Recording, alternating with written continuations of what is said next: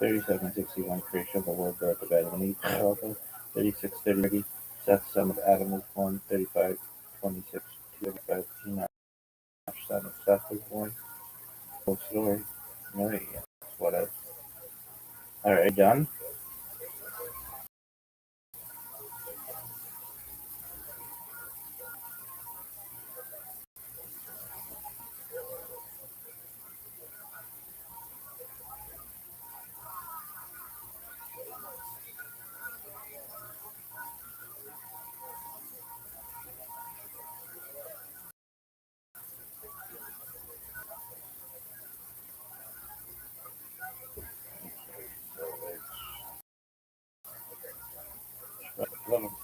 Bring it ahead of night, I'm not sure if the job is on separate Alma, close to the Hashem God, King of the universe, who sanctified us with his commandments, commanded us concerning the time of the Omer.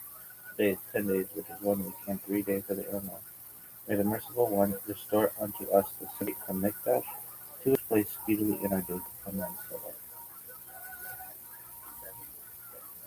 that's the end of your story. But man, that fucking hurt my hand.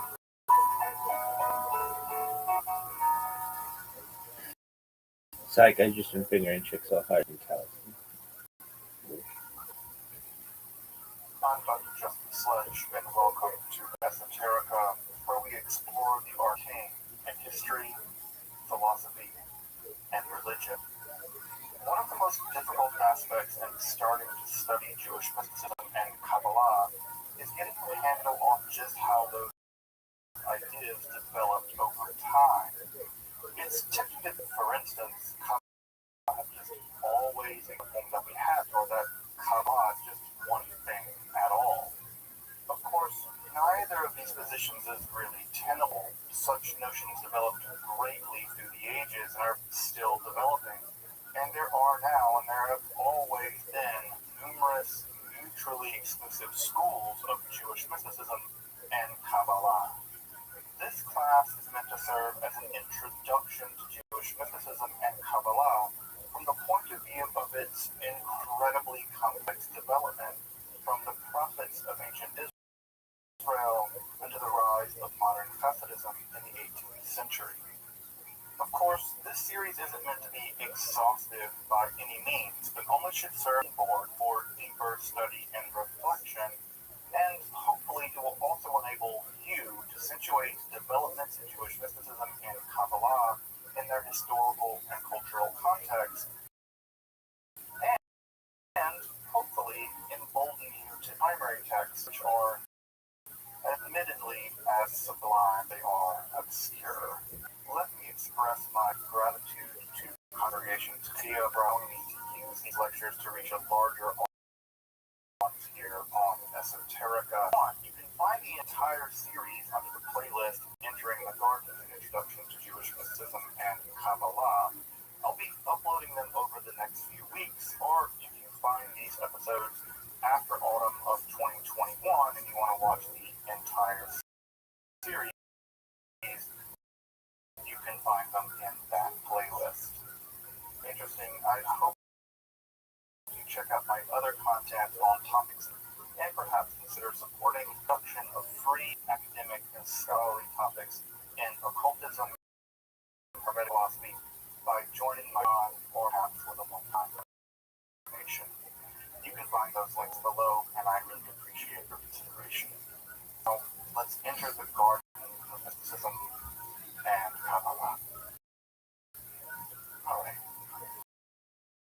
Welcome to more Shadow Types V excitement. We're going to get into some of the more technical stuff around Shadow Types. Talk about what was at some level a very fringe movement, dominant movement in the Jewish world in the middle of this. And eventually, how do you think that the death of his prophet, Nathan of Gaza, would have spelled the end for the entire movement? But as you probably know, dying is not an impediment to Messiah. Messiahs die all the time, and their believers keep on believing in them as if nothing happened, whether it's Jesus of Nazareth or Menachem Mendelssohn, blessed memory. People continue to believe in their Messiah's death is just a speed bump on the. And so we'll turn to that and how the Shabbatian movement continued after Shabbat's death, and how it got all the way, probably at the least, into the years of that, especially in, although we don't know what is. What is the recap? Well, the recap is there was a guy in the 17th century that believed he was the Messiah, and so did half of Jews. That's there was a guy, Shabbatai Tzvi, declared a Messiah by a relatively minor Kabbalist, Eli of Gaza, a son of Gaza, and he was declared in 1605, although he had intentions as early as 1608. And between 1665 and 16, half of the world Jews seem to have accepted his messianic claims. And this is evidenced by most classic example of the evidence for this is the prayer books that get printed. Prayer books that have pictures of Shabbatai Tzvi in them. The prayer books have prayers for Shabbatai Tzvi. The letters that come over and over again from major rabbinical figures all over the Jewish web affirm belief in Shabbatai Tzvi as the Messiah. And we did last time about the life of Shabbatai Tzvi, the ups and downs of his life, the Nathan Gaza, and things like this. So we talked a bit about the life and times of Shabbatai Tzvi. But what we did into last time is exactly supposed to be there. How does that work exactly? Right? So what exactly does it mean to say that Shabbatai Tzvi was the Messiah? Well, in a really important way, as a part of our discussions here on Kabbalah, is that we can only say messianic claims of Shabbatai or of Nathan of Gaza by understanding how that was justified. And that was justified by Kabbalah. Justified, underwritten by the Kabbalah.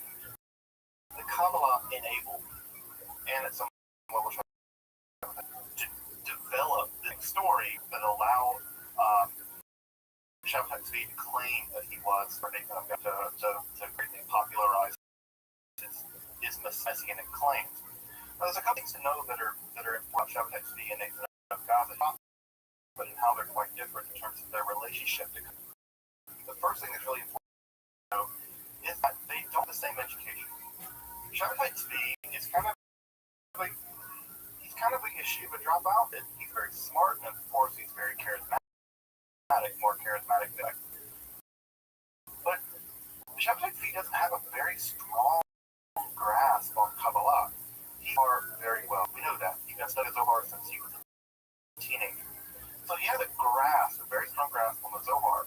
Developments in the Riverian system of Kabbalah, the developments in the world of Lurianic Kabbalah, there's actually very little evidence that Shabbatai Tzvi had a grasp of those developments. He doesn't seem to understand or appreciate or have education in the very Lurianic Kabbalah.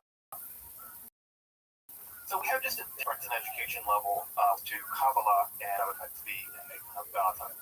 Now, Nathan of Gaza, which is really important to know about Gaza, now that it is hyper-aware of developments in Lurianic Kabbalah.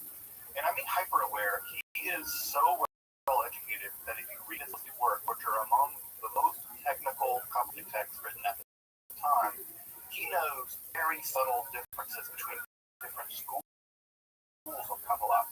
So he even knows differences between very technical ideas Lurianic Kabbalah are being debated among high-level people in that world. For instance, people like Israel Saru and Tal.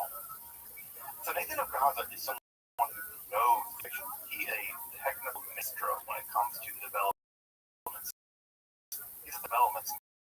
And it's going to be really important because Nathan of Gaza is going to justify Shabbatai Tzvi's messianic claims are going to be by appealing to and what's the right word? Amending, changing, corrupting, whatever word you want to use. He's going to rely on Lurianic Kabbalah, but he's going to do his own thing. We'll see this in just a moment. Shabbatai, his messianic claims, which we can see in his letters, are not justified to complex ideas in Lurianic Kabbalah. They didn't know much about it, meaning that he is the Messiah because God chose him and because he has a relationship with God. That is to say, Shem and Shabbatai are friends. So when Shabbatai calls God by God's name, Shabbatai doesn't imagine he's doing aggressive. He knows how he's supposed to do it. But he has this intense personal relationship. He can call God by God's name. So for him, for Shabbatai, it has nothing to do with some very complex, Kabbalistic, mystical stuff. Due to the fact that God have it close. He and God have a relationship, and that relationship is one of anointing. It's one of like into the wall of Godhead, and I have a relationship with that. That's Christian. That would sound really, really Christian to you. And in fact, when he talks about is Christianity. He talks about Jesus. He says one of the things I'm going to do in this whole messianic business is redeem Jesus. He's very influenced at some level by Christianity. And what I think makes the Jewish world comfortable with Shabbatai is his behavior. His transgressive behavior gets really overplayed for reasons we'll talk about later. It's not his transgressive behavior, it's his syncretism. That he's okay with including Christian elements, with incorporating secular elements, with incorporating that word, the Jewish establishment. It's his syncretism that makes them really angry. Of course, he does these transgressive things, and that pisses them off too. But really, it's the syncretism that really gets them. It's coming forward new in the scholarship. We were talking about this before the recording started, is that part of what's going on now in the scholarship is that Shabbatai Tzvi was much more understanding what's going on than the previous generation of scholarship, mostly Gershom Schultz, showed that at some level, Shabbatai Tzvi was a yeshiva dropout who had no real understanding of Judaism, much really Kabbalah, and that he was a mentally ill person that rode on the coattails of the great prophet Nathan of Gaza. That was the theory that really, if you read Schultz, that's the theory that goes. More recent scholarship by Bill Leaves, other kinds of folks, with Pavel Majenko, that we really now have letters from Shabbatai Tzvi explaining why he thinks he's the Messiah. And he gives very different reasons for why he thinks he's the Messiah, as opposed to why Gaza thinks it is. So we're getting a much more of who Shabbatai Tzvi was, his theology, his Messiahhood. We're getting those ideas, and this shows you that the scholarship is continuing to evolve.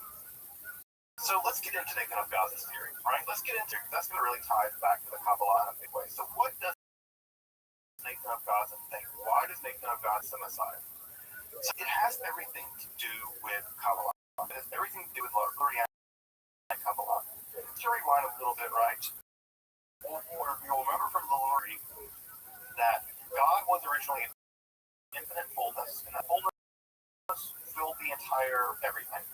And the creation had to contract itself, and that act of contraction is called tzimtzum. Well, when God contracted itself into the tzimtzum, that left behind a void, what we call the tehiru in Hebrew. And the tehiru, when it was evacuated, according to the Lurian Kabbalah, it left behind traces of the divine. Therefore, God left behind. I always imagine, you ever poured out oil from a cooking pan? There's oil left, no matter how much you tip it, or you can't quite get all the oil out. The traces of the oil, the traces of my life, the Rishimu coated all over inside of the Tehiru of the void. Well, some of those aspects of those traces within the divine elements of divine judgment. Remember, divine judgment in the Kabbalah is always thought of when divine judgment is checked by other forces, that is an unbridled judgment.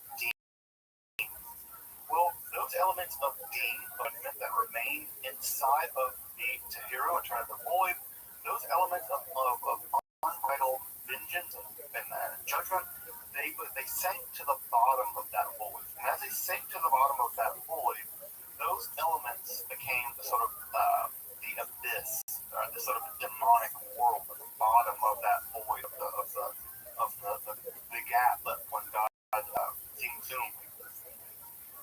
That area, by the way, is called the Golem, and Lurian Kabbalah is called the Golem. It's the unformed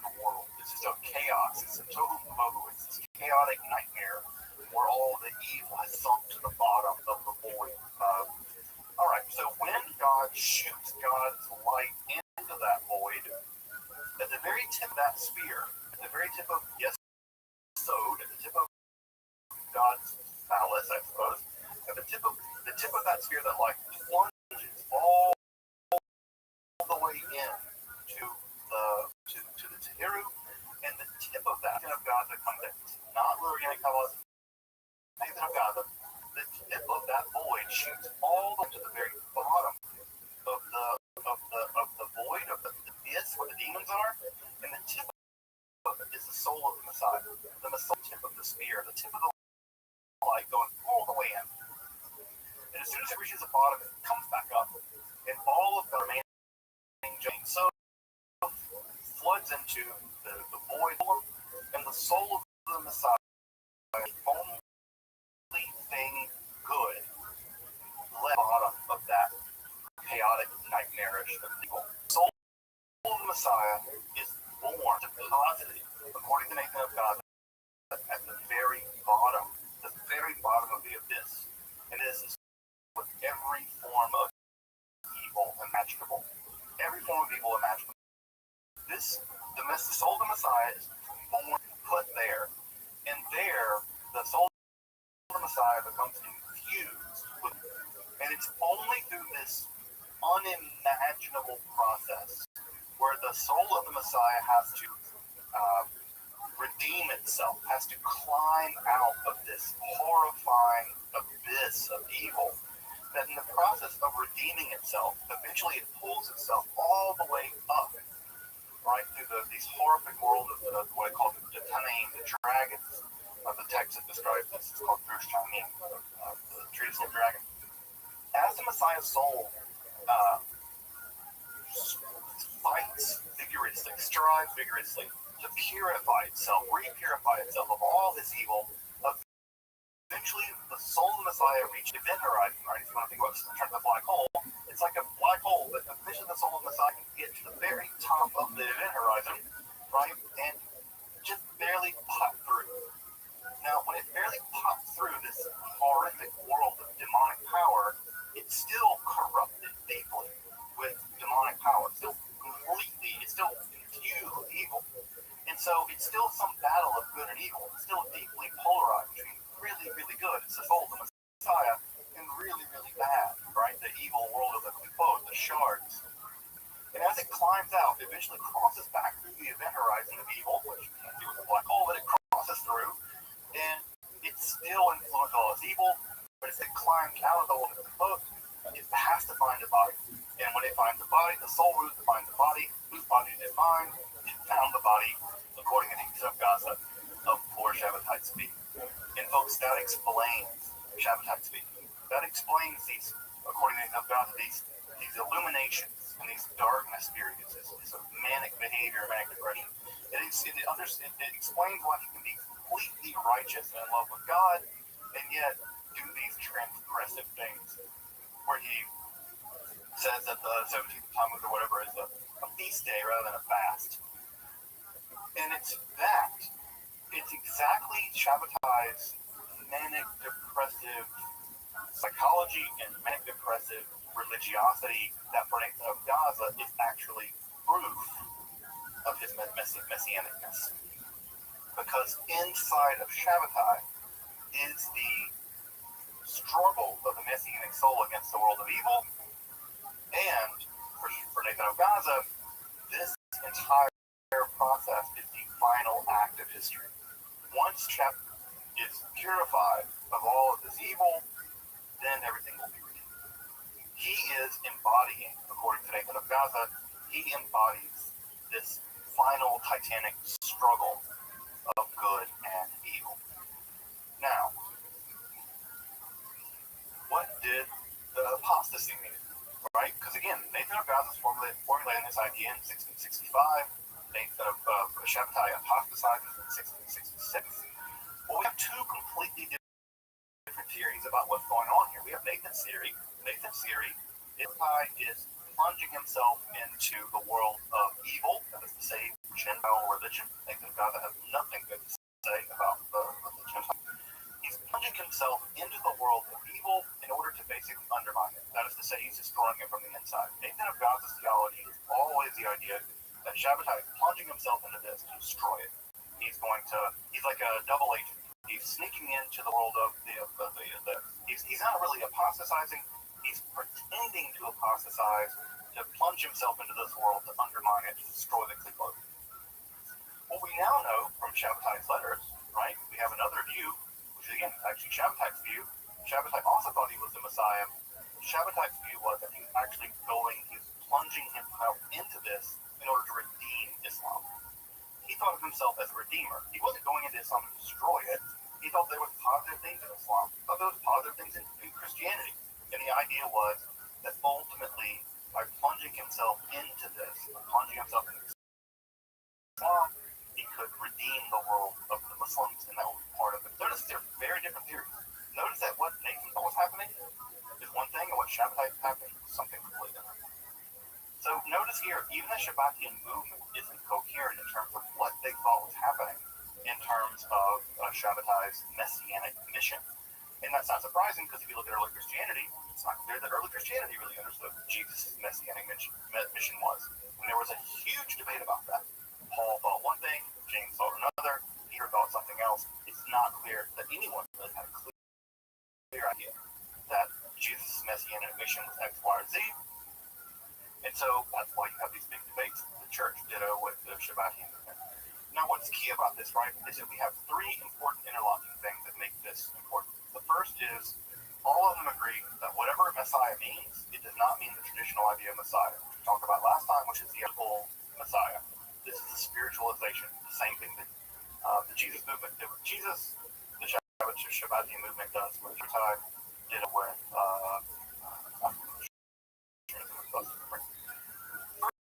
further, we quasi-Lurianic justification for Shabbatai's claims. Now, what's important about these sort of quasi-messianic justifications for Shabbatai's messianic claims is that they're the ones that largely say. Now, it's a case that some Shabbatians did have some letters with Shabbatai, but largely what's going to stick is going to be the Lurianic, quasi-Lurianic read. I say quasi-Lurianic because a lot of this is not Luria. This is Nathan of God, but sort of riffing on Luria. Riffing on Luria is a kind way to put it. But yeah, it's riffing on Luria. And third, this is all part of a larger apocalyptic agenda, as we mentioned last time. Again, I cannot emphasize this enough. The 17th century, the mid-17th century, I mean, 90s, early 90s, and how apocalyptic that was. You have the Branch Davidians, you have Y2K, you have all the stuff, you have Heaven's Gate. It was a very apocalyptic time. We'll take that and turn it up to 50. And that gives you some sense of how crazily apocalyptic the 17th century was. So this is part of a much bigger apocalyptic world, and Shabbatai's messianic claims are all about the end of the world. And to get a sense of that, I want to read a letter of Nathan of Gaza here. This is a chunk of a letter from Nathan of Gaza. I'll read it relatively briefly, just so you know kind of what the mood felt like. This is a letter of Nathan of Gaza to Raphael Joseph, who's the Chalevi of Cairo, the bigwig dude in Cairo. He was the guy that gave Shabbatai. So I'm reading the lines of Nathan of Gaza.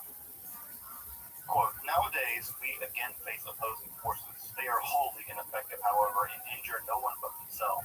For the final end is now upon us.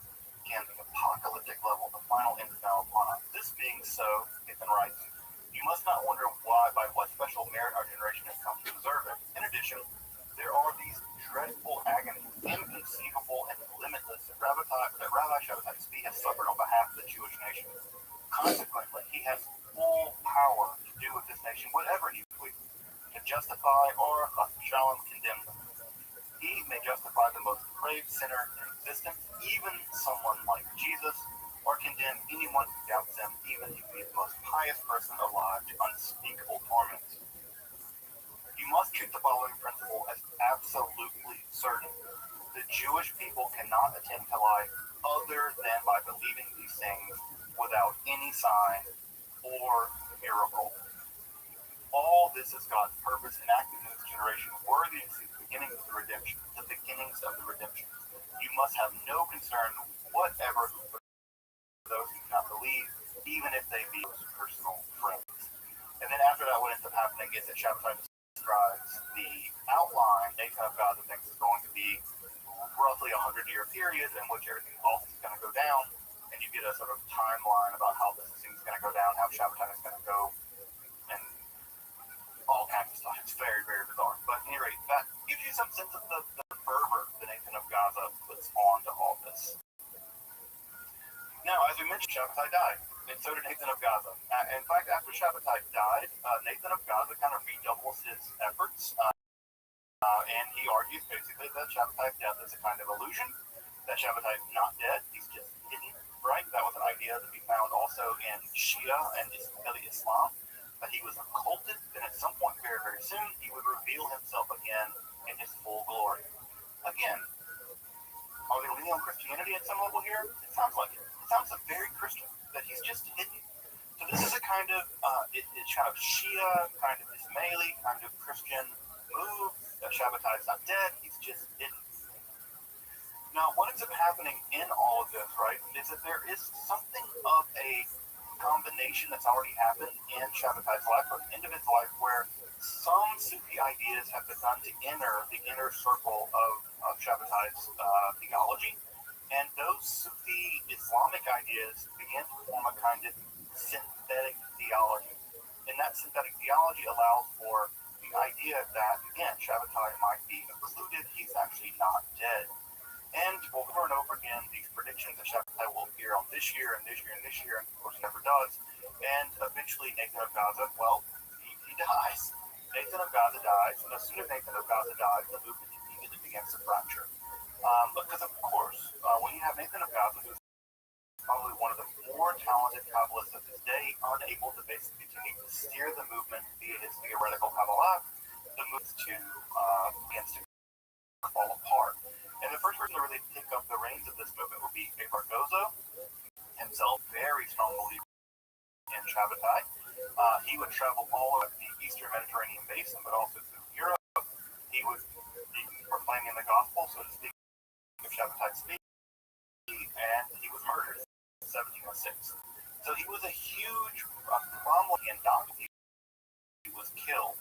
Now, the other side of this is that once in the movement pick up the reins, and again, surprising, now Jesus died, who are the only people there at the grave? Let's look at the Marys, right? We have the women there. The men all scattered.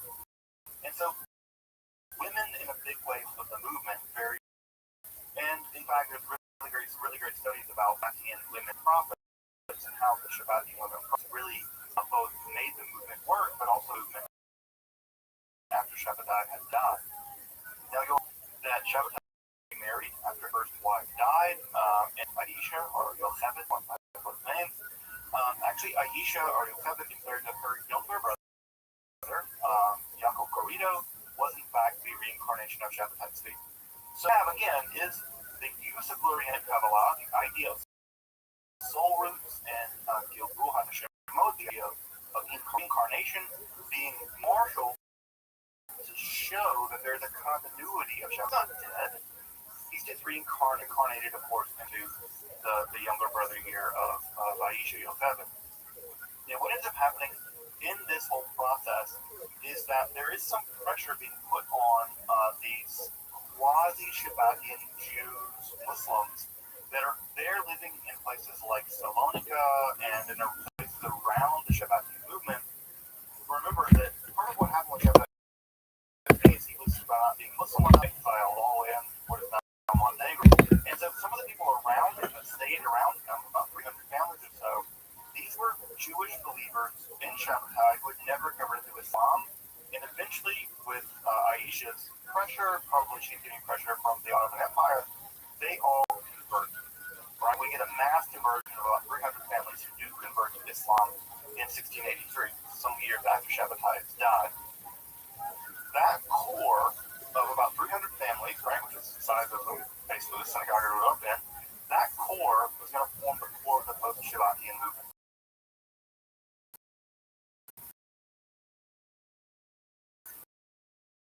And over around a century, right, we have about that number of women happening, is in that faith of the Shabbatian movement. And basically,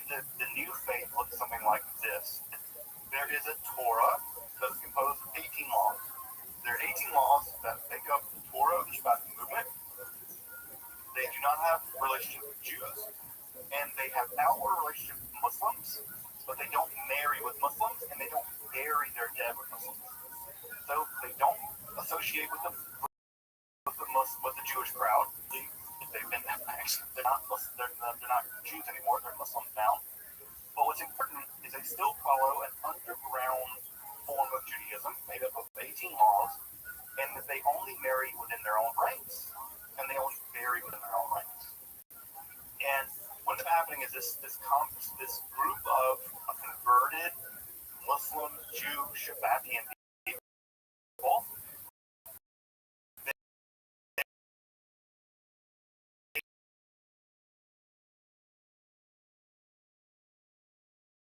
They don't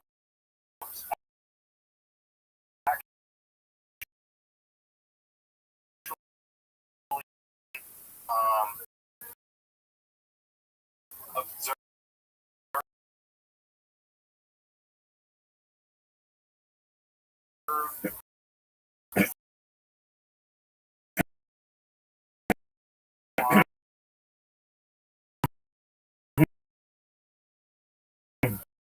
completely,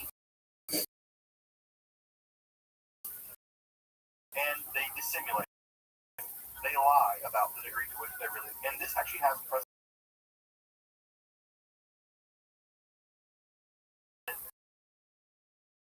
in some laws in the Sufi movement. As an idea called takia, not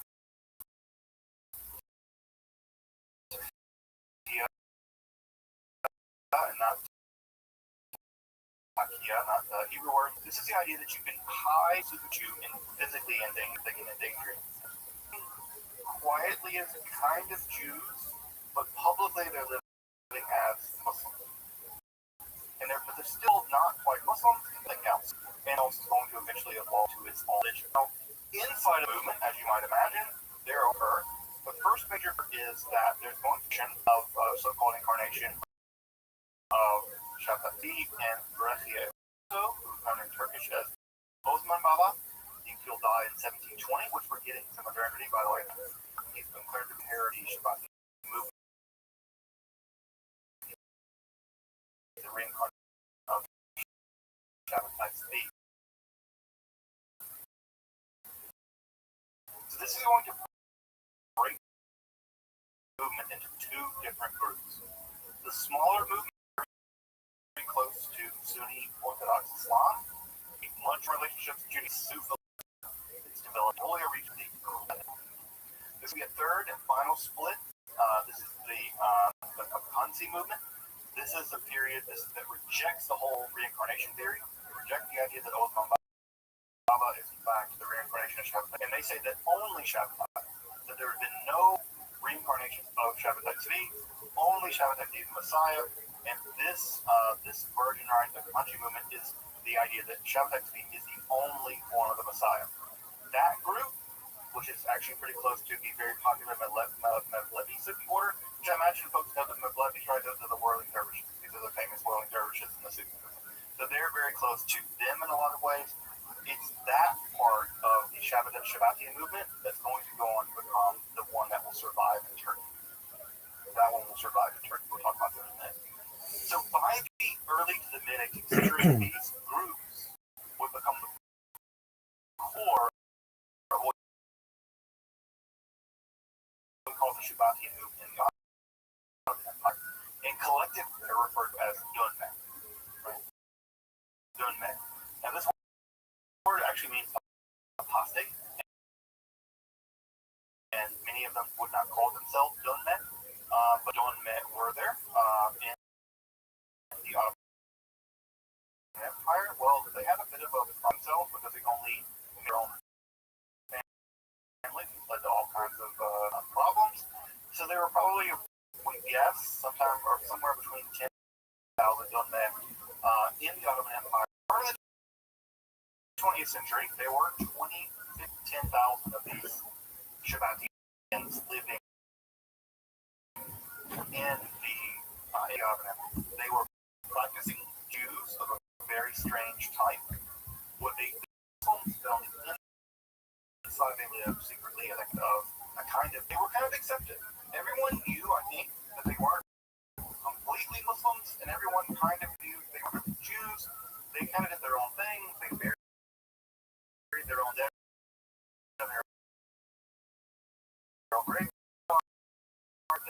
each other. They were their own thing. And everyone is involved in this. Now, what's important about the Don Met is that they're things that really core that are known about them is that they became the true for like communities, right? That is to say, they met and they kept their money indoors, and they become actually quite educated and actually quite wealthy. And they were some of the earliest process of sort of modernization.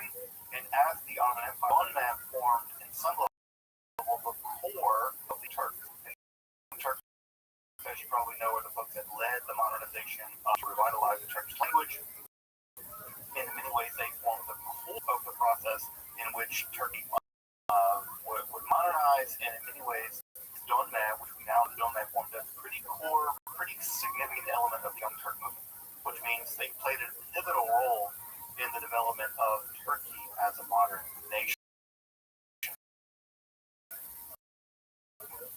Now, the tide of that would all turn. In fact, it's on the slide. The first foreign minister for the new government of Turkey would be a Karakashi Donmet. So the first foreign minister, that's a big deal. That's a high-ranking member of the Turkish government, was Donmet. So as the war on, Turkey, Israel came into logger, all kinds of things happening was that there was a huge backlash in that Donmet was thought of as secret Jews. Secret Jews is even more terrible because they're conspiracy theories and stuff that led through Turkey. And so many of the Donmet basically completely abandoned any Judaism, just completely ceased being Donmet and became completely secular. They became completely secular. The question now, by the way, is: are there any Donmet in Turkey at all? And we don't know. We don't know. This last time in my last lecture on the party, she came from a Donmet. You would ask other people, and they would say, I come from a family of Karakashi people, or I come from a family of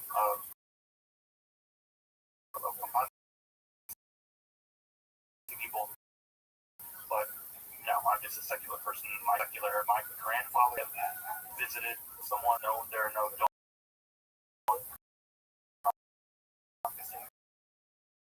left in Turkey.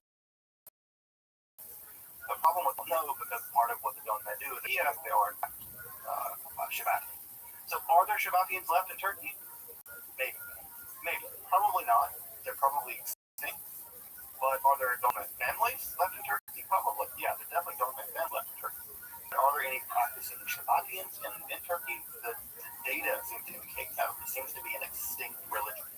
But I'm leaving the door open for the possibility that they're still over there, but I think that the odds of them actually surviving everything is low. So that gives us some idea that the Donmet, at some level, Shabbatinism continued to thrive and thrive all the way into at least the mid-20th century in Turkey, where it was kind of born. As I mentioned, right, the Karakashi sect,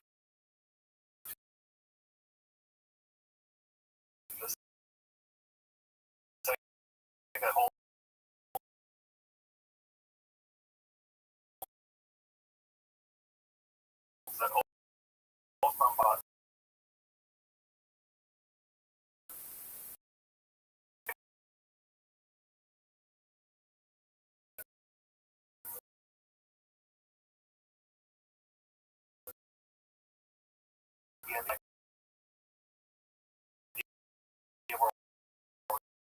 we are on 720.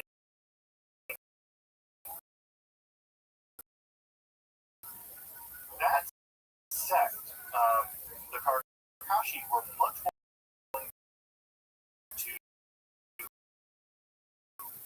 mix Judaism and Islam, and with that sect at the first post-Shabbatai missionaries into East. Now, you might wonder why in the world would anyone in Eastern Europe? It was a huge disappointment. It was a disaster. Why would idea that is the Messiah.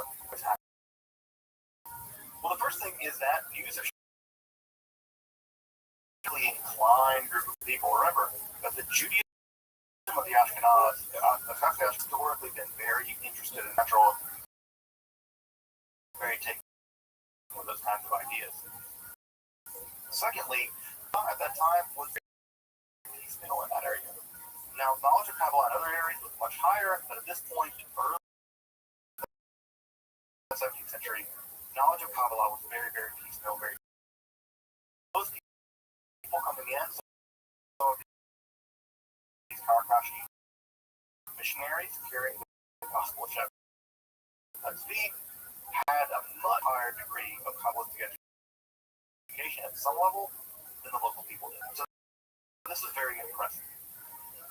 Further, Orthodox Judaism in this region really mattered for these people, and this is true for many factions, at some level than what you believe. And so belief was a bit more weird. You could have a much more broader range of belief and still practice Judaism. You could believe all kinds of things, like werewolves, vampires, and stuff, and it was okay as long as you practiced Judaism in a nominal way. And further, these communities were very precarious. You're talking about a place where during Shabbat, right before Shabbat's life, experienced a giant pogrom that killed 100,000 Jews probably, and this entire area was subject to constant problems with the local population, where there are constant pogroms. And so there's also just a level of instability and fear and messianic claims in environments like that, where there is a kind of precarious existence, are much more, they become much more tenable. It's much more easy to convince poor, uneducated people who live a precarious existence of a Messiah that will save them, as opposed to other people. And again, that's true.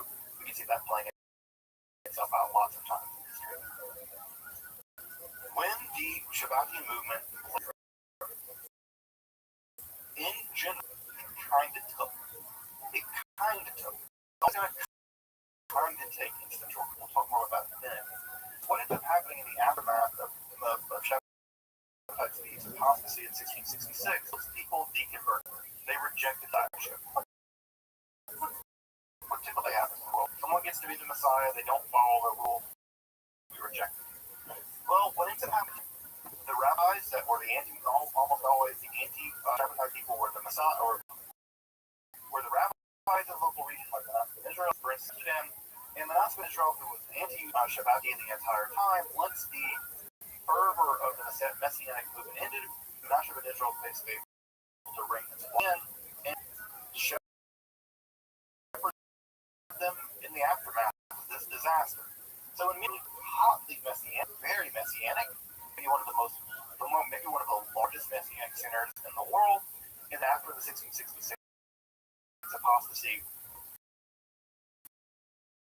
People were really disappointed in Manasseh ben Israel, the rabbi of the.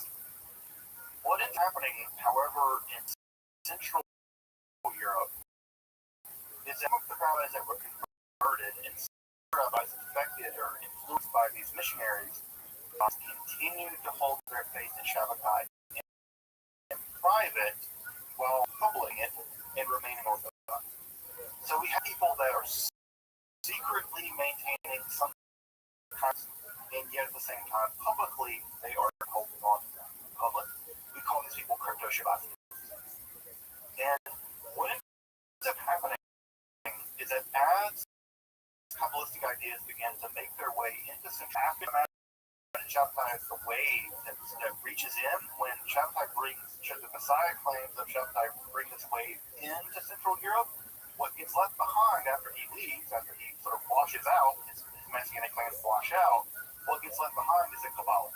So he brings in the Kabbalah, and then he comes out because he apostated or whatever, and what's left behind is the Kabbalah.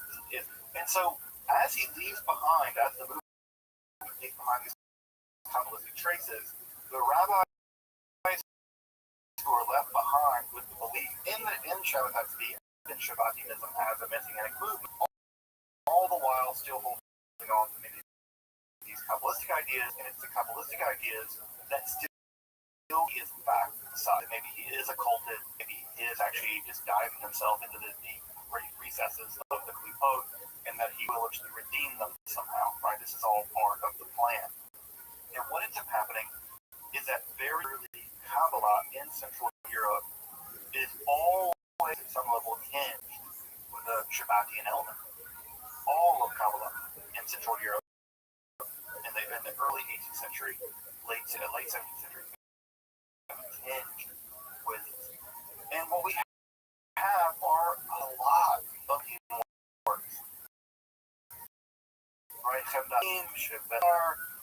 We have kinds of movements, other kinds of texts that are incredibly influential. We'll go that influence in just a minute. This ultimately erupts in the end in Eibeschutz controversy. And the end in Eibeschutz controversy is a situation where two very one, Eibeschutz is declared to be Shabbati. He's declared to be a Shabbat. And he denies it. He said, no, I'm not. Both my lifetime. Both end in Eibeschutz. And for a long time, people believe that Enden peak of Eibeschutz was that he. Now we know. Well, it was. We actually have good reason to believe now. A Shabbati, crypto Shabbati. In fact, to this day,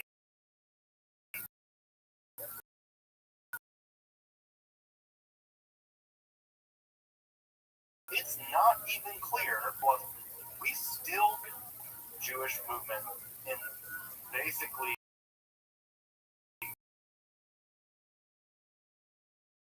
the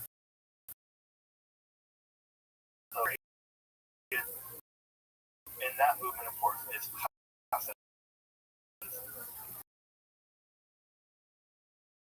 and so in many ways, the distinct Shabbatians and the anti-Shabbatians is also going to attract eyes of people that condemn them will make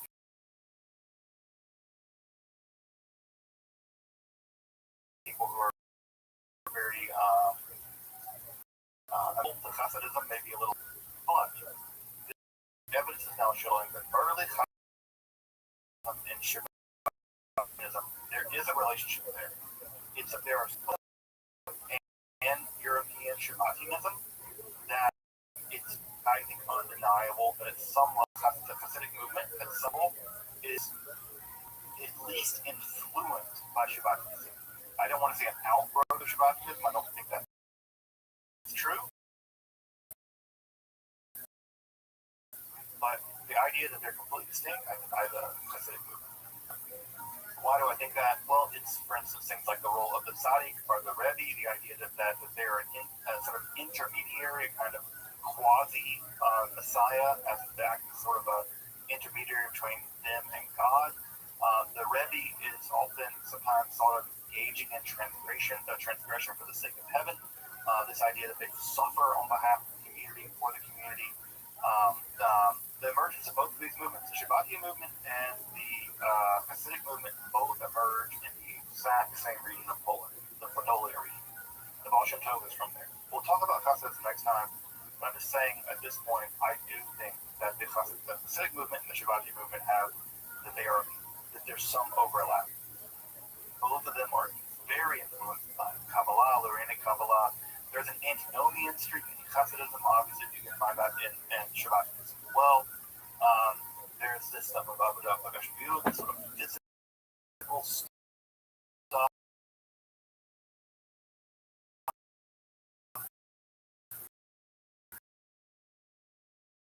That the Hasidic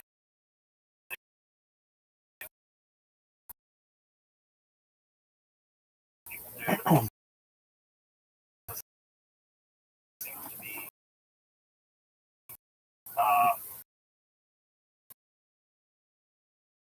that seems to be also overlapping with some Shabbatianism as well, although typically the Hasidic movement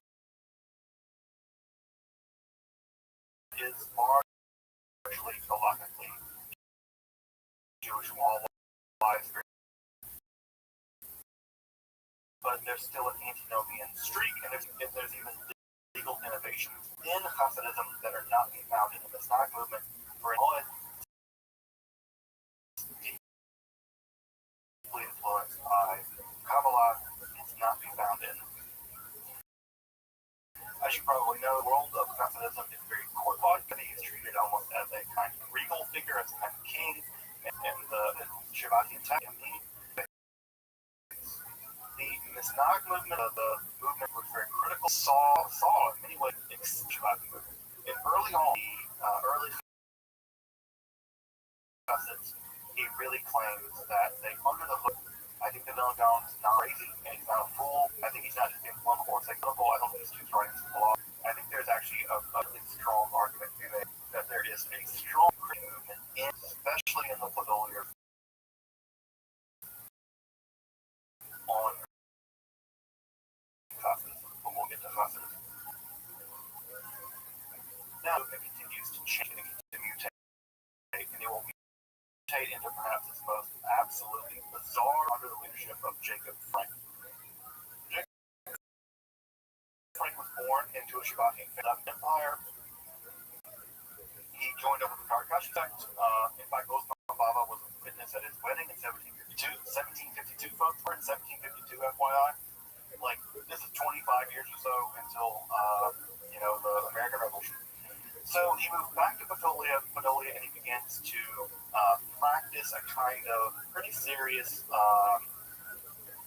quasi-transgressive form of Judaism, and we have what is called the Lanscombe affair, where it seems like in a synagogue he may have had a woman who was called the embodiment of the Torah, and they were doing some kind of sex stuff in the synagogue, dancing around this naked woman who was thought to be the embodiment of the Torah. And in 1751, him and his followers were excommunicated by the local rabbis. Now, there is an idea that gets attached to Frankism and Shabbatianism, which is called mitzvah ha'avera. This is redemption. This is a complete misreading of what on Shabbatianism. In fact, almost every totes this idea is misguided. This idea of redemption through sin, to commit sins to become redeemed, this idea is not any Shabbatian right. It hoisted on antinomian behavior, the violations of the Jewish law, in order to redemption, in order to plunge themselves into the clothes and redeem the clothes, in order to somehow redeem sin through, or redeem themselves through sin. There's just virtually no evidence that this is what they were practicing.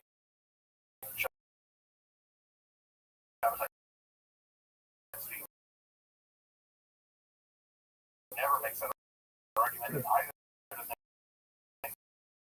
of Gaza. This term is Bahava, which is an idea actually found in the Talmud. It has to do with can you love and Ezra committed.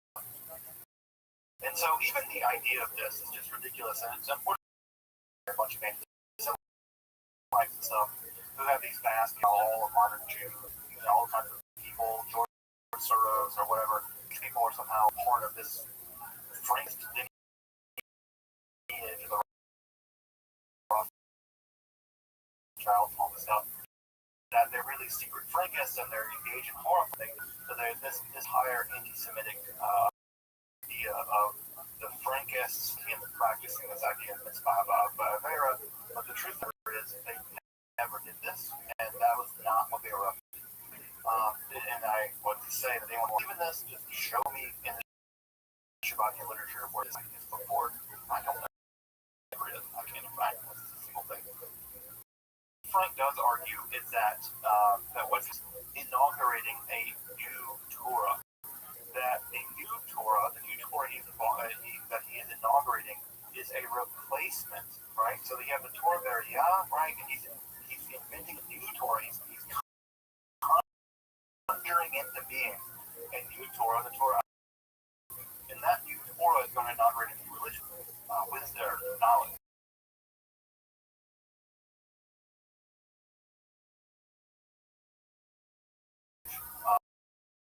the Das is how you would say it in Ashki, but this idea in the world and that new form of the Das or Das. Now after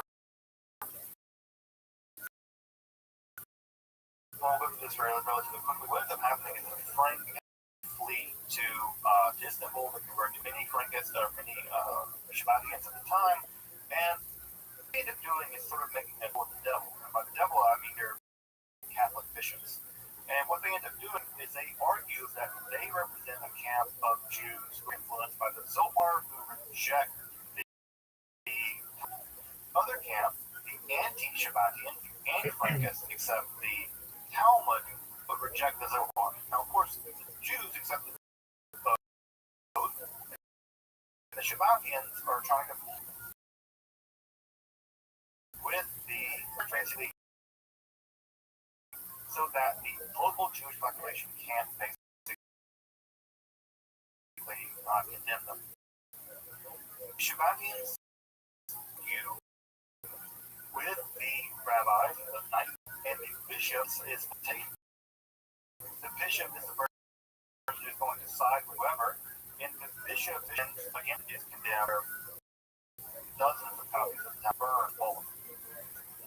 Now, what is happening? Again, history is always funny. The bishop in Poland in 1757, he dies, and a new bishop emerges of the Shabbatians. At this point, Frank declares that he's actually the reincarnation of Osman Baba, and Shabbati is new religion. And what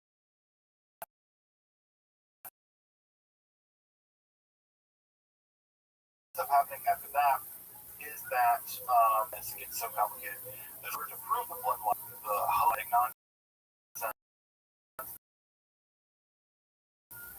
he holds another dispute in 1759 of the woman to be converted, and Nathan and Frank on September 1759 basically side with this bishop, and this bishop stands to gain an amount of land and all kinds of stuff, and also the Jews. Frank also to gain an enormous amount of privilege by converting 3,000 converted to Catholicism on the 17th of September 1759. It's a disaster. I don't think Frank himself even thought this was going to happen. Now, Frank, being, I think, completely full of himself and I think, just delusional with power, holds that this is part of the plan. Just like Jonathan had to convert to Islam, Frank, he's going to himself plunge himself into the fold of Catholicism. And Ebert lives a life of a Polish noble. He lives a life of a Polish noble. He's wearing fine clothes, doing all this stuff, but at the same time, he is also engaged in very heterodox behavior.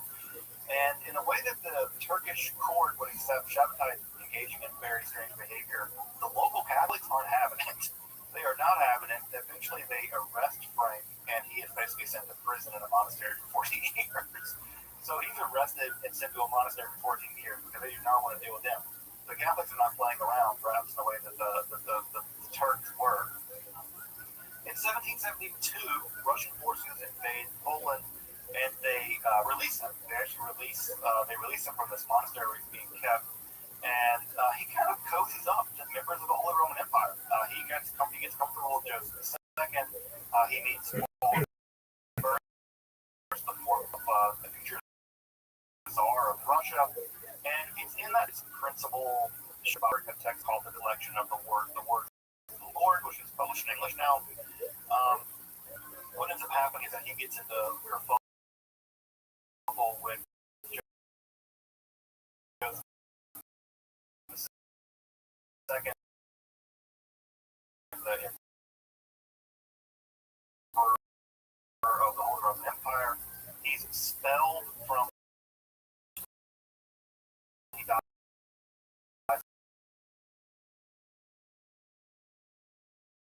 of a stroke in 1791. 1791, right? We're like in the middle of the French Revolution at this point, right? 1789, we're just not far off of the turn. At that point, about 1791, his daughter Ava takes the of the movement against women who rescue this movement. There are about 25 as crypto Jews in the country, and what ends up happening is a picture basically royalty or whatever, and there's a Shabbatian center at Basel and Prague, both under her control, and she lives like princess, folks. I mean, people like the amount that she to maintain her lifestyle. September of 1816. The movement so heavily indebted that it began under its own weight in the areas that she lived in. Catholic is a better idea than to maintain this bizarre double life. And so he tend to convert to Catholic. And by the 1880s, we have very little evidence that people are practicing crypto Judaism anymore. They're no longer Shabbat, but they're still very emotionally connected to Ava Frank. Ava Frank became sort of a cult. It became less about Shabbatai Tzvi and less about Frank, more about her and her cult of personality. And what we end up having is people basically by the 1880s have largely converted to literal Catholicism. Although some people deconvert. Some people deconvert and go back to Judaism. So there's a bit of a split there. The evidence that split. You may know this family. It's a very Catholic family. They're a pretty Catholic, pretty famous Catholic person. I'm not sure I'm going to pronounce their name wrong, but you probably recognize the Boyle family, right? You probably know who that is. That's the family of John II. There is good evidence, good reason to believe that the former Pope, John Paul II, is a descendant of one of the converted Frankish families. Right? Now, that's the side that became Catholic. And he's come probably from one of these Frankish families.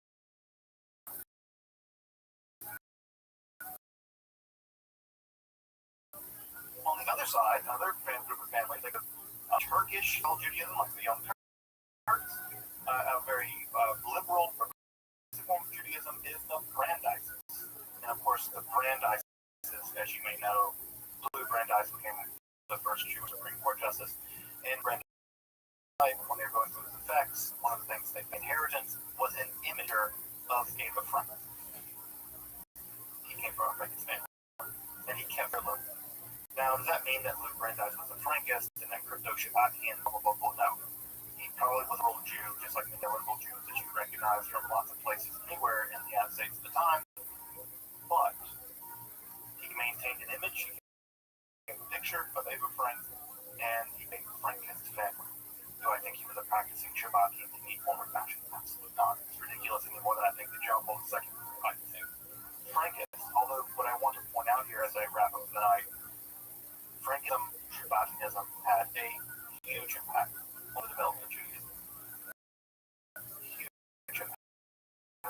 The idea that you can't study your 40 married and all that, that's a response to the Shabbatian movement. The internal reality of Judaism, the rise of Catholicism, probably at some level of Frankism movement, part of, or at least touched about the expression of a kind of Shabbatianism. The intense hatred of Hasidic by the Misnagdim is probably part of their end. And again, prominent families emerged in the aftermath of the disaster of Shabbatianism and Frankism, both in the rise of the world of Turkey, the rise of the Young Turks, the rise of the Turkish national movement. They have families who are very prominent Polish, like the famous John Paul II and the family of Brandeis, who ultimately converged the Frankist movement from the Shabbatian movement and are part of world history in a big way. There are even neo-Shabbatians. There are neo-Shabbatians like my channel, the Esoterica channel. I have a couple of folks who are neo-Shabbatians. I expect the Shabbatianism was a mistake, not to apologize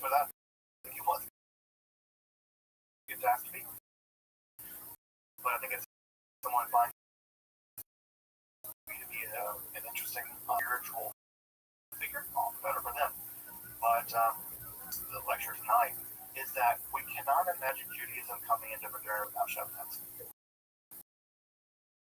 Shabbatai Tzvi is the bridge in many ways of Judaism, of medieval world, medieval Kabbalah, and he is the bridge to modernity. Buddhism,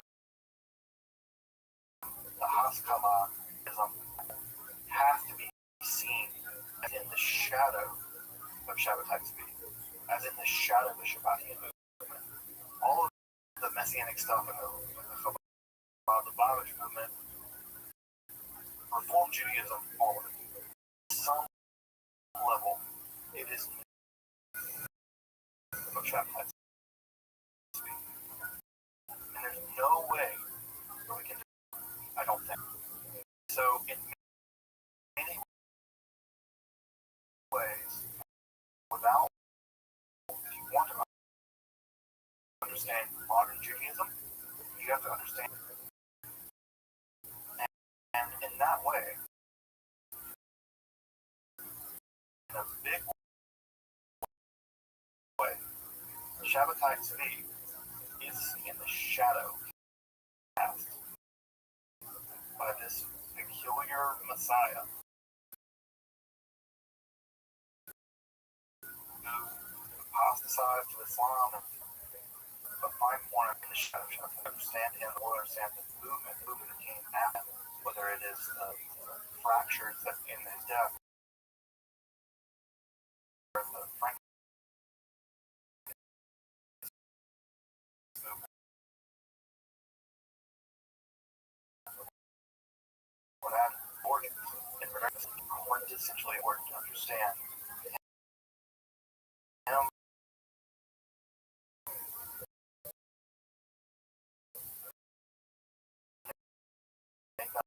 Gaza, theology, the Kabbalah really is in many ways downstream of a Messiah.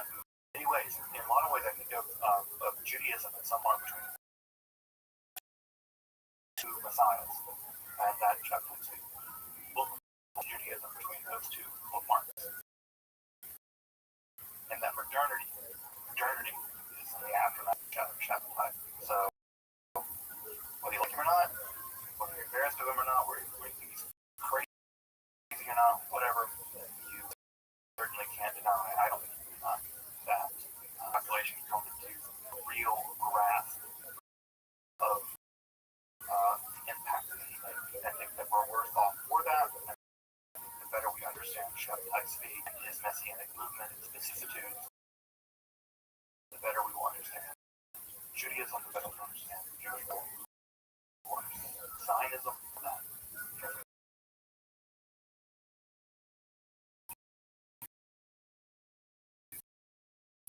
At our well, and thank you for joining the Lord, the God that did work has scholarly content on our and philosophy. Consider supporting my work on Patreon, or perhaps with a one-time those things below. Until next time, I'm Dr. Chu, and thank you, where we explore the arcane in history, philosophy, and religion.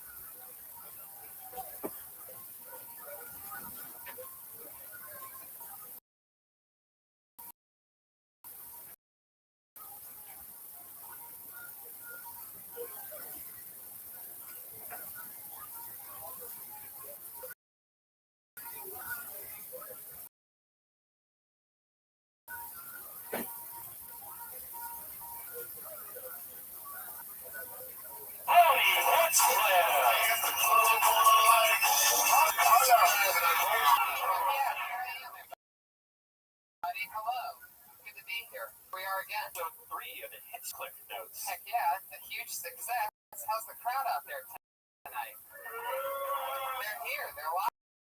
It's actual people. You did a thing today. You texted me something that I couldn't tell if you super stoned or fucking with me. I was super stoned.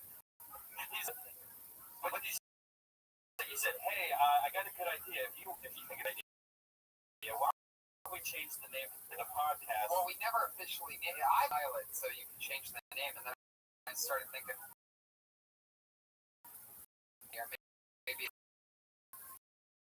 Well, it's already episode. And your idea was like, then we were just texting, and I'm like, I'm not gonna call, just talk about it. Somebody else is gonna do it, because it would have meant if you were making that. I see.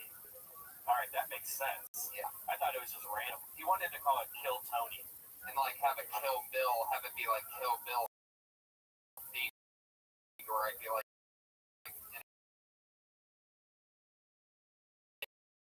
yellow suit with a sword and shit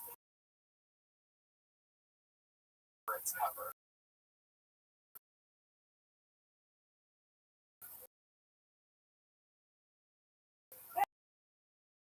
And in that kill, because comedians in time, if you make that, that's pretty awesome. It makes so much more sense. I know. We have other people that get that either, unless you're like a hardcore comic or something like that. You know, if you saw that podcast, it was funny.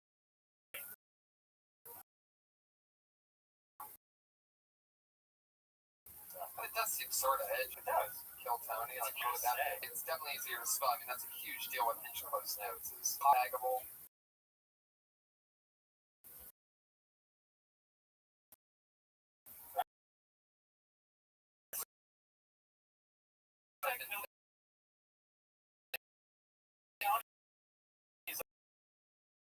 Up there, man. Really? What do you guys think? Kill Tony?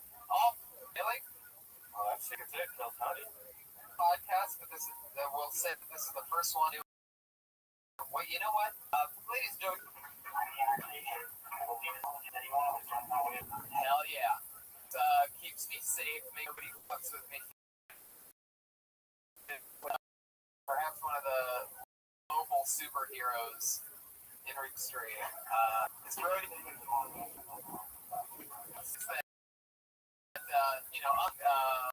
Swain or Tony Stark.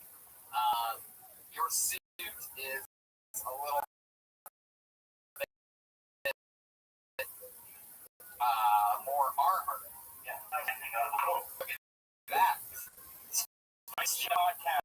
He's been taking a tour of the podcast. Well, yeah, we found out. He came up to us just a moment ago. He always shows up perfectly just a few minutes before the show. I mean, he says, after I was on your episode last week, security for the first time, his first show was last week, he said, all of a sudden my podcast confidence got up. I did the Adam Carolla podcast.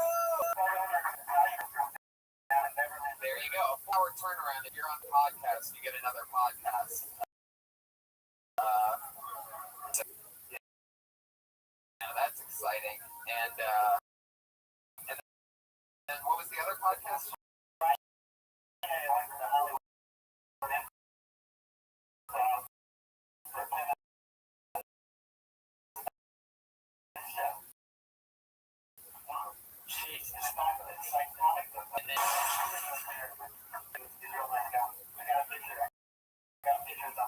And then you mentioned getting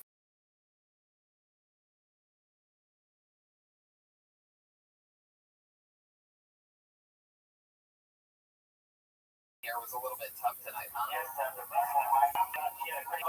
Like a flag or something. What you missed?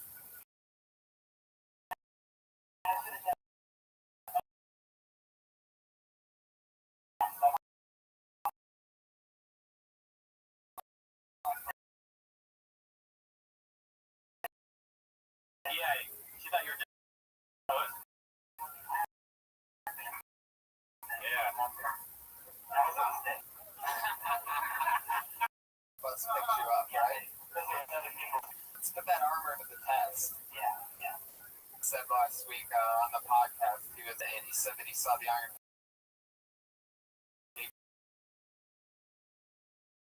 Patriot walking here. I said, what did that look like? He said, all green gold. It's tough for an Iron.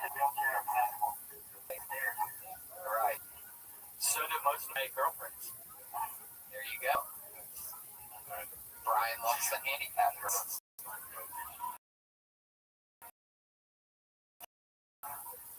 I got quit smoking today, and I'm trying not to drink.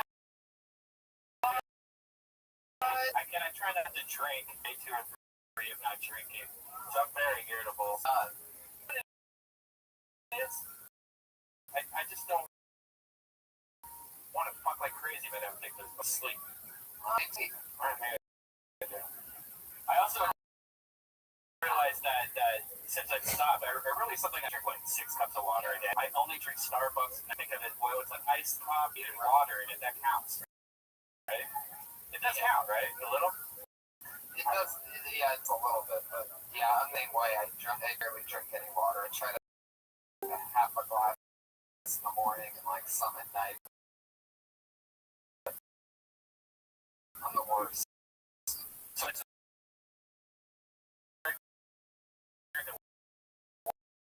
I bought this case of water. I'm like, all right, I force myself to drink like 4 hours. Catching up, Right.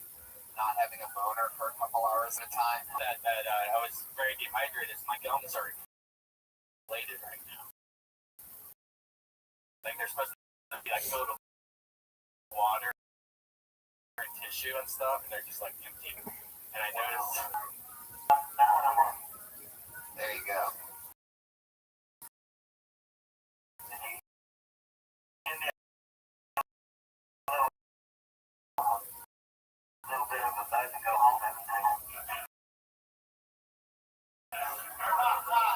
Pretty sure the Iron Patriot just asked me. It's a good thing.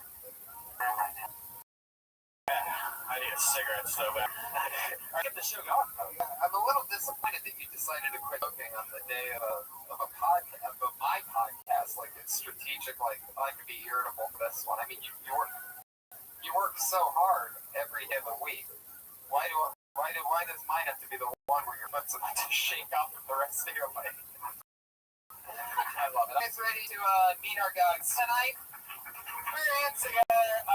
2 of the funnier friends I have in the world. One is, let's bring them up one at a time. One of my really good friends, very funny man, is a regular here at the Comedy Store, one of the fastest rising talents. You may have heard him on the WTF cast with Mark Maron. He did a podcast called Ray, everybody. He's here. One of the guys in the business. Always has nothing nice things to say about everybody. That's why I think it'll be a fun, hopefully good cop to my bad cop when I have to be. Yeah. And then I'm so lucky to have my second guest here tonight. He is my one and only writing partner, one of the funniest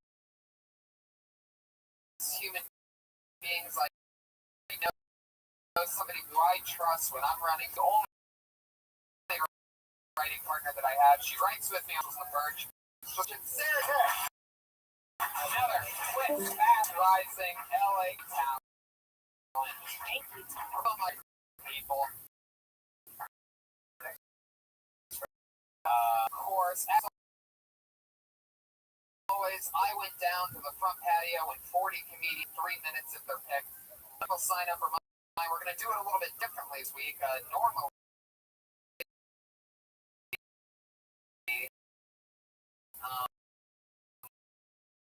first 15 that sign up just get up right away, and that's it. We're in the bucket. Yeah. And that's sweet. Okay. Normally tag it or fag it? Right. Okay. Well, some with tag it with a PH, by the way. Yeah. And it was just today I was kicked out of a webcam work for using the word that'll never speak on yourself. Had to read.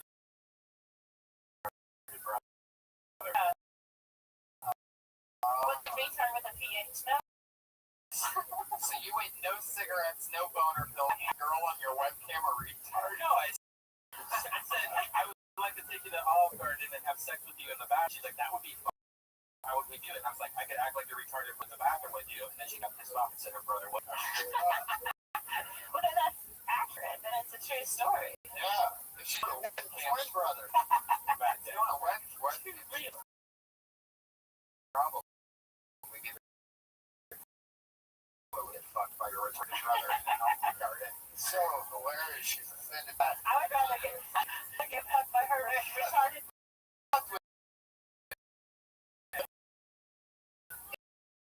Getting fucked with the smell of garlic in the air in a public restroom sounds great, but call my retarded sir. No offense.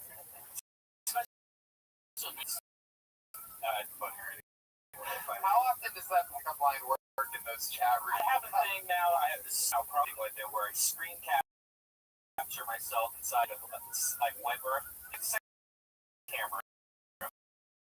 That's right. And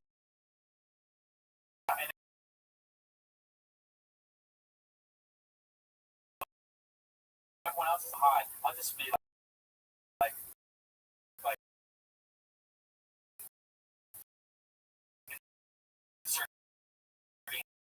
images of Olive Garden food and just being like, I would love to take you to the Olive House. Yeah. Other time, all those videos are like an hour movie. It's like, I want shit.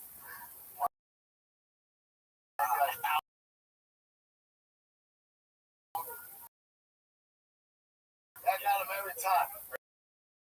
But then You would heckle their chat room? yeah. You want to grab it and hold it up like a And fire. what they stay on.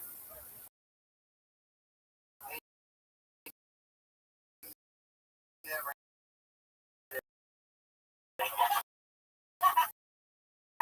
Not on Are you sure that's what you're saying? I don't log on to this. That sucks. That's my Well, but do you use anything when you masturbate, Sarah? I know that you're very. You like to have your fun. I mean, you're a real woman. There's a lot of chemicals and stuff going on. You're very powerful to run an entire enterprise. Like Sarah runs herself as like a business and schedules always. She's trying to build an empire here. These are two of the hardest working people, and I know a lot of people in this city, hardest working people in Hollywood. This is truly, and I didn't really even think about it. Two of the hardest hustlers.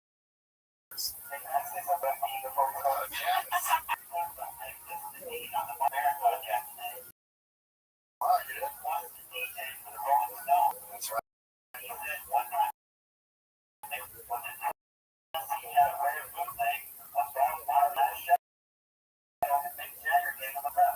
Yeah, that's true. That's for pumping that much. Thumbs up from Mick Jagger, huh? What, are you gonna get an applause? Yeah, fuck, I'm just blowing up. Golf clap? So fun. That's cool. Thanks for listening to that. Thank you, man. I've heard a lot about that. Yeah, it's good. It's fun. It was a time of my life. You know,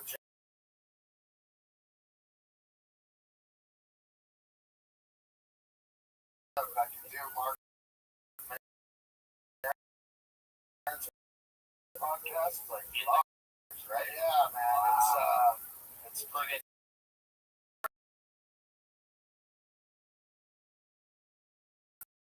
Told this story, and I'll tell this story on here because it's pretty fucking. I have an idea of the layout. A couple days before, I was home in the middle of the night, I had a fall, and worse and worse.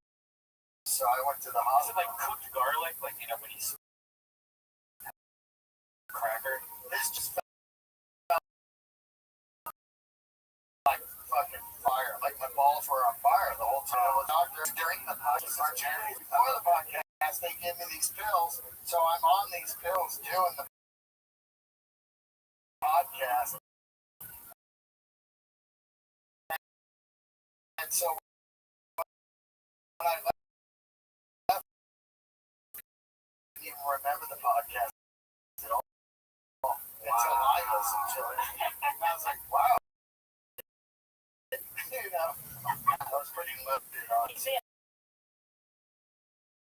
God, they just said you have smashed balls. Wow, your balls ever hurt? It hurt. Testicular cancer doesn't hurt. Right. So, and there's a weird thing on it was a sonar in my balls. So as she was sonaring my ball, she said, "What do you do?" And I said, and she's like, "Oh, do you know Chris D'Elia?" My balls were in her hand, so it was like a strange threesome going. She's like, "Can you introduce me to him?" I'm like, "I'm in your hand." So that was weird. If I don't die of That's true though. Like, what kind of etiquette do they got? It's what a tease that they would use in girl is the ball rubber, right? I know. That's just kind of thing. I need to crush my balls ASAP, Rock. Yeah. I felt like I was at Rock Band's Rub Math place. Yeah, I'll bring that up. My favorite place closed. Did? Which one? that too. Place in Lancashire. Was it an Olive Garden restaurant? You're gonna feel so much better now that you quit drinking and when you. No. It's hard for my bed then. Why should buy a bed? That's normal. $4,000 bed. I'll put my bed up against your bed. I spend more money on my anything else. You sleep 12 hours a day. No, you sleep 12 hours. That's Most half of your us life. sleep 6 to 8. That's so funny. It's easier not to smoke when you're sleeping. Split your Next houses and they have like a fucking $200 bed.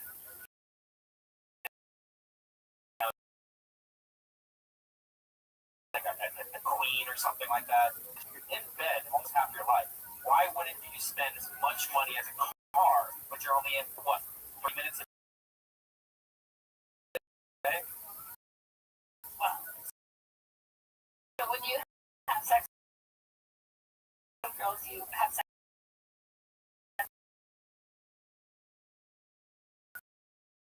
Shocking. I would never. Where? Brown? No. Alex? So I don't imagine. Right. You're so moody right now. What's wrong with you? You were on a date a couple days ago. On a date, Remember you said that you guys went somewhere. Oh, she must have heard me talk. What's that? How'd the date go? I went on. Which one? Yeah, I went on Heath lately. The white one. Yeah, they're all white. He's from the south.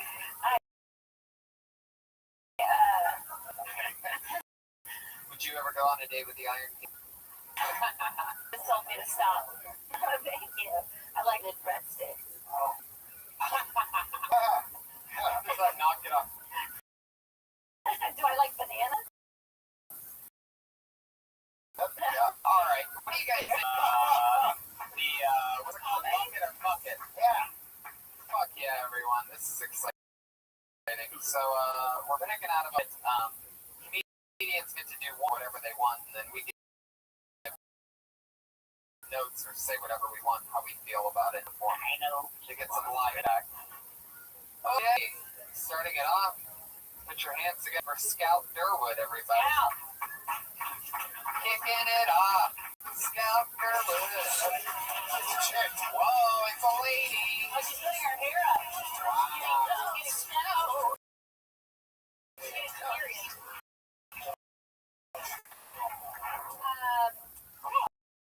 I don't breath.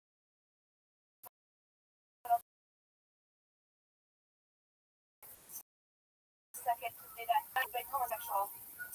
I think it's because for marriage, just like, so early in the morning. Like every March, it's like 8 a.m. And I don't know how much you guys know about the gays. Someone called.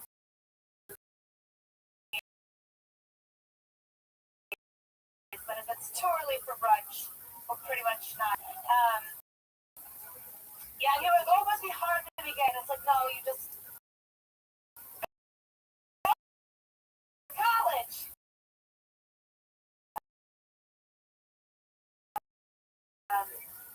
Pretty much come out gay. I was like, stop telling them. And then I got think I beat up in a hate crime though, which is who would do that? I'm just kidding. All right, that's a full minute. Wow. Scout. Is that the sound that made that sound? That's when you know it's been a minute. We hear the kitty meow. Oh, it's a cat. I think so.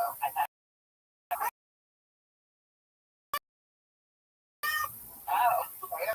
Something like that. Sound like to you. I have rooster fly. Chucking. Oh, I think you can do whatever you want. Stay here. there. I'm not sure. Fuck yeah. First of all, what do you guys think about the lesbian? Are you really a lesbian? See, I wouldn't give it a bad applause break because you're very cool. I would actually boo this. That's That's usually the opposite. I mean, so I'm right.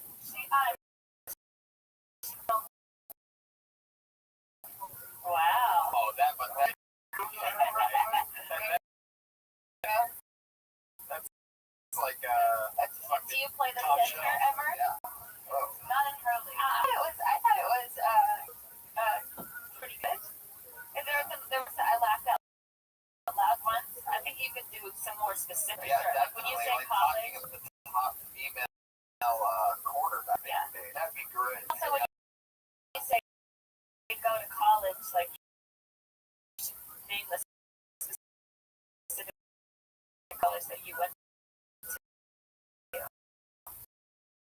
You just need to paint a picture a little bit more. Yeah, maybe make like you're saying, kind of like get a picture. Did you come out of the closet when you were in college or before?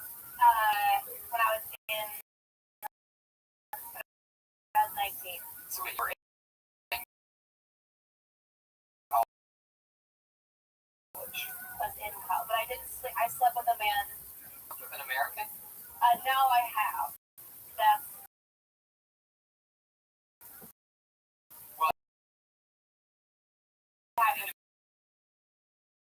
American. And I made yeah. That happened. a few guys. When I moved from New York to LA, I left.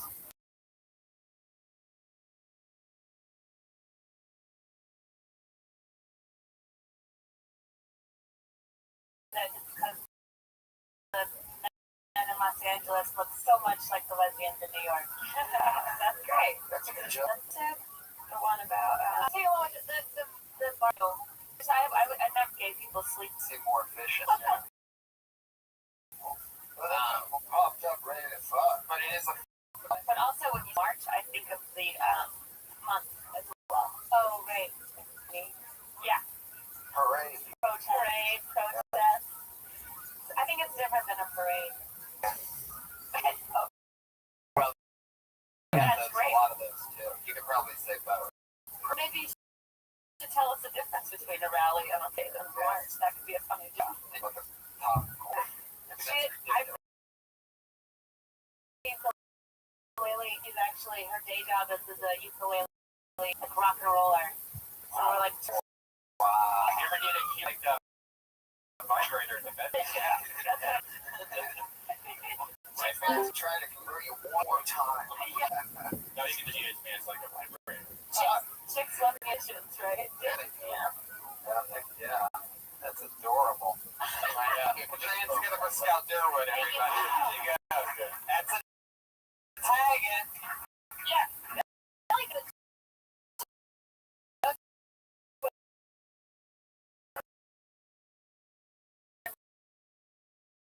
name and being a lesbian too, like Scout. Yeah, Scout for girls. Dean, you ever hook up with the girl because they said that you look like a lesbian? You know, be like a T1. Yeah, it's fun.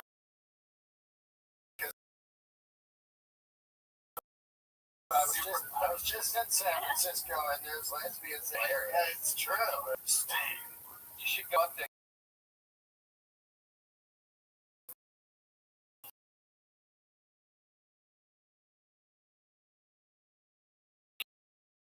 Lesbian chicks and that's like I'm such a good after your show. These butch lesbian. butcher. That they're going for a full-blown butch. I mean, why rubber and Distracted me soon.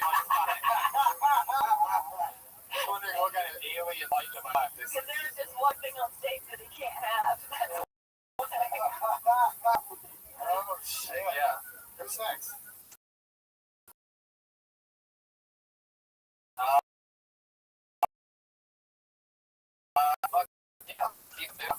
Hormones for sure. Hormones.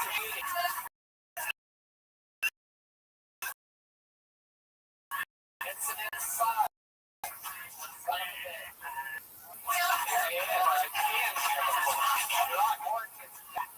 Another minute.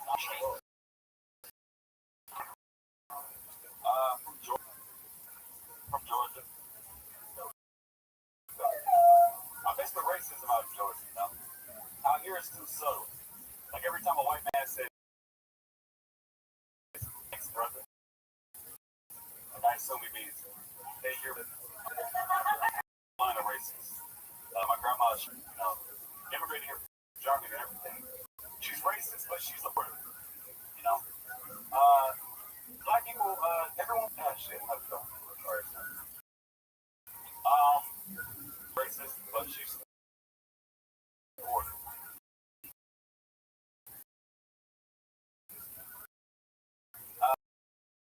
Maybe if black people don't black people hold their idea of Mexicans just aren't the letter J, and it's more trustworthy if it just never. That's it. Sorry, I fucked that up. Is that when you said never mind? Is that part of the joke? That was the joke, yeah. Because you don't want to say anything bad about Jews. Because she's just Oh, that's right. I forgot about it. yeah, she's terminologies. It's been slow.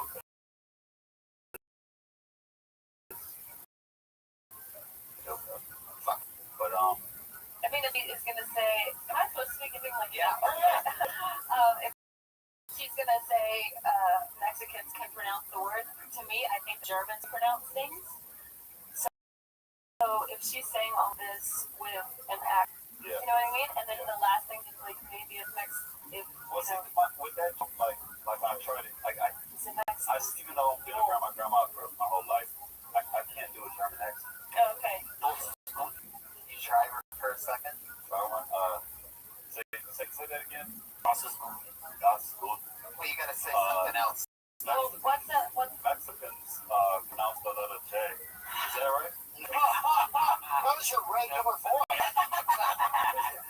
Here's my German Mexican. Just approach to accents just louder. Yeah, I can't do accents. Kick-ass accents. Unfortunately. Okay. Let's say you're a white guy, because the black guys always have the white guy. I mean, I can't really do it because I'm like so light skinned. It doesn't really work for me. But like yeah. What do you mean you can't do it if you're white skin? Like it doesn't. I can't sell it. Like they I think he already said so. When I do it, like I like yeah. That's what he's saying. That's what I thought. I'm not saying sound like you. You don't sound like an old black person. It's all phony. That's that black. I sound like Maybe I don't sound white, but What's that's all. You know, right? If you want to be gangster, you're like, hey,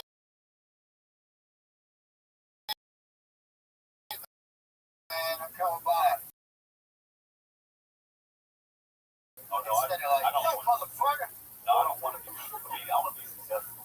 I ain't got to be rich. But I just want to be.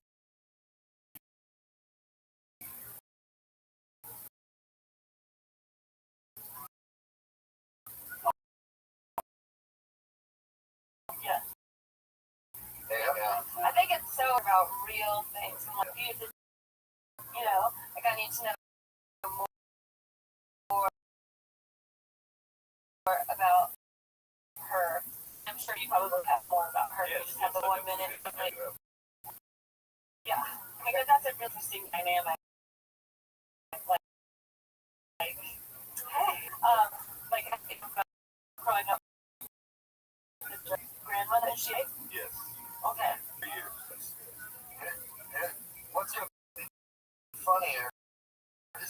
it's the standard Mexican, black. Yeah. And start telling us about you and your grandma, whatever. You know what I mean? It doesn't matter about that. Find some funny stuff in there. It sound like the 30 dudes on around you that are doing that same stuff. I know because it didn't flow out. The way to go was like the main punchline was about Jews, like shitting this Mexican people to be better. The way they can be better. But that's a fact. We're looking for the I show. think Work on it. Hopefully we'll see it next week. I do, but I think if you are that can work. But it could be a this and that, like normal regular It's this. definitely a joke in sounding like that. That's all yours. Jordan, everybody. There My you go. thoughts are on. A little biased because it's George. He's one of my favorite people. You're so biased. So biased. You're like, you're more biased than what's in Canadian. All right, coming up next, we know this guy. He hangs out at the comedy lot. Put your hands for the lucky Eric O'Lick. Here he is. Always get these where people are asking for a dick pic. I try to send it. I get the tub and I actually like lay it out and I make it look nice. I look at the pictures, so and I realize it works on the board. On your Android will make you feel better yourself. When you send that picture through, it'll say picture too large. Press it.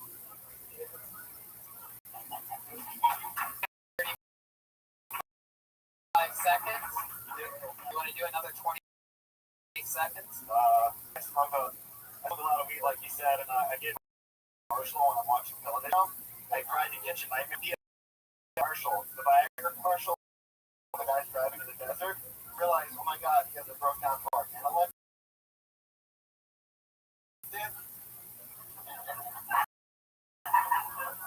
It breaks down in the desert.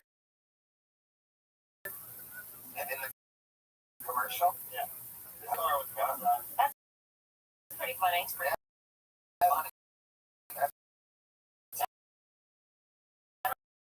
I like that. Maybe it's the high, maybe filter. Filter, the word filter. Okay, yeah. I use Instagram like so many times. Don't believe women request dick pics from you. Yeah.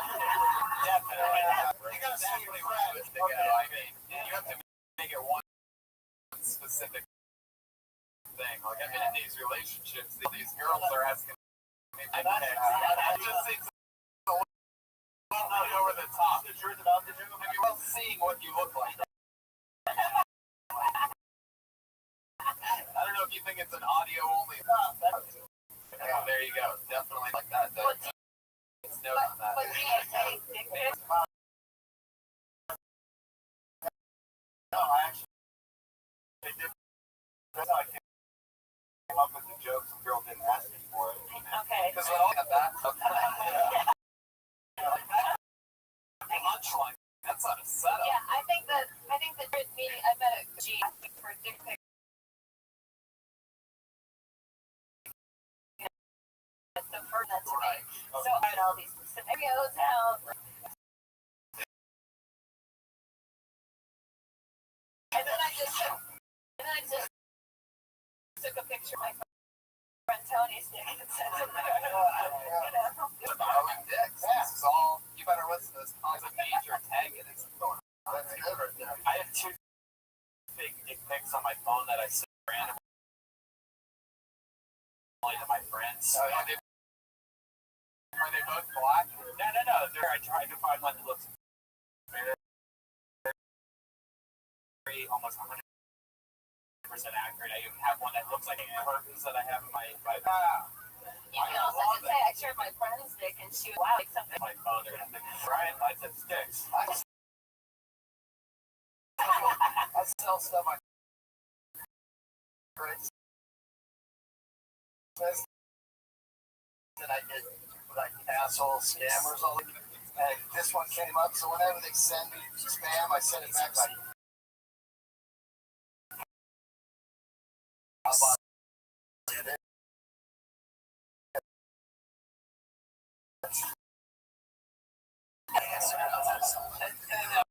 presents the spam right away, but this guy was like, it's on. This guy, it's on. Craigslist, which is like, did you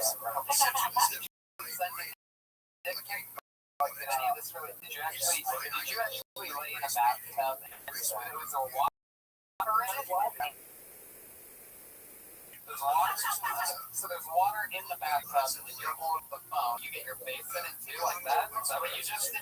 Yeah, I put your face in it.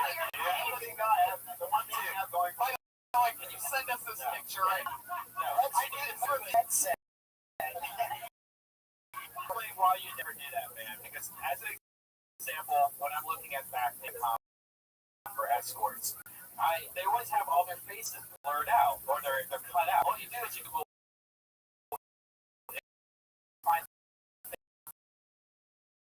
pages and their real name. So, yeah, for you guys. In the future, somebody's make your dick pic and be able to Google search exactly who you are. Like your mom. It's true. Do you have a shower?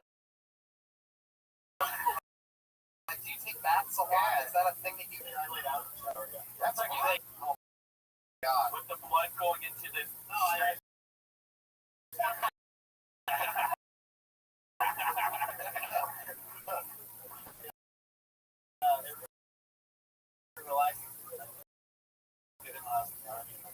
Man, the army?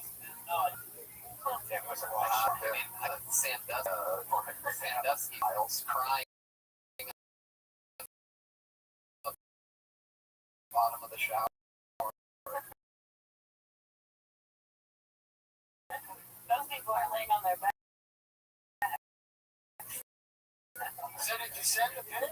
Oh. What But happened? also, like when you face in it, it's like it shows. It is. Oh, so you. The cock and like there's a striped cock and you're just in the background. You're peeking. You're spying on the cock. Looking at. Yeah, that's crazy. Do you have a picture? Yeah, I would do that. I would take all that front end stuff. Make it a one case scenario and use the gun. There you go. There.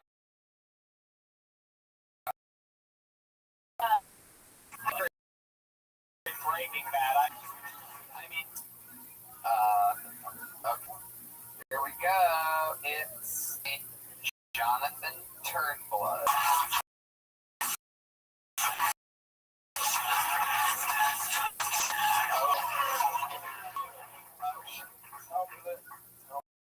Tumblr. Oh. last summer I rented a roommate crisis. I was about to get evicted. I had to call up on a friend who was gay. I tell my friends, I'm like, I'm thinking about moving there with Tristan. Because gay people are always good at paying rent. I assume. I don't know about the shower. Dripping with water and shit. They Texas, son. I'm like, Dad, I'm pretty sure you should worry about living with gay people. I'm concerned about you living with a fucking son. Southern men, like country ass Southern boys, assume they know that. Everything. And he was like, with his friends. And he was gay. So that's how he told him. I'm like, Dad, I'm pretty sure Uncle Tony was already gay. Asked me to call him Tina.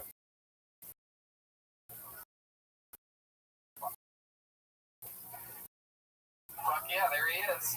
Tom. I can name 5 comedians that all the it gets me to wonder. Hey, tell me that they're talking And also, like the awards that gay people are telling. Oh, yeah, true.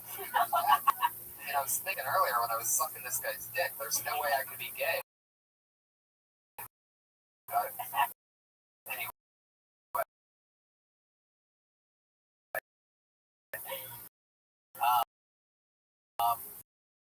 I love the second half. I did like the second half. It's like, when you say, when you shower, you can just take it.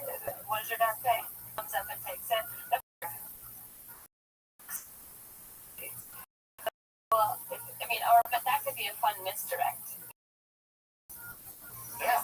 Saying, like, if he comes up and takes it, Yeah, like, it's something like that, to where that it's like, just some sort of misdirect that it's not. You went to the rapist part, have more of a pause, really, focus on that joke, you know what I mean?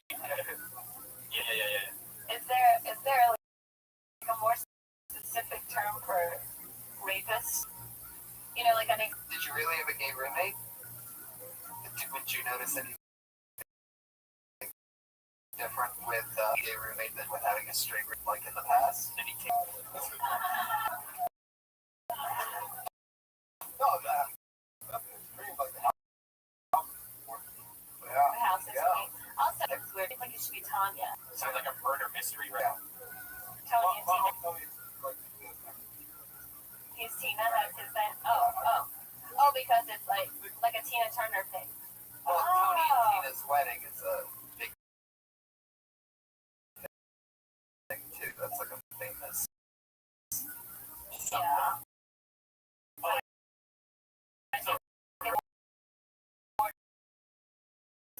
To do with Tina Turner, right? Tina's wedding.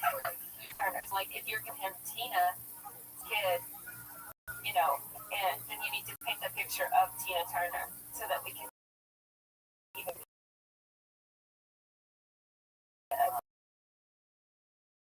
a bigger picture, like, it's like, I'm always telling people, like, if you can't paint a picture, if you can paint a picture, the audience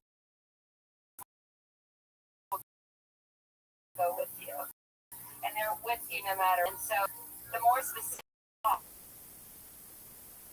you never want to say tree, you want to say oak. Tell us the color of the card, and then it also makes an audience feeling it, and then they go on the road on that tour with you, and then all of a sudden they're a step ahead of you, but they're just because they feel smart first. Yeah. So.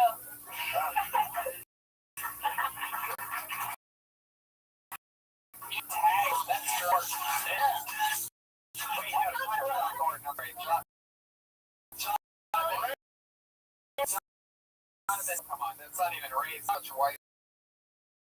It's just a whole different race. Yeah. Dude, you know what? The Iron Patriot. Conflict.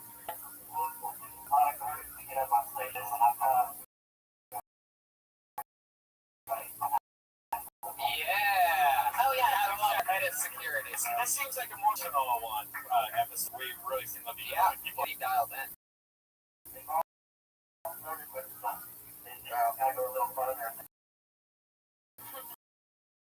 All the talk with the talk about the Jonathan reminds me of the La Jolla comedy Jeff Ross. We had a lot of Jeff Ross for the burn. Yes. Oh, okay. Is there another one? The Roastmaster General is another one. Any stick in the industry. The big stick in the industry. I was just trying to add a compliment.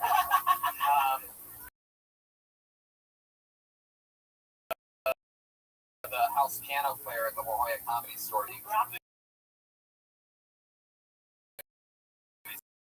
It's like a real.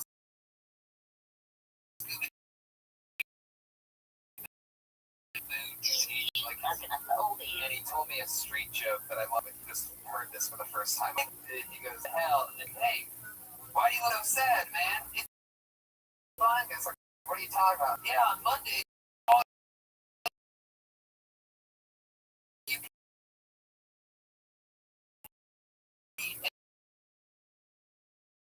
Anything you want. You're gonna be fine. You're not gonna get Tuesday. It's all you junk. You're gonna have so much. All you can gamble. You can all your.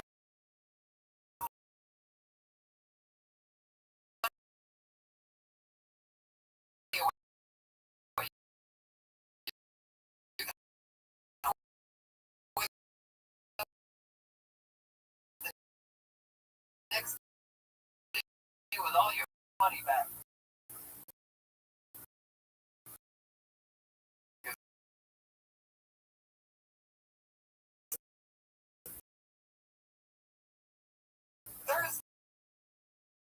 all you can do drugs. And you can shoot hair, you can pot, you won't overdose every day. Oh, you're gonna hate Friday.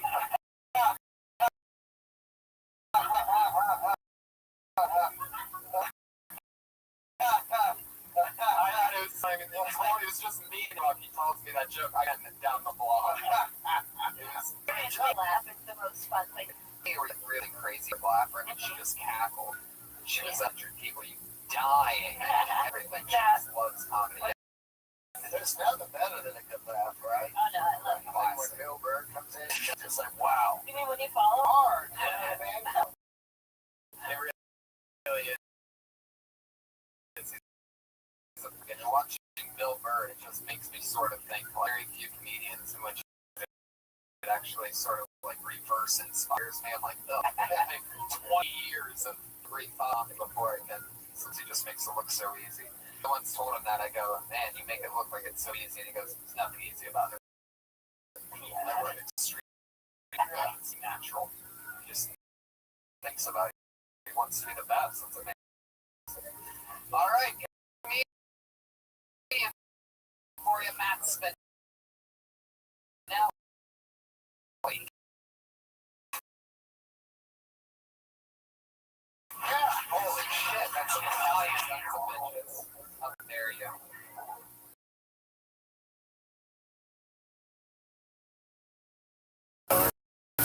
Right.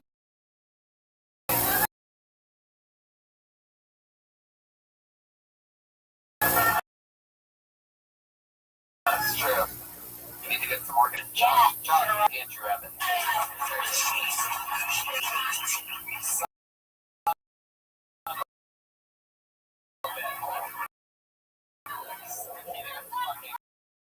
You gotta be fucking kidding me. Surreal.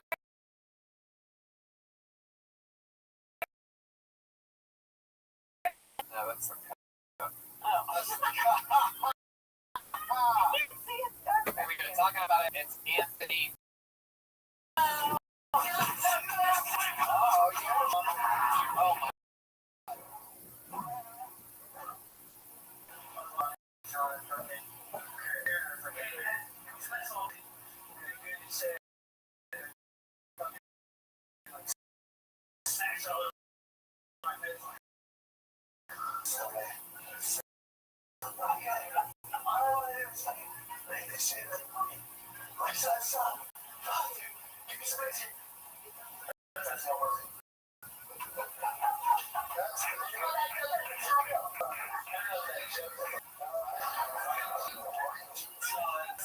Childhood favorite thing of mine to record posts with it.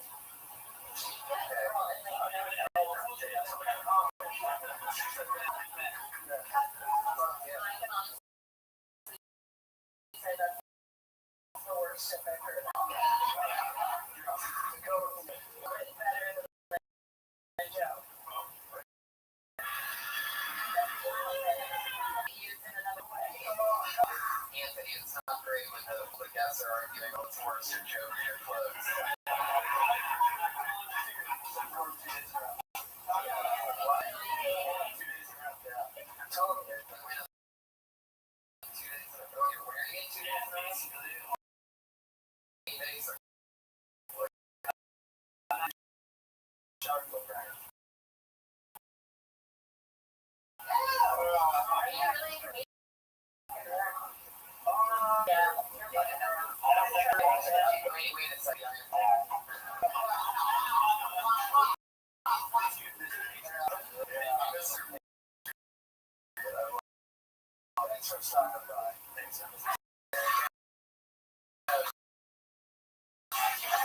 Worst of all time.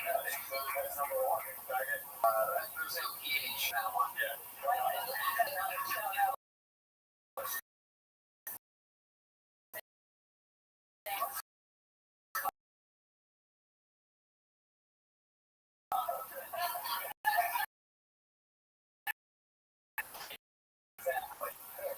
At least he was here, I guess. Thanks for being here.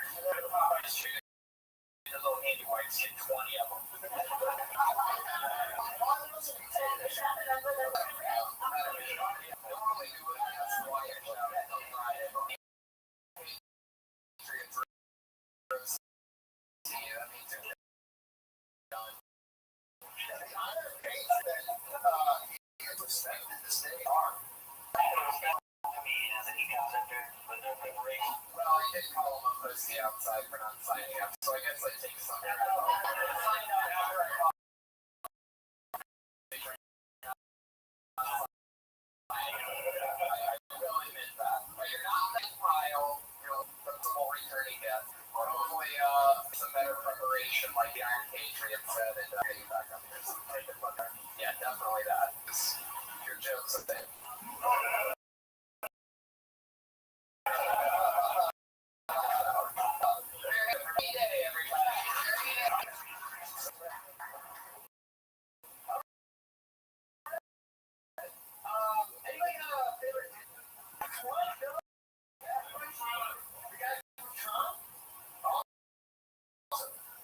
Father dog for everyone Dalmatians.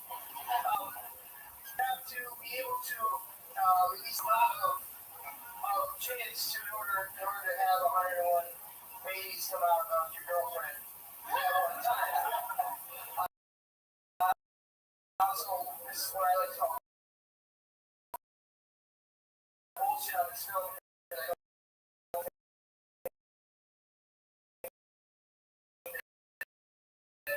That would ever happen. I think that those babies probably would have been stillborn. They probably would have been sure. We said, yeah, they would have been. They should have been like, I don't want 101 people talking on my baby. So I'm really bad. What else? That's about it.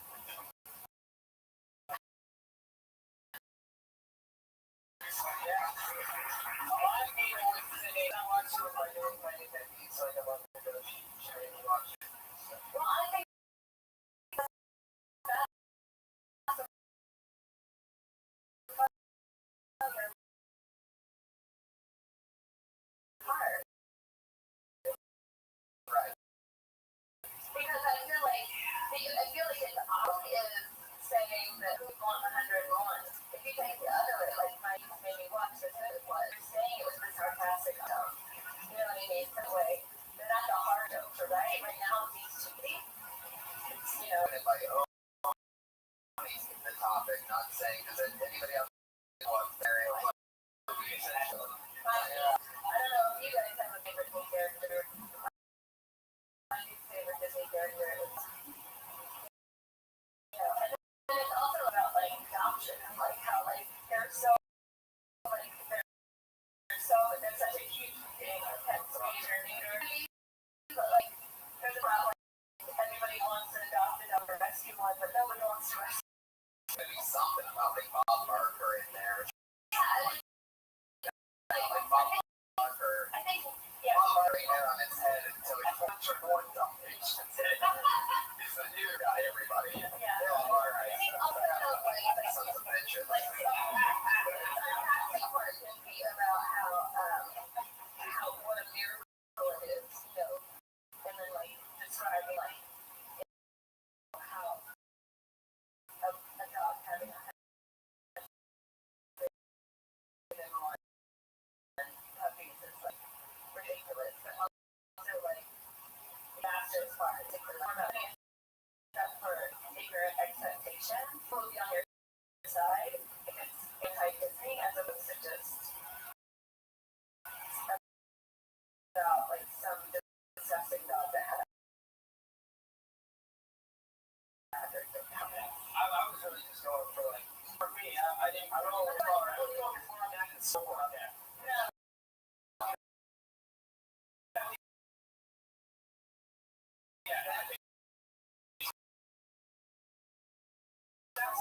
Odds, I think if you look it up, it's every 6 months, they're probably dead.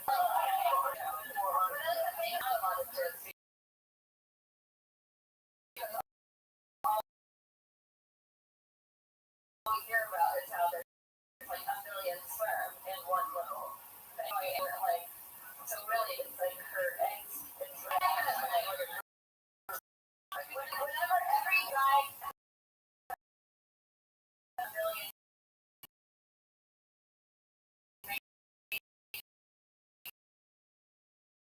when I swallow or whatever, and girls have that joke too, go the other way. Well, could have just been a normal sperm.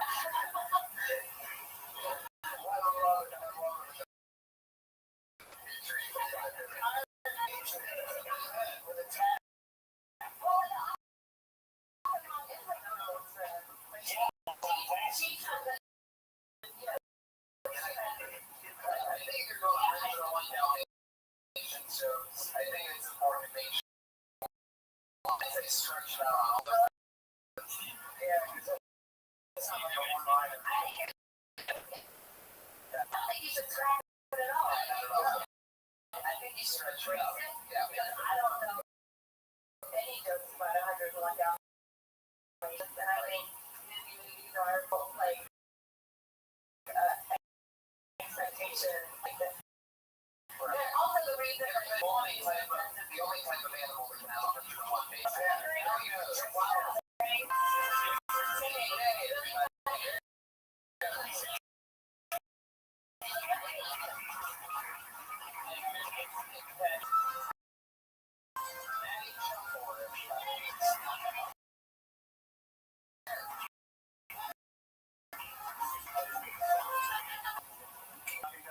Some weird reason I've been getting turned down with myself. My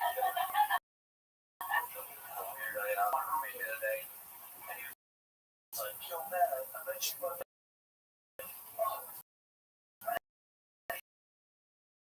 What's the matter? She said no.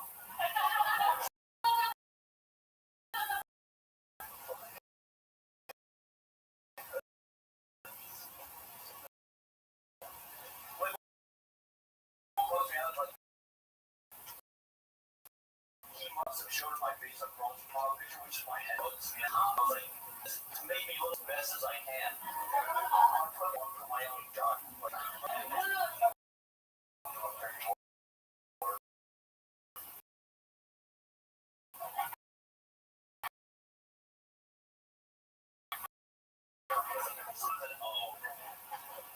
Sure, no. How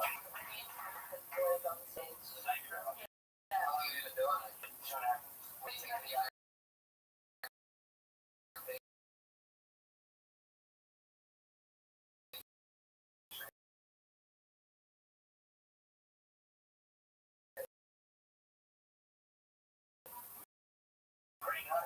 yeah. Where are you from? No, I just started out here. Okay. It seems like you've been doing it for long. Oh. Yeah. I think go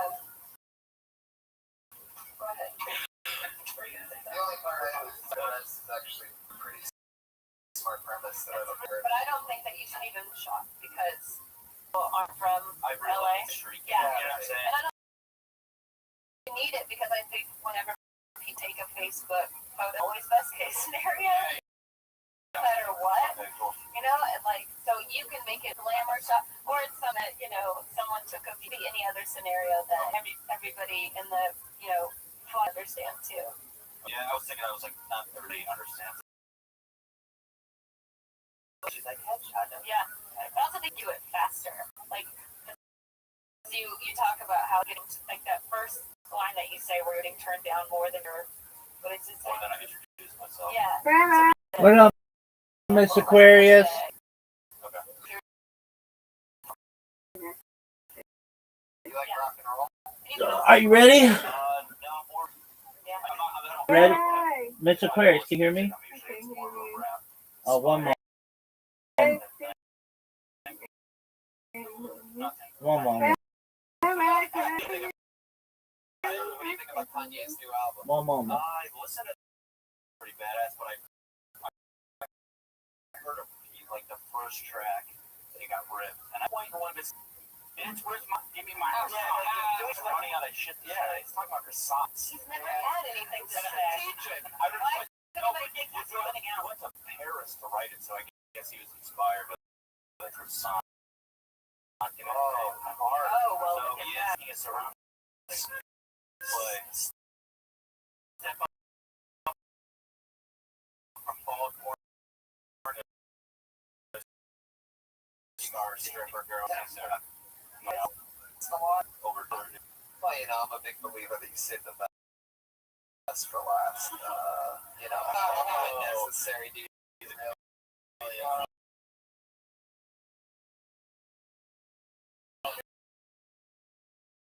Better than that. Settle down.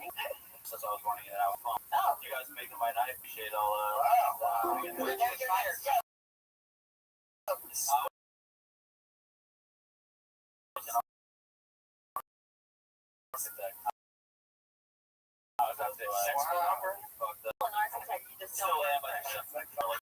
wasn't a big architect. Actually, maybe it's very hard. It's just only. And you go every fucking day. No way. Still nothing. I can hear you. Okay, are you ready?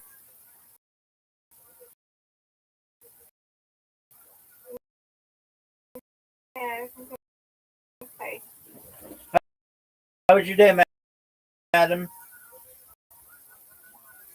Good, but relax. Yes, ma'am. Alrighty.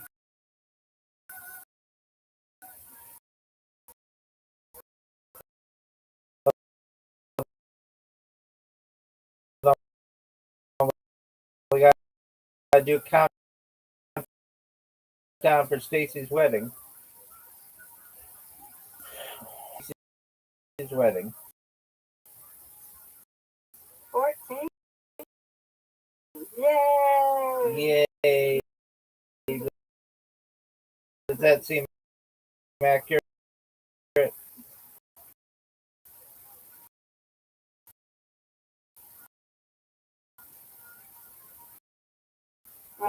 It's 2 weeks from tomorrow. What'd you say, Miss Aquarius? You're breaking up. Uh-oh. Can you hear me? There you go. Now I can hear you. It's 2 I weeks. hear you now. 2 weeks. Okay.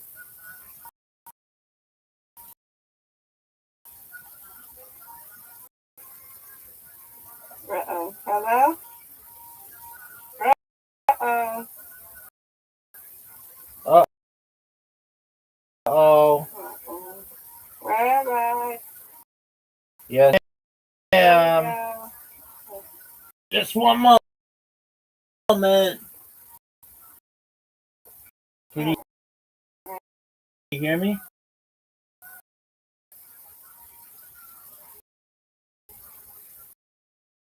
Miss Aquarius, Yeah. can you hear me? Yay! Phenomenal. Let's see. Changes. Imagine the in a minute.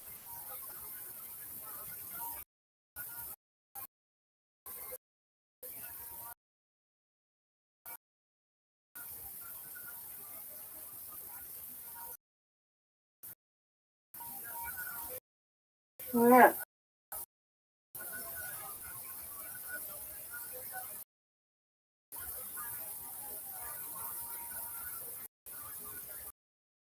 No.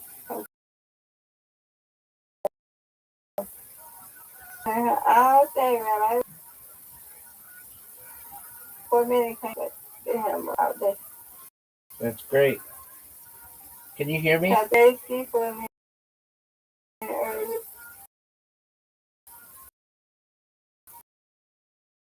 Yeah, you might be able to have a lag a little bit, huh? You might. Yeah, see.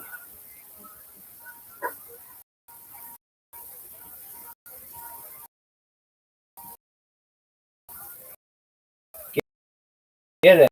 Yeah,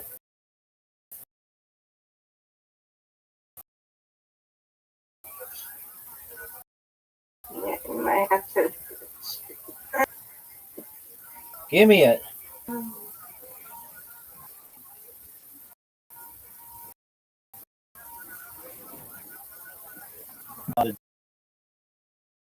Let's see if I can hear the difference.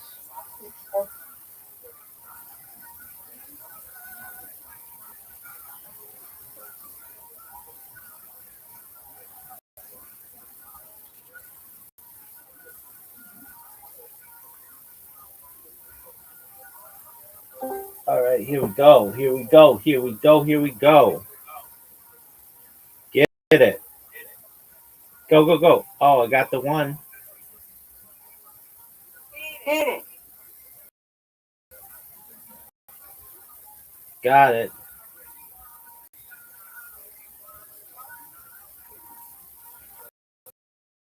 It's That's bad.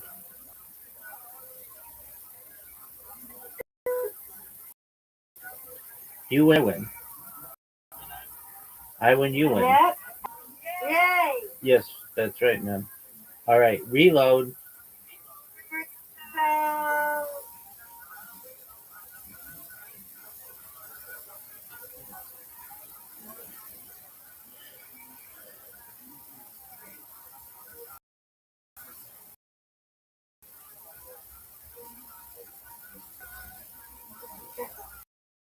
look at this.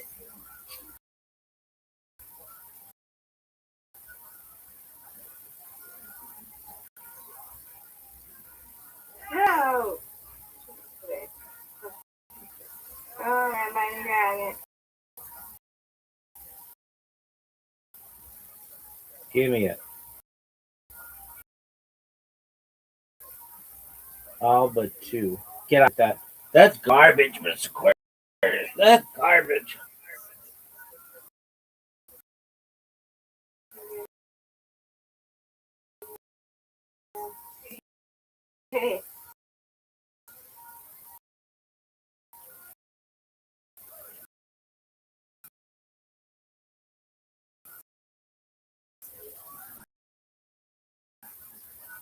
Look at this.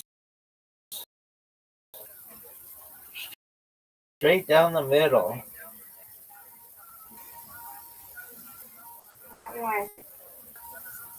Give me this.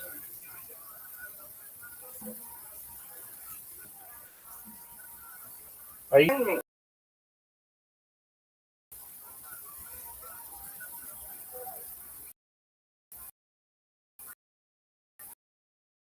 Oh. How did you get more? Alright, that's it. Okay. Okay, come on. Come on, you got Terrible. alright with that. I did not mean for that to happen.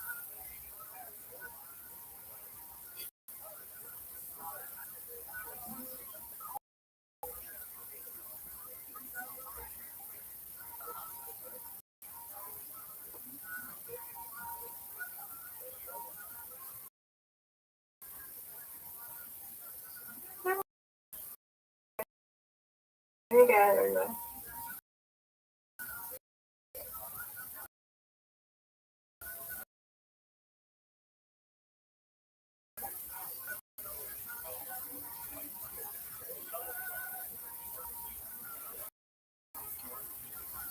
It's a prayer. Show them how it's done.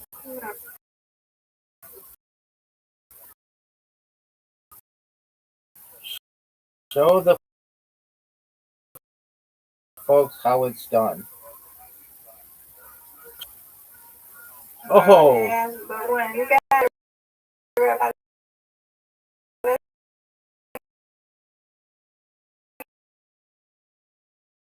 go. no doubt. No, no. It's a prayer. You winning? I win, you win, I win. Undefeated in bowling, undefeated in friendship.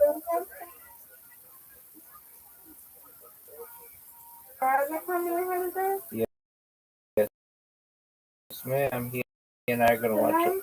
Yes, ma'am. He and I have plans to watch a movie. Oh,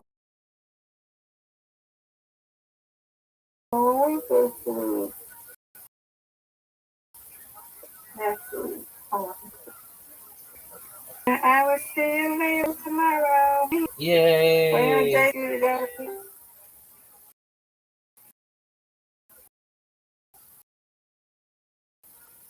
Hello,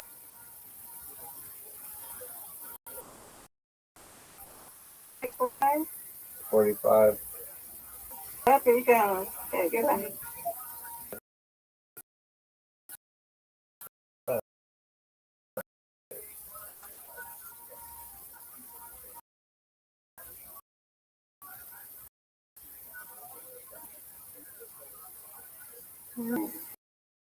will.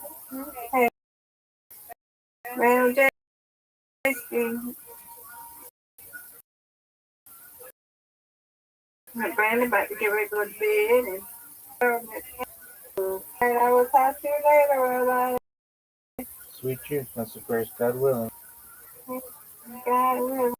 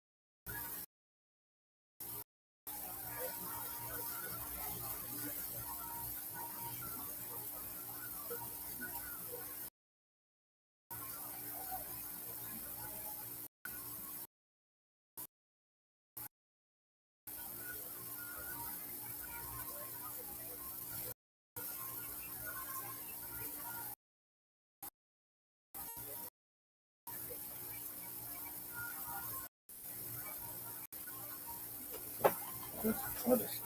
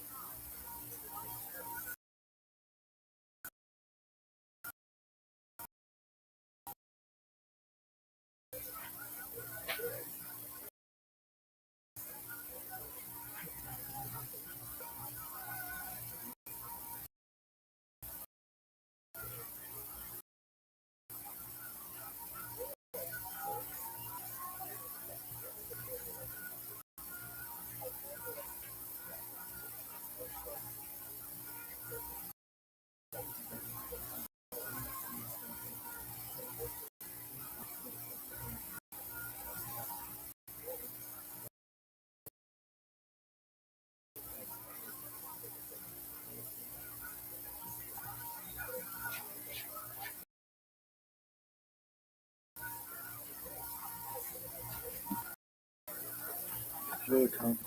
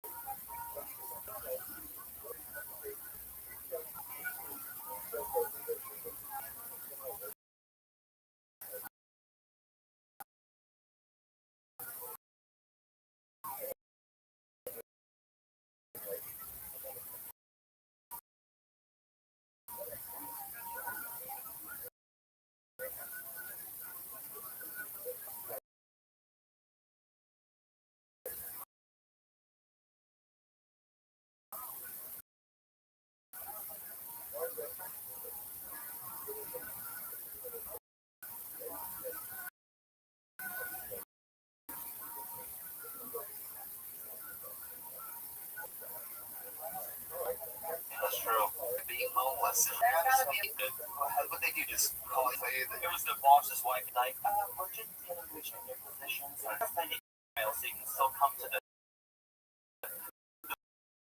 functions at the office. Like, that'll be fucking great. For me, I'm the clean shit, and then they're gonna go, oh my god, does anyone? Who the fuck says that? Like, hey, you're fired, but you still come to the Christmas party.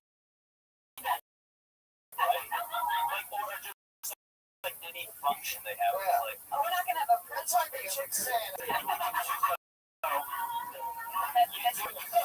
dress as a homeless person. Or you go to the Christmas party, just like, you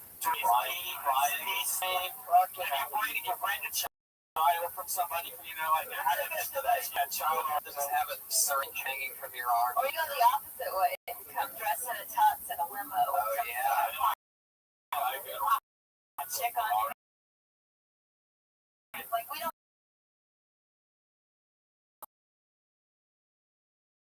We don't have time to stay. We have to go to. Right. Make it to this party that he invited me to.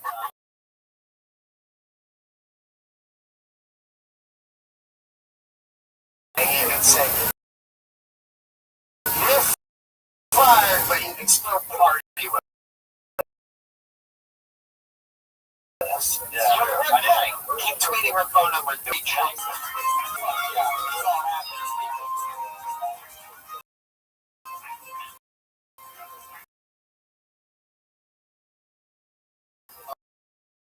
Oh wow, what a treat. Gabe Killian, everybody. Great Gabe Killian.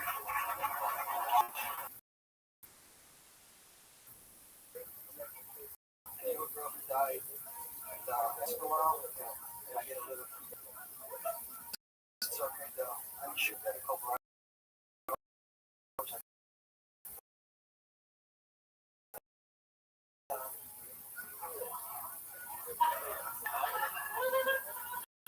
on the Japanese street.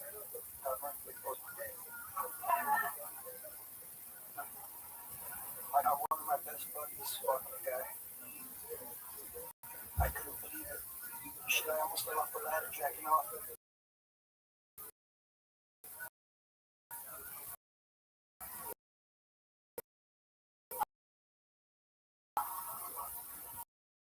Just got back from a short film that I was just out there short of the where I mentioned before. I snatched an old lady's purse. She only had $12 in it, but the spinning back fish I never fucking worth it.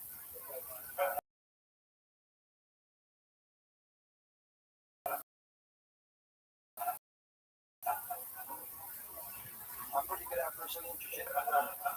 Fuck yeah, Gabe Killian. Wow. He's on fire. He's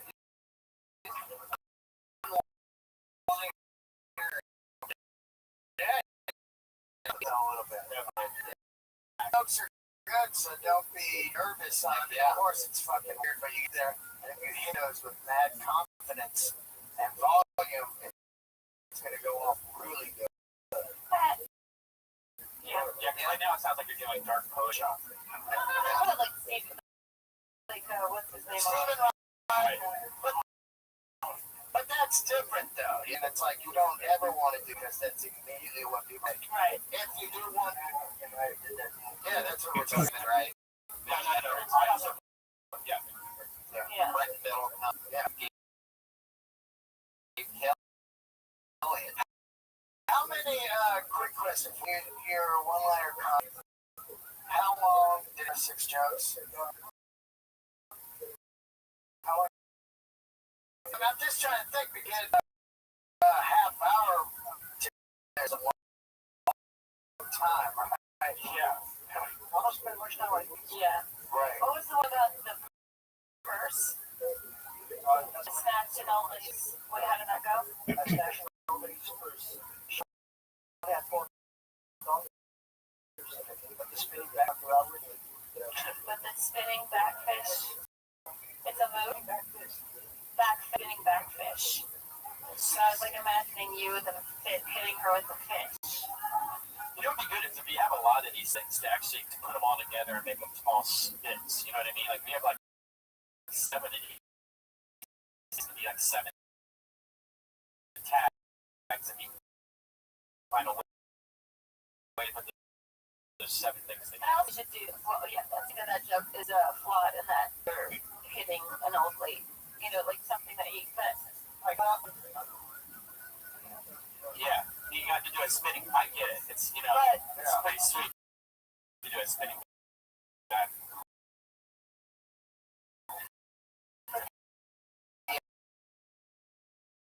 Yeah. And you know what? Are awesome. Yeah.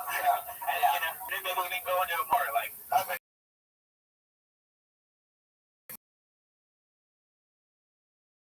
practice it for years. It's that really picture of what you're calling out, which that's somebody in an elderly is the. That's the joke. Yeah. Start with the old lady is like to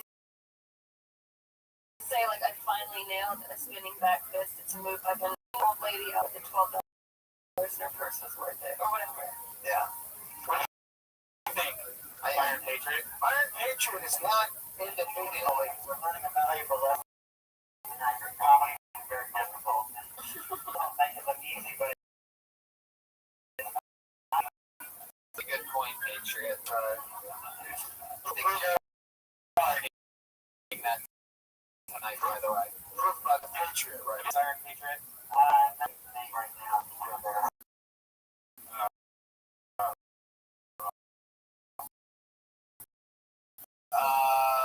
Well, I think,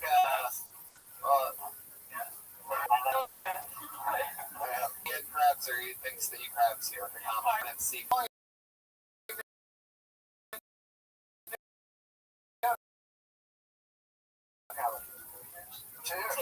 been writing for over a day. Mike's mostly shitty ones and not Mike's. But I mean, you can't get on every day because that can improve your confidence on stage, right? Yeah, I try. I can't really get Mike's though. But well, your jokes are good, man. There's some good stuff. Yeah, I learned like to misdirect a little bit more, but that's good. Yeah. I mean, that's just what I like.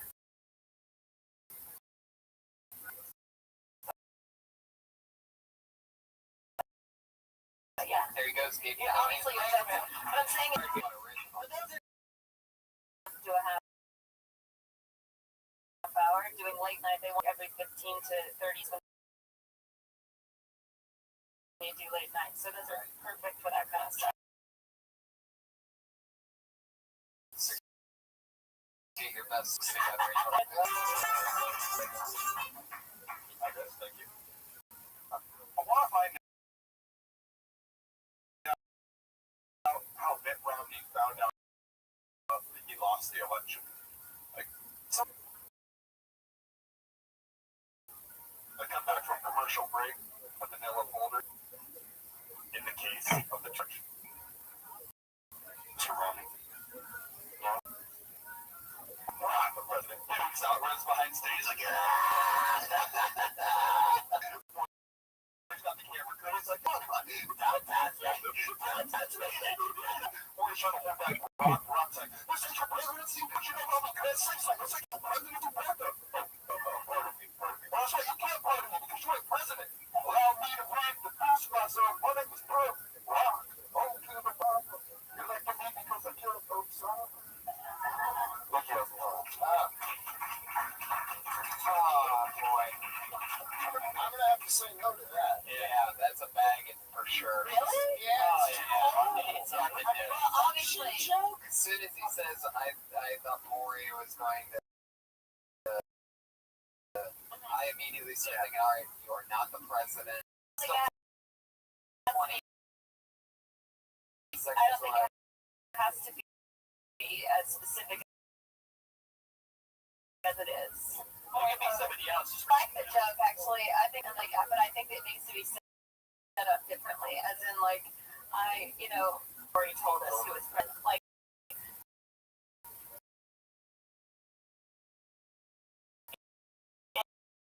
in the case of Mitt Romney, you are not the president, but you are the father to 18. And maybe it's not Maury, maybe whoever is like.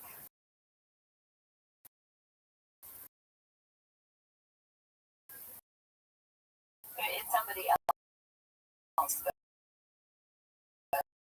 the problem is the election is well over. Yeah. For the next one. Like you guys want writing foundations. But I think it can be for the next election, whatever. I think it's a good one. It can sound more on the election Houston, but I don't think it's a complete backer. Right. Because I think you're acting it out is really funny and bland. You don't want to do that because Paulie should have a rap song out called Hilda Sama. So he owns that song. Yeah. Yeah, but you don't even need that. I don't think you need it. I think it's an interesting perspective on, because I think given that politics does get really boring.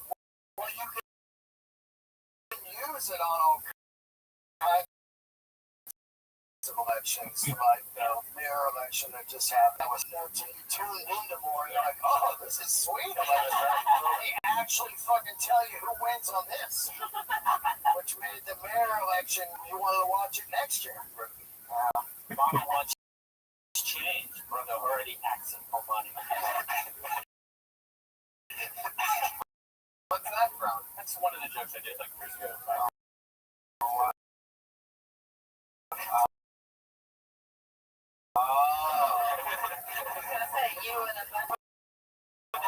Maury in the it's like it just seems to be trying to make jokes like that too much. Right? Okay, and in the future maybe have more something. You know what I mean? I think it's a back pocket joke. It's a great back. I'll take it like a small towel, make it really wet, and just wipe your body straight with it till your whole shirt is wet.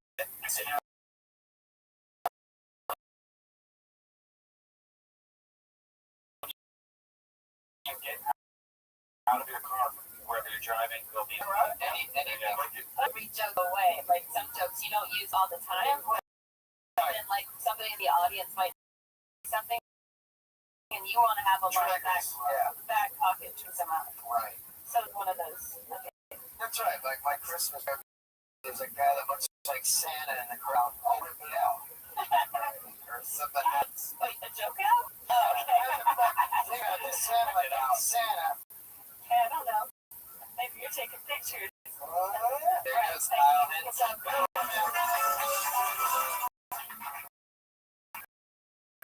Flying through tonight. That's good. James is next. You guys are assholes. You gotta be kidding me. Can you believe the disrespect? Patriot? Yeah. So what is that for? We're going for the guy that did pretty well is texting during the show. There you go. Saved it. All right, just checking. We don't want to clown the other guys. Right.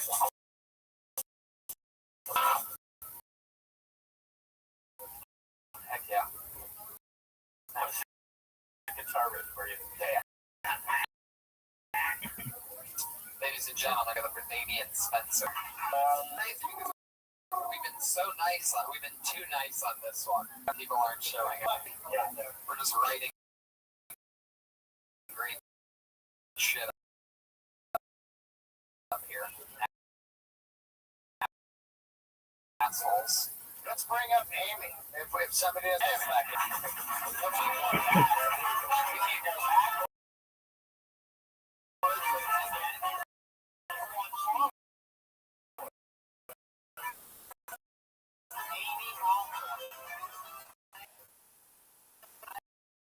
Thank you, which you could probably tell from the Nicole's. Short for your mom and your high school English teacher. I figured out I was 34 the other day because I woke up and my legs were sore from sleep. I'd done nothing. That the day before. Also, my brain is changing, and they told me about this. They say, which at 8. Your brain just, like, second I've been up here, I've had at least 3 thoughts about sex. Don't get you in bed yet, but I just think, thank God, because if they did, people would definitely know I was not paying attention. Well, I think I had some kind of a weird fetish for Excel spreadsheet. Did like, there would have been ladybug, and those would have been terrible. But what would be worse is now, because we have cleavage, you've got to show your thong, you've got side boob, like, physical erections. That whole Britney Spears thing would have been like, high.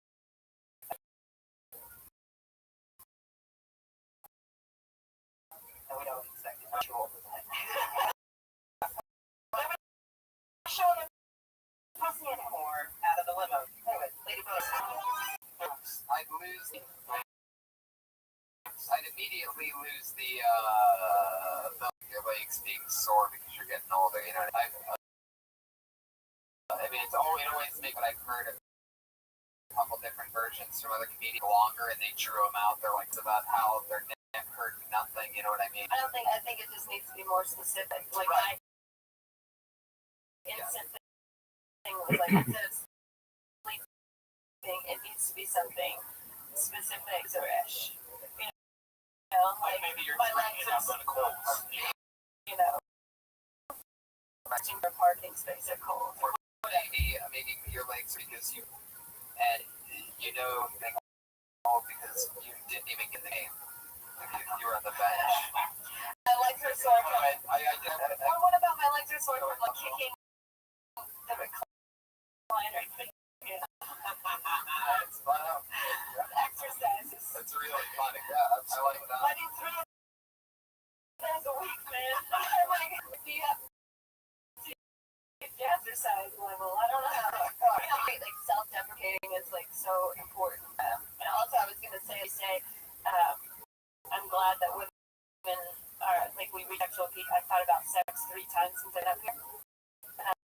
That's mostly just because of this guy, or like you can involve the audience, right? You could have Iron Patriot. You could have looked at him and said he reminded you of a sweet dildo. Yeah. Or you could say if you don't want to make it about someone in the audience because I have a piece of meat. Like off stage that fantastic premise. If you get into maybe how clothes aren't designed for it, like wearing a dress, you can't really hide a boner in a dress. It would just. I also think it gets a little confusing. Oh yes. I think the picture that you're painting is confusing. Like for me, I'm like, wait, you're a lady. This is confusing. Like, I think I need to know like what, like, if like there's something if you turn like a different color when you like a lady owner. Actually, there are something different, like a hand guy. That's a lady.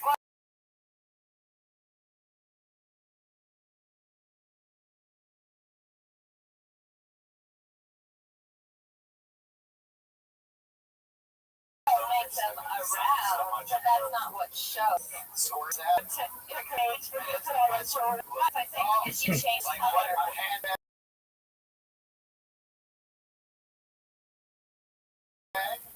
Well, I mean, that's kind of it. Yeah, no, but that's why I'm saying I don't think it should be like your nipples getting hard or like whatever.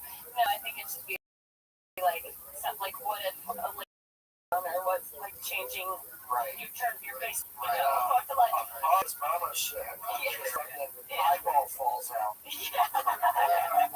It's gross stuff where the dude doesn't want to fight. Yeah. And you've got an obvious lady boner with her eyeball out. He's like, bummer. I want to see your movies. It's probably a good joke, and like the only thing when a woman's turned on, the only thing that gets hard is the only thing that goes up is her blood pressure, or the only thing that goes up. The only thing that gets like whatever a woman thing would be. That's why I'm trying to like alley-oop it to you. I'm like, I got that set up.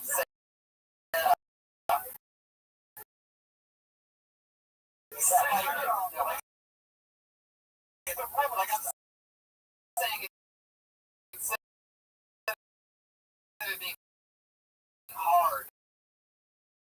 be like a challenge of saying flip the word hard. H. It's the Son. sun, dark. Hard of a woman. Oh yeah.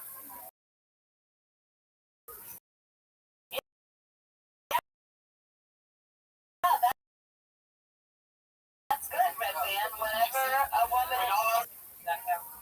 a cigarette. My face.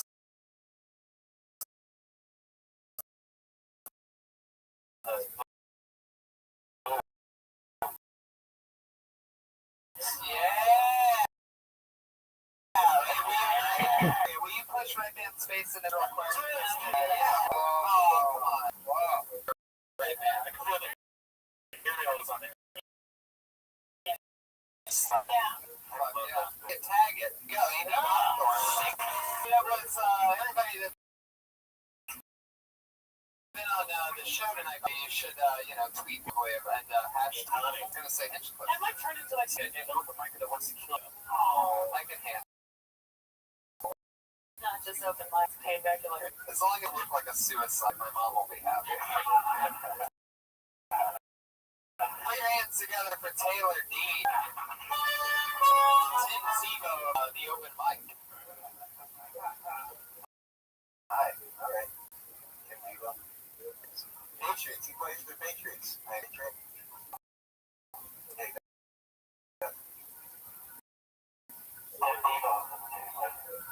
was. Anywho, sorry, I didn't have a minute. I did my Barack Obama impression. I know. Last, was it 2 weeks ago, Tony? And you said I needed to write a joke. So I went ahead and wrote a joke. And the topic is carbon dating. And I'm not funny. Here it is.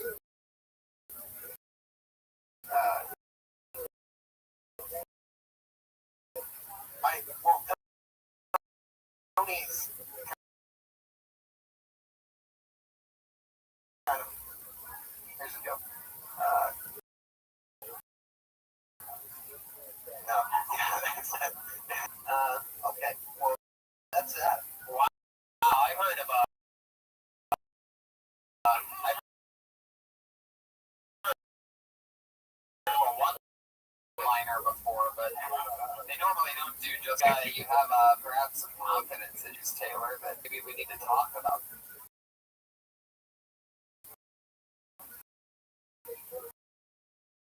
Hold on. Let's have You don't want to do comedy. Well, I was trying to joke funny in the sense that I was trying to make them funny. You know what I mean? I was trying to be ironic, and that really made me down. So We can create words from them. So you came out with one joke, and you turned man. I noticed you did crowd work.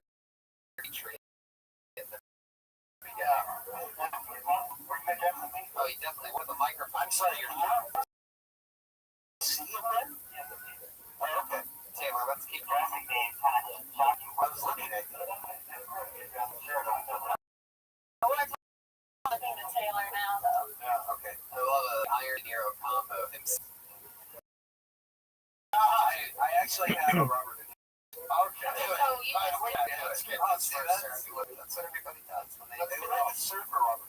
See that wave? Oh, that's the wave. It's getting worse. Oh, man. That's great.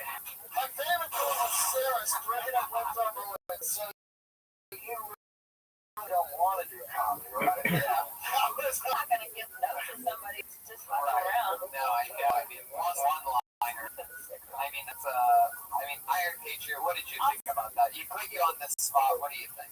I don't know, the delivery wasn't very good. Most of the people tonight have good delivery and the problem's never right.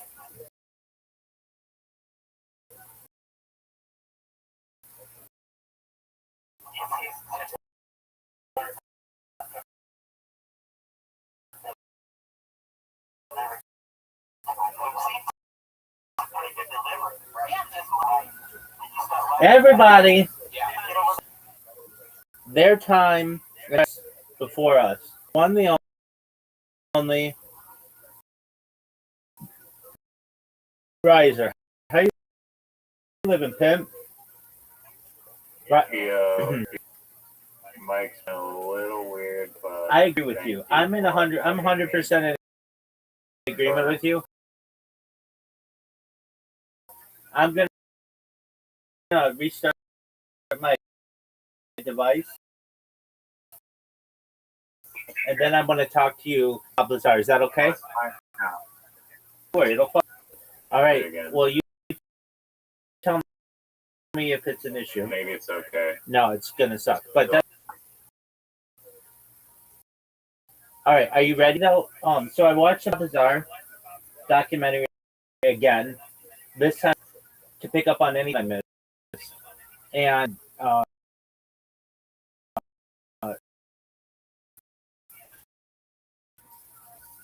few things. $80 million. I'd buy $2 million. Do this. I don't know how you get $80 million.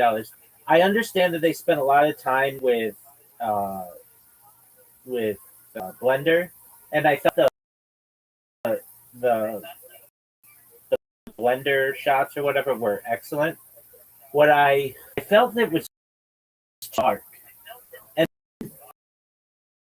they did a poor job. I would say not even of mapping it out. The what done is take a map of the United States, zoom in to Nevada, zoom in to north of Las Vegas, and then show where Area 51 is, and show exactly what 4 is supposed to be, and then show where the mountain is. They showed some angles that were up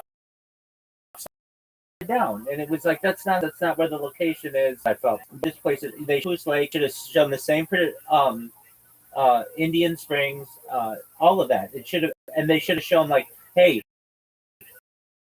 this is where Bob and John Lear and Gene Huff and Tracy. This is where RV the second time. They should have shown that like on a map, and they should have said like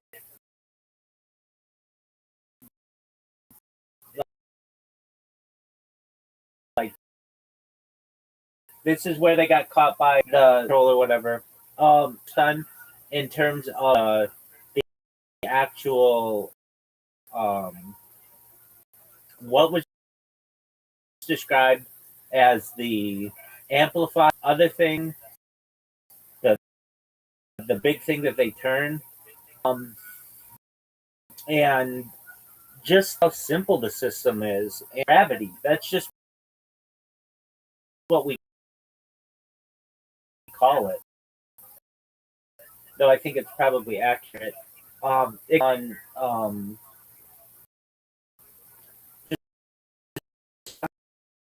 that I find absolutely fascinating that they mention that are afraid really used that often, and I'm going to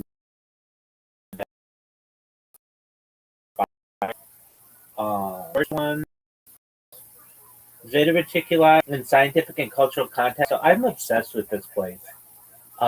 It's 39 light years away.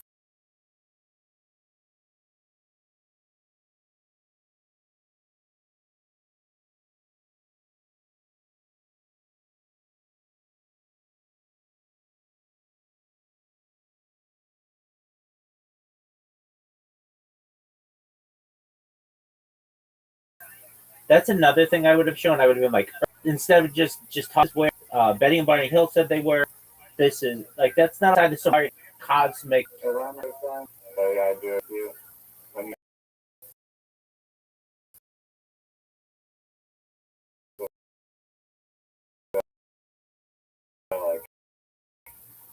Like when they're showing the machine bridge, there's like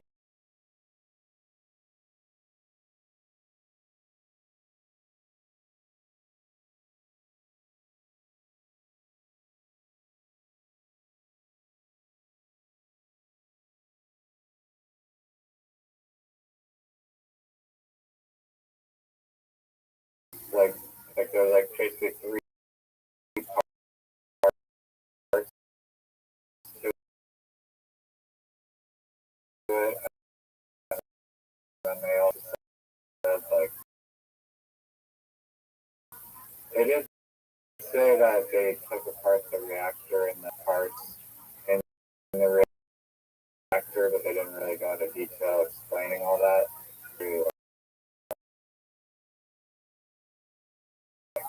Just basic, where it's like, it just does everything magic, and we know nothing, and I don't know. It's like, okay, I mean, so you're telling me the only thing is element 115 and then, like, basically a trash, like a little box, and then all of a sudden it's gonna, like, create what you're saying. The thing is, Bob did not see what was, and, like, they talked about it previous in Bob's position who died by, like, trying to get the thing. I don't know why you'd cut into it when it's that to me seems like something like you could create like a even just like an old school robot to like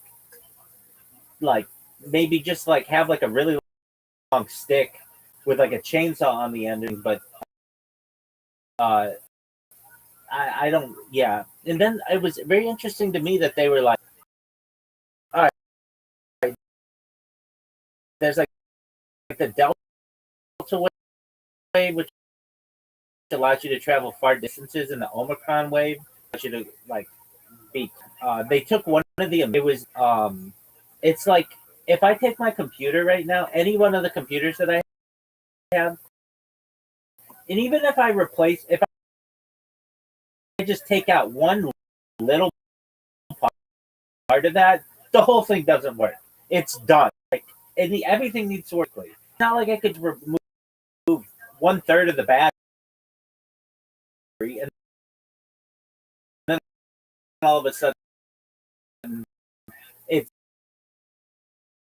gonna still work. It's just to me it worked. They could still take another thing that was really weird to me. Why does it light up? Like why do that? The lights that say that it has to do that.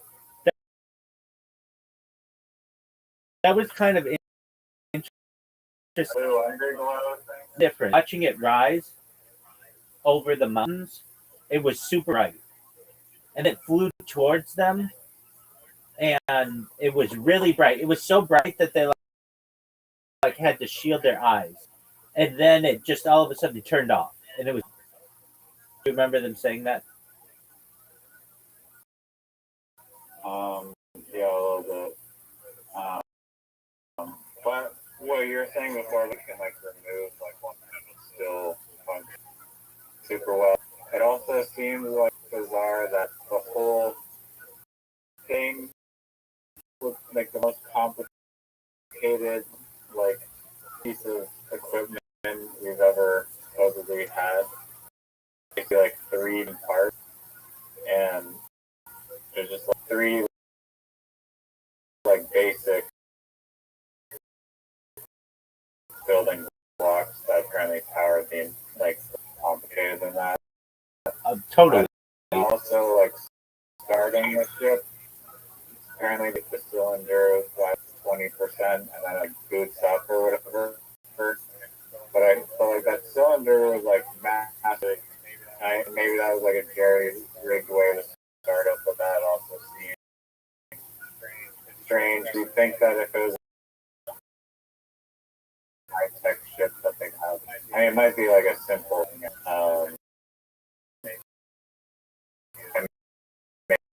maybe simply controlled or whatever, but it could also be a push start thing. And like an airplane, you have like 5,000 different checks that you have to do before you fly it, and there's like a bunch of instruments and whatnot. And then also, or yeah, I have one other thing, but you haven't on that. For example, like let's say an airplane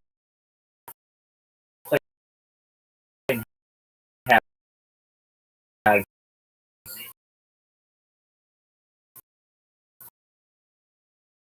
sometimes 2 or 4 engines. I guess it's like if you remove one, it just doesn't go as far, whatever. Is it? So maybe that's what it was like with the thingy. So maybe like, but just from what I know about like electronics, like if you like there are circuits, have an open circuit, and then it doesn't work. With these guys, it worked really well. It was like it was literally like Legos. Like they could take it apart really easily. Uh, and it wasn't like, oh, we have to use a butylene torch or whatever to stuff. It was like, no, this warehouse, and then we're gonna have this amplifier, and you, I guess you through trying to figure, okay, by just rotating this thing by 20%, like what happens if you do it like 25%, 30%, 40%? What if you do a whole? What if you spin it like a barrel? Like what happens? It's just there weren't answers to them. Well, you said you had, so go ahead. I have one thing that you just said, like, they didn't really, I mean, I don't, to my knowledge, I don't, I don't know if this has ever been talked about, but like, on Earth that are the same tools that they would use to screw things in if they did use screws or if they were attaching string, not using like standard Phillips screw head screwdrivers and like earth tools to put them on or whatever. I agree. That was also, yeah, also, well, I mean, another thing that I found strange,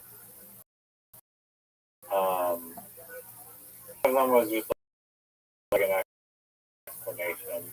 They were talking about like the seats, and the others like the seats were really, really small, and this one of the seats was like near basically like a joystick to like control the whole thing.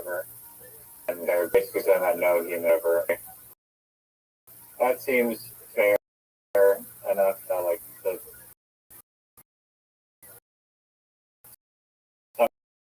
some guy was just controlling the stick and flying it around. But then if they're doing space like some guy like I don't know how like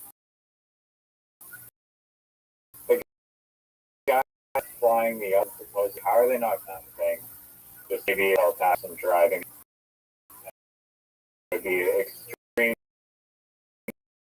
extremely difficult to fly, and it would be like impossible for you to fly. I don't know where you're getting the joystick. I mean, I'm pretty sure in like the 3D renders there are like 2 seats and Yes. like this big stick coming out, and one Okay, of the seats was but very close to that. yes, exactly. But that wasn't a joystick. That was the thing that basically gave.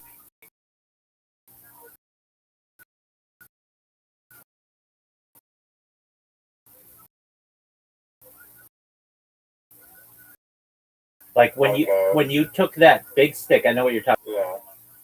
But it wasn't like a. Okay, I thought they were steering with like a fighter.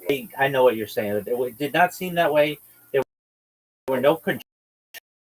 How do you steer them if there's no controls to steer it? Yeah, there's been 2 hypotheses that I've heard about this. One is there's the top level that we still don't know what it was. Wish they talked about like there were stairs to go up or top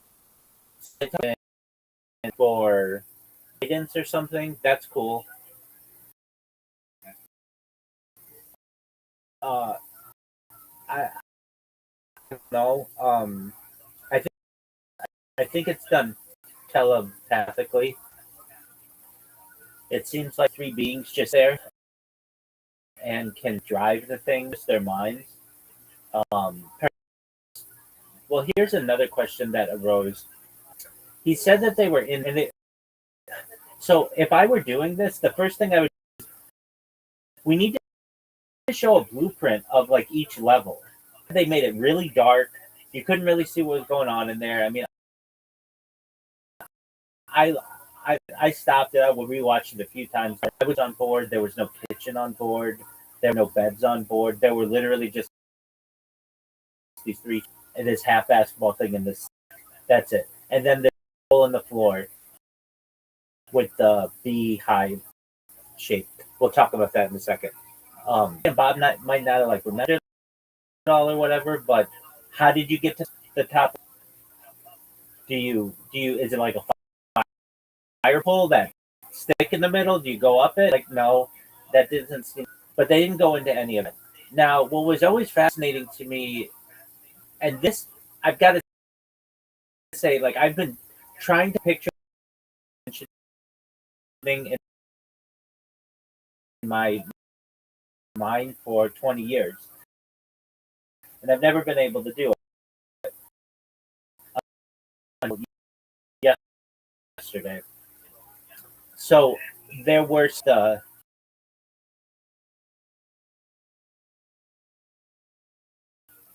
the hangers were but they're on the left, not the right side. I didn't know it was so long. I didn't realize like a garage, but no, these things are giant. I've always had, yeah. So the gonna watch tonight with Michael Schratt. He goes into all of that sources about S4. So maybe like from my understanding, maybe it's not described correctly. Um, but the other thing when they're showing the like pictures of the doors in the mountains, that's not clear to me. It still looks very blurry to me, and my eyesight isn't that great. But I looked at it very closely. It's not like perfectly cut in there. Um, the other thing, I mean, there were just like questions that remain in my mind, like, uh, why wouldn't you show a a blueprint of the facility? Now, the thing we're going to see tonight, you're going to see a blueprint of it, and it's deep, man. It's super. It goes down 7 levels. Bob never went into any of that stuff. He doesn't know about that stuff. And I mean, what I'm saying, I should say, I'm saying that it is 7 levels. Um, I was saying earlier about Zeta Reticuli, and I would want to reticuli. I had to do research on it and how big Earth, but because they produce twice as much energy, um, their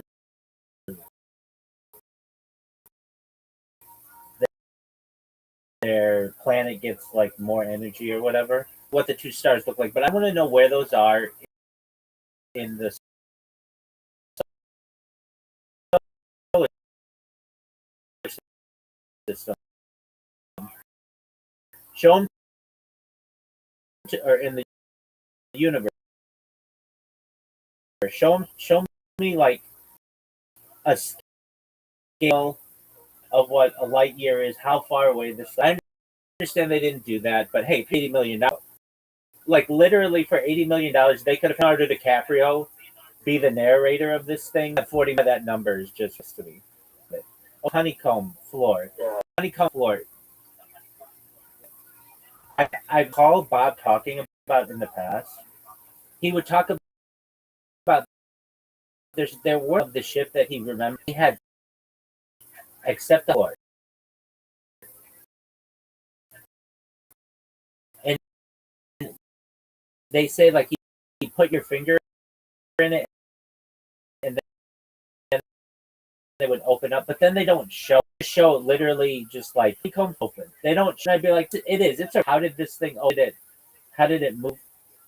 That was that I felt was a failure.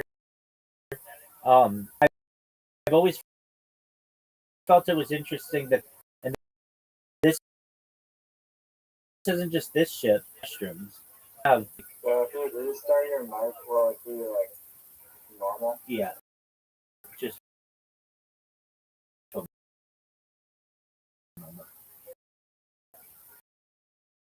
It should be. Okay.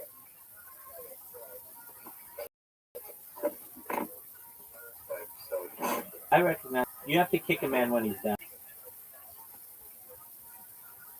I wouldn't be that bored. You're right. You're the issue. I don't know who it is.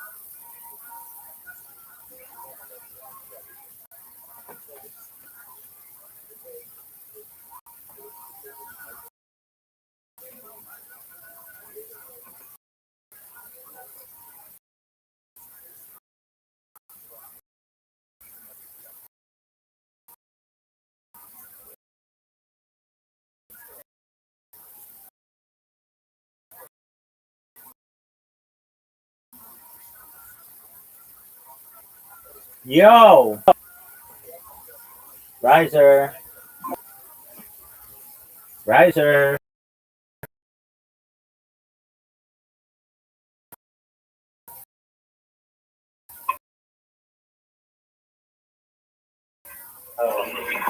So we're gonna test this, and it may be causing an issue.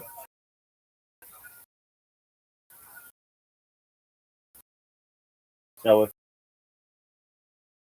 it is something else, anyway, they didn't show it, and I felt like did they not show okay, floor,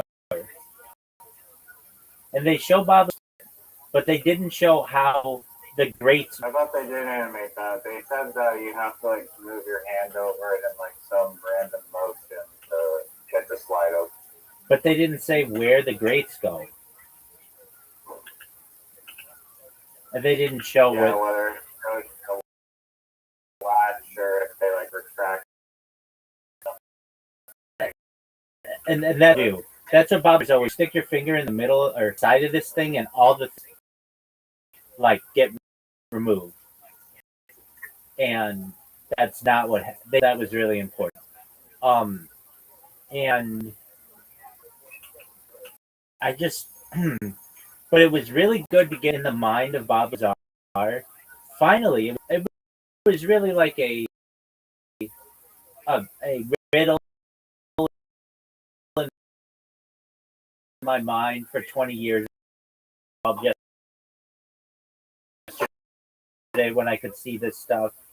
The thing I found is that Bob Lazar said in the hangars next to him when they were open at one time. Yeah, the bunch cake. Space crash that the fun cake spacecraft, and then they showed Jello cake And it's like, that just seems like most, the most random,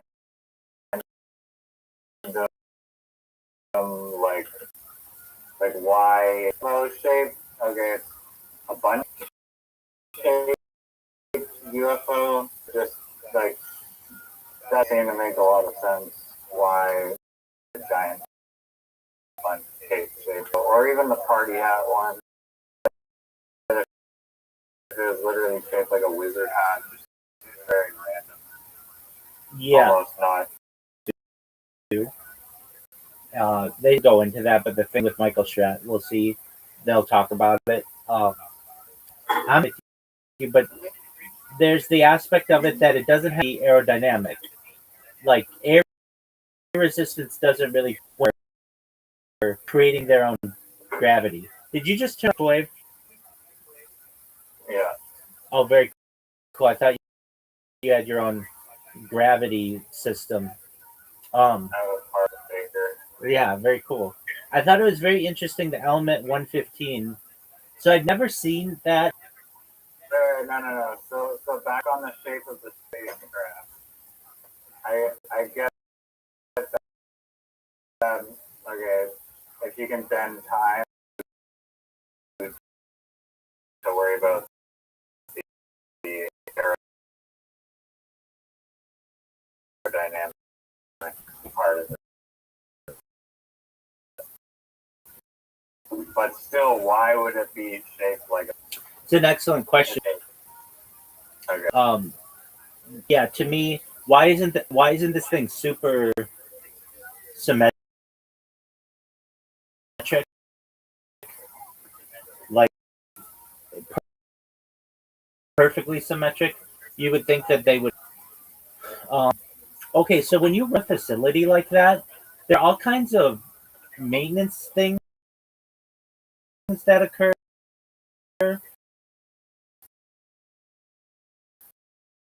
that it doesn't seem like they were referencing. Like, uh, where do you take out the trash? What do they do with the trash that's there? Do they have like a dump truck that comes all the way down there to get like a trash compactor, like an incinerator? They don't talk about the bathrooms. Like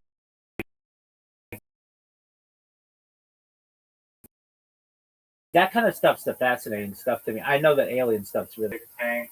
How do you even get the water into the facility in the middle of the desert? but it's a dry lake. It has no water. How do you get like the cafeteria there? They don't talk about like eating there. They don't talk about the foods there. But you know what's interesting? Who is parent allegedly?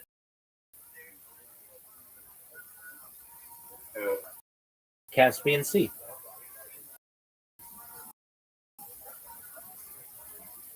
What?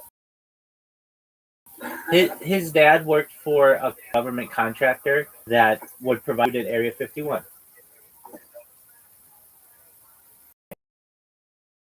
Yep. When he moved to, one of the reasons,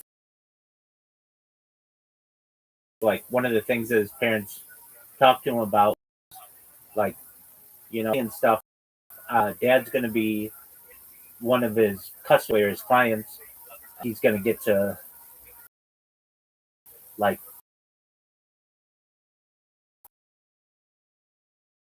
do work with them. From what Caspian Sea ever said, his dad never think it was like his account, just whatever. But they do have cafeterias there. I mean, like those guys, there are people who do live there, and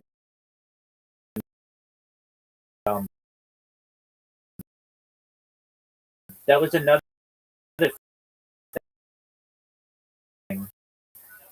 They didn't go into the sleeping quarters bigger than I ever thought it was. Down the all the way. Did go to the nurse grid on the arm, and I forgot about that fluid liquid that set his stomach. There was always something about that. He didn't go into it in this view, but he has said in the past he lost. He said it upset his stomach or whatever. I'm not sure what that was, but that was an interesting thing that I always remember thinking that it's such a weird pine, pine, like a pine smelling liquid. Um, I thought it was interesting that there were no women there except for the different in the late 80s, I guess. He talks about that says uh, like here, and I thought it was. I, I always thought it was a poster that said "We are not alone." It's the same kind of poster, and he gave that or similar to Joe Rogan. Okay, so do you know who George Knapp is? He's the guy from KLAV who put Bob on the television. Oh, on the television? He put Bob on the television. He was the television presenter. Oh, yeah. Okay, so that guy, you know how I'm obsessed with this radio station? Not the radio station, but this radio show because sometimes they talk about aliens. Well, George, the last 2 weeks of so there's like a connection, and his stories are he's like the best host. He's so they're not always aliens, they're mafia or gambling or just like really just really interesting stories. And so he has since retired from KLA, but he's like of the 20th century, he might be the best investigative journalist or a top five investigative journalist in American history in like Southern California in general. But okay, what else? Interesting. It was just really great to see what life was like through Bob's mind. I can tell you that like I would have been like, this is Las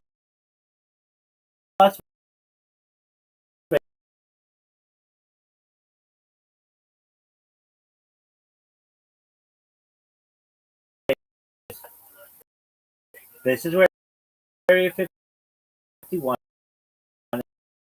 is, and 15 miles south is, but they didn't do that. But overall, it I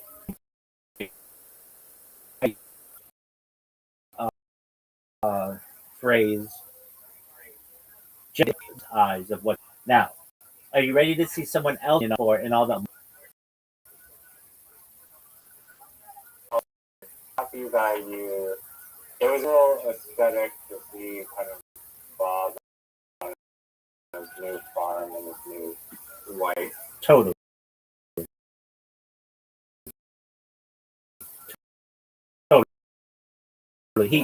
He seems really happy, and that's all you want for someone like that. He's not haunted by this. I thought it was really crab, 1,500 square feet. I can run my experiments. See, he's happy.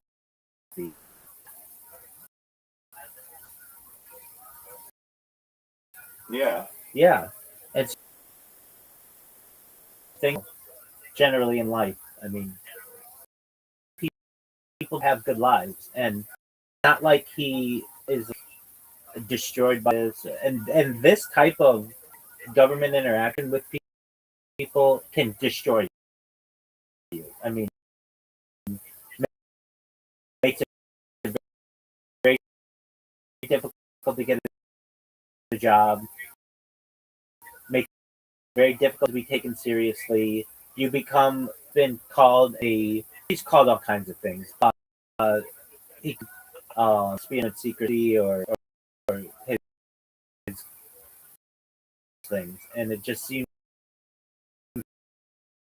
like they allowed him nice property. I mean, he's got horses and a big lab, and it's like a decent sized house, and uh,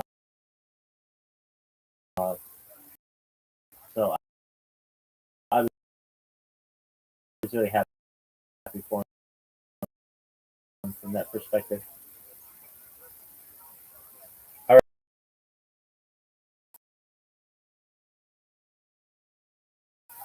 In YouTube. What do I look up on YouTube? Okay, so his name is Michael Michael Schratt Schratt, and um,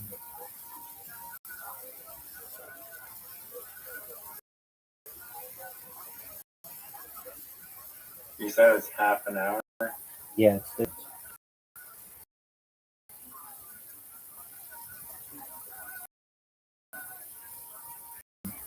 if I type in Michael Schratt S4,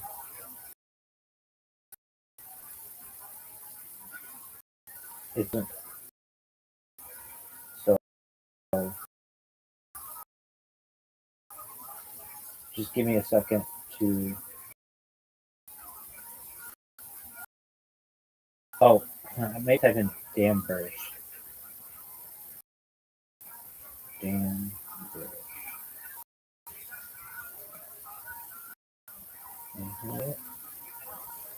Oh, here it is. It's actually 48 minutes long. Apologies. Yeah. Here it is. Okay. So it's you want to type in Michael Schratt Michatt on Area 51, Dan DAN space SCH, and that should come up. It's from Above Top Secret Disclosure. It's 11 years. It's fascinating. Okay, I got it. With J-Rod? Yes, sir. That's an alien. Oh, I know. Oh, wow. Interesting. You told me about J-Rod. Yeah, he's fascinating. I want to meet J-Rod if J-Rod's still alive. Yeah, I'm gonna revive J-Rod if he's not alive. Revivify that motherfucker. Alright. One moment. Just pulling it up. Absolutely. And then don't forget, it's Truman Show night tonight. Oh, that's the mean potatoes. You're so cute. Yeah, you're 100%. Other articles I wrote on Zeta Reticuli in Scientific and Cultural Context. Externally corrected evolution, a meta-conceptual framework in the philosophy of biology, and then also the potential cosmic origin of life, natural radiopanspermia, and directed panspermia.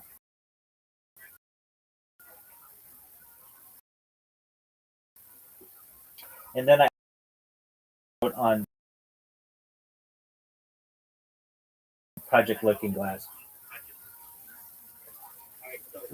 This is 11 years old. They haven't had the opportunity to interview Bob Lazar. May not be 100% right, but if what Bob Lazar is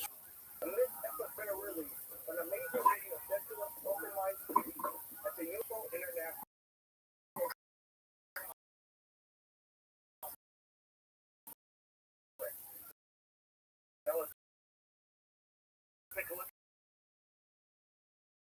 at this video right now.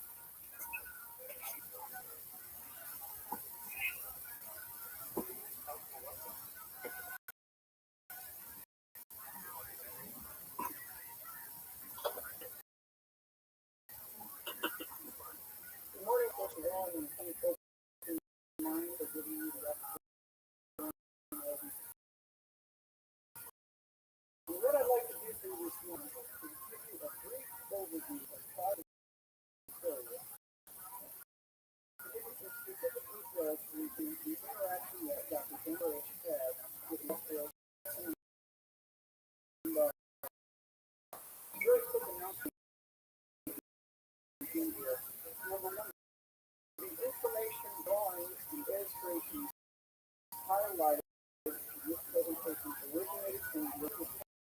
So in other words, this is English. We will be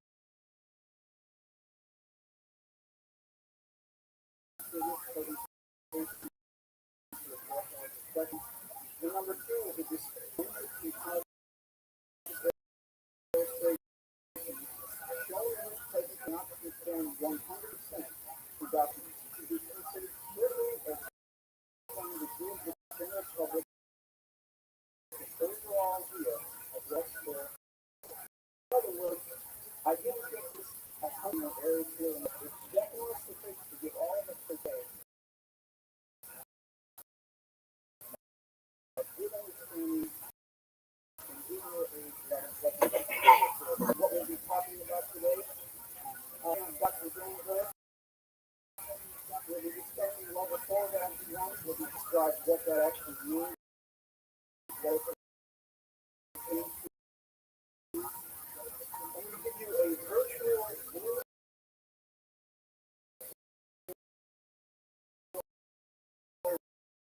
walk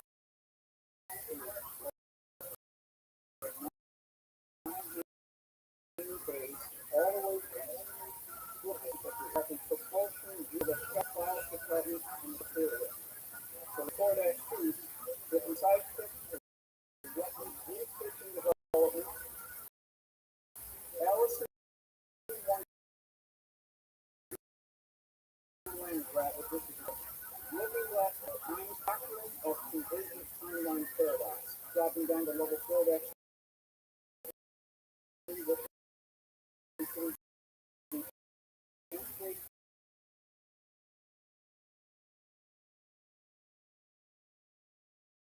residents, the board room, and analysis department.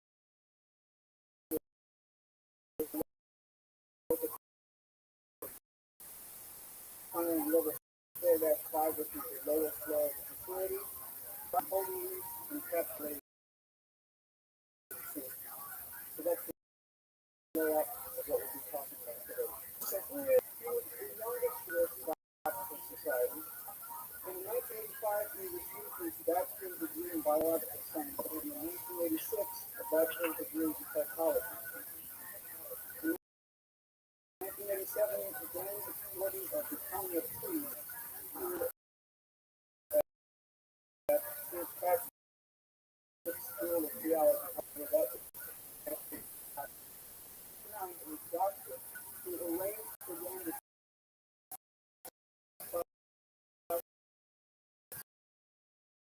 at the University of New York Stonebridge. I haven't seen this gentleman before. The stories of these types of classes. There was none other than Dr. Keller, who arranged for, allegedly, Bob Lazar to get his PhD at the State University of Utah. So we have secondary information that Dr. Edward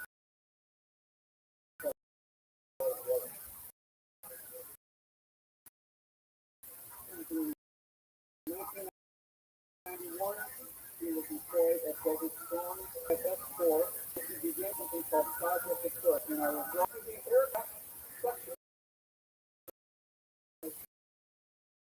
that anyone can get a new local. This is something that's readily available.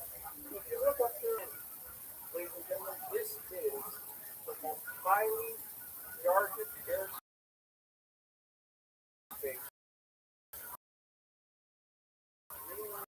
airspace in the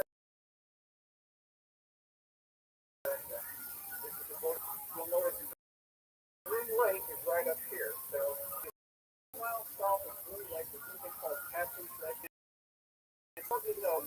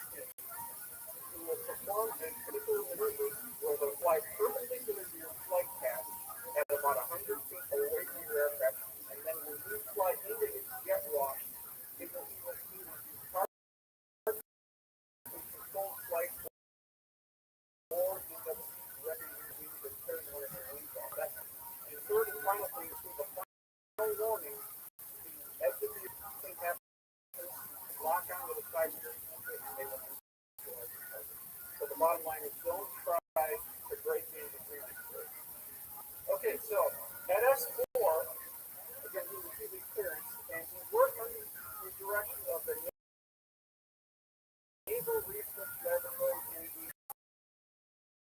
Intelligence Agency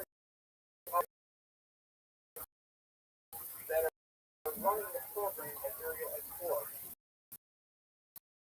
The EG is regional node 7204 and S4. As you're flying on this airliner here, just before the first turn into the landing and approach of the Green Lake runway, which is a 1,000-foot runway, it's the largest runway in the world. There's an ATC at Green Lake. And what's interesting, a historical point from Dan Bridge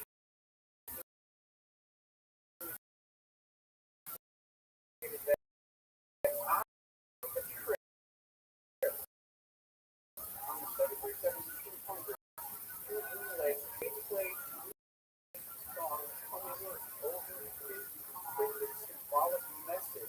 Well, under the original interpretation, that song talks about immigrants coming to make a better life for themselves. Under what happens that message. Dude, watch what you're streaming. I kept from streaming. Okay, well, you.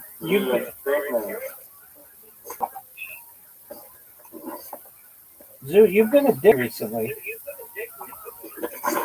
So we're gonna watch the German show. Philosophical. What am I with brothers?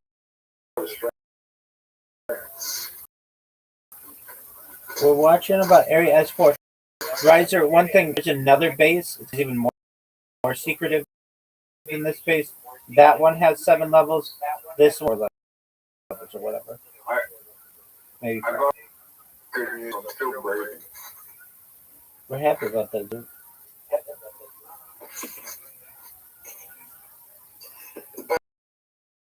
Bad news is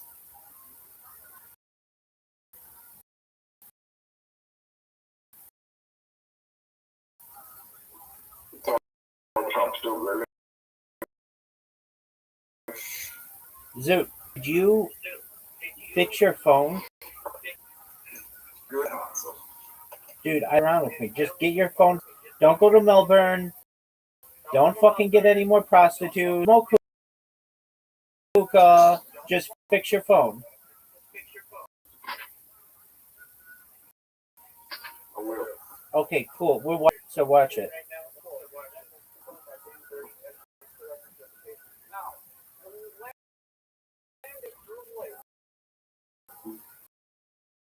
How did you get to S4? 12 miles away. There's 3 ways. That's number 1. Take the U.S. Army Black Hawk helicopter. The third and final option is a Russian. We're flying, we just landed. We're at the helicopter landing pad. We're now going to enter the facility for a verbal walking. And you know that there are some very interesting lines here on the tarmac. We have 2 red lines. Okay? And then 2 parallel blue lines. This is called walking cold, according to the English. This is a very oppressive society. Guards with guns in society. You are told to follow the blue. Do not breach the boundary red line because they will shoot. That's some of the security that we're talking about here. Now, we're entering the facility. This swinging door to the facility. It turns out that is incorrect, so we made the correction. The actual door to get into the facility. Double sliding door with an intended receptor with circular.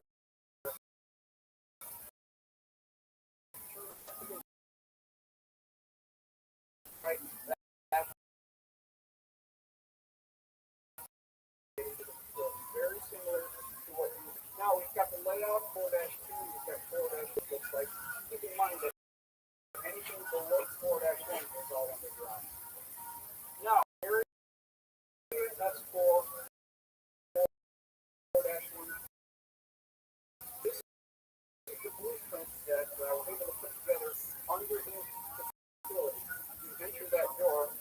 see this long hallway here. Very long hallway. It has the same type line configuration on the floor. To the right, there's a blue line from King's here. The first left, actually, the avionics lab. Just beyond that is the proposed systems lab. Over here, we have a files department, and we have something called the briefing room. This is a very important room. Something called King Cut. I have something called Green EPI Point. So I just submit all statements stating that extraordinary claims require extraordinary evidence. Well, here's where the evidence is. In this facility, they have hardware, but they've got the tissue samples, they've got the motion picture formula, they've got the digital audio tapes, all here. This is what we're looking for. So, on the base, there's a 4-1 red tape sold by a red tape. If you are in S4, floor 1, that's the difference there. The first hangar bay, which is right here, this is hangar bay was one of Bob Lazar's sport model, or a 245 sport model.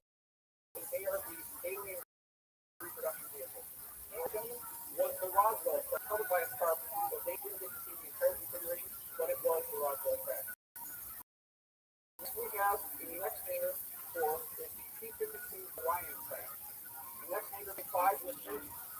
Hangar bay 6 contains a man-made F-24 for sort of a dog and pony show of what the hangar bay should serve. Of the Rothschild crash.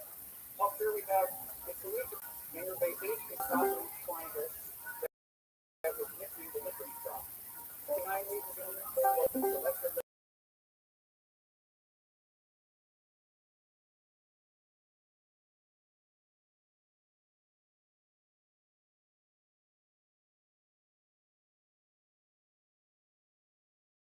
out here. Up on the left-hand corner, I've got a very key area.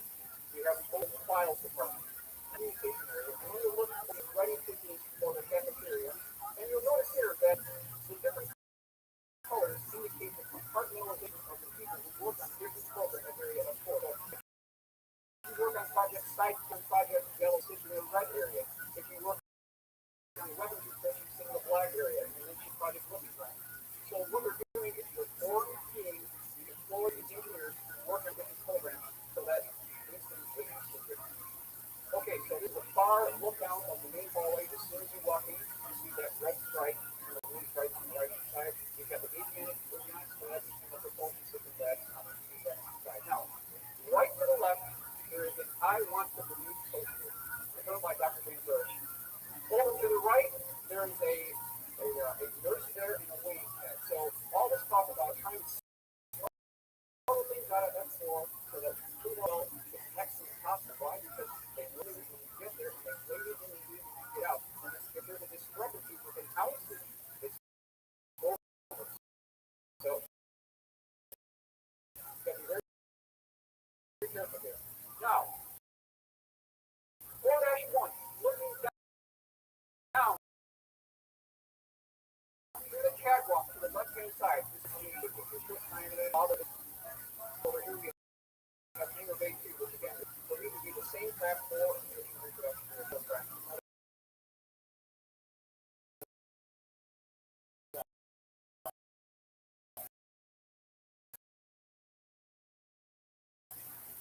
Now, this is interesting. I did not make this statement, but Dr. James originally from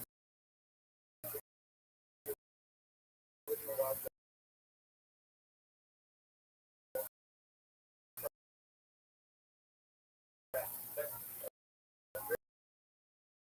There's bomb shell taking the but take away the rid of the stabilizer.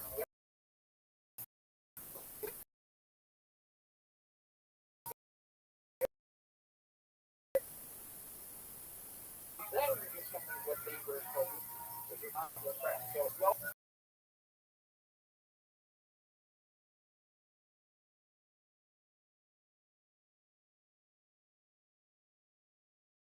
We got the configuration by Lockheed.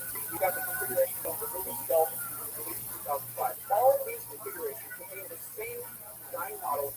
In fact, they contain the same linguistic fuselage, which is completely integrated and smooth for the to reduce the radar.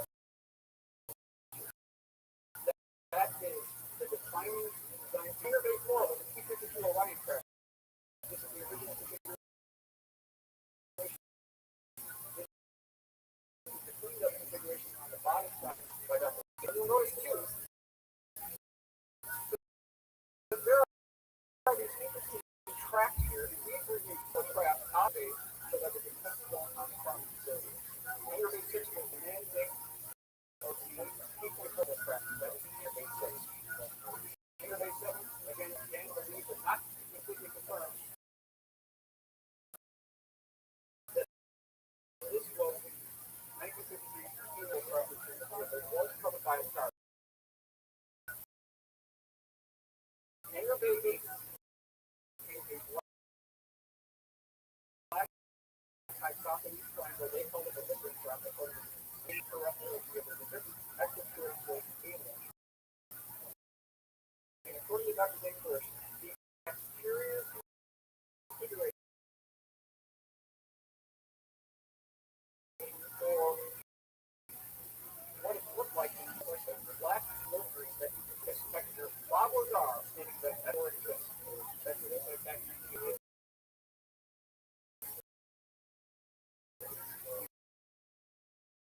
got Dr. Dave Bush coming forward with the evidence. We also have Bill House being worked on the light CS for and at Los Alamos. You see the cutaway AutoCAD drawing on the building house indicating that there was a flight simulator, a flying saucer flight rotation up to 80 degrees. The diagnostic cable attached to the vehicle is static, but when it was energized, it was like that. So, the B-45 craft was a sport model, like a 52 feet diameter, 16 feet high. It had a smooth, polished, illuminated exterior configuration. It had three decks. You've got the lower bay, you've got the deck, and the upper deck. We'll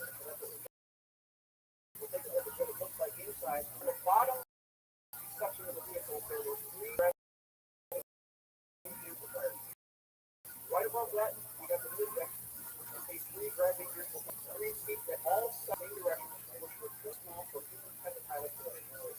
Then we've got reactor and a layer guide that goes all the way up to the deck. So that's the layout of the bottom guard. Now, so 15 seconds on the propulsion system of this vehicle. Element 150 is a receiving triangle at Los Alamos, transported to exhale, and is loaded into the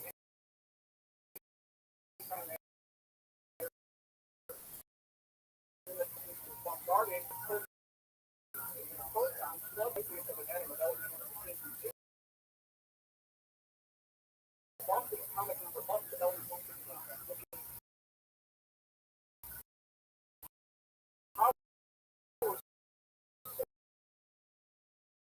for the vehicle in near 100% thermal for that takedown of the ship project area is nothing well apparent.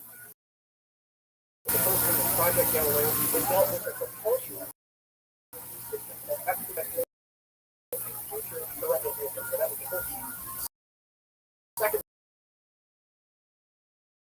one was Project Aquarius is Project Sidestep, related to Aquarius on that photo. Projects of seeing the effects of an artificially produced directed wave on time.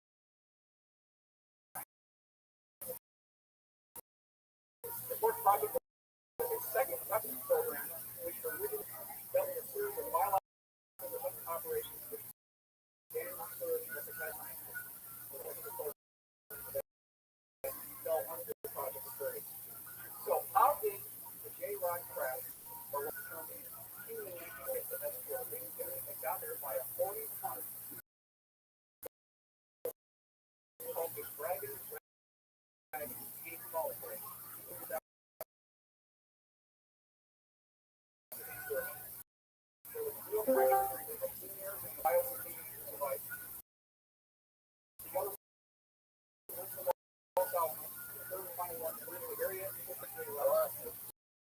Zoo, we're watching this.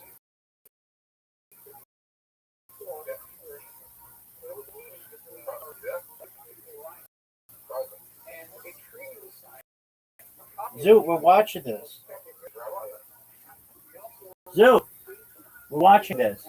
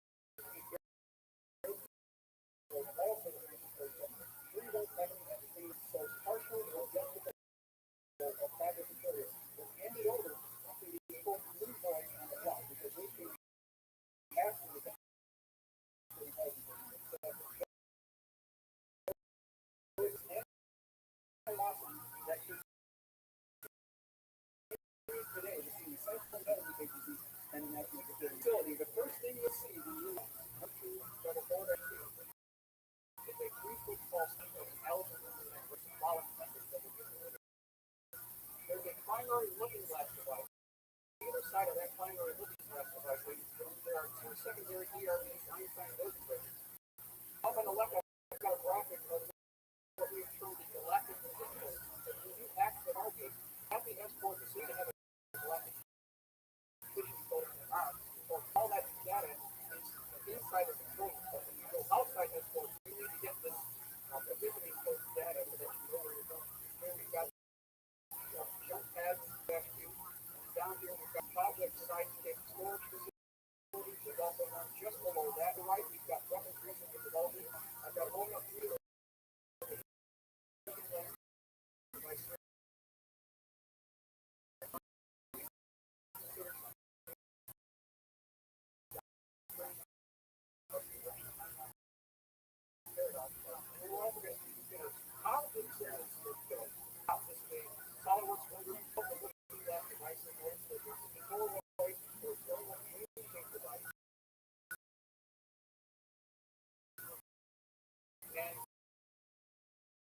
inside this,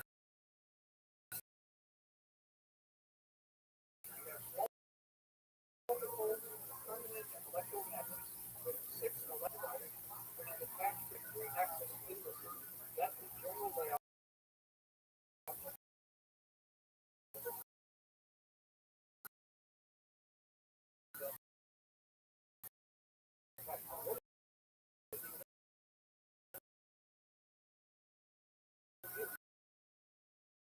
Well,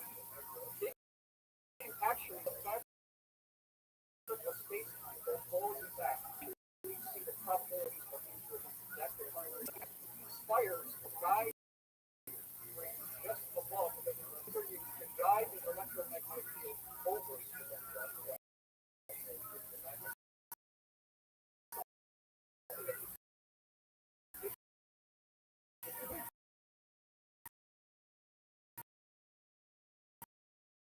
now, Ferdinand Congress, there was a brief recall statute of an Allen and Rabbit. He had golden fingers and all of that.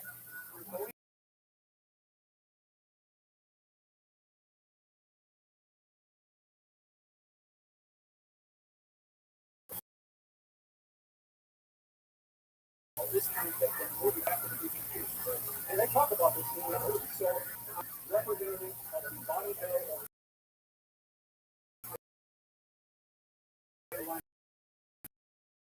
that's kind of like, well, so we're moving down the timeline, moving time, everything. Somebody decides to flip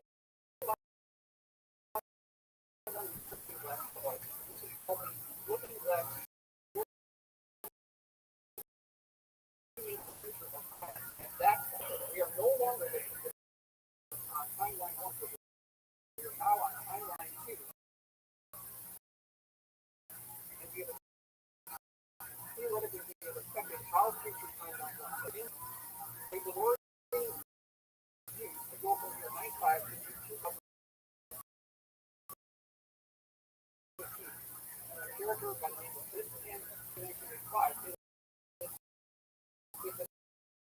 All the results, all the sports scores, the most rate, it's just incredible. But in the process, everyone is with everything, all the surroundings of the future. It is a very serious but I encounter some belief of what is the end of the world. However, some people more positive approach.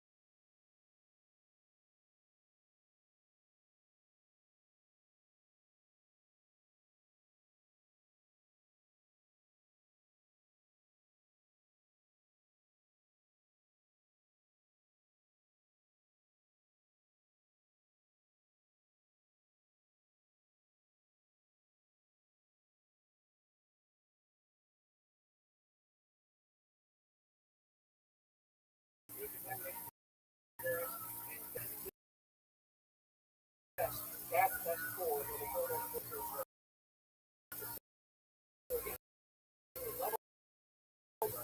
Really seems like someone who actually looks there.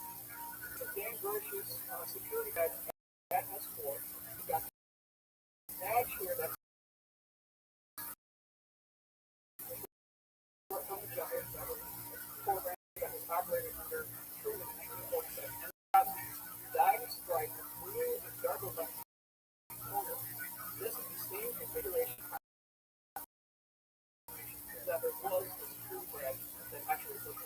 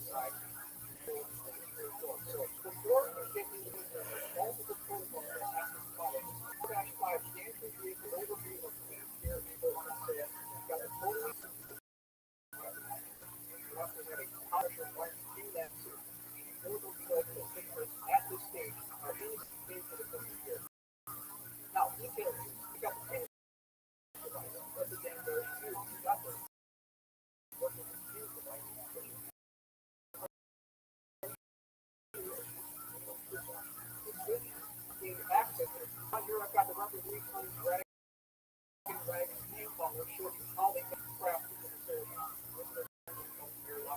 Layout of what Dash 5 is. So picture in your mind's eye a large building. All four corners you have the radius, but it's sharp. And then on the lower floor, you've got something called city.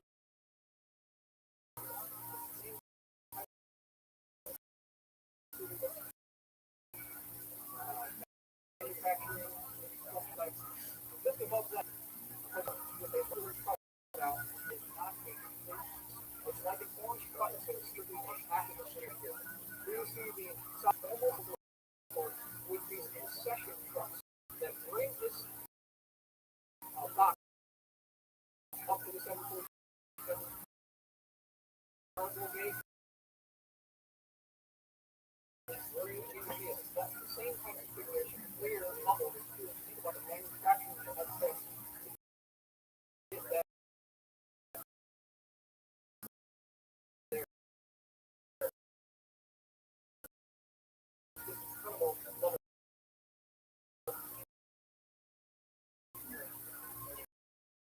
Technical life is located on 4-5, which is good for 7 indented windows, just like observation gallery windows, 2.5 feet wide, so that you can look down to take a picture of the J-Rock. Now we've got forward and ways to improve the capital rights. These were actually designed and built by this is the 4-5 which is a yellow and black stripe right here, and then also the edge of the clean clear bubble right there. Now, there's something called kits that actually are manually operated, and they stick gap between the clean edge and the floor of 4-5 because that's what they do. According to Dan Good, these were done by and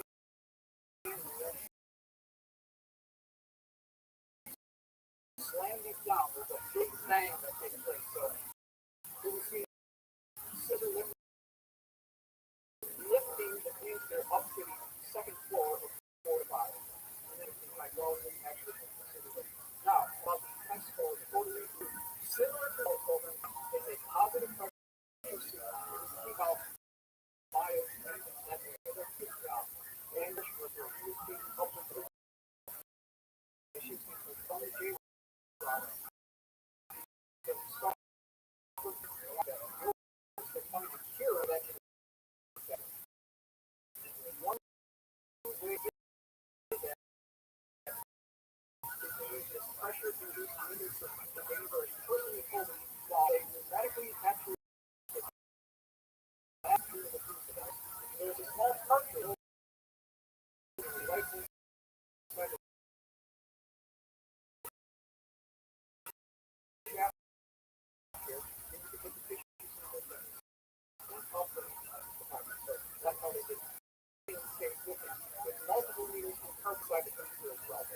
Now again, there's no way you're going to see for it.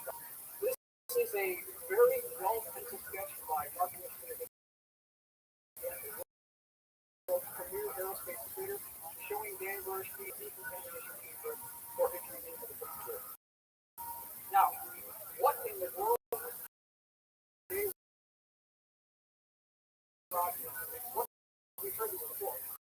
The simplest term, J-Rock means 15. Because is the 10th letter in the English language.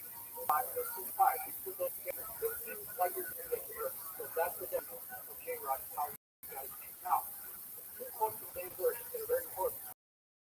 Second, I have met extraterrestrials. The difference being that extraterrestrials such as a J-Rock, future, and therefore share the same human lineage. On the other hand, no questions. So that's the difference between extraterrestrials and aliens. Now, he's working with a pink device over from the J-Rock. J like as we call it, darkness.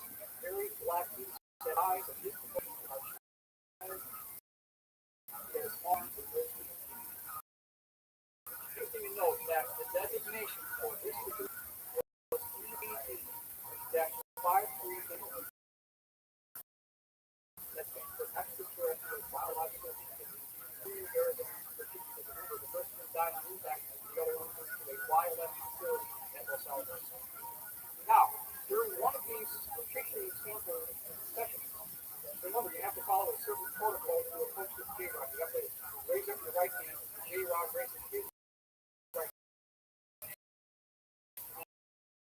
take multiple right steps together, and then during one occasion, the J-Rod is J-Rod, and he doesn't know what he's step back absolutely before you have to on the grid structure of the bottom of the floor of 4-5 and trip over backwards and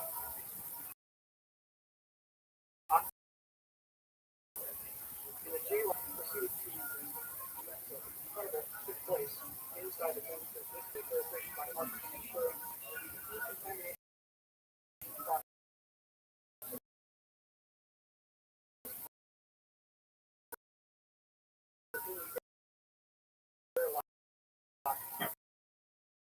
for entry into the 4-5 facility. Now, how did they get this thing started? Here, take a piece of wet clay and put that over the clay, the cylinders, and you'll end up, according to Dan Gersh, once the government figured out how to disappear, go right down the center line of one of these lifts, and you get a mirror image, which is nothing more than a focus on how you have these natural first started. That's how they did it.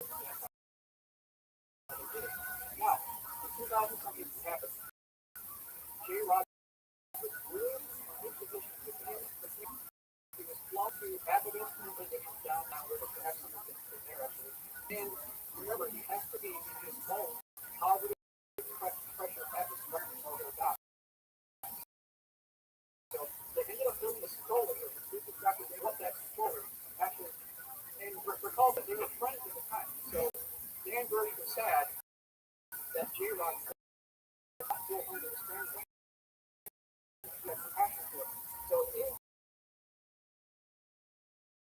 this act of compassion, during the act section, during the actual stargates, that evidence people rushed forward that stargate, and the solar device were kicked out. He got into a lot of trouble for this, but it was an act of compassion on Dr. Dan Gersh. It was a very interesting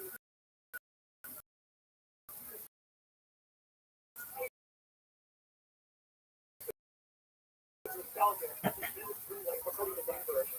There is takes place at Emerald, perhaps Blue Lake, is underground and out of space.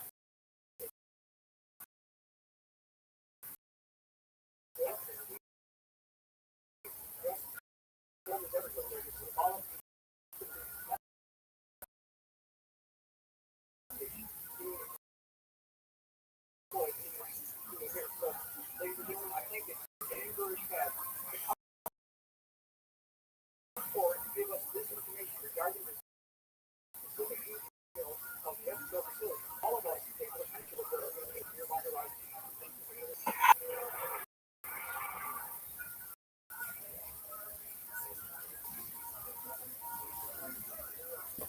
And I don't know how much of it can be verified. Pretty fascinating, isn't it? The question at the end. Oh no. He does a ton of interviews. Yeah, he does. If you're looking for an interview, he's got tons of them. Right. What was your favorite thing for that? Oh, and the CAD drawings, the AutoCAD drawings. Watching it does seem to be pretty. With Balzar had said, I just think that they have like a bunny there or a rabbit, like from Alice in Wonderland. Like there's all this really technology. They keep like some interesting, or like the thing at the end of the runway. If you've ever that runway, if you've ever played like Flight Sim, that runway is so long. It's easily the longest runway in the game. It's the longest runway. It's huge. You can land anywhere on that runway. I think that it's interesting that Bob Lazar only basically was in like, I don't know,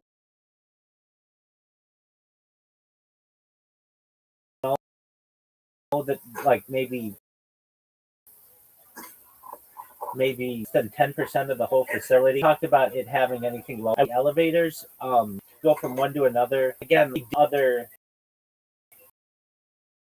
in other interviews. This was a really quick thing. Michael Stratt went in, but Dan Bursch goes into it at length. And that's not even the most secret facility in the United States, which we can go into at another time, but that's in New Mexico.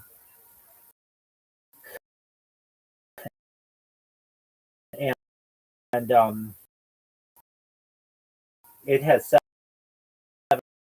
levels, and those levels are fucked. They have like human alien hybrid programs going on.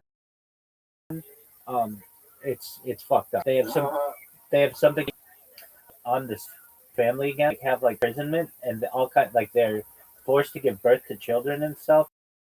Like it is a fucked up situation. But I don't want to go into that story right now. But that one's, in my opinion, that more fascinating than this one. What else about it? I find it interesting the difference. Like a lot of times people use the terms extraterrestrial and alien to mean the same thing, but they make a distinct separation that extraterrestrial is of a human lineage just in the future. It's like, well, how did they get into the future? Perhaps they were abducted. Perhaps they were, perhaps we're seated here, and we're just like of the same lineage as they are, really different. The base of the S4 seem to be different. Bob Lazar, sure they move those things around like cars in Grand Theft Auto, like so they don't always them. But it is interesting that they kept the sport model exactly where Bob Lazar had said. Similarity. I understand that even Michael Stratt says it's not exactly right, but this is still pretty good. Was 15 years ago, and I think it's just incredibly accurate.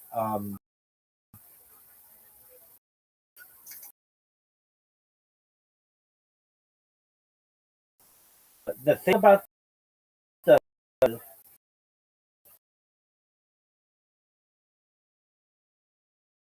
that the looking back could run this in this type of that's fascinating to me. The idea of a star. Uh, what'd you say?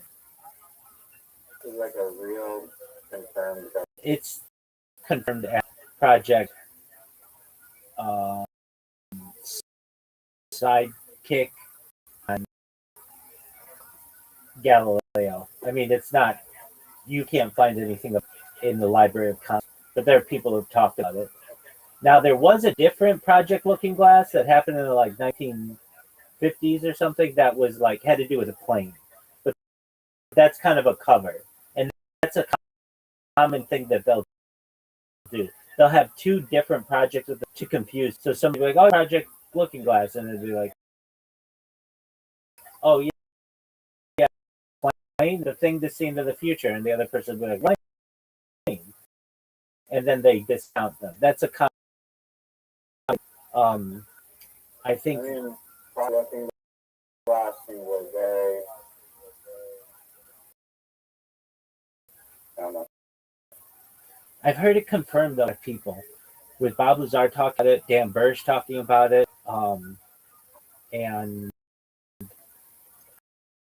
I just think that it. What have they said about it? Also, in UFO lore, Have they interacted with it? We got now this this goes back to project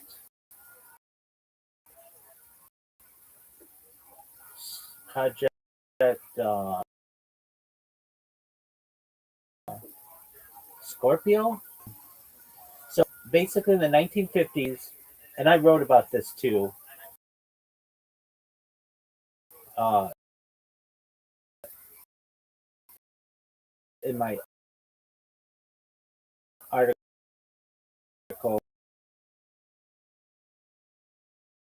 yesterday. Uh, President Howard met at Edwards Air Force Base and Holloman, perhaps, um, with representative an alien civilization, and they would get to reverse engineer alien technology. Alien abduction program to be continued with any type of experience with Earth officials. And Why would the aliens need our permission to abduct people? I think, to my knowledge, we were shooting at them and causing them some. Well, I know we were. We were basically taking aim at their. And the answer to that didn't, because very soon after this alliance was signed, it's called. Oh no, it's called the Grenada Treaty. There's another Grenada Treaty, but it's different than this one. This is again one of those things. The name, but the Grenada Treaty.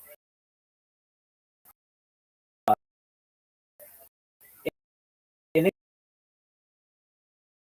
exchange for the permission to some of their technology, is this square, which is the Looking Glass, and somehow, some way, you could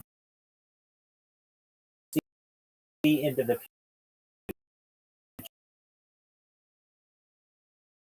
future with this piece of technology. Many people as they wanted anyway, and didn't care about it. And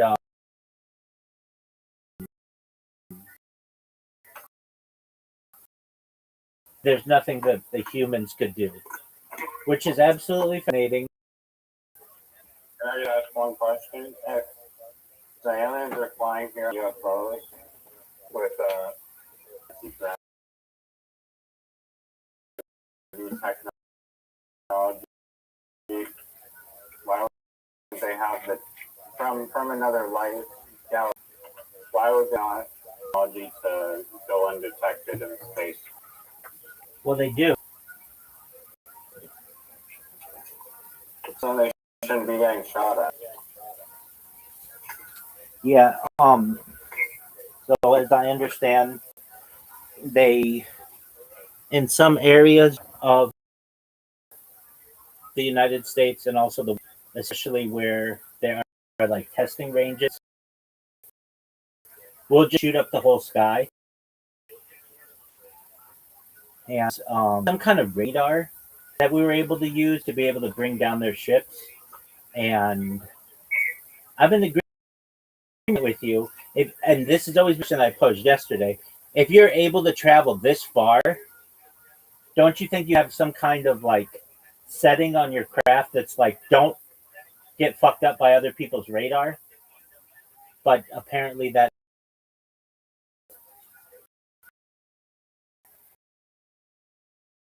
Right, I don't have a good answer. That's a huge question of mine. That's a huge question of Joe Rogan's. I've never been in agreement with you.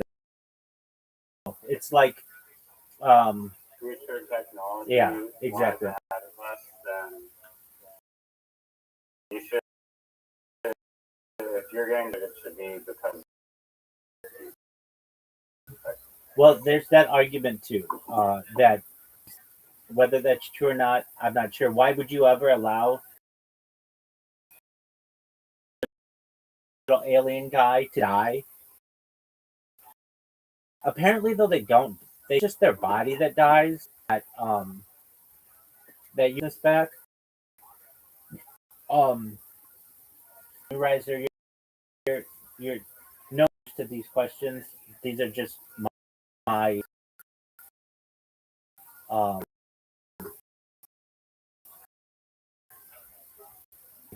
Okay, can I say that being Reddit is Babalar, and one skeptic was saying that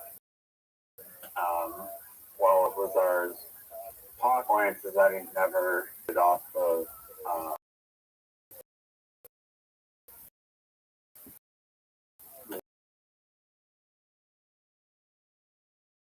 story or UFOs, like a manipulate tactic or talk point. And apparently he has merch. He's 4,000 copies of the book.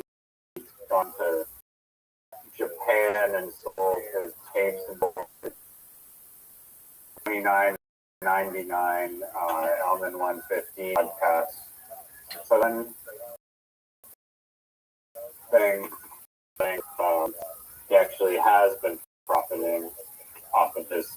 Okay. Another thing I'm saying was that Mine. the Element 150 Clay should have buried Element 150 of it in his backyard, and then on the Joe Rogan podcast with I think the Brian guy, Not Brian. Joe Rogan, Not Brian. With asking about him about that. Jeremy Corbell. Had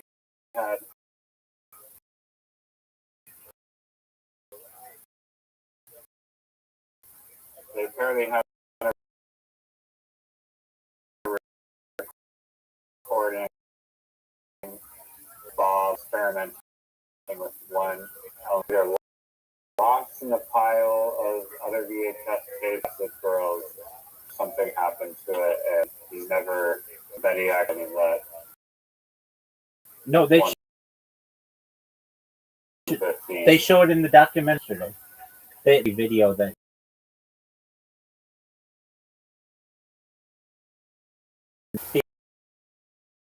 because that's a little,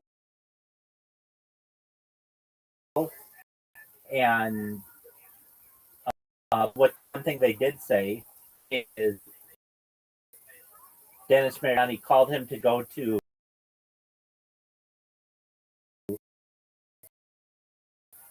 one of the casinos and him at the casino, and Dennis Mariani just ignored him. I went back, and then was anything taken? And he says, but he doesn't say what. And there's always been the insinuation they had some kind of way to get it back.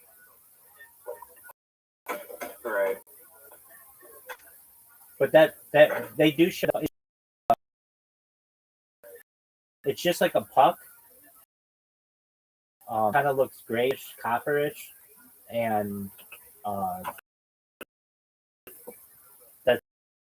that's what I know about it. He said that there was like a little crosshairs that he didn't know about it. Okay, but back to the thing about profiting. You don't profit from podcasts. They don't pay you. Joe Rogan did not pay Bob Lazar. Yeah, he has a book, though. Okay, because he got sick of people asking it. And it's not a very well-selling. And on top of that, his T-shirts have never anybody. And if anything, trying to get people to know about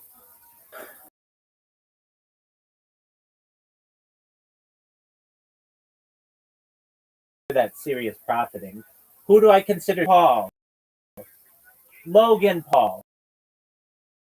The guys who do that kind of, who have podcasts and do all. Bob Lazar never did any of it. Bob Lazar wasn't paid to go on KLES television. He just wanted to get it there. Well, yeah, no, I'm just saying these Reddit posts saying that you can basically lie and then profit off this story with documentaries and his book. So he could have made $1 million for doing that. I don't know about million. I don't know. His recall correctly talked to making a documentary. Reason why was the same story, and I told this story 100 times at 100 different. I'm sick of telling it.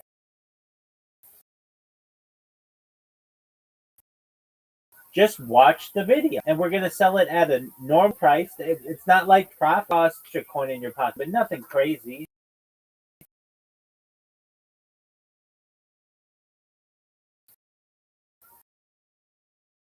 You can see the way he lives. Like, it's not like he has a giant mansion in the hills. A normal, an area for horses, nice, and then like a man cave, like a lab that's body. And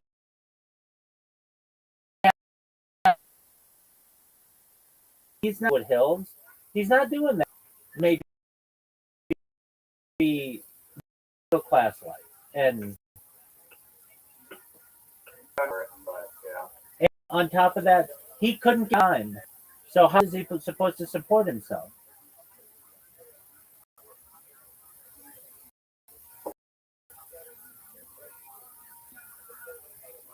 Okay. So for someone to be like in a Reddit post, he profited from this.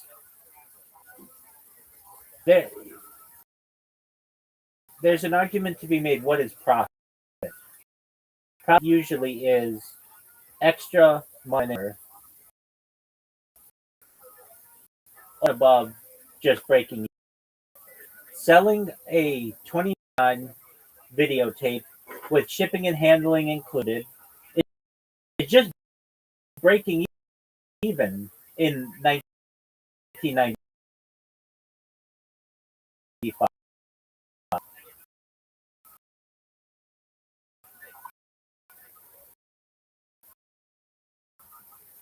Selling T-shirts that have Element 150. No. There's nothing like that.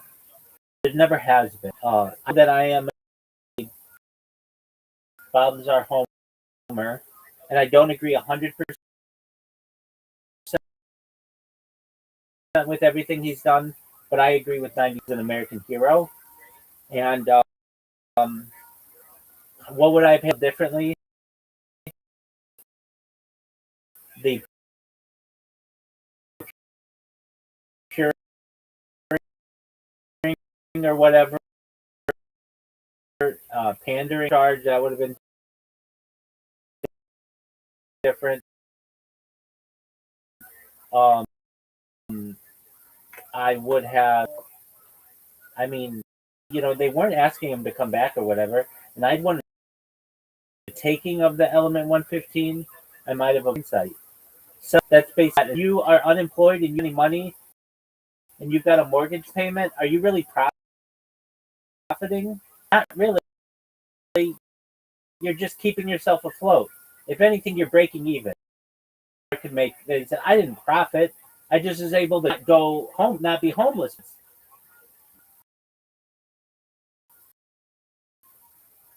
I mean, you're still generous, but Small amount. Bob Lazar did not do the UFO circuit. He'd go to UFO conference, and that's where you make money in the small niche interest group. It ruined his reputation, and I can't blame him for putting out a video. I asked about it so much that if I got big or something like that, but you know how I come in here, like 24 hours a day, 7 days, I get sick of that. I get sick of that. Just doing that all day, every day with random individuals who come in here. I do it, but if I got big, I'm not going to continue to do that. I'm going to do it one time, have a really good video. If you want to watch, it's a different world. Bob Lazar did not have the opportunity of a YouTube or Vimeo or Daily Motion you could just upload a video and say, "Watch what happened." That wasn't a thing. I can see. It's Can I an ask excellent point. one question, and then I like to switch topics. You mentioned that alien human hybrid thing, Yeah, and I've Dolce heard base. rumors that in like China there's Z and also allegedly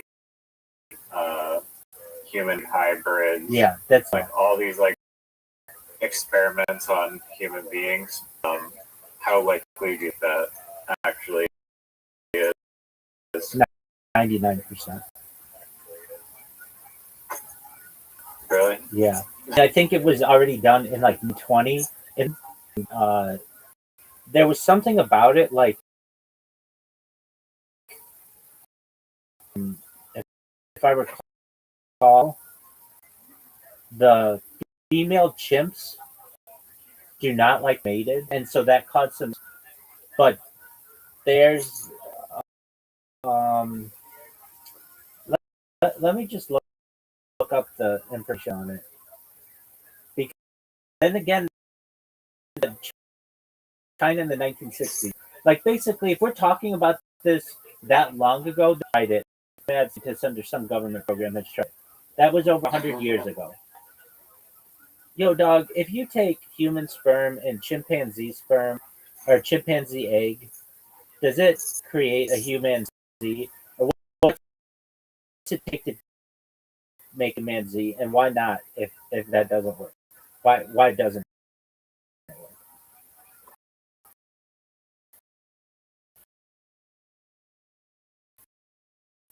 I don't think it's that easy to just take the egg and do. Human sperm to successfully chimpanzee egg or vice versa to create a human Z. This is why human sperm can penetrate the outer membranes of a gibbon egg. It cannot fertilize a chimpanzee egg, preventing the hybridization include chromosome mismatch. Humans have 23 pairs of chromosomes, 46 total. Well, chimpanzees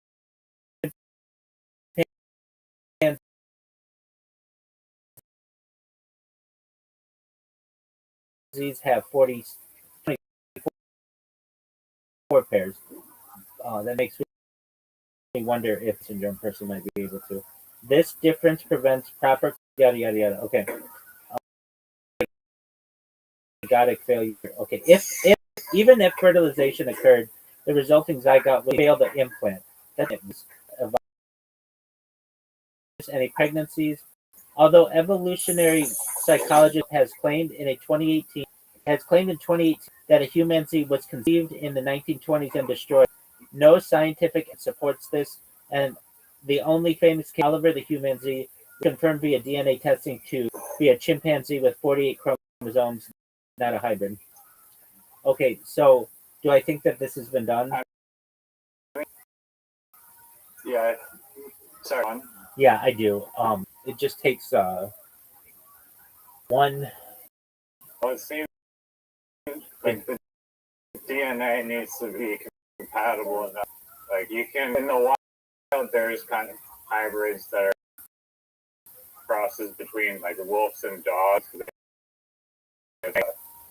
Grizzlies and polar bears and whatnot because they have similar DNA. Lions and tigers. But I don't know.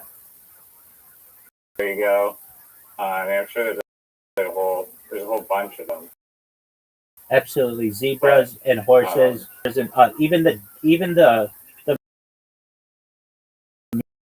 mule, the donkey. It was a donkey horse. Mule reproduce. A liger can't reproduce. Produce.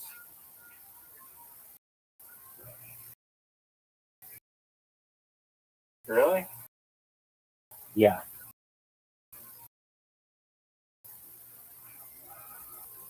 Even a wolf dog? I've seen.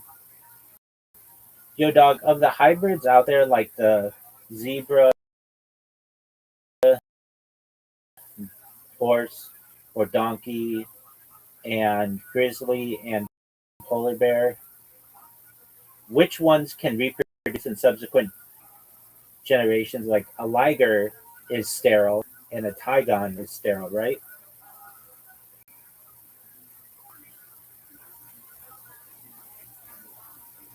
Most mammal hybrids are sterile, but several key exceptions exist that can reproduce and form subsequent generations.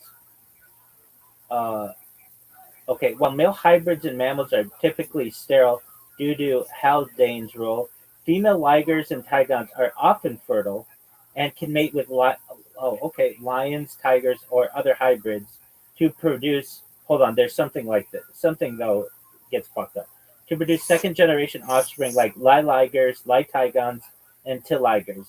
Unlike the classic mule horse donkey cross or hinny, which are almost invariably sterile due to mismatched chromosomes, 63 total, through introgression. Several other hybrid animals are fully fertile, and coy wolves, coyote wolf hybrids are fertile and have formed stable evolving lineages across North America. Coy dogs, coyote dog hybrids can be fertile with both sexes. The thing, like sometimes the later generations get fucked up. Grizzly polar bear hybrids, growler or pizzly common in the wild, brings the species into contact. Wolfins, false killer whale, dolphin captivity. In contrast, mules and hinnies are always sterile because horses and donkeys have chromosomes, and tigers' ability to produce makes tiger lineage unique among big hybrids. But there's different about that. I'm not talking about a liger reproducing ligers and ligers, like creating a new kind of. Can ligers reproduce with ligers? Tigons reproduce with tigons for multiple generations? This I thought was not possible. No, a liger cannot reproduce with another tigon, often misspelled as tigon, cannot reproduce with another tigon. All male ligers and tigons are, meaning they cannot produce viable sperm, which makes a liger pairing impossible. So that's what I was referencing earlier. While female ligers and tigons are fertile, they cannot breed with each other because the male in either pairing is infertile. Instead, fertile females must breed with a purebred lion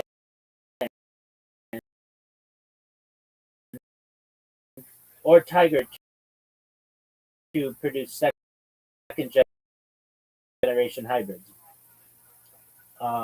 Okay, normal hybrid Wikipedia chart. These are just ones that we know.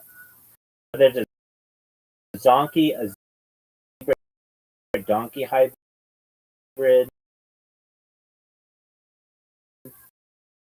a domestic canary goldfinch hybrid, black tip shark, and there are a bunch of different fish.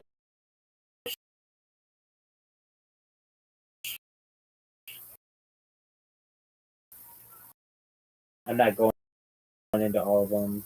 And it is a tiger salamander and a California tiger salamander and a barred tiger salamander. Hybrid between there's like a yellow ball python and a Wuma python.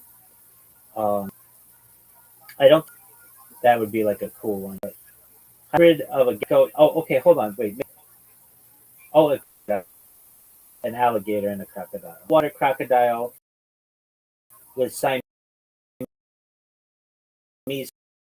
crocodile. So that's a little, which is cool. Um, different kinds of sea turtles can do it. It's called Kowalski's horse to produce hybrids. Mule is a cross of female horse and male donkey. Is a cross between a female donkey and a male horse. Mules in examples of reciprocal hybrids. Kunga is a cross between a donkey and ass. Hybrids fertile with six cross.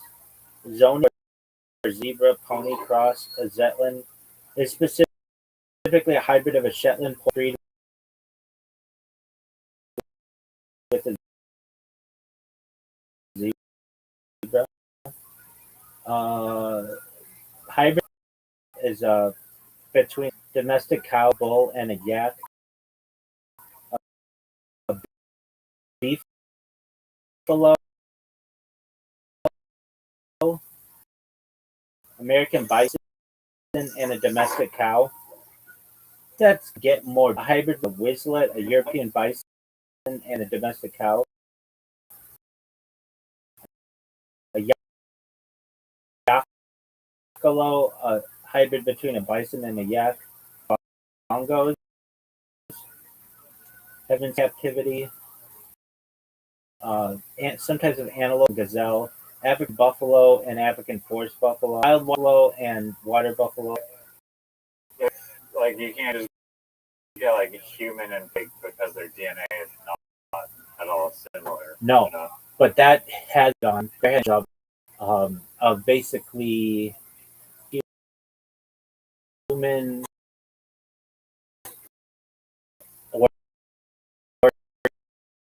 organs in other types of species. I've seen a human ear on a mouse. Um, but the big one, like people already are taking pig organs and using them For what? for survival. Let me look it up. Yo, dog, what's the thing about pig organs in human bodies?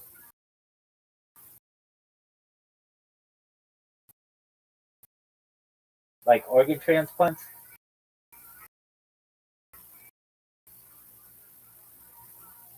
And are a ground global shorter organs, where genetically modified pig organs are implanted into humans to replace failing ones. The U.S. FDA has approved the first clinical trial in 2025. This is to standardize safety. Pigs were chosen over primates as the ideal donor species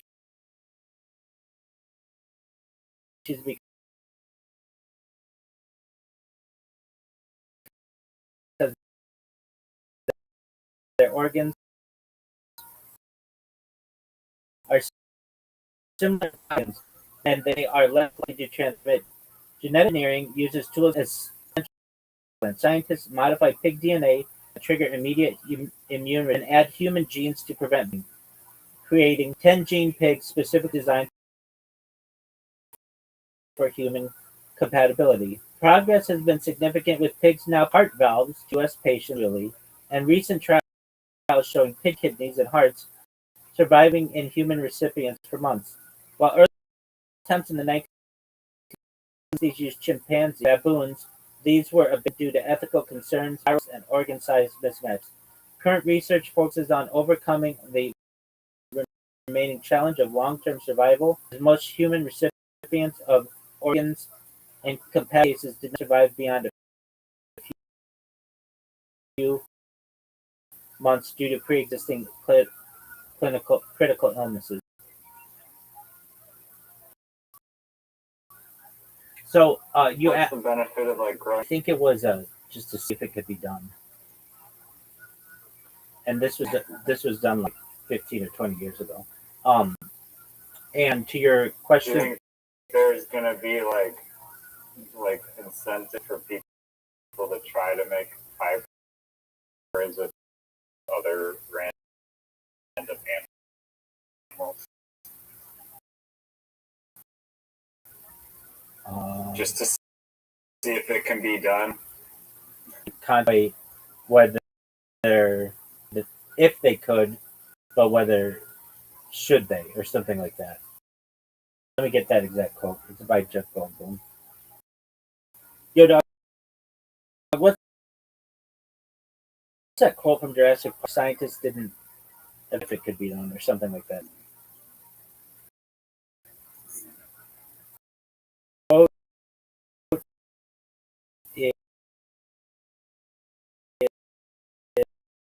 is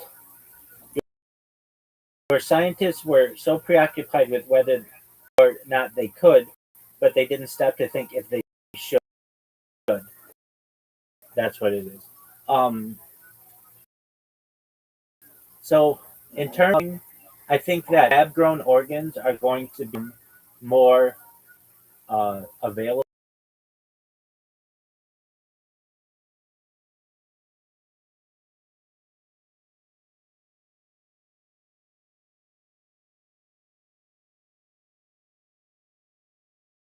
Learn about Dolce base.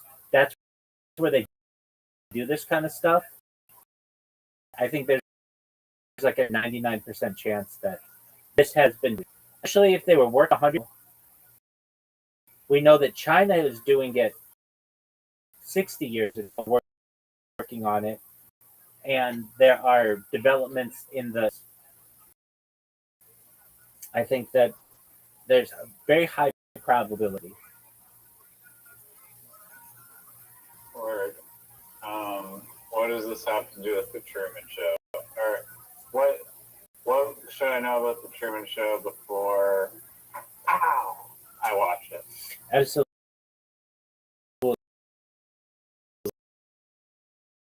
Great question. So, no, that's spoiling it.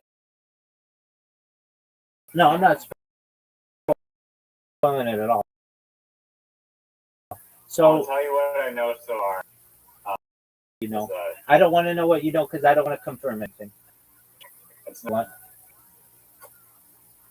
It just basically becomes aware he's basically on this TV show.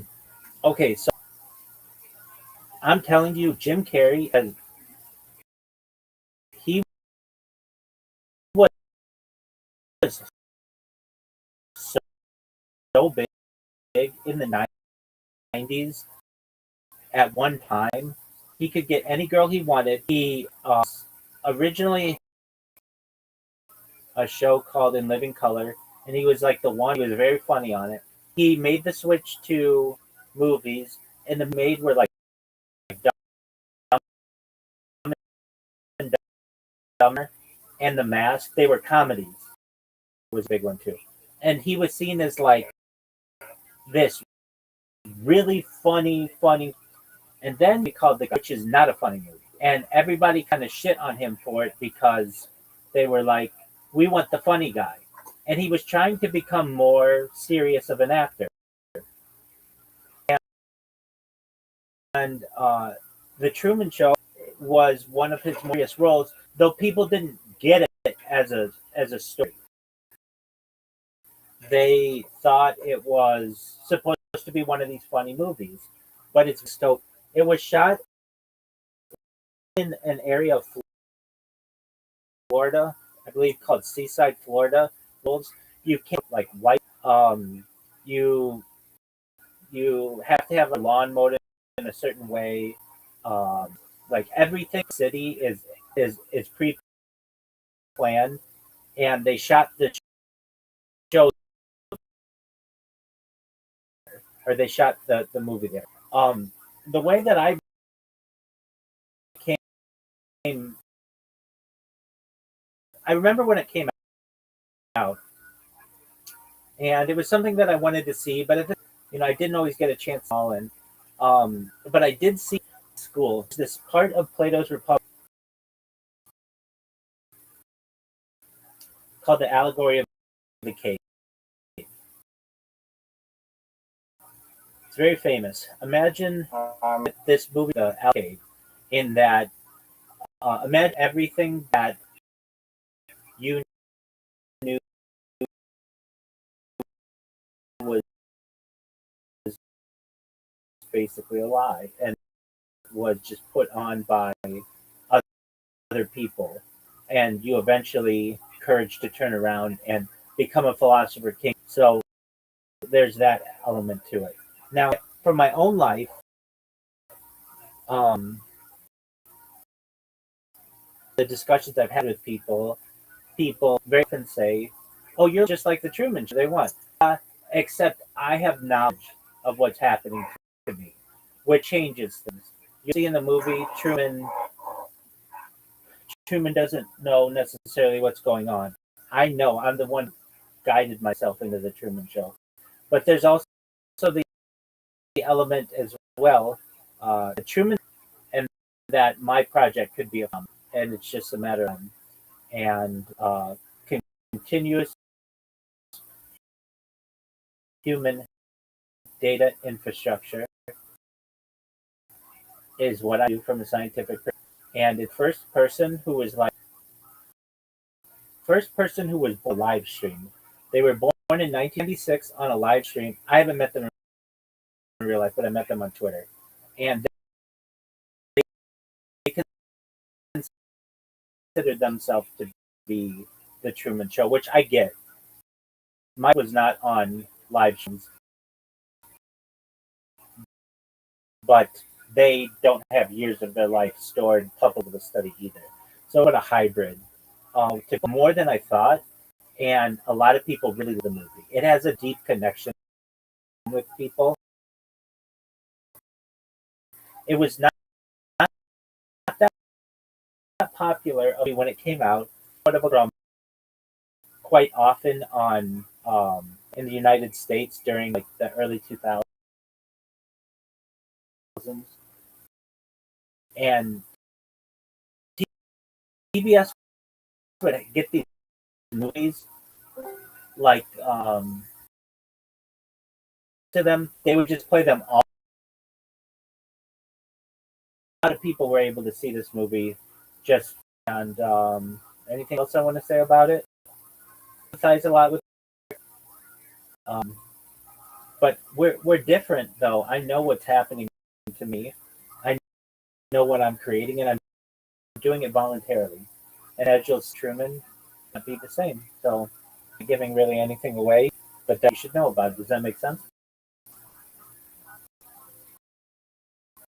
yeah, no, I've been looking forward to watching this movie. So I'm assuming there's going to be a whole lot like uh, meaning that is like baked into the movie. I know that's at first glance type of thing, and I'm dissecting it and unraveling it after. So, all right. Just without further ado, and if you have questions, let me know. But I won't. And then at the end, there'll be a lot of discussions. Sounds good. Yeah, I feel a lot of positive. Yes, sir. All right. Yeah. I'm swapping to my computer, so Mike will go bye bye. Hey, just one moment. Do you see anything? No, wait. Never mind. All right. So Mike goes ready when you are. Start it up. Oh, one last thing. If you can hear me, um, many people think movies Ace Ventura 2, The Mask, Dumb and Dumber, that people were just like,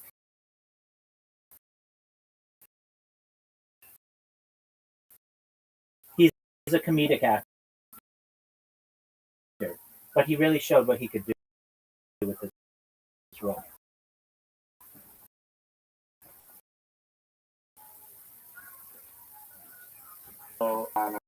It was like something sunshine, but That was later on, though. it is. That was later on, though. That was years later. This mind about this mind. And now, Well, choose, especially when he being Jenny McCarthy was a vocal advocate, and I feel in many ways, whether you agree with her, in very for autism and its links to medications or medical um, procedures, and he stood by her and, in his own way, was somewhat vocal right over it.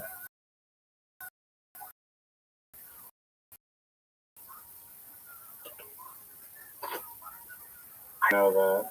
But In many ways, agreed with his girlfriend. What his friend Jenny McCarthy, she had a child with autism, and she still in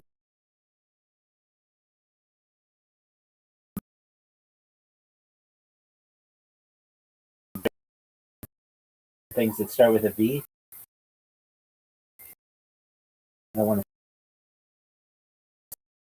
say them, and he didn't necessarily. He wasn't as outspoken.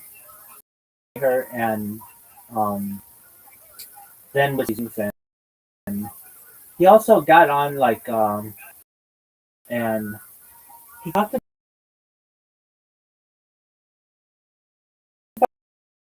aliens or something, or no, he talked about like the Illuminati or something. I did that interview, but yeah. A version, I don't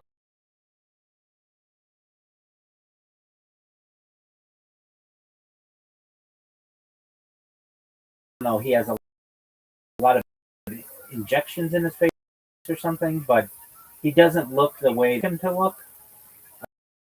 Um, you saw that, right? I haven't seen a recent thing of him. Oh yeah. So then I don't know. I don't know the answer. I think he did was or whatever it was, and he was in his own way very.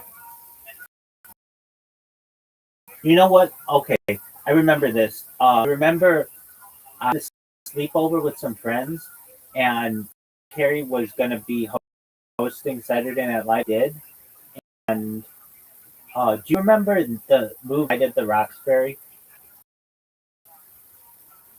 I know.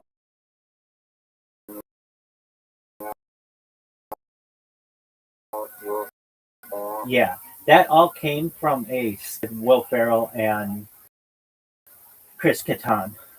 Basically, they that's what like Jim Carrey's the fun, but I remember him being on Saturday Night Live. Like that was the pinnacle of his career at the time. Like could not have been a bigger star. And I talked about this with your mom a little bit, but he had transcended the border from being a Canadian actor in the United States to just being a member of Hollywood.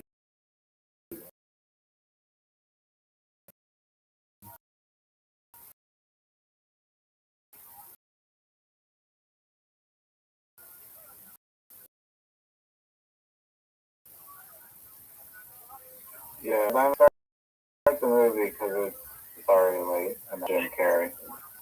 Are you streaming?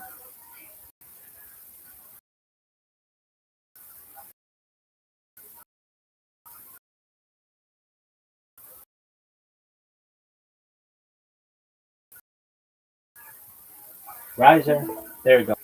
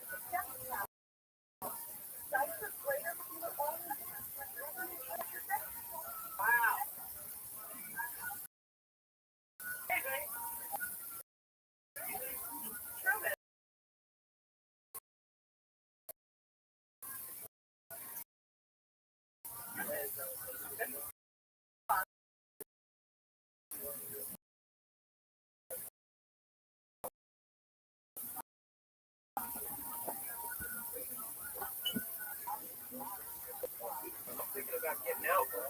Yeah. Out of my job.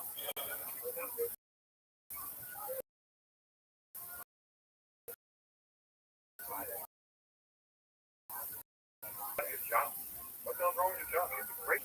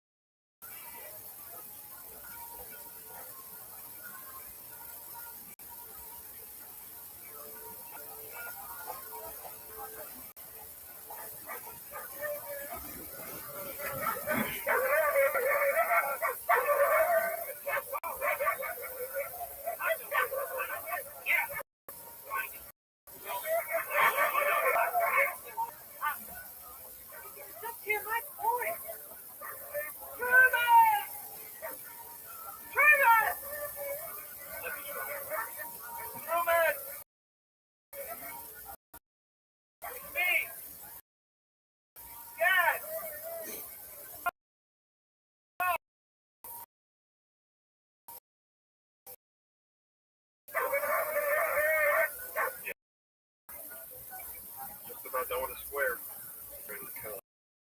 Just watching somebody over there. All right.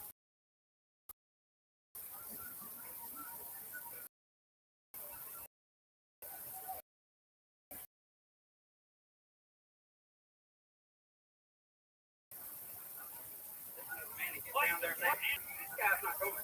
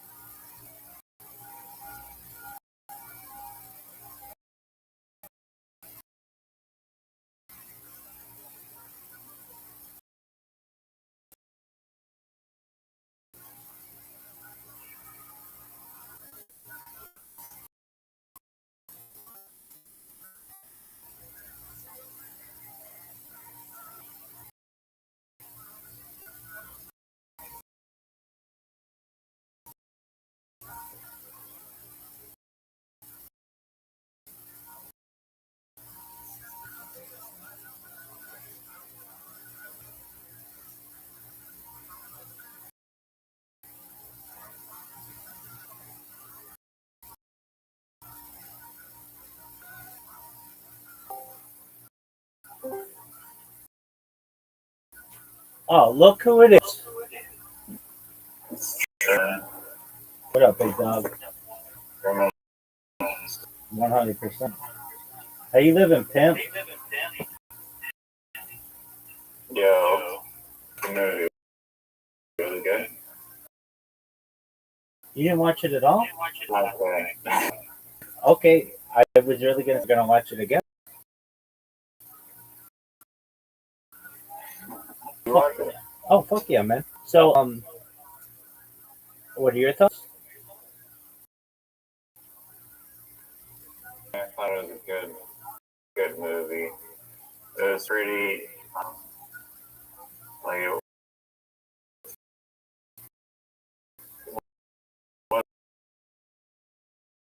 wasn't.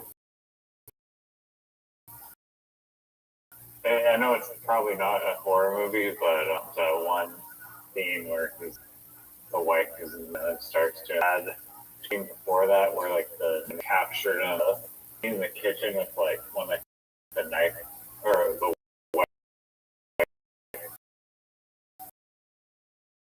wife pulls the knife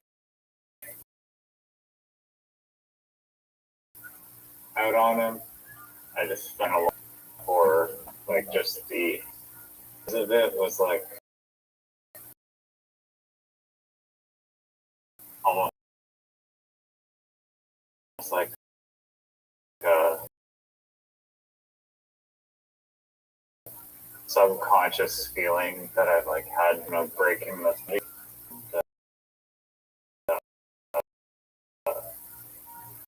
That scene was very. It was an overall. You think it's Also, yeah, the rest of the movie was still kind of creepy, but I found those scenes the most scary.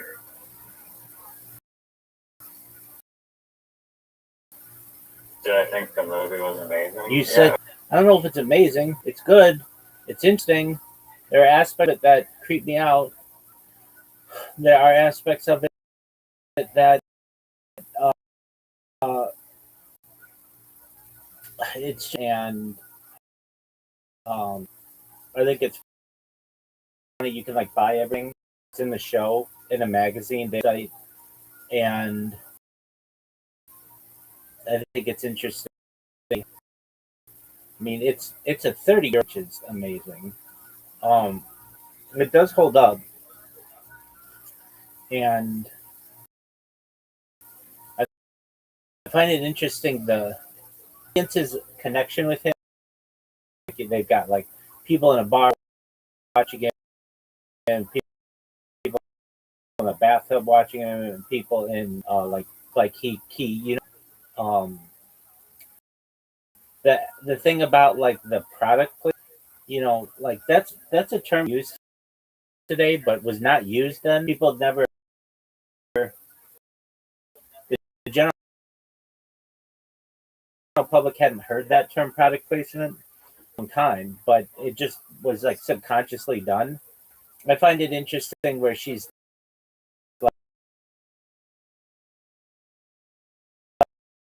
like uh the kind of gives away she's she's like maybe you don't need it's kind of on more or whatever. Um, and if you think about it, if Edward Snowden said a Truman lifestyle has happened to all of us in the Western world with the ability of the National Security Agency to be recording moment of every day of phone, even making it so that you can't remove the battery on your phone so that the microphone continues. Interesting. And I really think in the future, perhaps the United States will be overtaken someday by some other organization or absorbed or something, and all of its data on people historically may be brought to light like we've done to the Roman Empire. True. Then literally people could be watching your life just like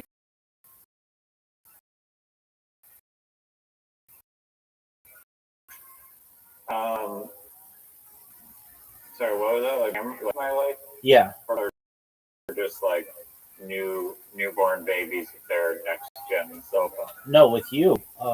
Like you were born in, I don't know, around 2000, and that has the Energy Star label on it, which is like definitely what your parents had if they had a computer.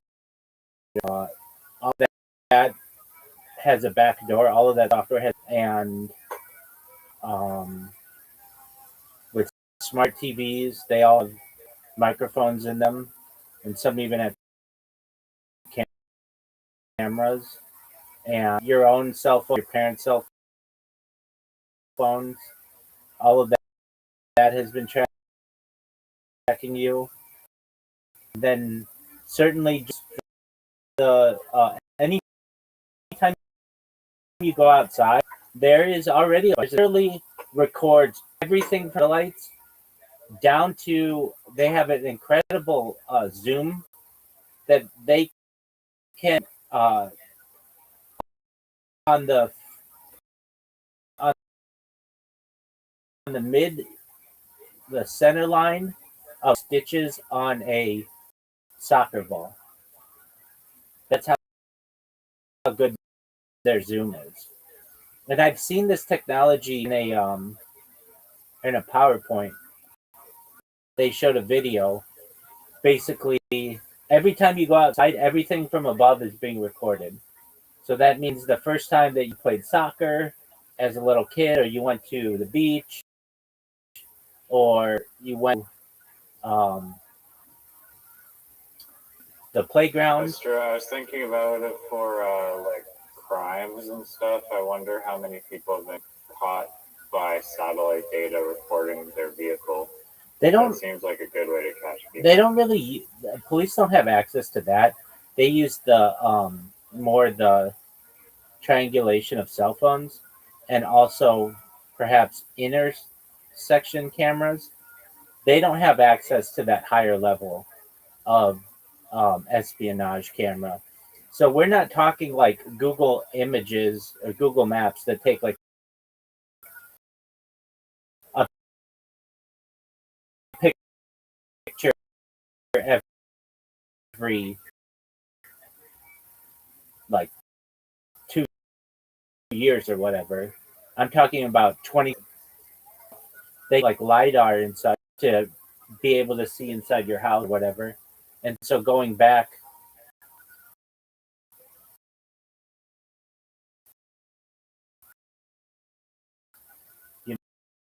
30 years or so, they could literally track your entire life. If everyone's life is tracked, then it's not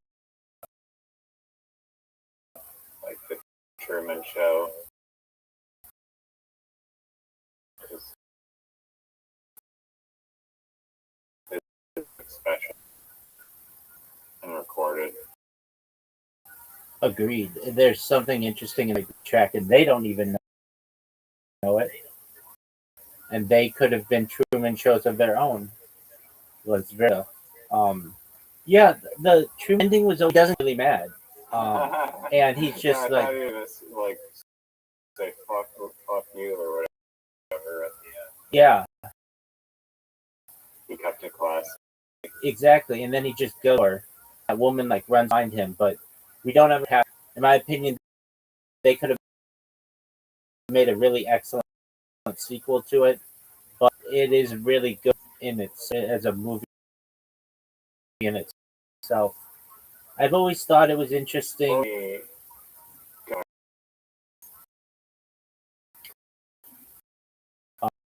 What would I include in the sequel? Just him basically. What do they when you and talk about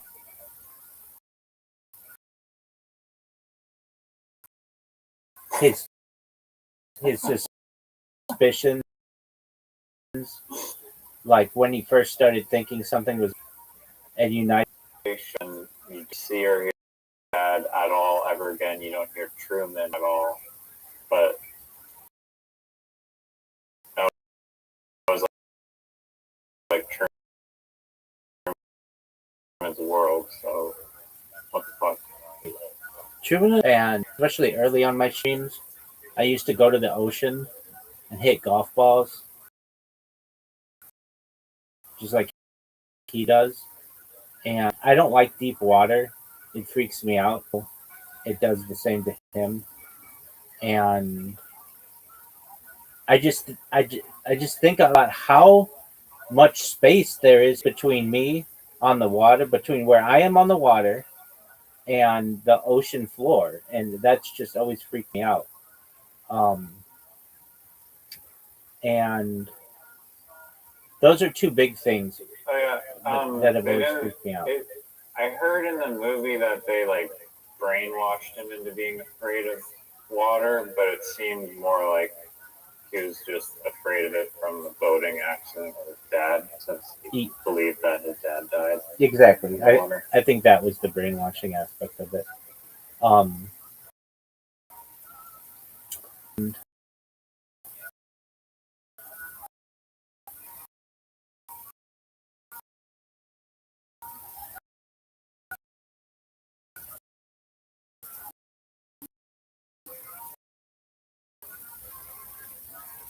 I mean, also like the real world brainwashing an MK Ultra through. Yeah. So it never ends. So then we get into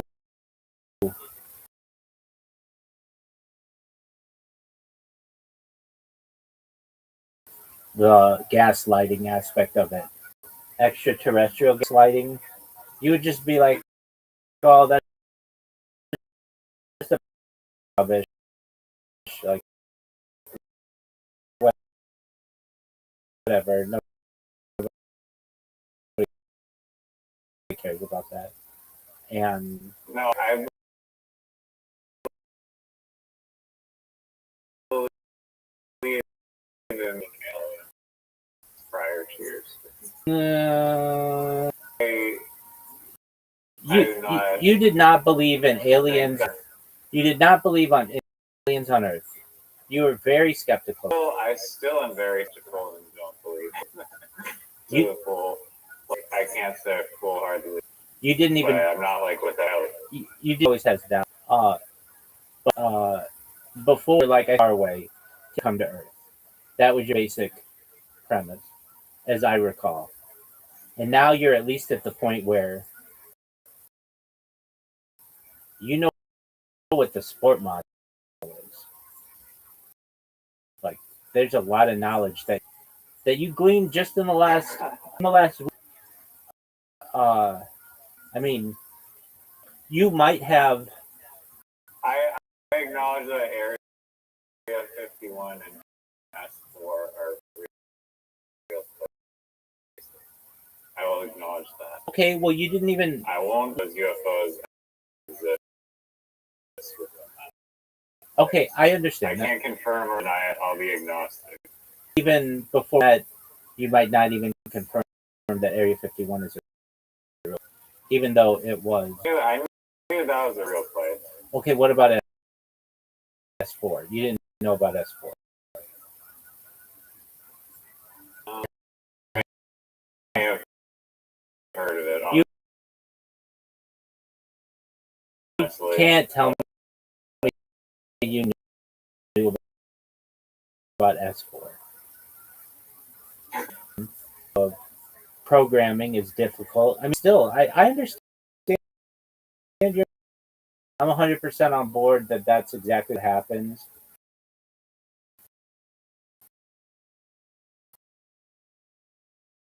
I get that.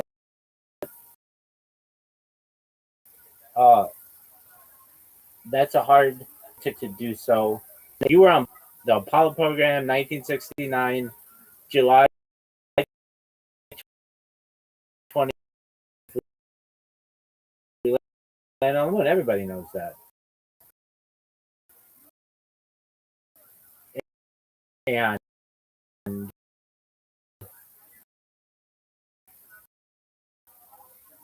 I think there's a lot of evidence that shows that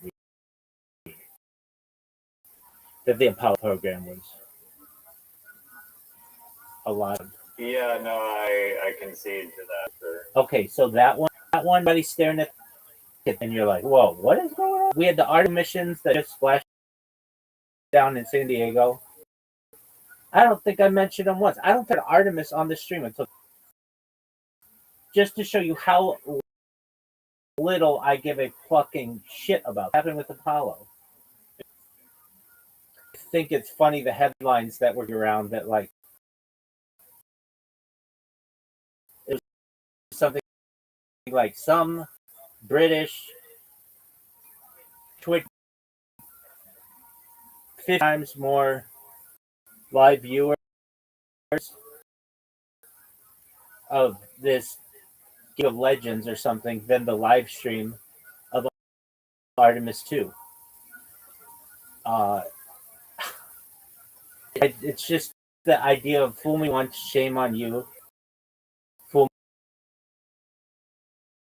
me twice, shame on me. I'm not.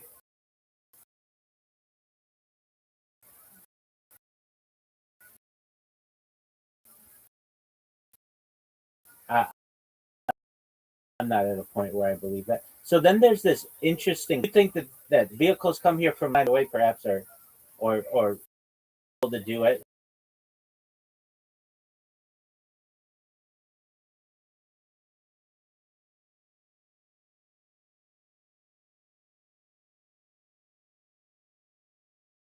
Radiation though. So that's the big thing. Once you get past there are other issues though. It's not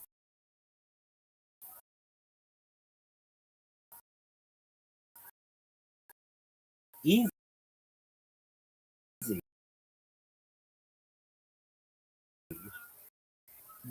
One is a meteorite that just tear through the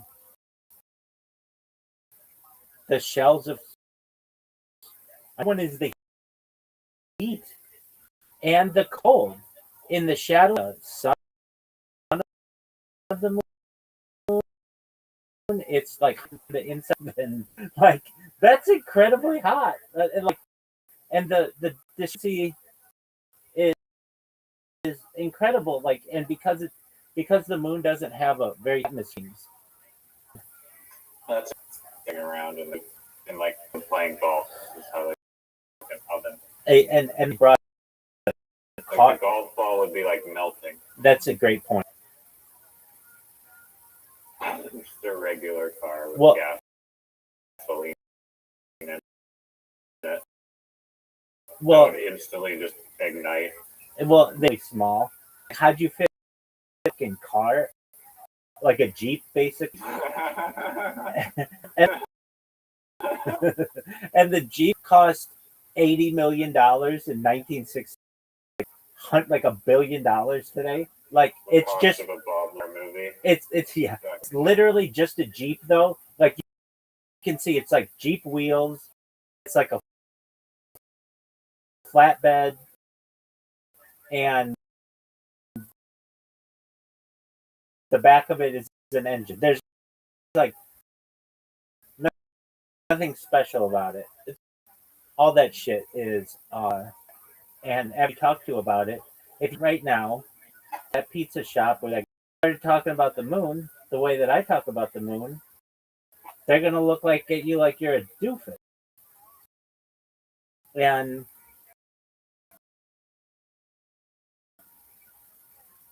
that's why the guy going around with the Bible. His name's Bart DeBrell, and he's a hero.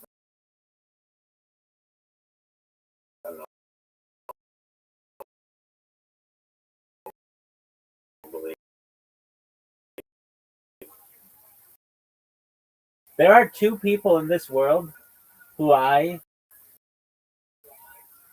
owe a lot. I mean, there are more than that, but any other word, I use those terms. This is science. A lot to Bart DeBrell, and they're, in my opinion, really great individual, the gaslit people into certain thinking, and, and I was able to break that in you. Others, Project Looking Glass, Project Galileo, Project Sidekick. It's really hard to uh, any of that stuff, because if you get an idea that if you had evidence of it, they would kill you. So, like, I can tell you how difficult it is just to post something on YouTube nowadays. You can't just. You have to create an account. You have to verify the phone number. That takes 24 hours to verify. Then whatever you upload doesn't just get posted right away. It has to go through the algorithm, and they have to check to make sure that nothing is copyrighted and nothing is like hate speech or medical. It's not like you can just hold a sign to the world and be like, "Here's my element 115," and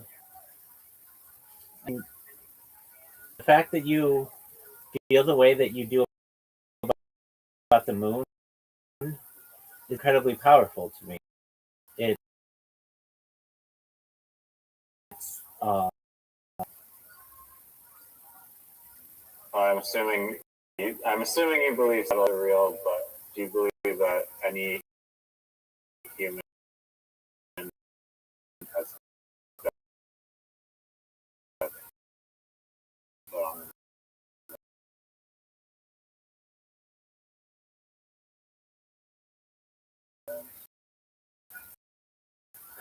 no, not in the traditional. Some hybrid program, maybe some alien abduction, but no.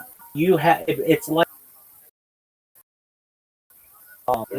it boils water. Um, what is the sunlight temperature of the moon?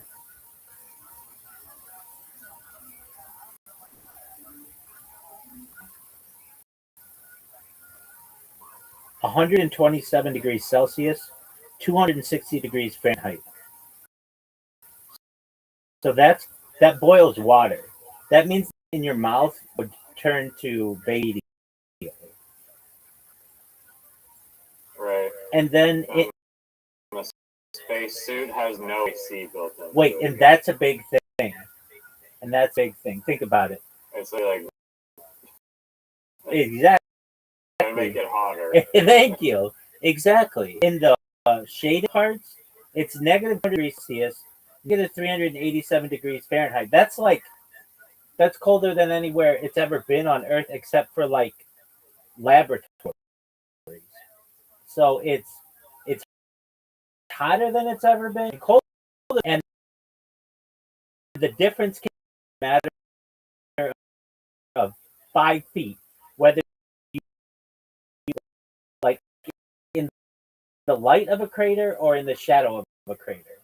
And like these guys have like tanks like you have in like a scuba gear. How do you get oxygen to that person? And it's not like those like old. You know what I'm saying? I know you know what I'm saying. The space station spacesuits, they have like those like jet packs on the back type of thing, but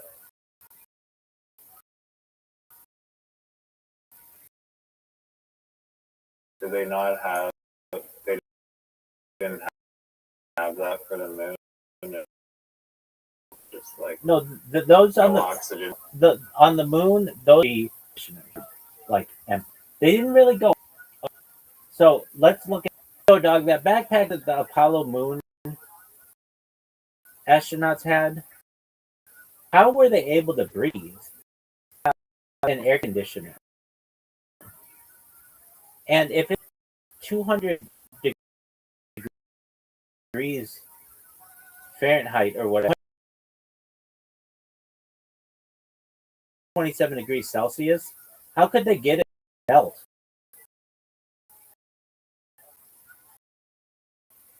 The bottom soles of their shoes were silicone. Silicone will at like those temperatures many times. I don't know if that's true. We'll see. Supply. The backpack worn by Apollo astronauts, the portable life system, provided pure air for breathing.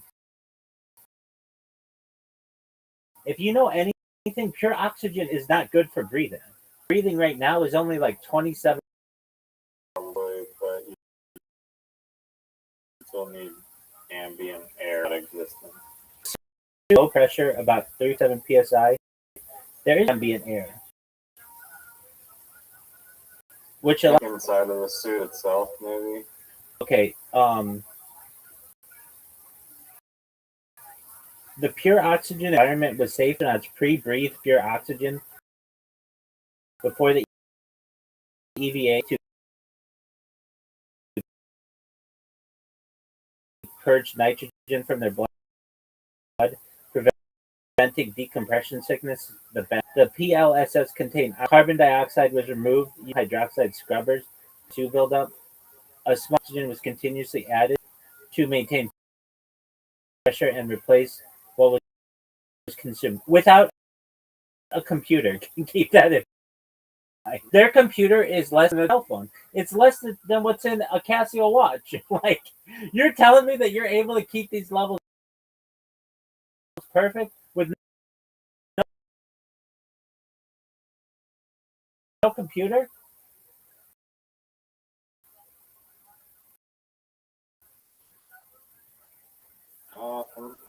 Dog, come on. I'm just playing devil's advocate. I know that's an excellent point. Cooling system in the space. Despite the moon's surface reaching 260 in sunlight, astronauts called the liquid cooling insulation garment suit had a network of thin tubes circulating cooled water in the astronaut's body. The water was chilled using a sublimator, a device that exposed water to the vacuum. This was done without a real computer. In vacuum, water sublimates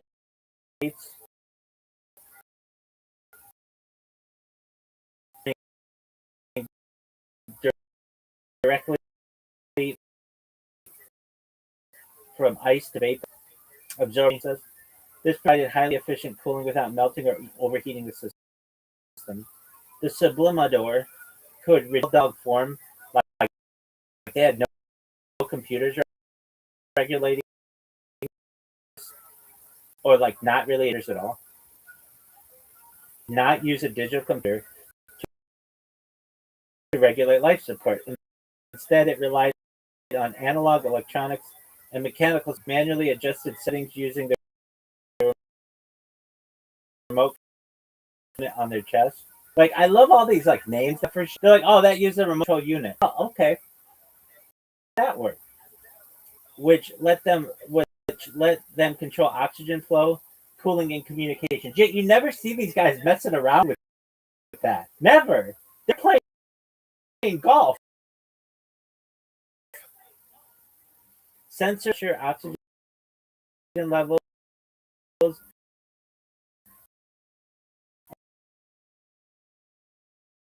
and temperature. The astronaut made decisions. There are no like cool, passive, and self-regulated. The physics of water sublimating in vacuum temperatures without needing computer controls. So yes, no advanced or digital computers were in the backpack. Everything was mechanical, analog, or manually.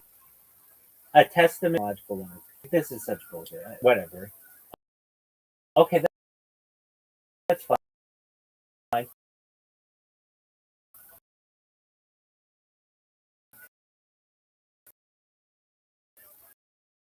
If you want to go with that, this is one of my favorite statistics.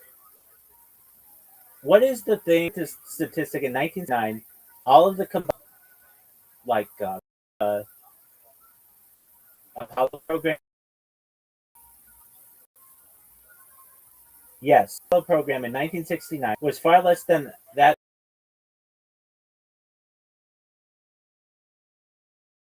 of a single modern smartphone, let alone a 1 second video file is a single modern cell phone. But okay. The Apollo guidance computer had processing speed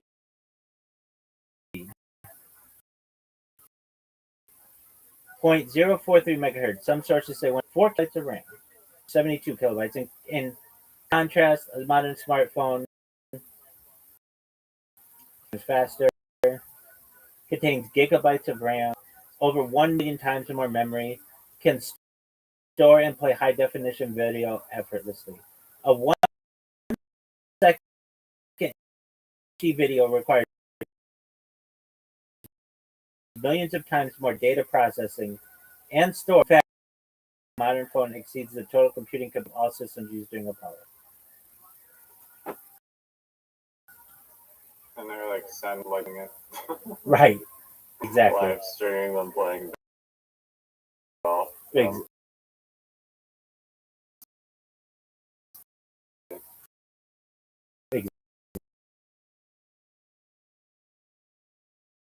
Exactly. It's just like, okay, if you want to believe that, that's cool.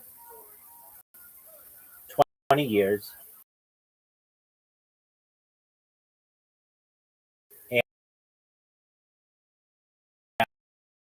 And,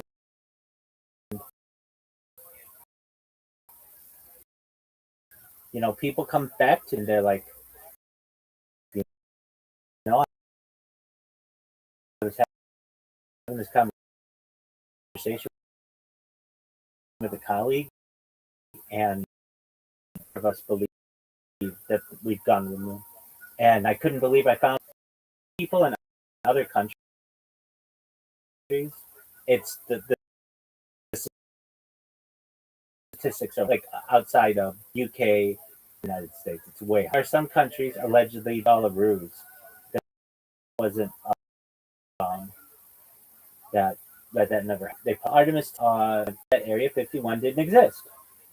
Say that it did exist because they had to go to Congress to expand its real estate that levels on digital cameras had gotten to the point where they could take really good pictures of the base. So they had to acknowledge that. The advanced Zoom, they still wouldn't have acknowledged.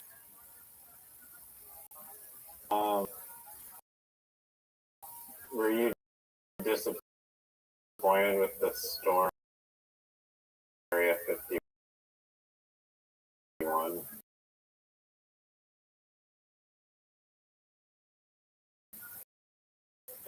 Turnout? Because there's like 50 per go, and that seemed like an actual plane storm. 55 people could like go anywhere near the gate, or like one guy went like a foot over the gate or something. Yeah.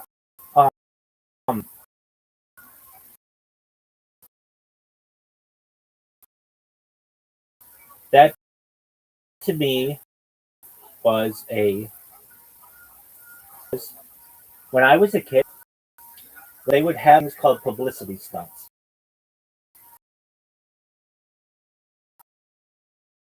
And I did some research recently and wrote a paper that published Rothschild.medium.com in 5 viral moments or something. In the past, though, if you were to put something like that, there would be editors at newspapers who were like real news people who publicity stunt. Don't believe this. This is fake. But those people lost, and really big when I was a kid was the paparazzi, especially in LA.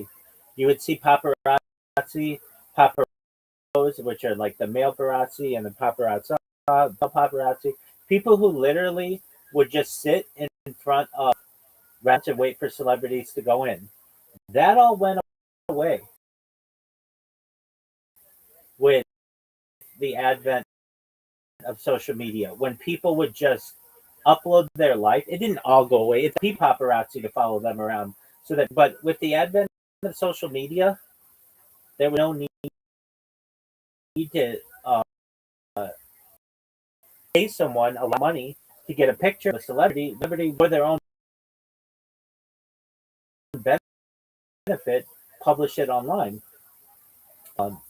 The Storm Area 15 was a publicity stunt, and I mean, I think if you've seen in the news recently, more and more of uh, these bot farms keep getting raided. Not that they're illegal, but they can be if they cause fraud and such.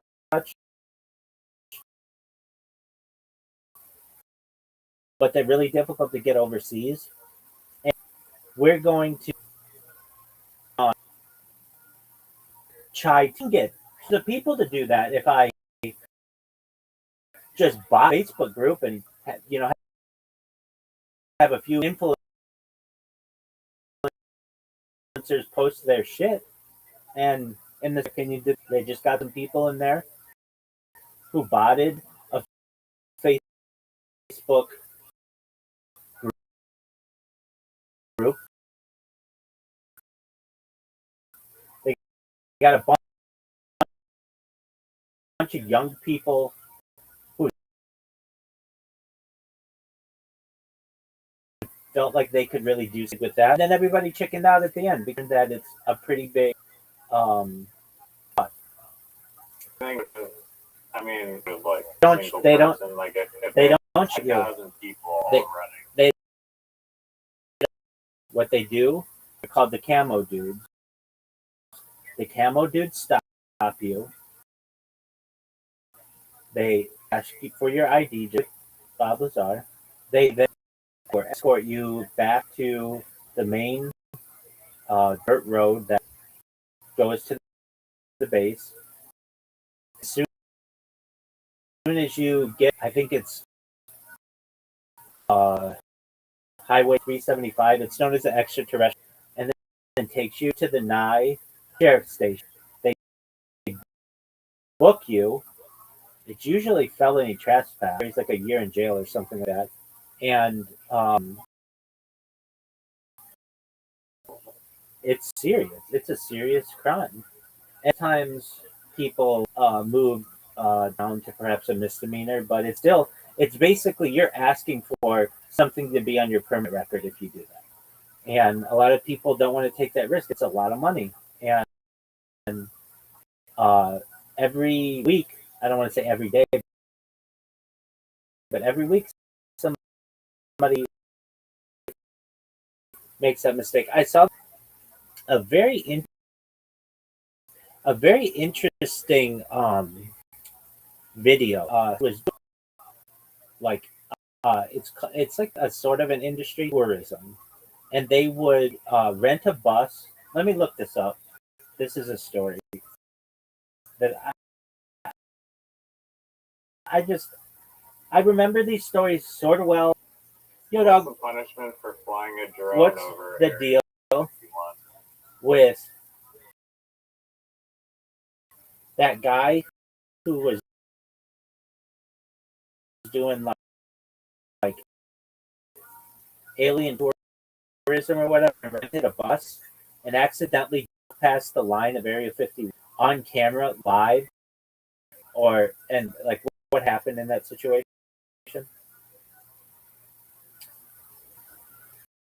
The I thought it was like a gate, so you could only get entrance. One of them has a gate. One of them is just a sign.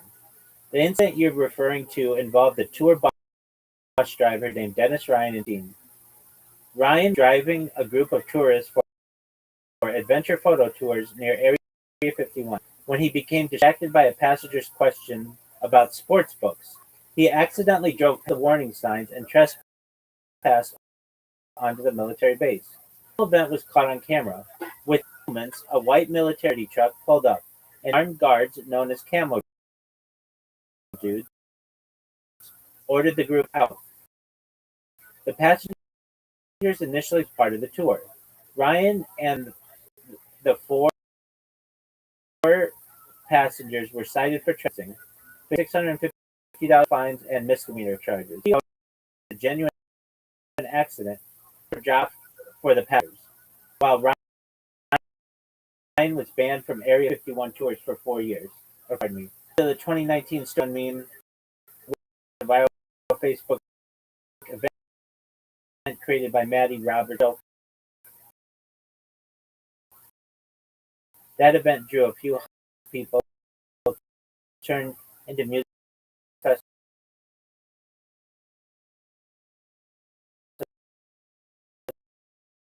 and no one breached the base.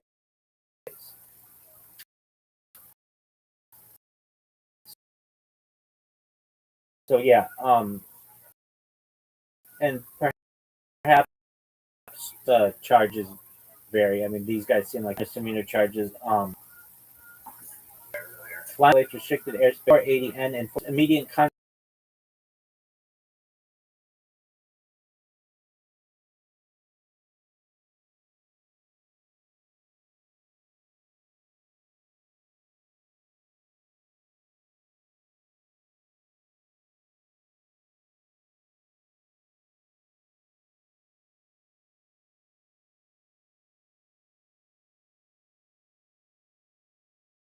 results in an arrest.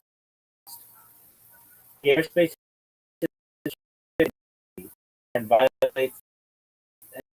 and violations are national security. Now that's cool and stuff, but when I was a kid, the thing that was really cool, or we felt was really the type of technology that could sense when someone was walking. What is it?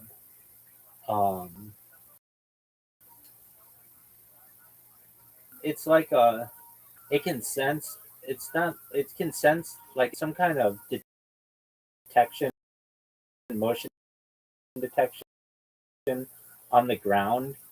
Penalty if you get one of those boxes. 51.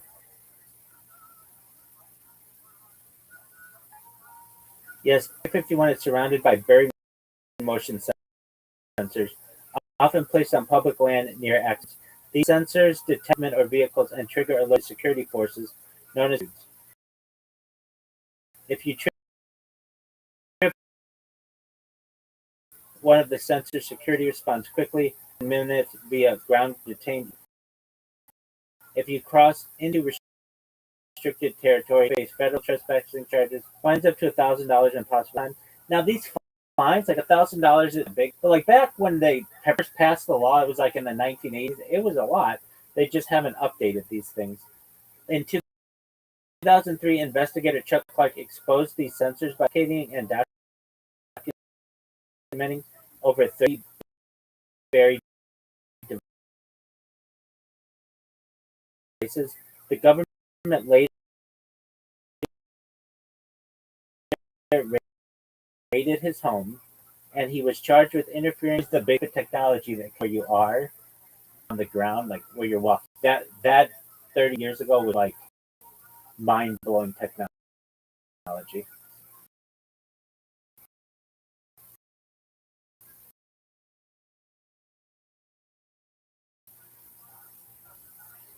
To me, how big Nevada is. It is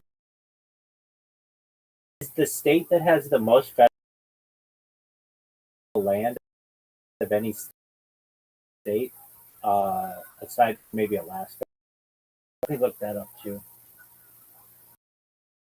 What state has the most federal land and like percentage? Is it Alaska or Nevada?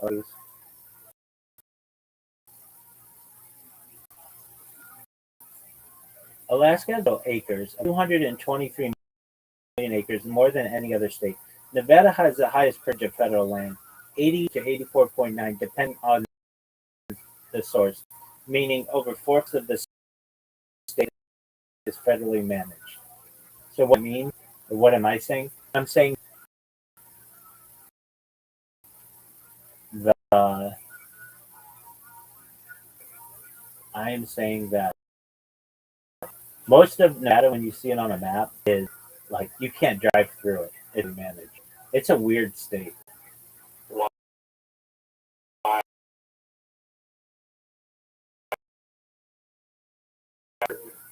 Yeah, good question.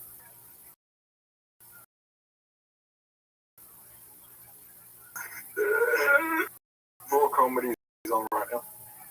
How's our girl doing? I think.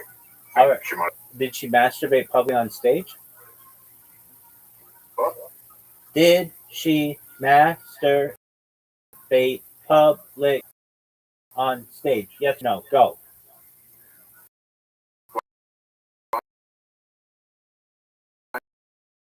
The Oscar. Because I don't communicate with her.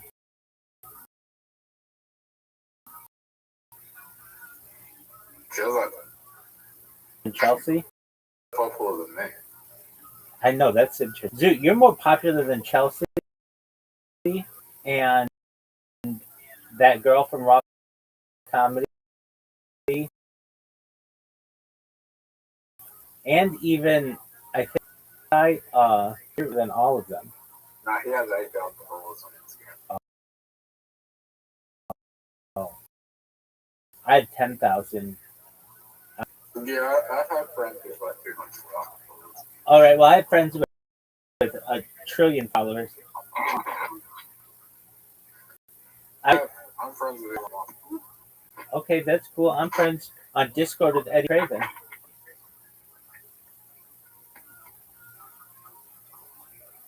All right, Zoot, have you ever seen The Truman Show? On Twitter Spaces. On Twitter Spaces? That guy who sucked Obama's dick, or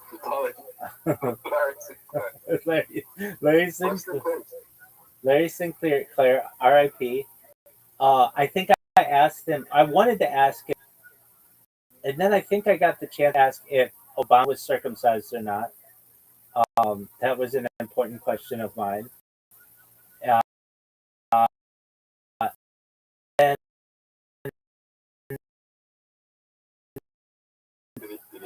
he didn't give me an answer. I tried talking to him the first time. And nobody would take my question serious, but I wasn't that well known in the Harry Potter Obama Sonic Taninu community at the time. And then the second time,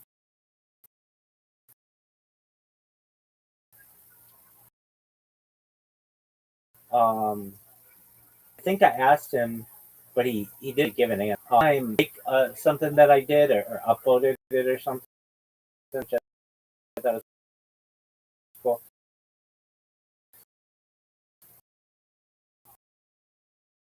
The other guy, at least on Twitter Spaces, who I talked to was guy who made that medication like 800 times, or was former CEO. Those are big Twitters. On my stream, Dr. Disrespect was on my stream. Actually talked to. I talked to in my YouTube, and oh, I know who it was. She was on Instagram. Katie Kirk was on Instagram. She's by far the biggest.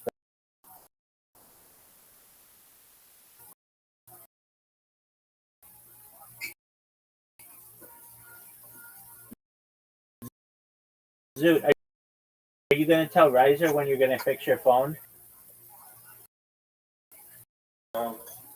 So, did you know that? Hold on, Zoot. I have a game with you.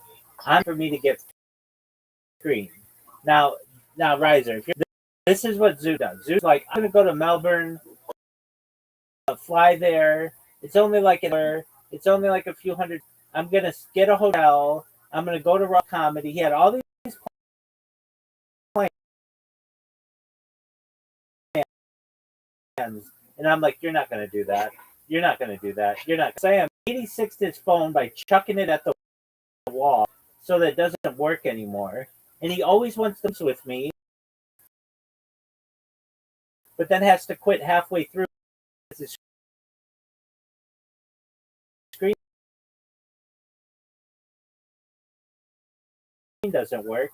And go to Melbourne and Those kind of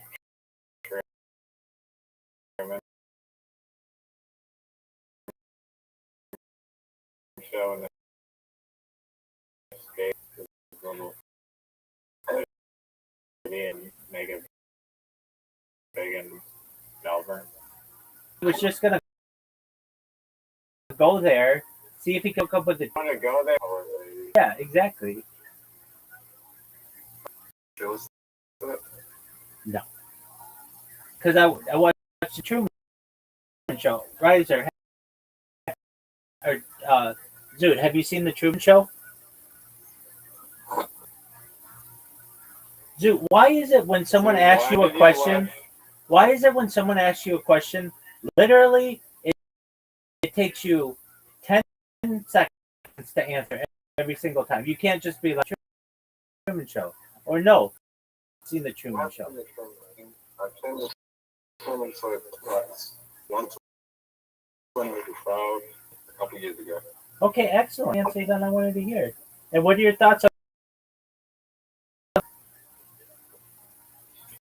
I think one of the top 100 movies of all time. There you go. So It's one of the top 100 movies of all time. Okay, so it's amazing. I mean, one of the top, if it's in 100, then it's probably a 4.5-star movie. The 4.5 stars. Yeah. If it's 10, then it's a 5-star movie. okay, If it's a, Zoo, what channel?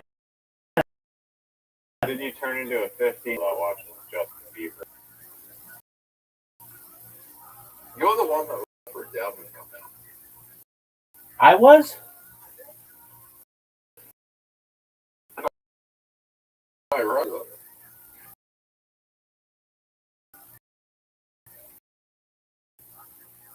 What was it?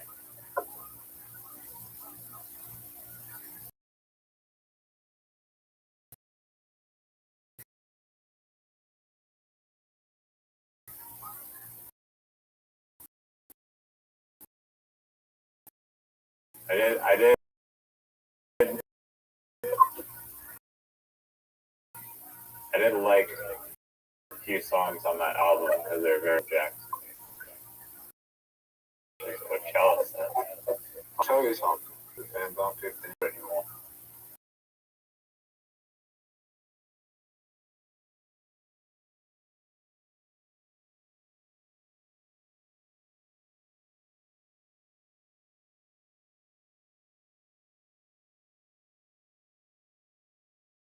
Guys hate Justin Bieber and they're making fun of Justin Bieber. So, like, I was thinking, it's just Joey rich as fuck and he can have that girl he wants.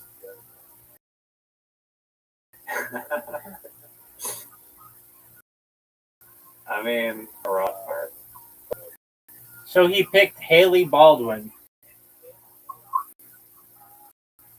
Yeah, he picked a girl that looks like a tree stump. He picked the girl that's Uncle can't shoot. The worst shooter in the world. I do really swear that they have a video of them first meeting. I think that's really cool. Like, if you've ever seen it, someone who's like a pretty big dude, it's Justin Bieber and introduce, and they shake hands, and it's like, and then they would get married. Like, I think that's a really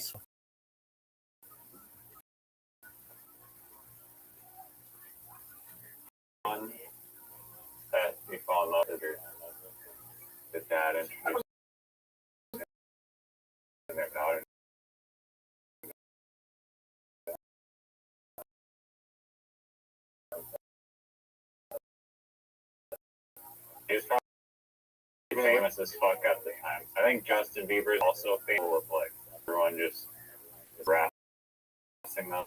They bond over that or something. He's like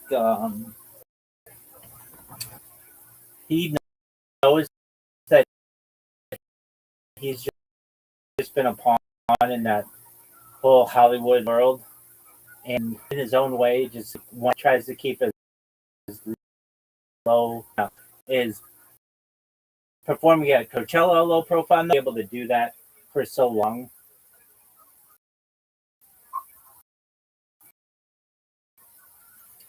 And his wife's where he is now. What did she do? She sold some makeup brand for $1 billion. Oh.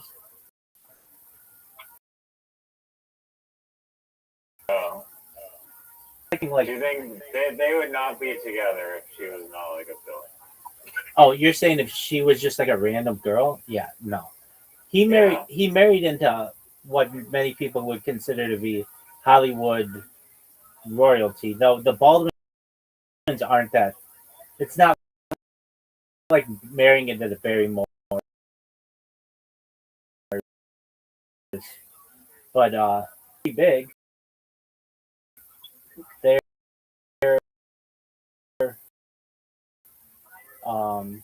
they're like an acting family. But he was not just like it's just these people like the Hadid, Gigi Hadid and Bella Hadid got in with plastic surgery early, and it was very smart of their families. They basically um,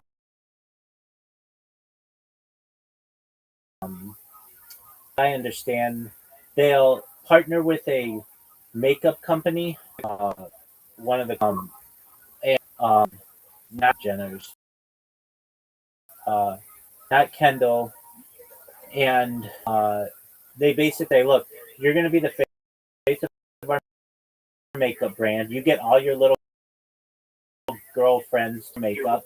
In 5 years, we're going to go and $1 billion, and then we'll give you 75% or whatever. And that's what they do. That's how that one Jenner became a billionaire.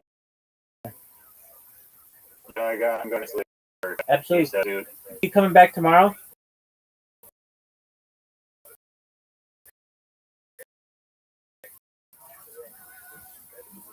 Tomorrow. Countless movies in a row now. I know, dude. Probably. Yeah, dude, you're getting smarter. All right, peace. Is tomorrow Michael Jackson night? Oh, that's bullshit. Zoot, did you know that they had the Michael premiere in Berlin? Yeah, everyone's saying it's the best. Why?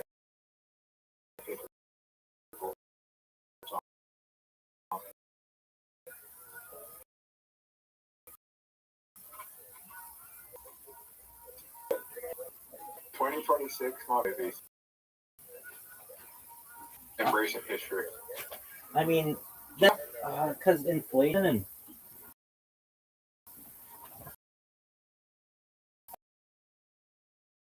Hollywood accounting. No, the cult going to be a cult classic movie. I agree with you. I agree with you. You saw it and you were early to that one.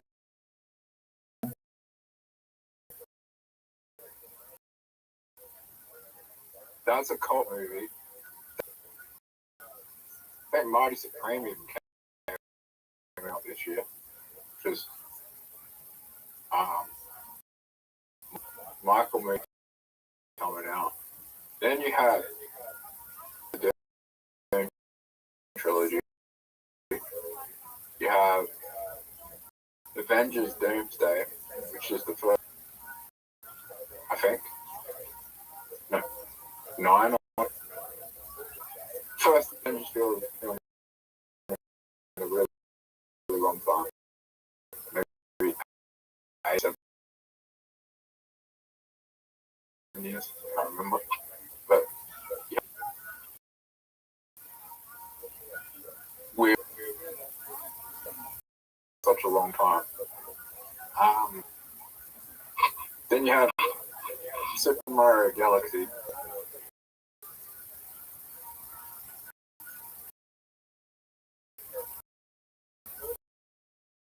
Which is all time. Why do you think that is?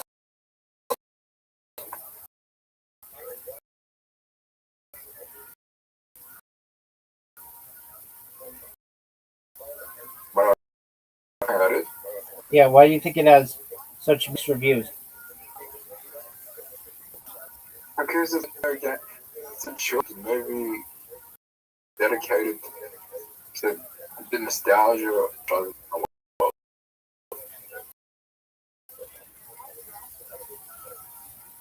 adults relating to the children.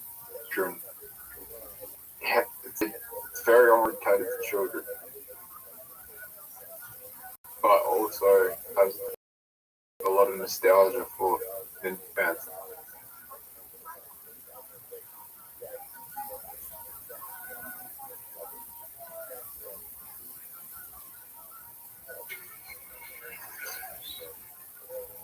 What other movies are coming out this year?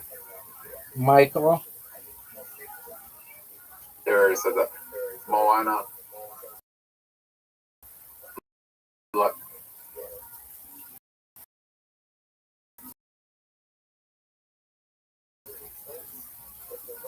no one's going to talk about a spot in the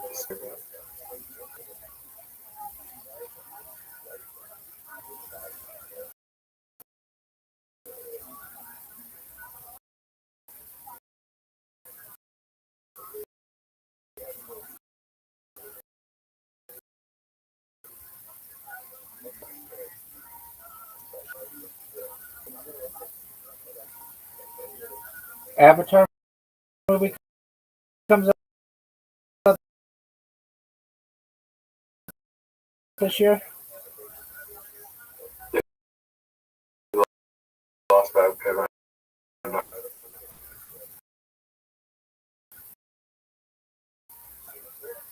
Are you Oh, excited? you guys got Clayface. What's Clayface?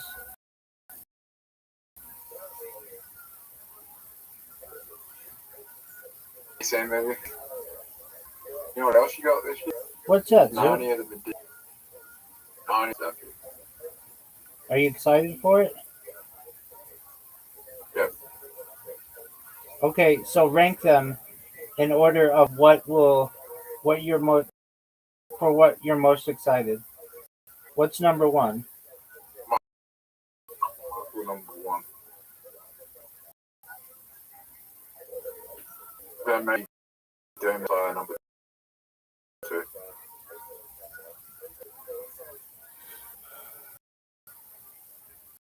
Then maybe Doom number. Then maybe Doomsday. Hey, Michael. No.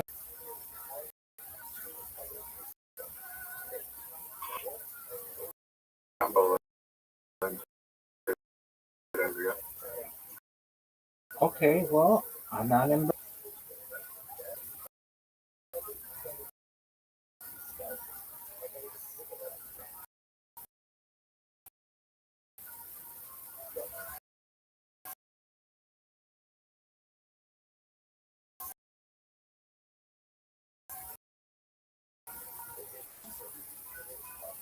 You can't play. Can you even play Literati?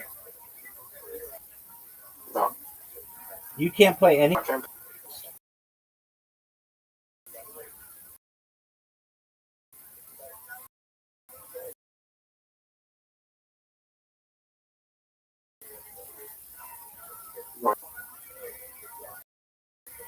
Okay, are you going to?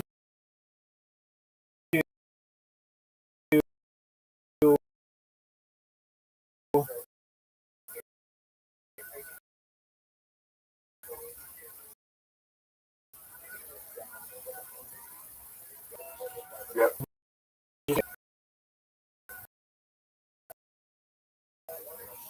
Wait, Shane, we get like phone fix in Melbourne. Not really. Same price. Maybe like five less. Maybe more Been to Adelaide before? When did you go? expensive.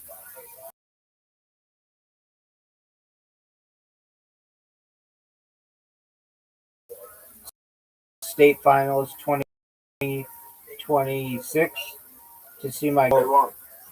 well my she the Heat. I was really proud of her. Dog, I'm gonna go to this. What's the girl who is in the finals comedy? What's her name? Okay, and I'm gonna tell you how hot this girl is. Okay, it's Tilly, Tillly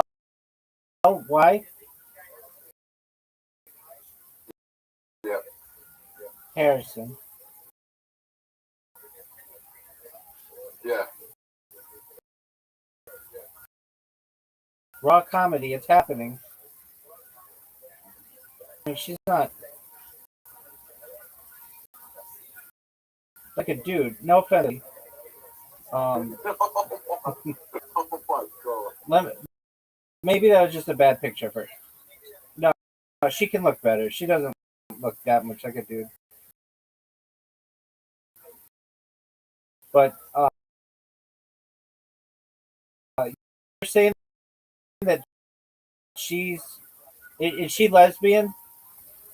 Sexual, maybe she might be. What's he looking for? Bisexual? Polyamorous? No. Polyamorous, yeah.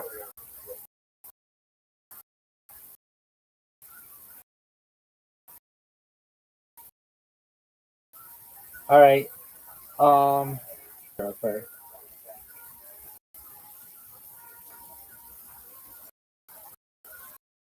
Check negative.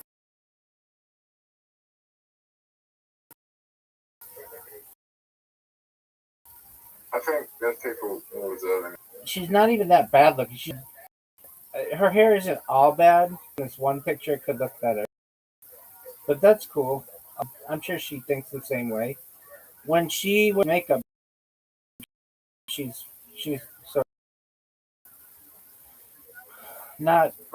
I'm I gonna don't know how old she is, but I'm gonna follow, she's younger.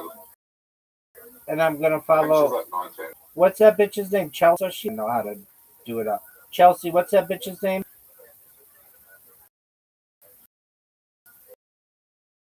What?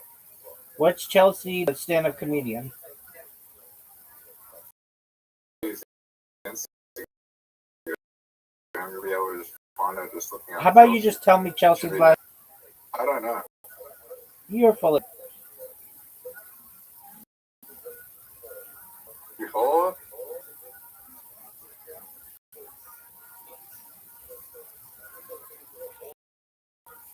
her? I followed that one. I followed that one bitch.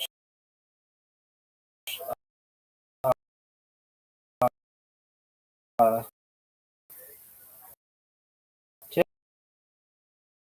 Tilly. Yeah, then go. So,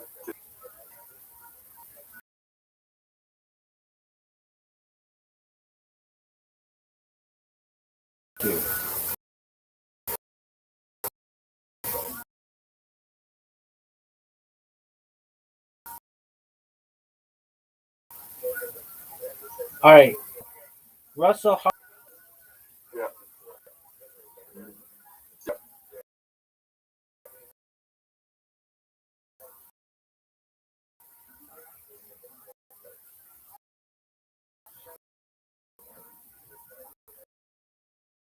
Why are you fucking thinking? Because I'm Adelaide's biggest stand-up fan. Wait, this. Hold on. There's one. Is okay looking. Allie Dunt. Do you know Allie Dunt? Yeah. She's getting a follow. I'm following all the people of Adelaide's Next Top Model or whatever the fuck we call it. What's the name of the what's the name of it? I don't know. What about Eddie Dabrowska?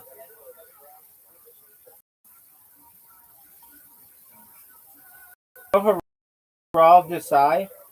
Raul Desai. This bitch is pretty hot.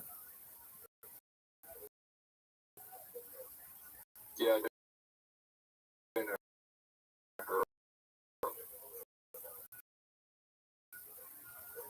What about Mimai Israel? Mimai Israel.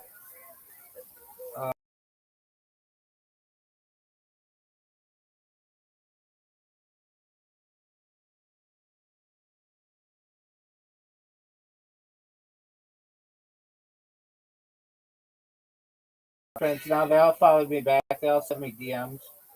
Calm down, girls. All right. Shout out to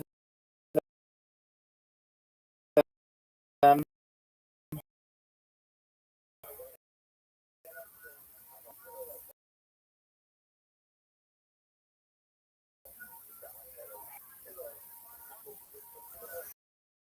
Scott Roberts. Scott Roberts.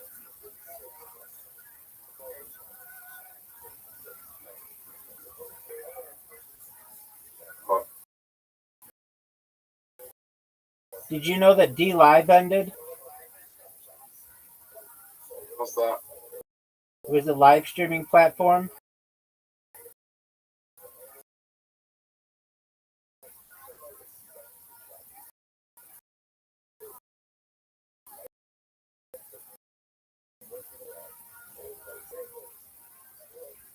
Did you know that D Live? What are your thoughts? I couldn't be happy. Why?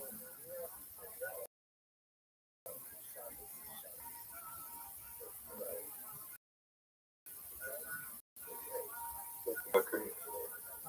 What was that? It's the 25th of Neon, 5786, Sunday, April 12th, 2026.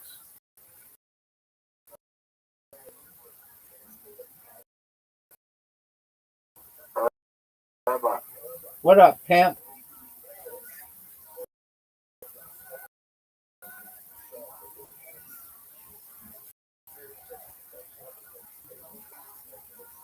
Julian Literati. I wonder, can you play darts?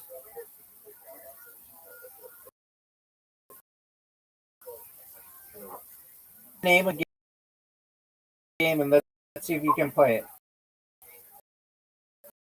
Can you play pool?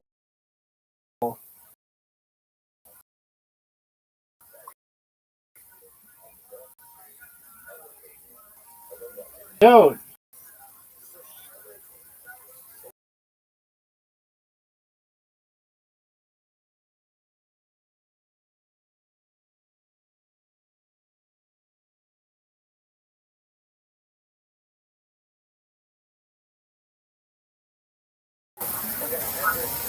Killing yourself. Dude. Bye-bye.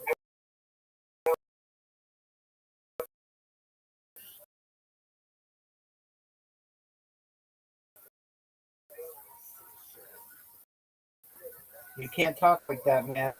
Talk like that. I told you like 1,000 times.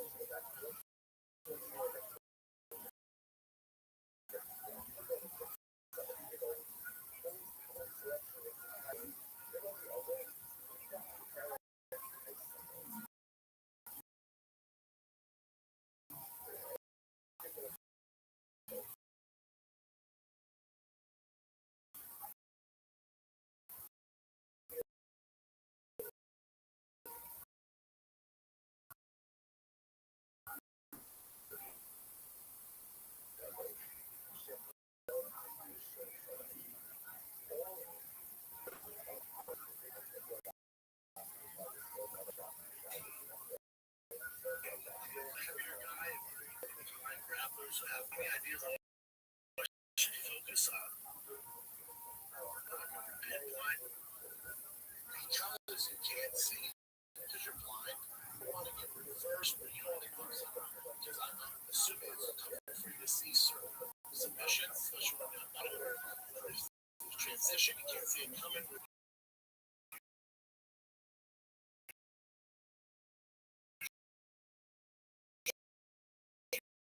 Your vision can play a certain role and help you identify or stuff like that, or make luck. So, especially bigger dudes, we don't want to do that. Okay, we don't want to do that. It's tough to see what they're setting up and stuff. If he's on top, he's also exhausted.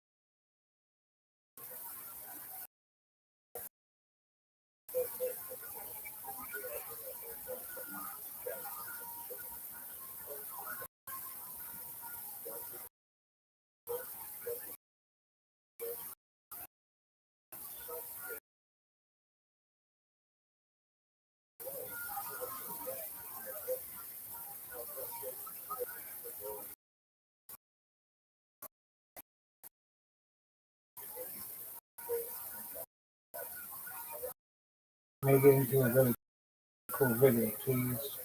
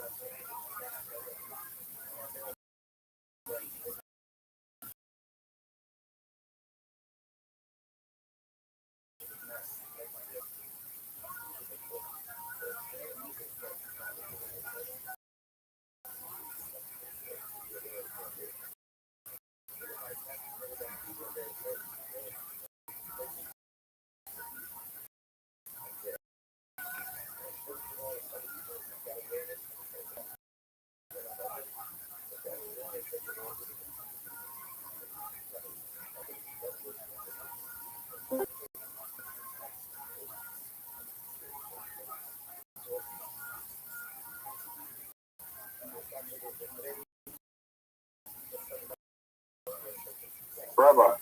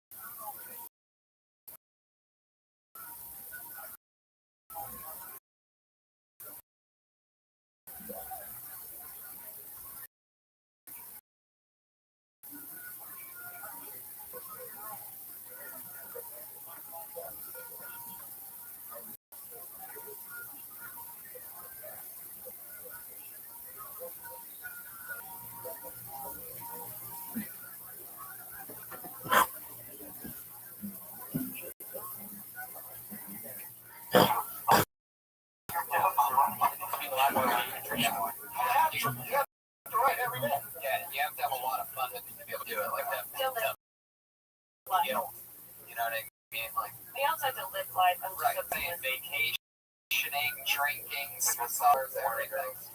Riding your motorcycle fast down the highway, you know what I mean? Like, things that make you feel good, you need to absorb a lot of those that you wake up. I need to create some shit or else I'm not doing anything. See, I feel like paying attention to music. If I go on an extra, if I walk or a run, I just try to always be aware. I always say that I'm not a comedian. I just get paid to notice things that most people don't notice. And I also want to say to you that, like, if you're gonna do an impression, ever do an impression of someone that someone else has done an impression of. Right. Because you'll always be the person who did that impression. Yeah. Yeah, I would be more impressed. Be like, this is Kermit the Frog, Robert De Niro, Christopher Walken, Barack Obama at a party, and then you do. Yeah, I was trying to make a good joke, ironically funny in the sense of trying so hard to be funny, and it wasn't funny. You know, that's Taylor Dean. Everybody, there he goes.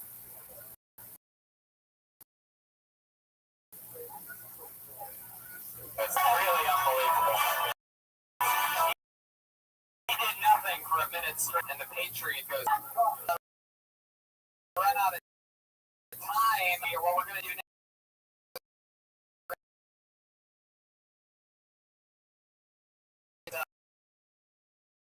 A regular segment on the show, since we're going to address it. Everybody, here she is. Basically started stand-up on Harry Kerr's show because since then we've said, hey, you know, when you've heard of Bill, this is our... Except for now.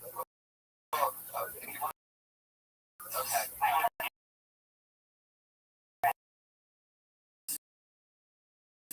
Sarah wants to job everybody. So I went to E3 last week. You guys know what E3 is? Dudes. Going to E3 as a girl is like crossing the state line, anything but a white dude. It's very difficult. And just, I fuck what you're doing here, what? Like, that is your entire wondering. There's this thing that thinks that girls are doing are like thinking it, right? Because, you know, I was having a fuck event like popcorn and my mom's like, I let it go. And it's, you know, a vagina that's not being trained to me on the internet is terrifying, guys. They're terrified of anything with breasts. Whereas I haven't quite a hug guy. Like,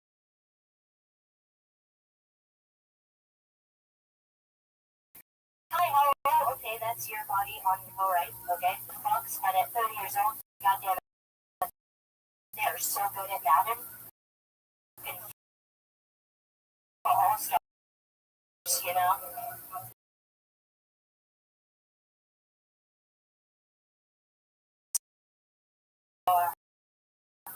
Yeah, wow, that's amazing. That's a whole totally expected, absolutely.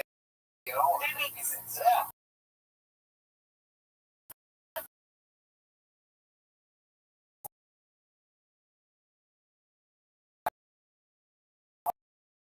You say E3, you guys know what E3 is? It's E3, it's like that doesn't stand for estrogen.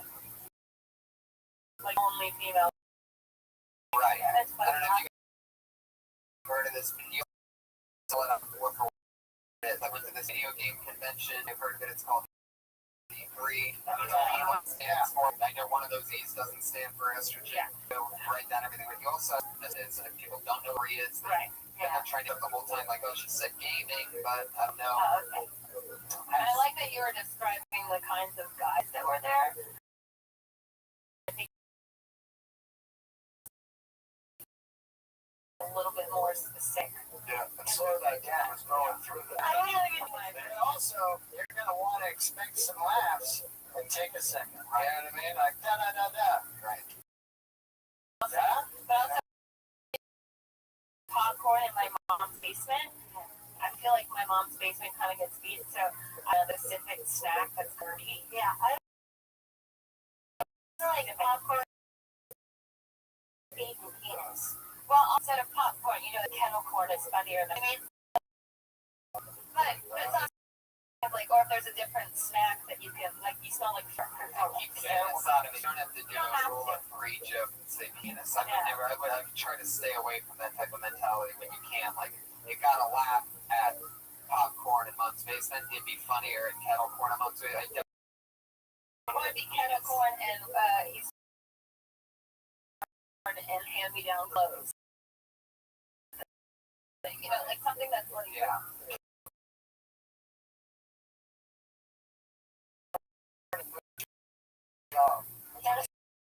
kettle corn and a Burger King bathroom. Yeah, Whatever, yeah. anything specific, like a Jim, I need this try to come from last week, right?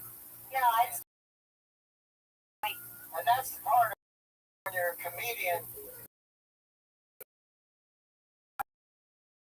You have to keep exploring it, you know what I'm saying? And if you don't, it's so small, like it's a real story.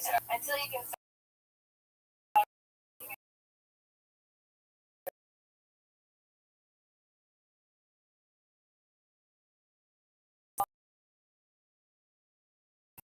you are, like if you really are a gamer, you really dive into that. Totally.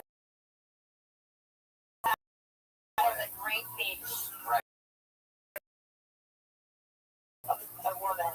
And it's with nerds have taken over the world. And you're like, no, that's just out. She'll be back next week. And I want to say something to Brother Sweat. yeah, thank you to Dean Del Rey. And Dean Del Rey See you next World Show.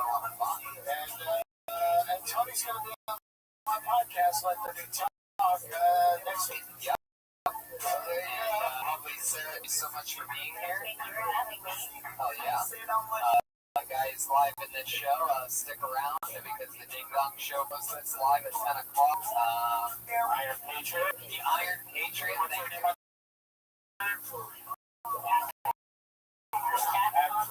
At Comic Patriot, you can follow the Iron Patriots or some feedback yourself.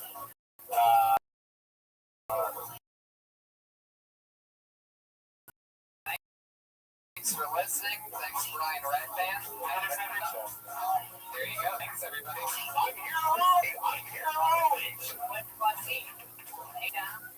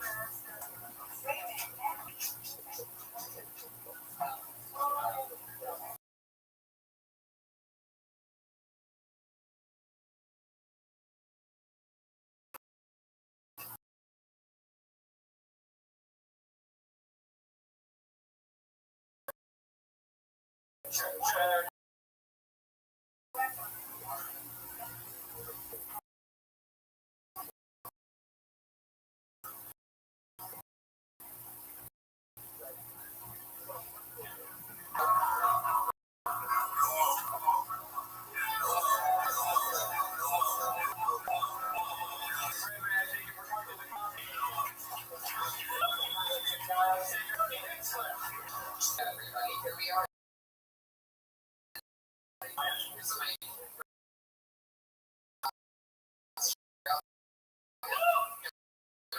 Australians are representing the full universe, the floral review on the show.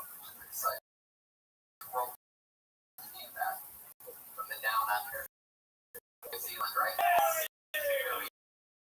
See, we're already involved with each other. Oh, yeah. Blooming onion, right? That's what I'm thinking. Wait, it's not really in Australia. No, definitely not. So you had fun. I'm kind of jealous what you did this weekend. Why something like that?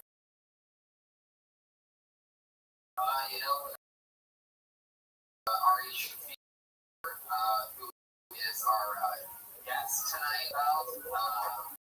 he started a holiday and I took part in the first one. We went down to beautiful Hawaii, California, launched into a universe. And what we do is eat mushrooms. And it's a holiday. Yeah, I want a holiday, right? Really. I've been to San Diego 3 of the last 4 weekends, and I usually Joshua Tree for I'm back feeling actually on a vacation. A lot. I have to be short before. Probably grand 6 times. Lady, shut the fuck up. Shut your mouth.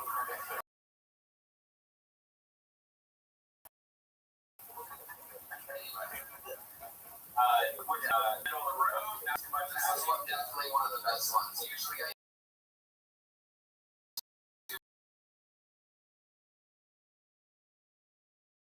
and it's fun. Freaky real quick. Did you find Jesus or anything? Yeah, something I really have on some anxiety that I had.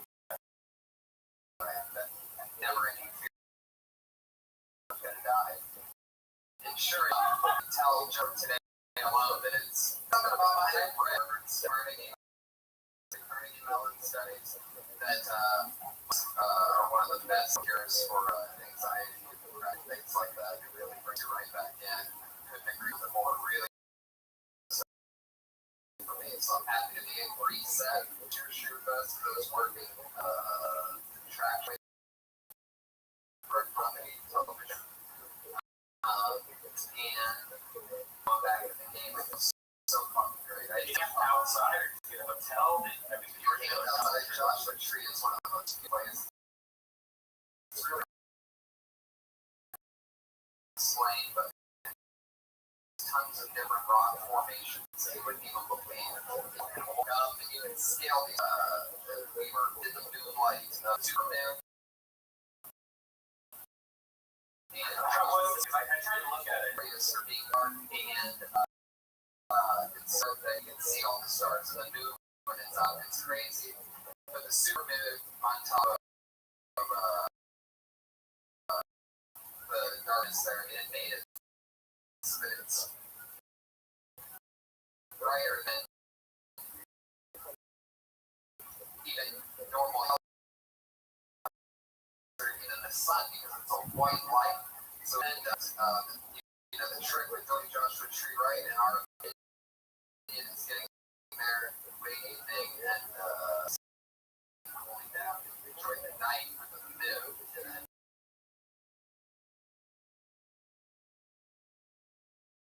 morning it's hot, so you're wanting to pack up and get out. Yeah, everything at one point looks like a scorpion in a sleeper. I'm not sure.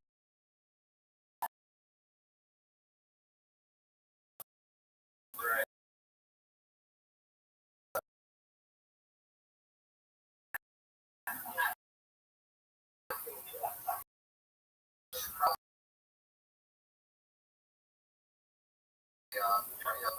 Yes. Well, we should also ride real quick today. Oh, ladies and gentlemen, get up with the Iron Cage.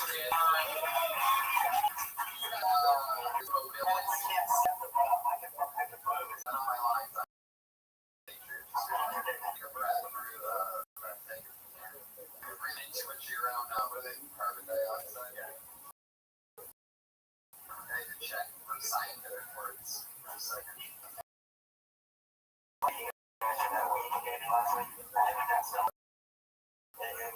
history of the universe, realities and illusion. I guess I'm guilty of smoking really good pop. That was a sativa. Wondering the mystery of the universe. Really? What was it? Realizing Realizing that we're all the center of our own universe and we're all agreeing. I love you, Iron Patriot. You know, one of my favorite things is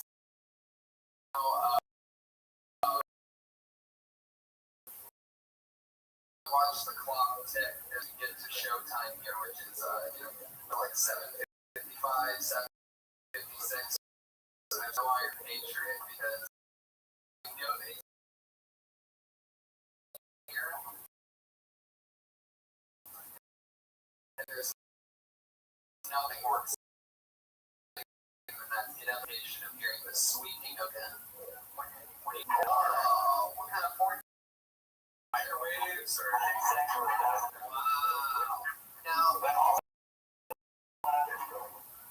okay.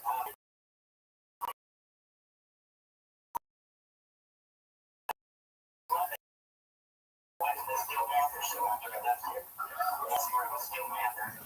They got me on stage. But the problem is,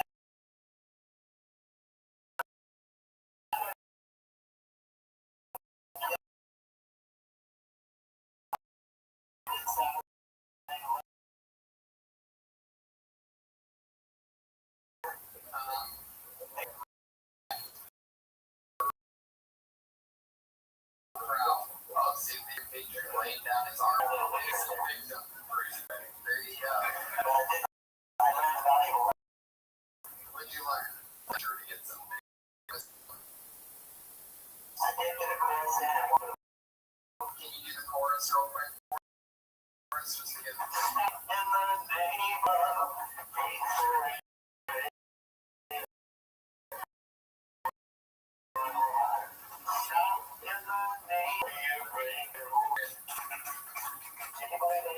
I can't believe it. It's shocking. Their song Super Sonic.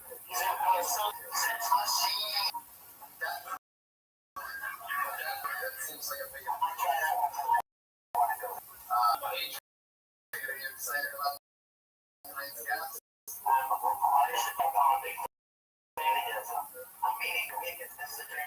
Yeah, what was your favorite thing that you've seen already do?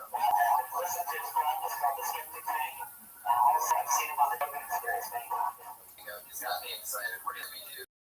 This is one of my funniest friends. We just came back from Joshua Tree together today. One of the idiots in the world, one of my good teammates. Ari Shapiro is live like the flesh. I watched this guy shave his beard and today spontaneously in the wilderness. Like an animal. Did you do the whole thing? There you go. Look at this guy. You can just do whatever you want.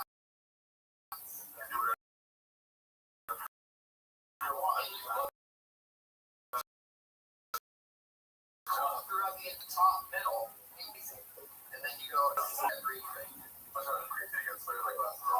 my god.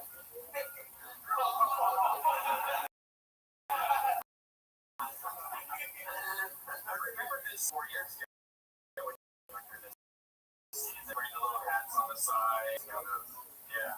Many different eras of a love now. Mix it up.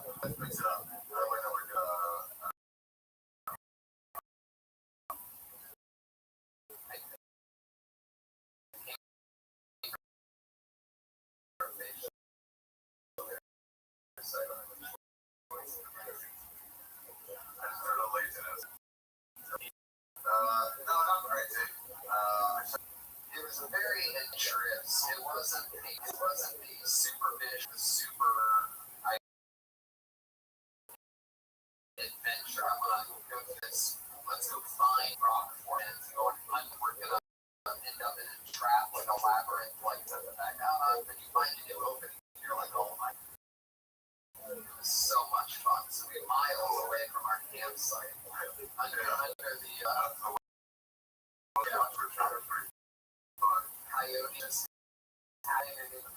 Wow, very exciting. Now, are you going to see the show? Do you know how it works? I think so. I haven't seen it before, but I think Eric gets a smack of it. It's like wrong. That's right. I am Patriots, a big fan of yours. Sorry. Nice. It was an honor.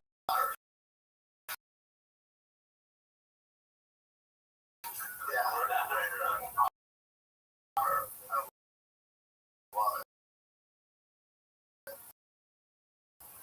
Well, what do you say we get the shindig started? What do you think? We're gonna say things like that, and then we can get it out.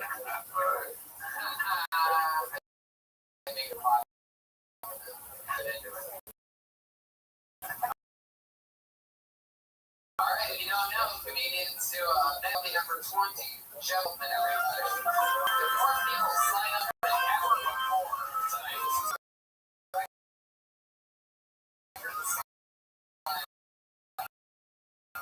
Seven, young, and some old, rising comedian sign up. Like, we're going to be everybody.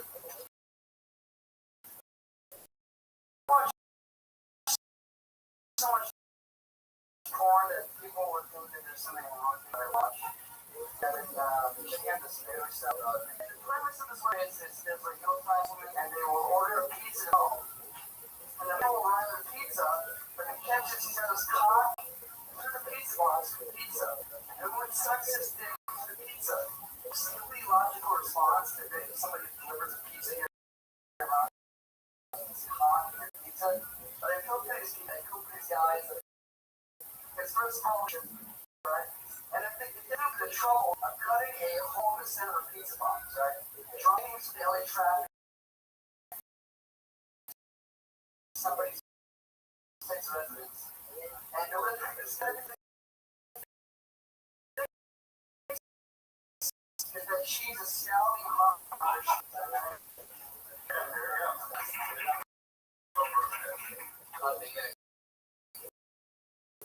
They get a sound effect. Meow.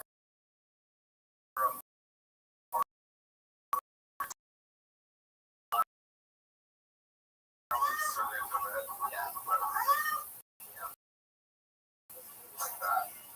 7 seconds, the pizza box, scalding hot cheese. Or it's not scalding hot.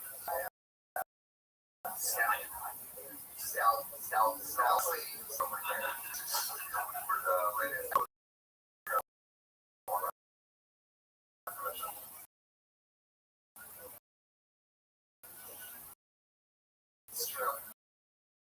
They get paid by the hour.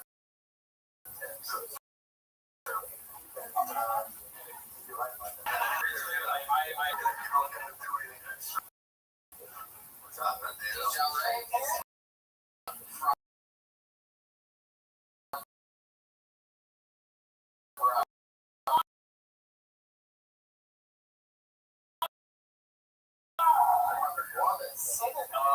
Honestly, this is the first half of the joke. Well, yeah, it's a long fight that the guy that did something.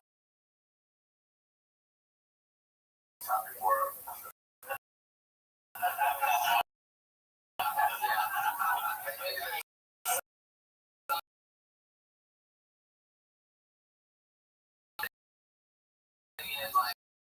How could it be that easy for a pizza guy to get his? You can close the box, it'll only be like. I never really see that. Like, I've heard of that porn.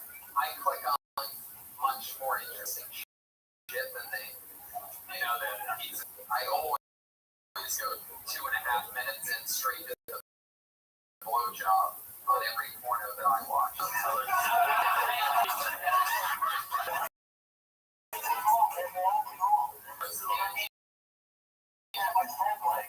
There you go. It just gets right to the wet shit. I love it. Maybe you put the penis there, but then just say bro. They have that thing in the middle of the pizza that's on the box. So right after they put that on his penis and hold it in. Oh, I see.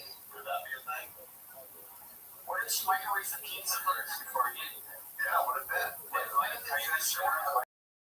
Microwave? Are you gonna run that fast? it's a guy who gets this piece of art says that's you've been watching. That's cool.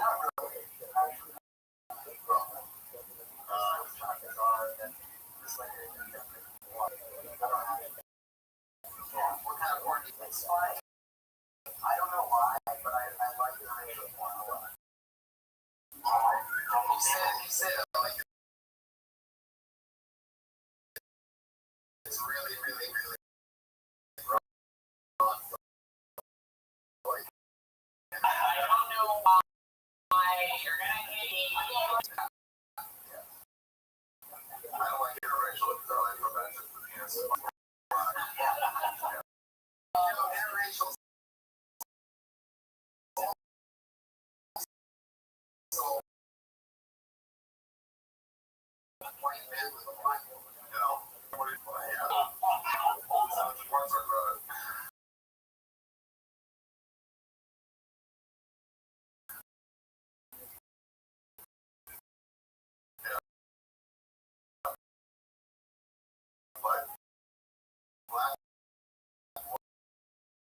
White man, not called interracial. What's that called?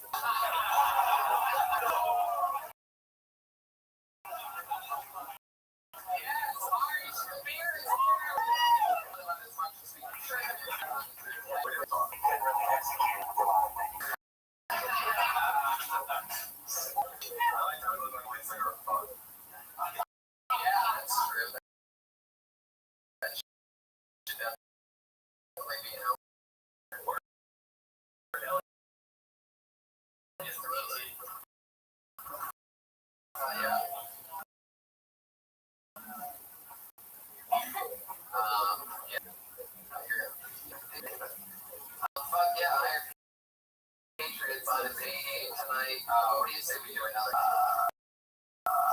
Irish into the bucket? You guys are ready for more or what, live audience? Why don't you just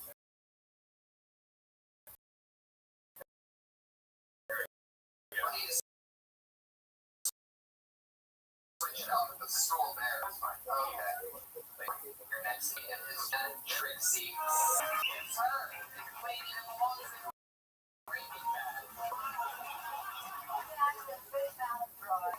Yeah, baby. I love that. Oh, yeah.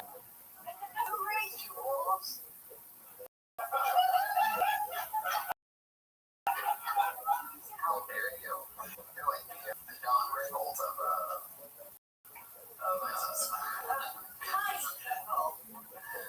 okay, go ahead. Do your minute, Trixie. You got the word Trixie, everybody. Here we go.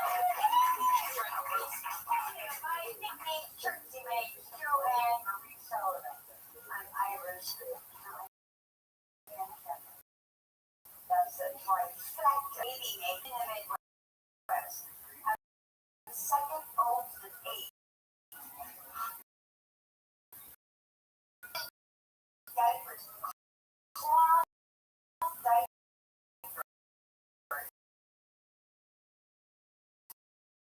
Washing them in a rigor washer 86. Plastic diapers and leaves.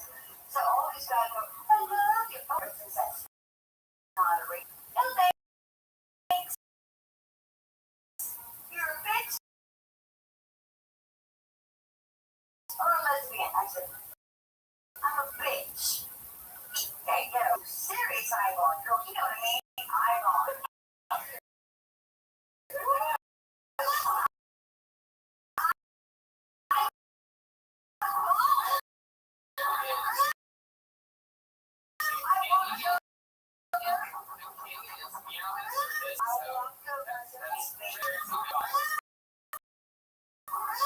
Stop. You only get a minute on this show. There you go. First of all, you're over. You're done. Yeah. People should get over it. Right. Serious. Have you ever thought about making merchandise t-shirts that just say get over it? You know, the t-shirt I would make would be what they call women's sluts and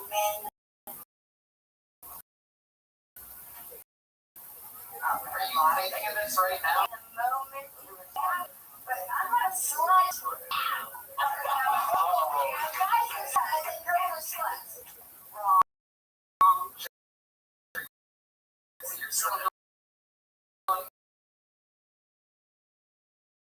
material.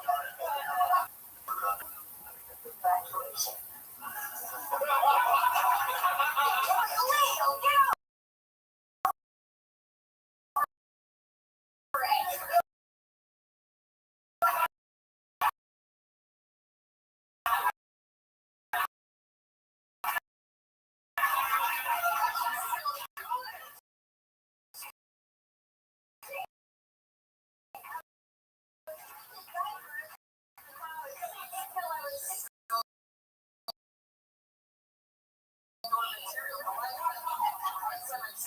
Ding dong.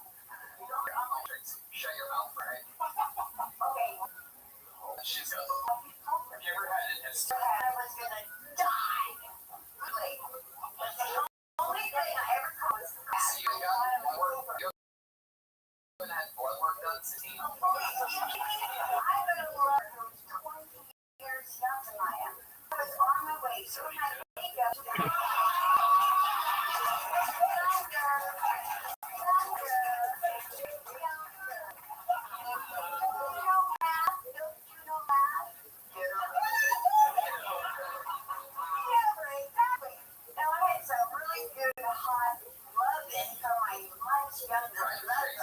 Tracy. You just keep doing material. I think it's going to turn the crowd off from you having sex. So,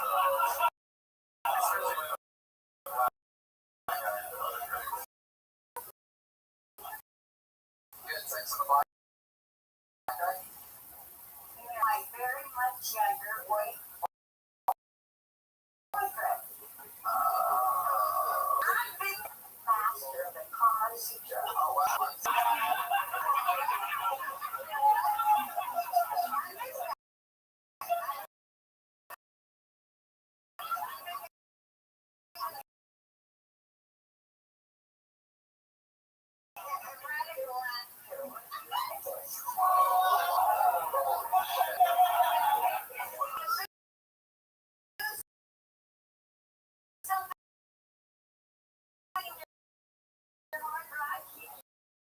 Find it. Messing around with you, and they don't want you to know. Find it. They don't even mess with him for so. How do you get younger guys? What's your trick?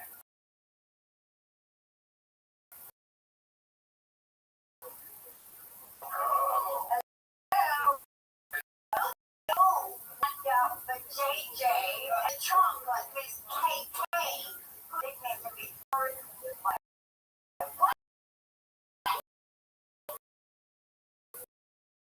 North by what? Oh my god.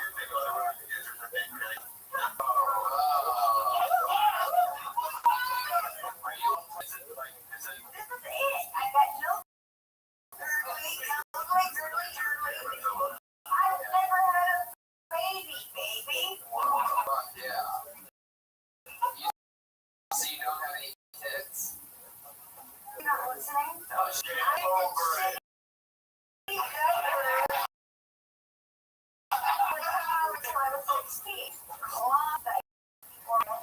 Who changes your diaper?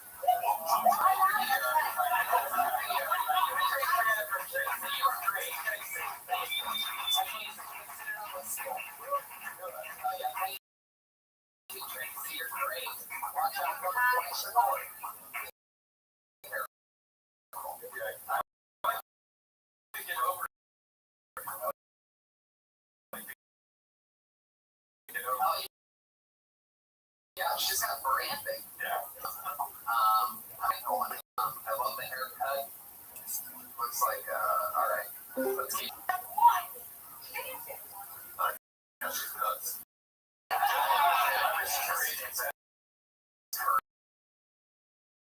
All the way. I bet she Hello. goes crazy. I bet she's Yo. There you go. Alright, okay. Sorted. What's that, big dog?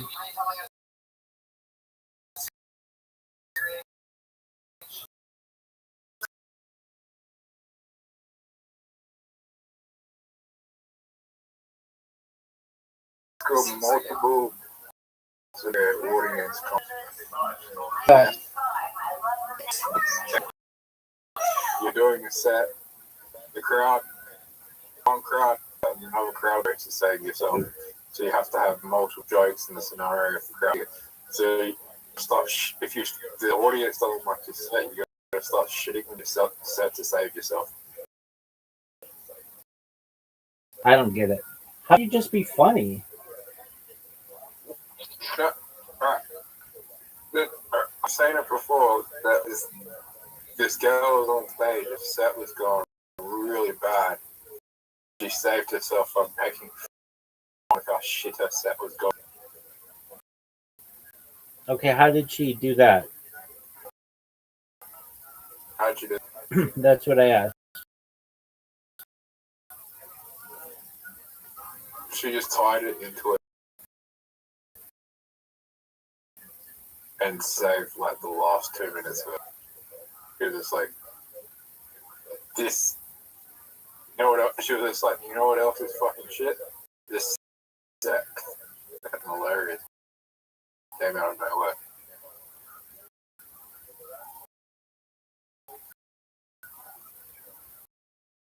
I don't get it, dude.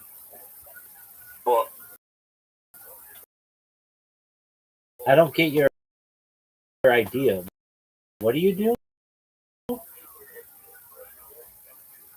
plan to how to handle the scenario. Okay, does that mean you're getting your? I'll be working Wednesday. What are you doing Wednesday? Performing. Maybe. Set.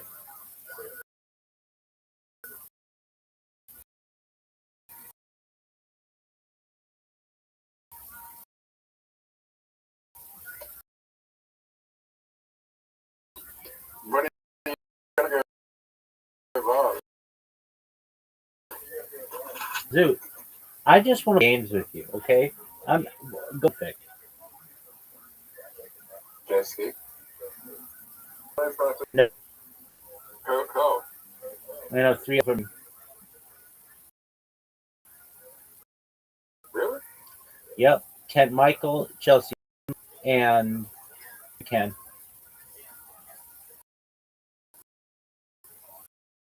When was James Buchanan stream? Well, Today. he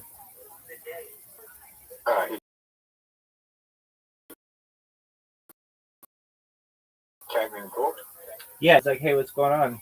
What's going on, James? John killed Tony. He's like, Zoot, and I know Zoot, and he's like, do you know when he's gonna get his phone fixed? And I was like, well, he says Wednesday, but I don't think anybody really knows if that's true. James McCann was like, wow, I bet you really want to play games, Zoot, and I would say, yeah, but he threw his phone against the wall and it no longer worked. What is this bullshit, dog?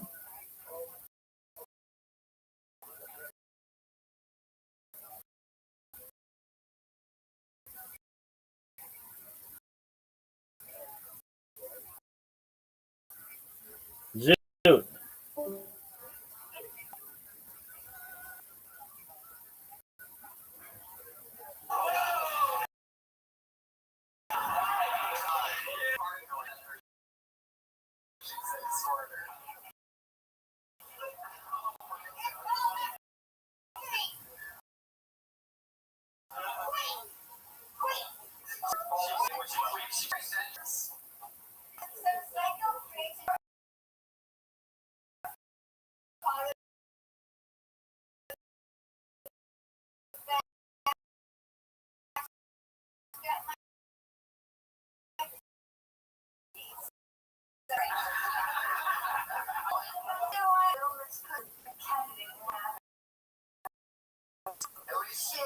At least now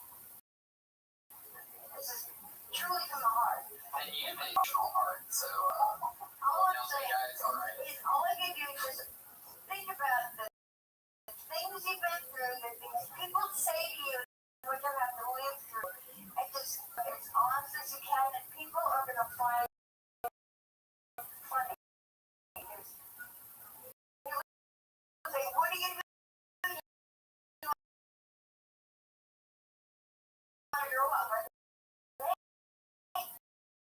Bitch, you're looking at it. So get over it.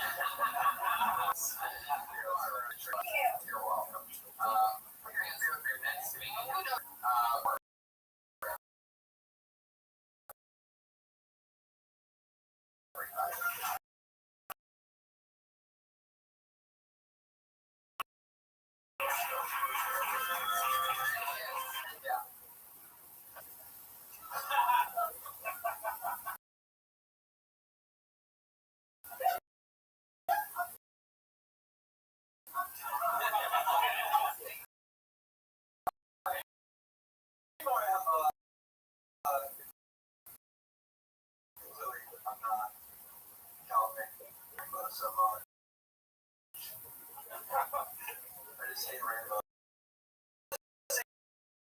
Segregate all the colors. I am saying I'm white from the South. Can't white throw all the colors together. Like, at least I get 3 colors. I think there are at least 3 or 4 colors. I don't know. No, it's not a South. It's probably a Yankee. It's probably a color. I think I thought you was a Taylor Indian.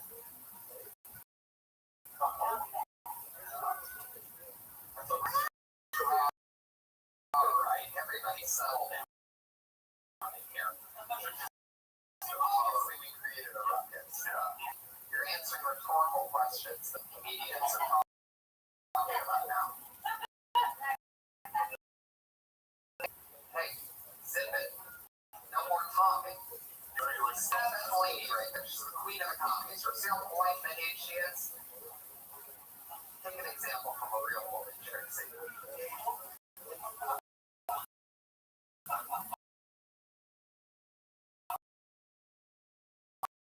Oh, no, don't say it like that.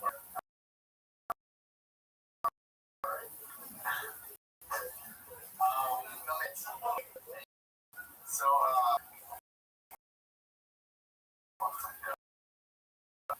was the material that was thrown a little bit and nobody wanted it over. What just happened? You wrote the wall. You can't talk and have to leave. You're mean.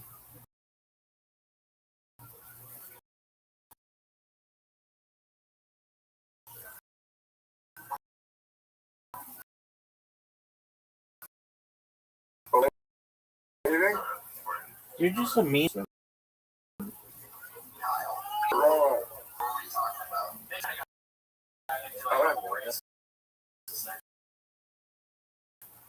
Yeah. You needed your actions, dog. Moving, shopping. Rabbbi. What? Yeah. Souls captured on the moon. People that try to remote you go down and they get put into prison on the moon. The remote viewing police. You know that? They go into comas in real life. Do you think that's real? Have you ever killed anybody?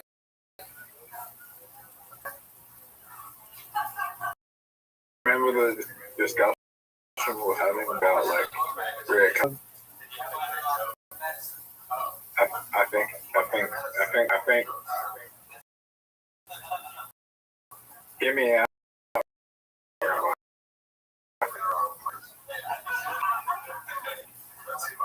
Today? I think. It's like a 6-year-old sports illusion. Right. Don't steal it. Physically eating, There's some areas but our consciousness is tied to multiple planets, and the moon is trapping people on Earth. And yeah.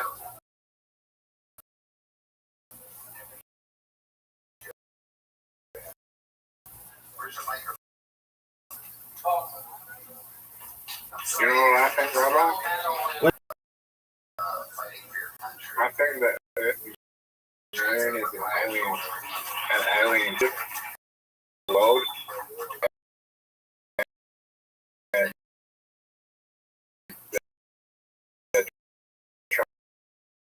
ourselves for all eternity, so the main exist. We got Rid of all of the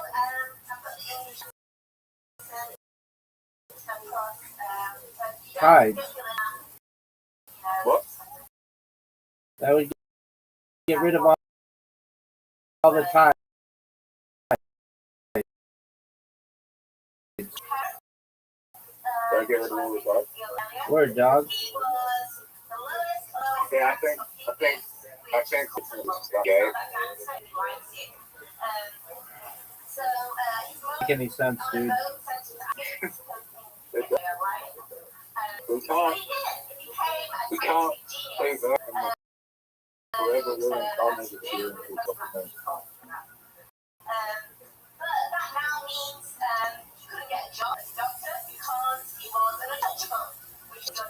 I don't even know what I'm saying.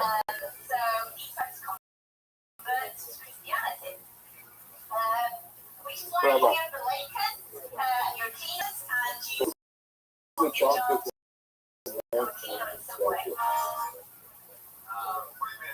What other chocolate? Dog, I can't hear Sam. So what are your thoughts?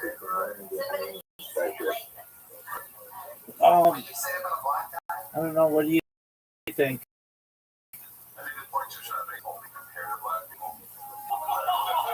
25%? Okay.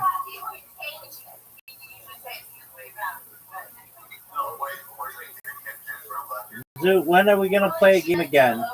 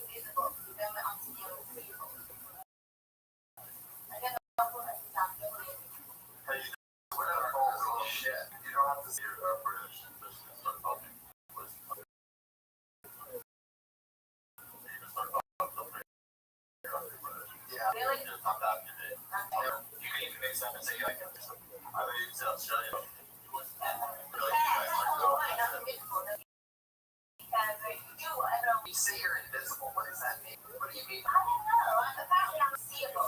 That's not true. I think you're talking about.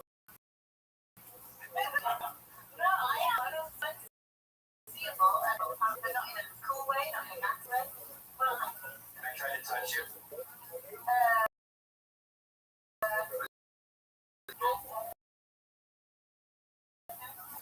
Did you just call me my hair, man? Don't worry about your heart in a second.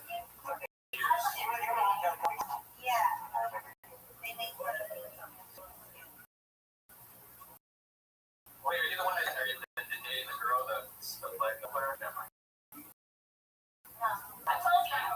Right. How long have you been in America?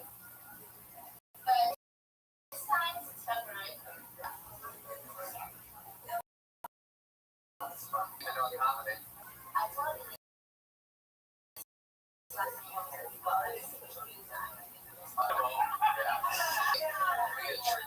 Crazy off right now. It's like,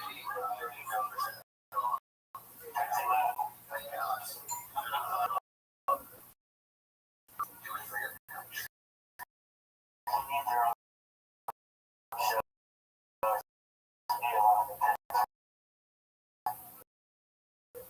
Yeah, she's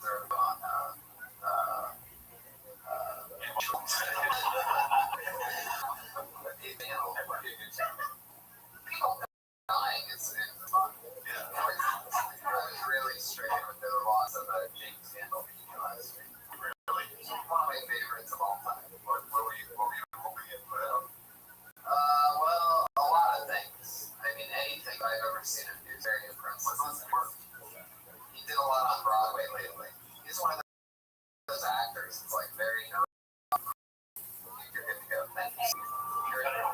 Sorry, I forgot you're up here, but you're so invisible that that's sort of bad for which means I got invisible.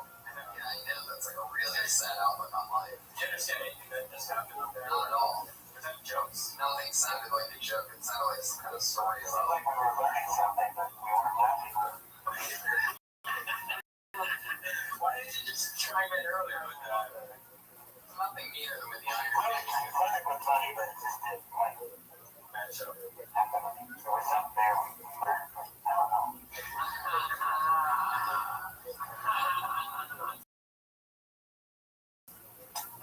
It's got a lot of Boulevard who wants to make money in a hurry, but he does a bunch of different things. He's a regular on what shows going on. I'm an extra in the Parks and Recreation, one of the city hall employees. Yeah. Yeah, I'll try it next season. I don't think they'll let me in CBS studios. They don't know what they want, but what you want. It's the best. Yeah. When did coming the Iron Picture? Was that for 9/11? No, I just got this house a month ago, and for a year I've been dreaming about coming to the best one. Wow. I'm sitting for it for a long time, and it took a long time to get the connecting on the bus and come down, but There's a lot of that's a lot. You know, it's interesting because I don't know if we've made this pretty clear on an episode before, but he has to take the bus, by the way, because I can't sit down. at all when he's wearing that. And it's just, it'd be a big hassle to drive and all that shit. It's just, once I got the bus, I'm ready to go. Right. And there's some speculation that you're actually wearing the heads. No. So you just go right into like, I got an undersuit designer sweat. I take care of all that water and I go to the bathroom. I take care of that. Yeah, wax and fiber. I'm not going to be drinking wax. I'm not going out a bit for 4 hours. This is rich and iron. Alright, let's keep this fun moving along. Your next comedian, everybody, put your hands together. Tim Greer. Whoa, nowhere. Just before he was about to get blacklisted. No, that's what we do to people when they don't show up for their slots. I wasn't talking about the elite one. Tim Greer, everybody. You're having a fine time, Tim Greer. Are you okay? Relax. So, I hate people that say like YOLO. Like this thing, no means you only live once. You only live twice. Like seriously, people like hashtag and Instagram and Twitter and shit. Honestly, I would follow a person that lived once. I would try to follow somebody that lived twice. You know, like Jesus. He died, he came back. That's somebody you may want to hashtag, Instagram. Or like women, the dumbest job says what you're dreaming. You don't dream, I'm just saying, like, in your dream, what are you dreaming? My dad never let me play Mario or Zelda. So he didn't want me to save the house. I thought it was fun, you know? yep. 59 seconds for that. Yeah, I like the Mario thing. I always wonder what yellow meant. Yeah, I've heard people saying that. I didn't know what that is. Oh, yeah, I know. The warning for sure.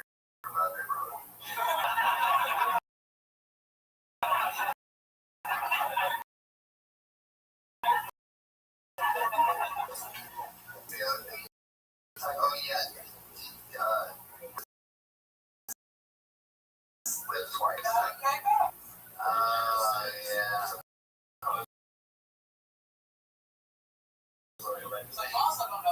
So he died at like 9 hours. People were like, oh my god, there he is. What did he do? Well, you don't know. You're challenging my Christian. I'm not nothing. You're in back for. How long was he? Was anybody think shit of that? No, people know how long Gandalf came back for Jesus.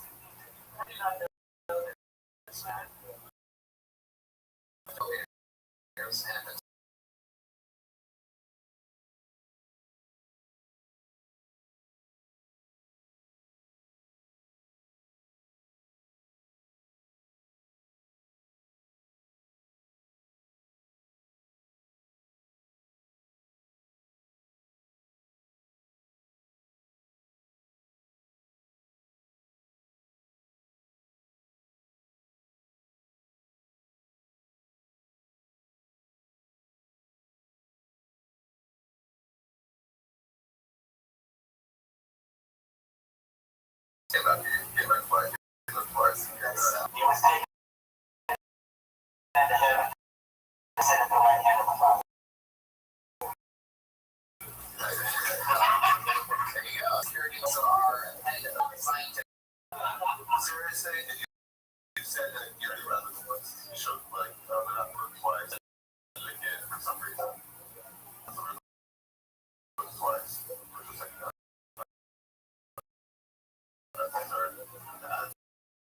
I was thinking maybe a Tupac hologram reference was coming.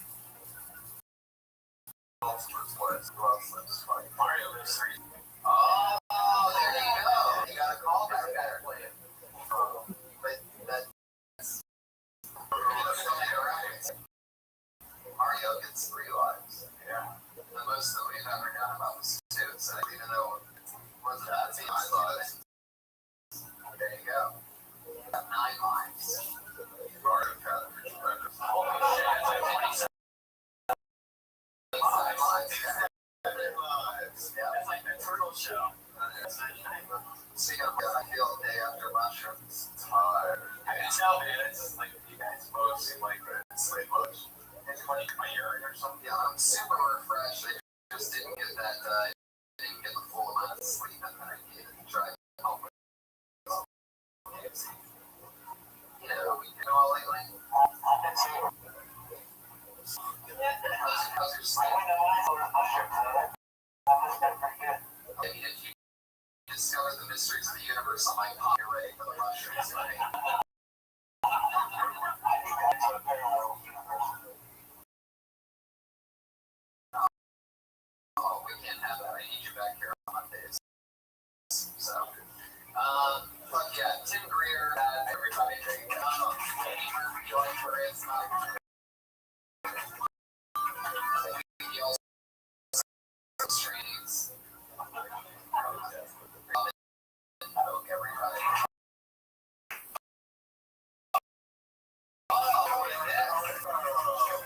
Or say, we're pretty sure happy.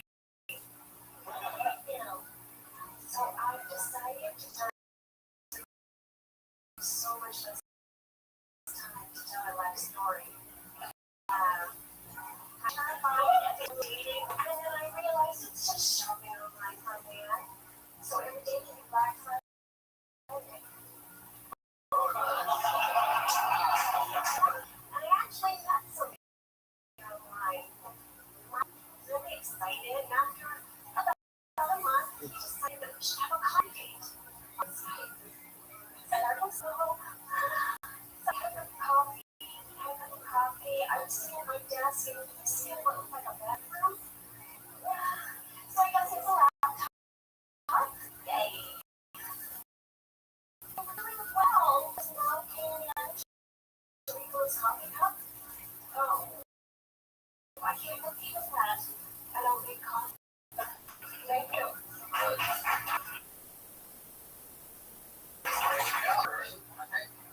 Started strong with a couple of jokes, then slowed down and got a little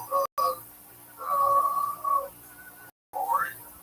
Yeah, not really. It started strong. That was too strong for it, but the start was really good. Yeah, I feel like you do a little bit too much of that thing where it's like, that thing, but you can tone that down because the more naturally you see it, right? Like, it doesn't seem like anybody would talk like that. Right, lady? Like, you got that dust shit. You see it all. It's a double layer cougar hunter. I admire your body, and you got a really nice body. So I think you should do more of those kind of jokes. But just looking at when you bring that up immediately, I just I'm kind of fucking it all the time. So And that's a good place to be. yeah, won me over. Right. Because then you win over all the guys in the room. And you're going to go podcast. And the girls.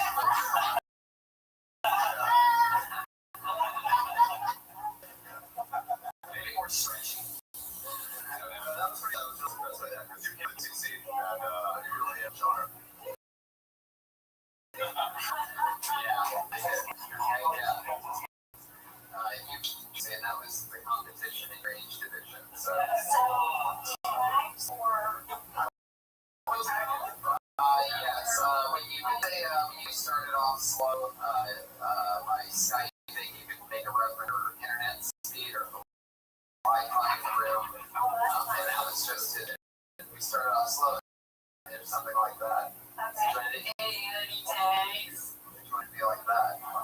There you go. There's your fucking tag. There you go. Okay. What else? What else did you talk about? It's gender like the younger guys, they don't talk about their mind at all. You made a noise. You made a noise about it. You cracked it. It's not laughed or something. No, I would never like a respect or Yeah, you don't. Maybe you a little. I smell a date coming on. A different date in a higher paid shit. Yeah. Yeah. I think we're Tony's sparking some love in this. We just started something really good for the both of you.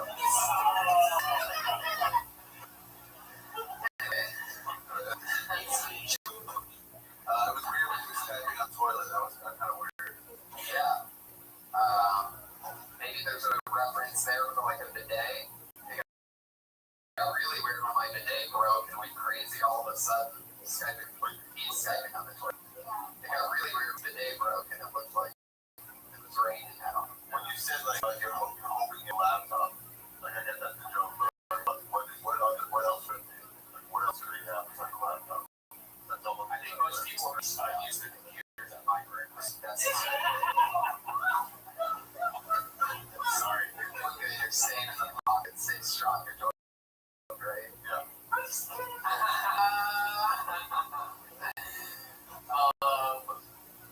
Sexual tension with stage. That's actually a great note, by the way, because you don't about what else could it be? You know what I mean? It's just a laptop computer because it's true. There are no more desktop computers. It's pretty much It's like the joy is, I'm hoping it's not, you know, you would think one thing, but it's the other. So you're only think one thing here. right. Be a laptop. Yeah. Or else we send to the bathroom. Right. I think that was a joke. What else would be any joke could be shitty? It's like she's glad it's not for being like in his off. When you're on the toilet doing it, do you Skype from back to front or front to back? So maybe that's not a good joke. I'll drop that one. Maybe it is. Like what I just said got a laugh. You could always take that. I mean, you'd have to deliver it with precision timing. I love you, Robin. I love your spirit. You have a great sense of humor. Put your hands together for Robin. That's good tags, by the way. You're actually That's some good stuff there. And you have some good jokes, like the shorter story of the younger guys. Your Black Friday thing, you really hook up with guys on that Black Guys on Friday? That was a good one. You do? What are you doing on Thursdays? All right. Korean's going to be your next comedian, Damian Spencer. Damian Spencer. Blacklist. You mean a blacklist noise?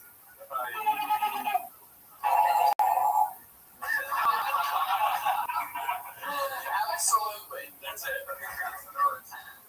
Can you do it one more time? You're doing it out of your mouth, right? All right, your next comedian, put your hands together for the one only Eddie Romare. Eddie Romare. Johnny from the back door. He's getting paid minimum wage right now to check IDs. Here he is, Eddie Romare. Our first ever Comedy Store employee that's getting paid while doing the show. Please, everybody, one more time, Eddie Romare. What's up, guys? I work here. I gotta get a second job. It's fuck out of breath. Because I fucking need money to cover my drinking habit, man. I control my grocery in the fucking car and I'm not married. You know? This fucking scam like this all week, dude. I still got 4 days till my payday, right? Like, I know there's a lot of fucking serious scam guys. I've done it. so many times I call it the 40 plan. Because 4011 is the code for both bananas in any supermarket. Right? So what I do is I go to Rouse, I load it on my cart, go to the self checkout. Everything is bulk bananas. Save 95% on my grocery bill. I paid for it with my EBT card. And if I get caught, I'm not a trained cashier. You know? You can't call the cops on me for being shitty at a job. I don't even have Addie's used to their longer seconds like your style. Anything 7 seconds. Heard that kitty meowing and you said I'm not done yet. That's a long story. What do you think? I got distracted that you were talking about. Yeah, I know. It was a loud breath. A loud order. Where'd you get back there? Sliders, I think I heard, right? Yeah, sliders. From the back of the room. There's a lot of setup to that joke. I think you're probably going to chop that up. You're explaining like codes and 51 whatever. Okay, we only can play. You're going to linger along that hole. Yeah, you can get it. Like, full enterprise and everything.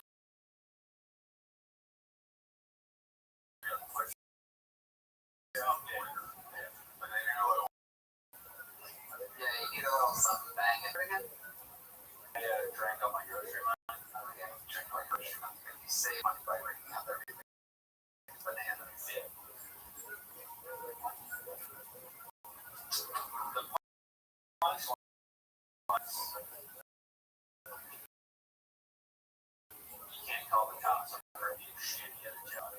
Yeah, I think watch that faster, or at least threw it a couple grenades in the middle of that. Yeah, a couple of settings. Great. Numbers, my bananas. Yeah, the longer you go with the line, the long one by one, like sort out a little bit, and then the longer the line you go on. I don't know if you need to say the code. I think you might just be able to say, I know, because I know the code for bananas. Yeah, I bring everything in bulk bananas. Yeah, I don't worry about things there. Really spell it out, okay? And yeah, it's a good premise, a great payoff, but you just gotta get there. Everybody's getting through, unless some guy orders sliders from the last row at the back for him. Yeah, it's still out. It's good that that's Aggie Robert. Aggie Robert. Yeah, out there. I think so. How are you? Look like you're dying right now. I'm tired. I didn't get a chance to go back to sleep. I heard the doctor. I've never seen anybody shake their head and then also say, wait, you went to a doctor? Yeah. What for? Oh, yeah. What do we find out there? It's not really that's coded, like coming down from the next day. You look horrible. You're notorious having what a lot of people say is the grossest fault in business. Like, is this the same your head? No, different doctor. You know, when it's interesting when doctors do that to Ari, he has to turn their head and cough while the doctor turns his head and gag. But you don't believe me? Ari, you wanna? Thank you. I got Patriot. Will you shoot that guy in the head for me, please? No, okay. All right. Another sound effect from Iron Patriot. The sound effect you did too. I'm every day like a secret. Yeah, you are. You make a laser sound.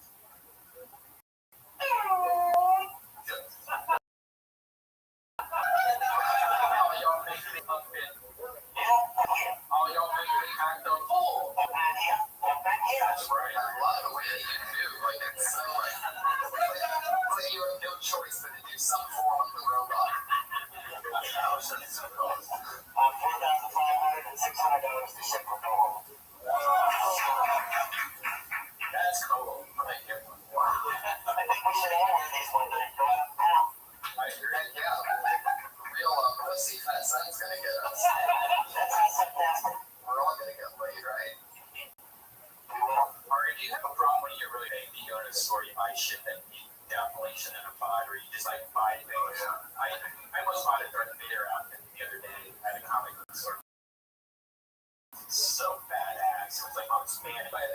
did like FX work, for movies. He just built this beautiful thing, and I went to pay for it, but my credit card got declined because it was like such a high amount of like $2,000 or something. But you know what? I'm gonna go call the bank. I went outside, got my card, drove home with it. Wait, why would I even buy that? I was demoting. Why would I? Right? No reason. It's worth just buying shit you don't need. Right. Well, you are too. I've seen your shit you've been giving over. That's over 10 years of graduation. Right. Yeah. You're a hoarder. But you also, what you guys both have in common is that sometimes you'll buy things on your time. You won't bring it delivered to your house. Like you bought like Snuggies and things like that. And Redman, for example, is Asian women that are here from Tokyo or whatever. Because they never have to. They haven't smoked cigarettes since. That's the most foreign in California. Really? How do you know that? I saw that statistic on the internet. That's because Asians are better at computers. They're all worth it. Yeah. Looking at more. Why do you think that they blur out Asian vaginas? Wow. We got tentacles coming out of it. What's the greatest thing you jerked off to recently? Tell the truth. Honesty is the best policy. You guys like feet? Oh, wow. I love you. Wow. You're a real creep. I feel like that's the thing on the feet, or just like the look of the feet and masturbate. I think everybody appreciates a beautiful woman's good. Don't you make nice? I mean, you don't want to go back. Every foot fetish guy says, yeah, I don't want to do right. Not many. No right. So what would be your perfect fantasy layout? Like, are you like using the woman's seat to like jerk yourself off? Are you sniffing? That's not the only thing. I mean, it's a beautiful arch in the hood. What do you like to do with that arch? Put it in your mouth, put it in your butt, chop it off.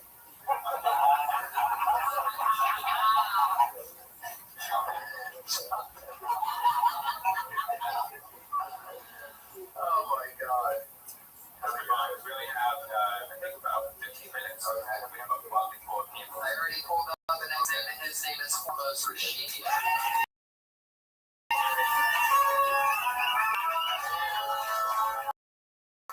What's up, guys? Thanks for having me. I love the Comedy Store.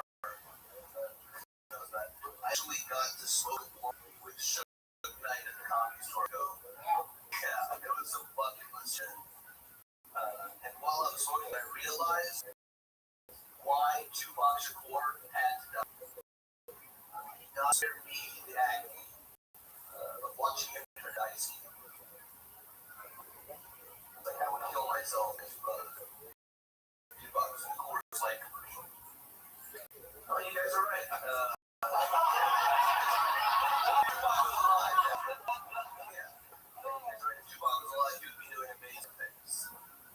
On NCIS Atlanta.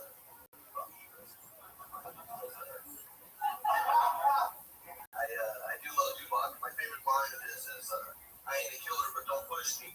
Revenge is like the sweetest joy next to getting pussy. Because that tells you that for Tupac, pussy was number one. What it also tells you is that Tupac preferred revenge.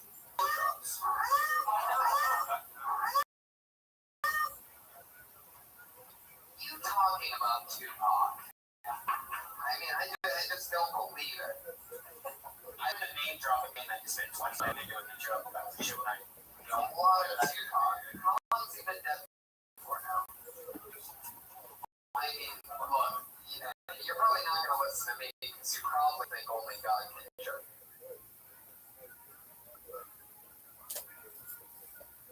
What is this?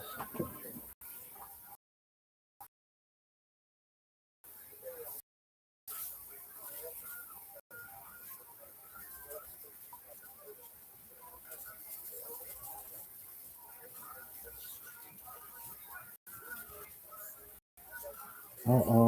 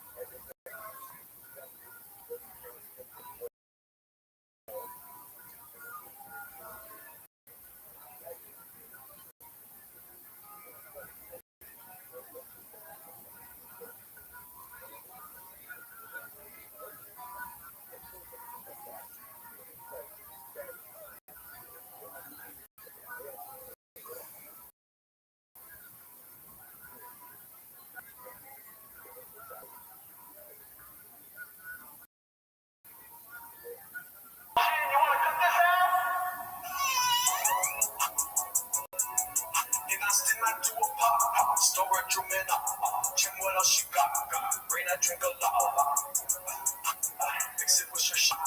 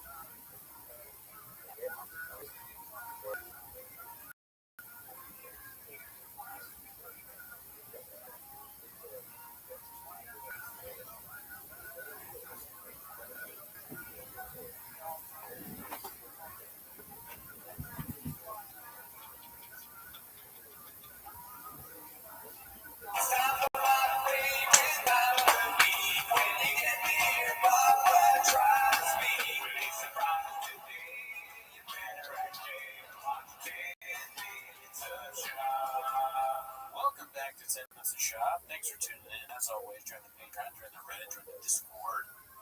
On our Patreon, you can get early access of this show, but that is not why you're here.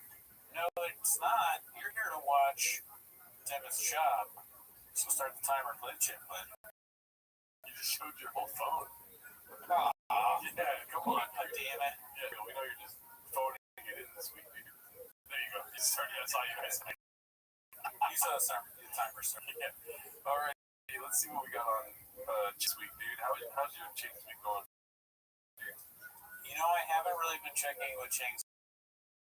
So you're depressed? Yeah, you know, I've never focused on my side business. Calcium And truck stuff. Truck business. I like your hat. Thank you. Yeah, I just got this from, you know, our favorite business. Oh, did you do that thing you said you were going to do? Dude, I tried. Oh. Well, you want to tell the audience? Sure. So we've been trying to, if you guys remember, there's the Fast All Gas website, and they have the pictures of all these people that have bought the merch, and they write really fun, cool stuff about the merch that they bought. And I wanted to do that. I bought merch. We bought merch. Yeah. We had this hat. There's another Fast All Gas hat that we own as a team.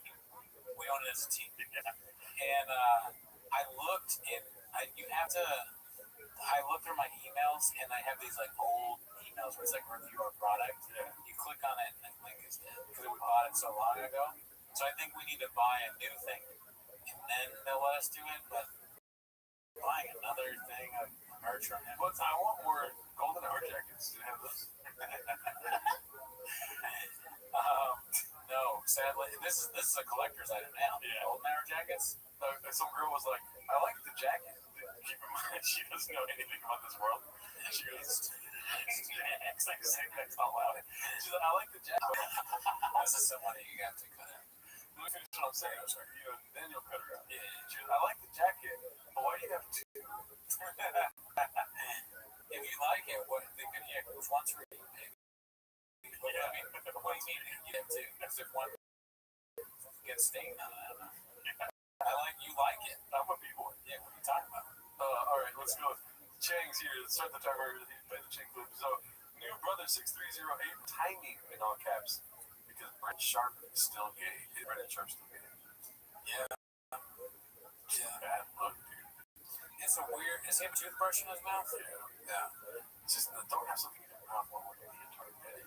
I wonder who. I think we probably asked this last time. Like, whose idea was it, or did he require convincing, or? I will say some spicy comments. Oh yeah. Why does it fit him so well? It's his. Yeah. He had this in his closet. She's like, why don't you put on that your leotard? Oh, my jammies? He has it in his.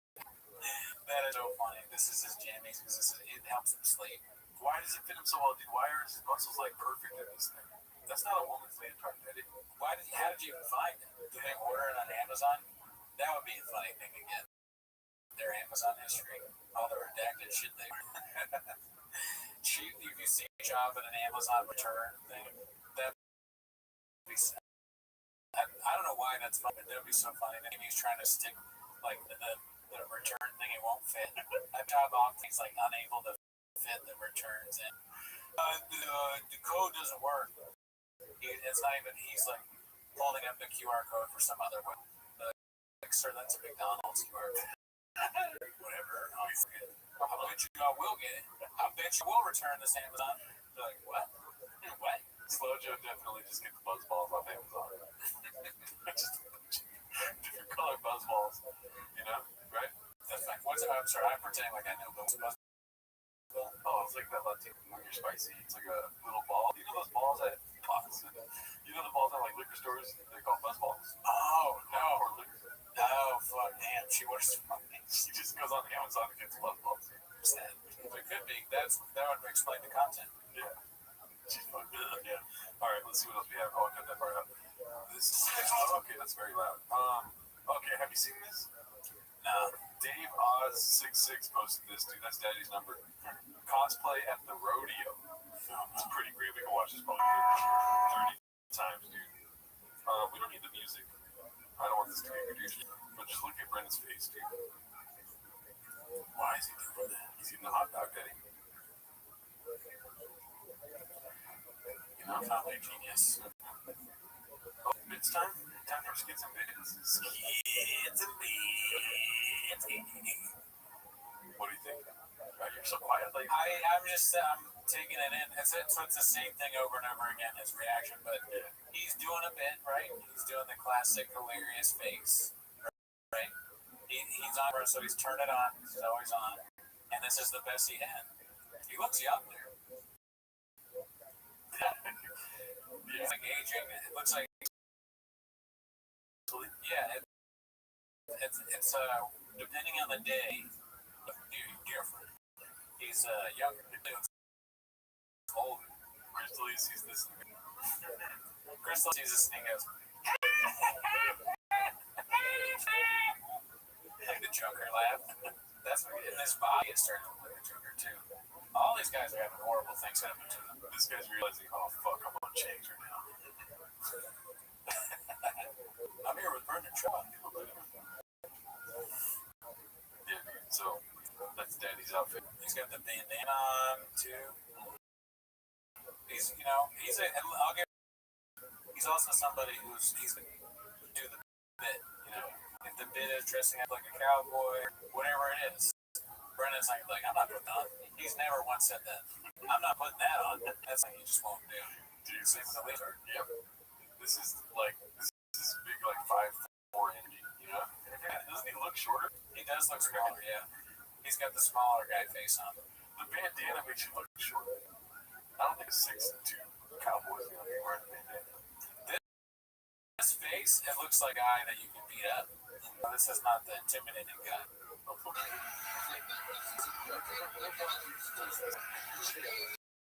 He looks like you caught him doing like some bad.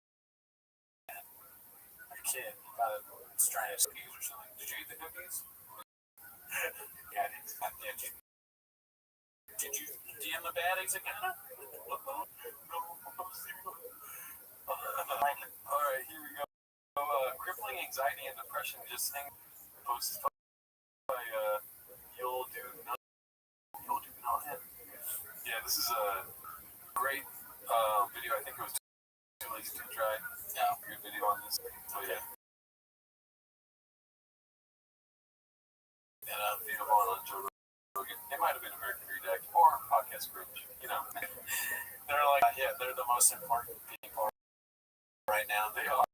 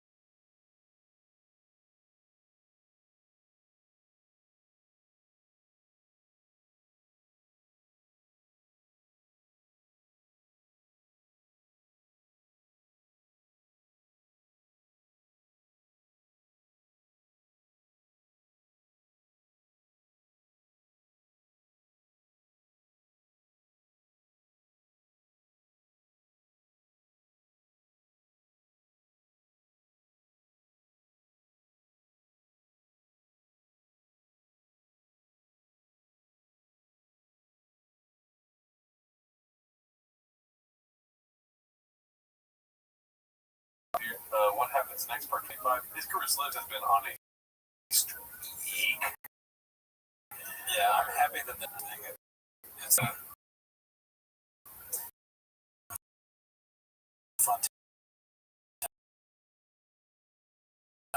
Let's see, this one's a short one. Everybody out because he came in true. Hey, and I want you to you.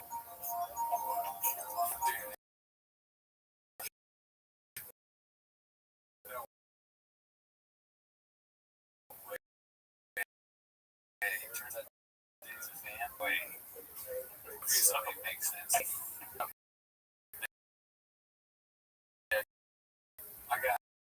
I like the idea of not leaving. I got fucking.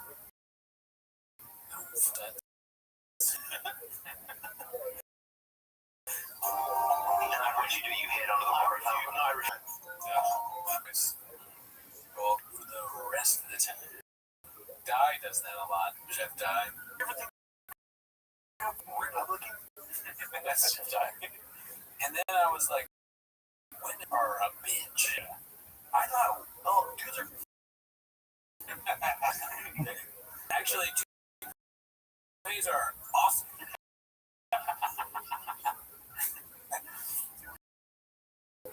His eyes are great. But we should start doing more bits like that. Bill Cosby. Oh yeah.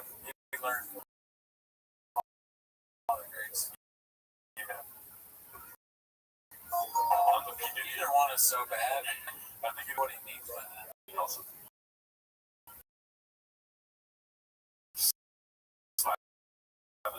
Newcomers. So bad. He's like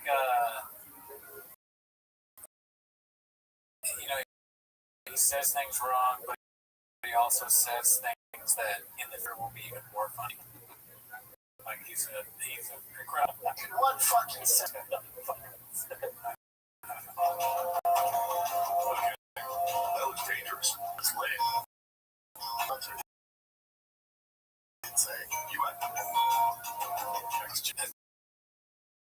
Definitely.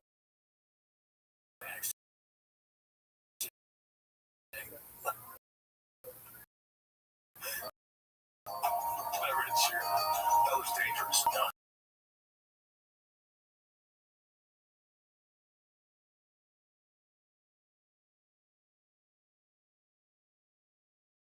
The fact that he always yeah, he always says, hey, Jay, and in reality, Jay is his handler. We always talk about like Brennan Trout. He's a handler. Jay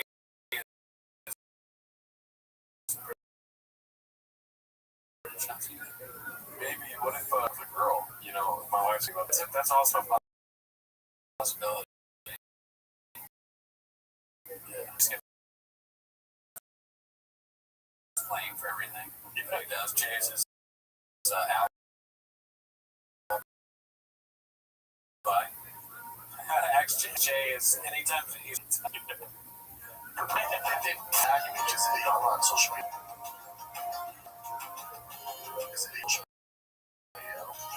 Social media, everyone, they'll check in. I don't see it. thanks for replying to me. I slid into your DMs, dog. Thanks for. Yeah, why call him out like that, man? Mortgage needs LLCs. You need a mortgage. He needs a mortgage. I hope he learned something on this episode. So he can use it now. Dude, that'd be so funny. The coffee keep on the table. I am minus, yeah.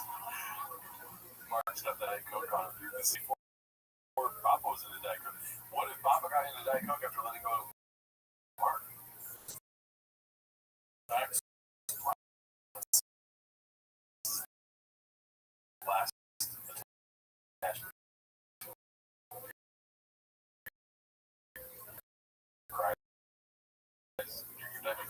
I love your words.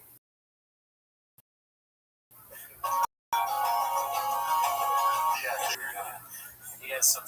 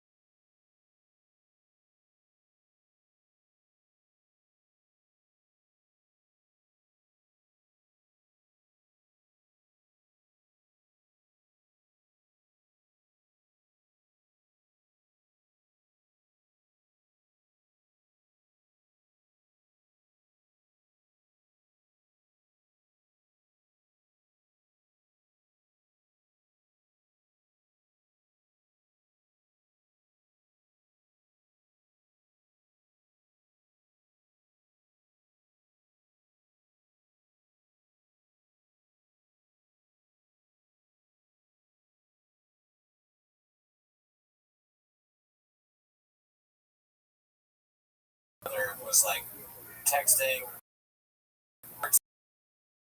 saying that he sucks and he's like a loser and like should stop going on the podcast. Yeah. But Mark had quintessential Mark form. There were 5 responses to one, and I'm just continuing. But the guy was so annoying. He went it's a classic, annoying commenter in text form. Like, you're really out here doing that, huh? That looks good. Not like smiling, laughing face. A lot of smiling, laughing faces. Yeah. And then when he's making a sarcastic comment, crying faces. Yeah. Wow, real on Bob, smiley face, laughing face. He said allegedly slow joke speaking. Funny how this whole interaction just proves how emotionally unintelligent laughing face. I was never stressed. M dash might be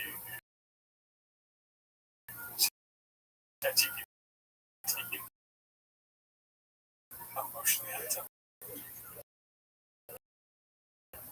I was never and never will be. Meanwhile, B has clearly been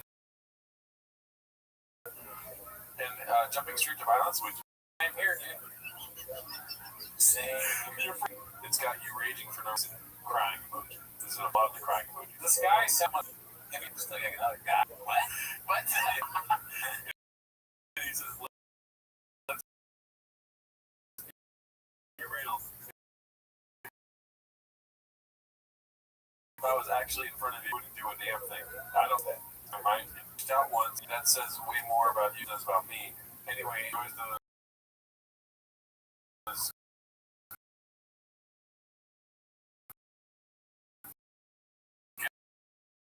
was the spot that's on a low budget podcast, which by the way, major event.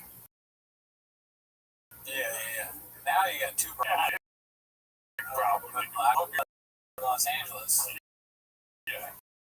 Because I'm fucking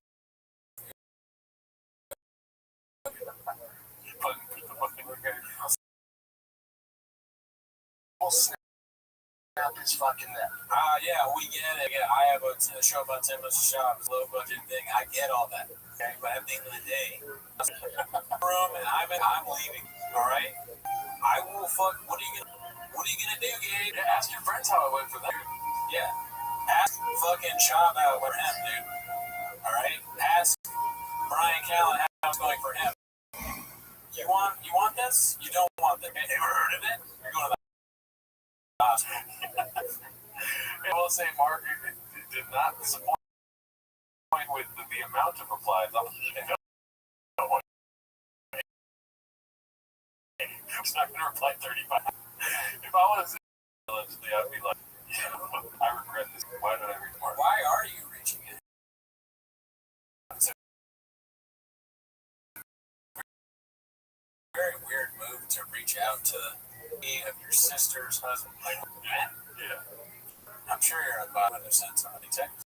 They're all just spicy. Let's keep in mind. Yeah, it's a spicy thing. I'll fuck your whole family up, dude. That's true. And the face you make when you are vaulting on all your assets, okay, that's a transition there. Post about big battle 9416. We don't wish any ill will.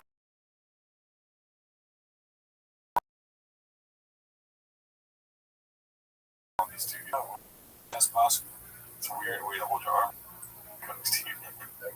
They're always squeezing food out of it like that. This is how most of the job meals get eaten. And like the to-go stadium. Oh, here we go. The shops dropped. Big battle in 9416.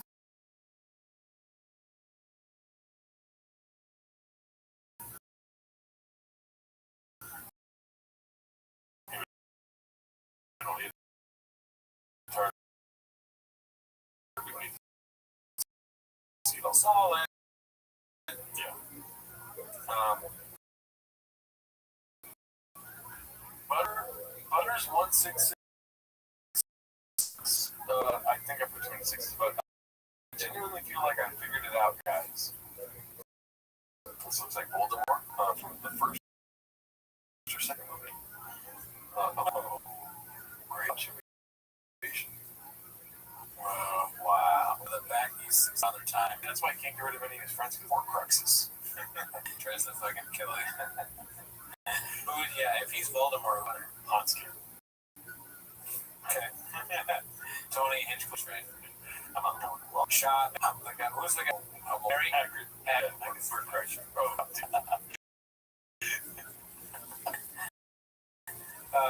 Dore is Joey Diaz, pretty old. Jimmy Dore. He's got to be a good guy, right? Dumbledore, Jimmy Dore. Yeah. Or also be gay. Oh, Dumbledore's gay. Right. A wise man in comedy. Probably plenty of those. Yeah. Gary. That's true. I can't think of any off the top of my head. You know what they do, right? Comedy. Pablo with the smallest dick. We've already seen this. I don't want to say it again. Not really. Okay.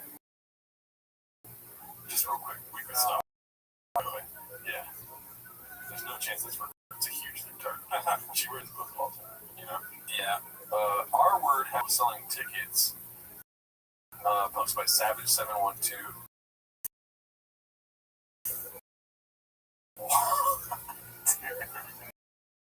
No. That's so sad. But fuck it. We've all. Yeah, I mean, it's just like Moonshot, Oklahoma, it's not club, you know? Yeah, they got a fucking. Let's see. Do you want to. Sooners playing, okay? Anywhere Brian goes, that guy's like, Sooners are here. He didn't say that. Hey, we'll throw a couple. All right, this year's fact, okay? Big leagues. You're a Burbank. Okay? You're not in.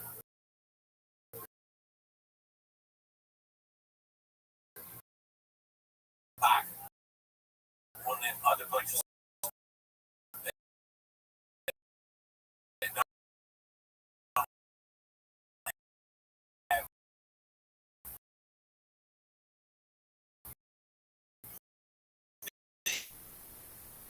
Yeah, sit out and show. Yeah, compete with, yeah, but. I got a show Saturday. But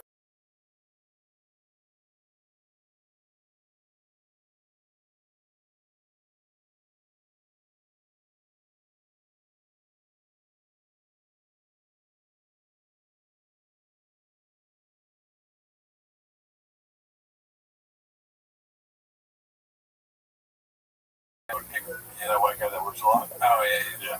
Big dude. Brian Kelly, from Hollywood. Okay, yeah. Who's buying that? To have him go out and be like, yeah,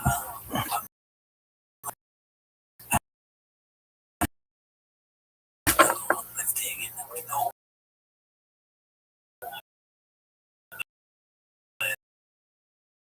Like, I'm hot. Yeah. I'll tell you what, I don't care what happens. Next week's podcast is going to be 8. Yeah, that's the narrative. Definitely wear like glasses and a mustache. So, yeah.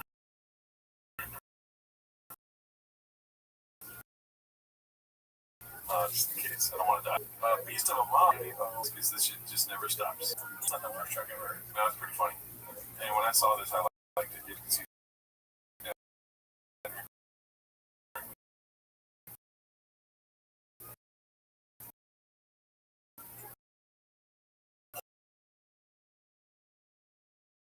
Pretty good. Granted, she didn't. No, it's not reposted. You know. The scam got ring.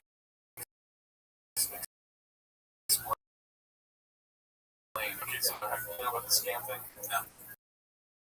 basically Brian, where Amy Poehler was wanting him on her show. On her podcast. And people are legit. Let's start with you read this email. A candid conversation. Episode where Tim Dillon couldn't defend himself. No, those huge tits on. Sends this email. Reading this finds you well. My name is Julia, and I handle so immediately. I'm supposed to Amy Poehler's podcast. About that? So I'm supposed to. Yeah, her assistant reached out, and she was like, "Hey, we'll have you on story time with Amy." Dude, this is hard to watch. Not even the name of the podcast. How could Amy Poehler would have him on a show? Why? He's like this. Okay, I'm sorry. Delusional to the extreme. You know, just I don't know, man. Yeah, it's a big podcast. I know her, and I know Amy from back years. I've talked to her. I love her again. To people so excited to get booked on this show.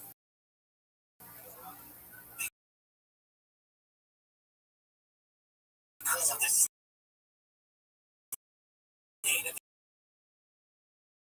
LA right now and how these people haven't worked in a while, and but they still have a home. Because I found out it was going to be a Zoom first.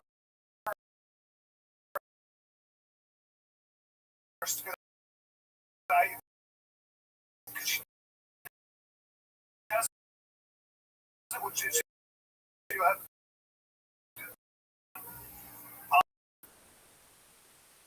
on the internet and then talks about the person there. Is it even embarrassing at this point, though? Because, okay, in my mind, it stops getting embarrassed after you do. That wasn't even only podcast.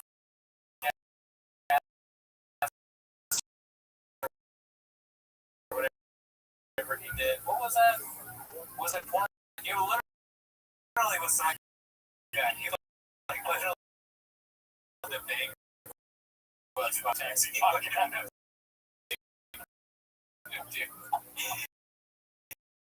He fucking the bang bus picked him up. Streaming. Bang bus picked up podcast, and he thought he was. I realized that's as embarrassing as it gets almost. Him freaking her, maybe somebody new. It's just a neat prank. Seriously, had he not done the bang bros, he let another man hit him with a fucking whip down.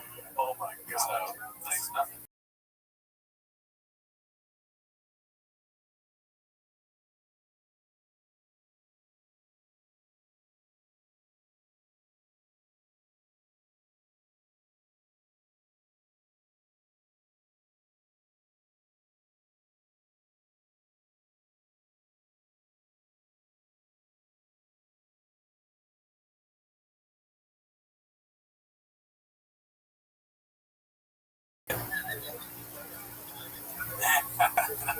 Ryan has our doing cameos in porn.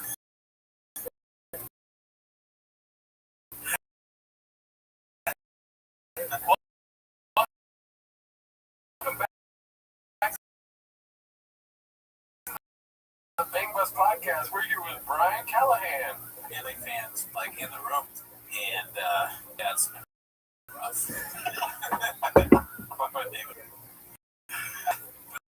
Like, Brian, how you doing? You ever pick up a guy with days? For hands on. Brian is a sick part. I'm just catching up some good things.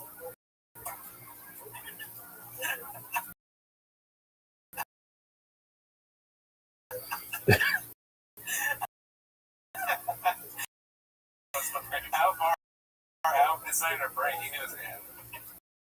How far is it removed from a guy hitting you with a thing? Maybe he's dressed like a cow thing. cherry coming on Brian's face too. How far away is he from the market? They keep saying that like Slow Joe and we're gonna do OnlyFans. No, Brian will do it first. It's like many years ago, and we had a nice little conversation. I cannot believe that she has fought for sure. A lot of people know me for many years. I've talked to her lover. And my friend goes, hey, did you, you know that David Power Plus? Do you know it's a scam?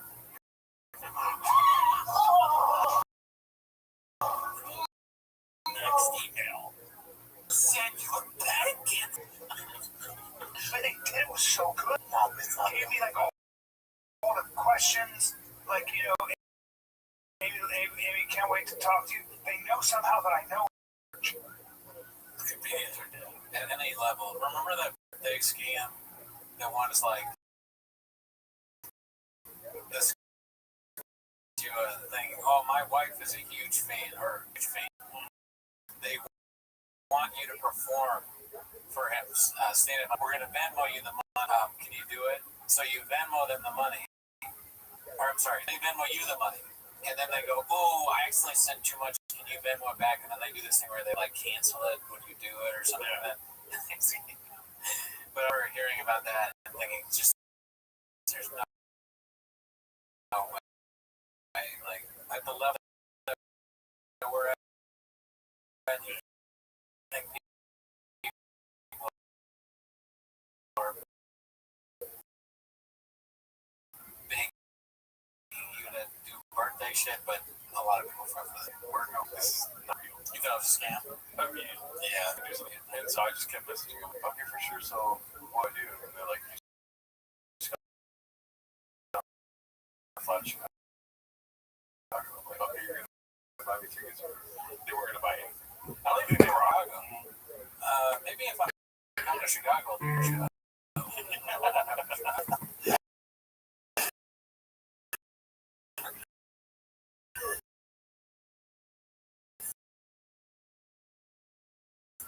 I should look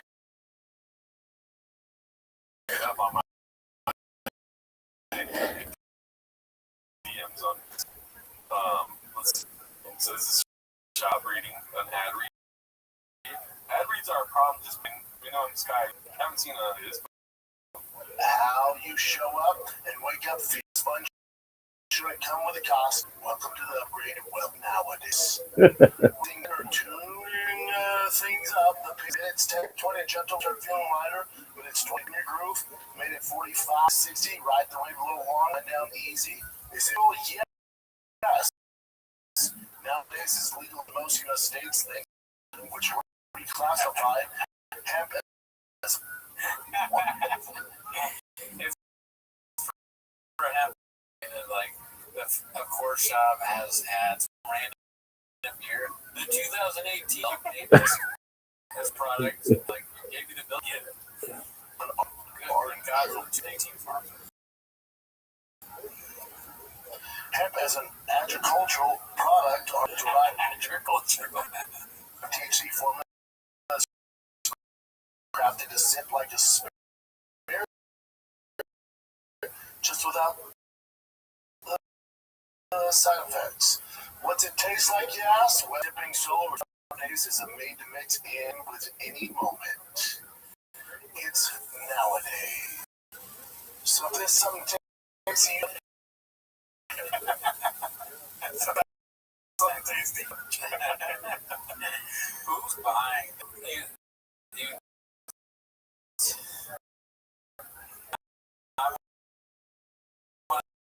I order hemp to drink because someone said,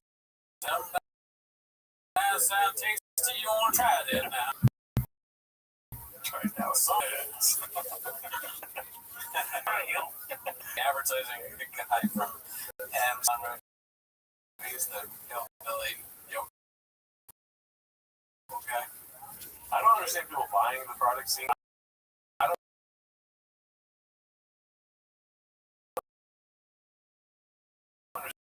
understand these products seeing that and being like, all right, let's product you have been absorbed. You know, like I should probably help him out. He's more. You know, that's a nowadays thing. Yeah, get you a little. So if you want to drink something like that, then go for it. They're like, don't drink it before you do the ad read. Like, I never drink it. I think nowadays probably. Okay, there's my redaction. So nowadays, right, you're, everything is set to go. The CEO sits his boardroom down. They're all sitting.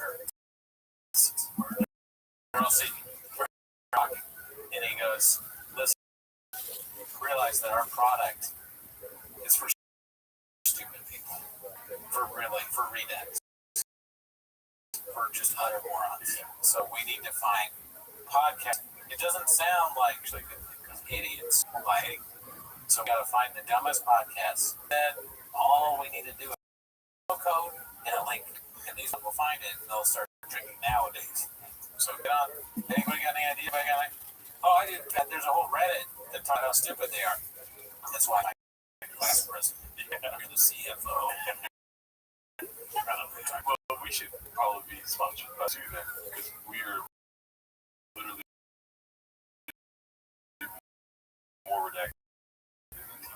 That's a good point, I guess. No, that is, I thought you were saying, let's see the ending of this. Hey, now when you have hungover, we judge. Try it out some now. Holidays, I don't drink it. It's crazy how risking his life and breaking traffic laws just to make it a buck. LOL. Poor Papa legit looks terrified. Ha ha ha.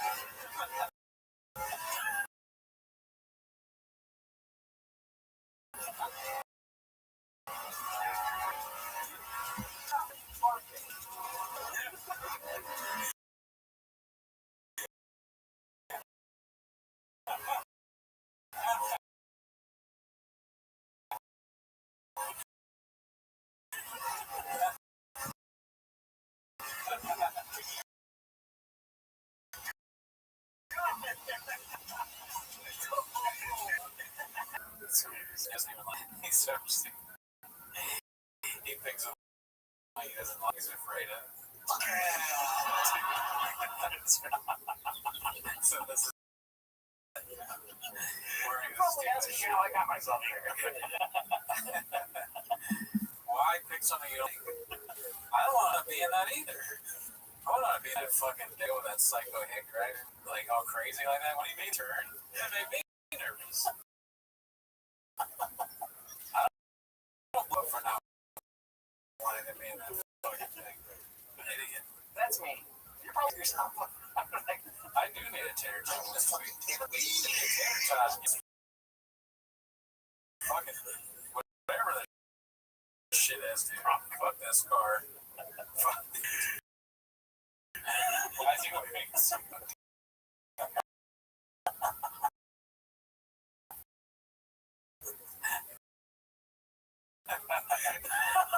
I want to be there. Look at this dude is spicy.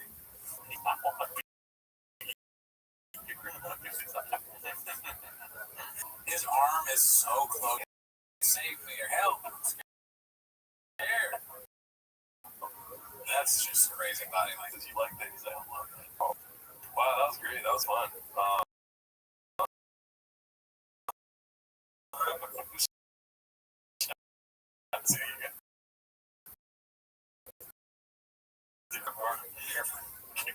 Good eyebrows. You got clear. Good eyebrows. I don't think I get them done. I had to fight Bill. Come on, dude. Come on.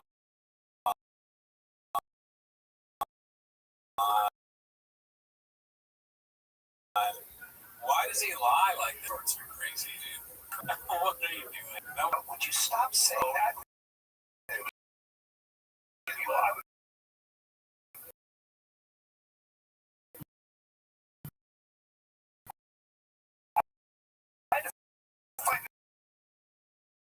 He gets his lips down. I go, would you stop saying that?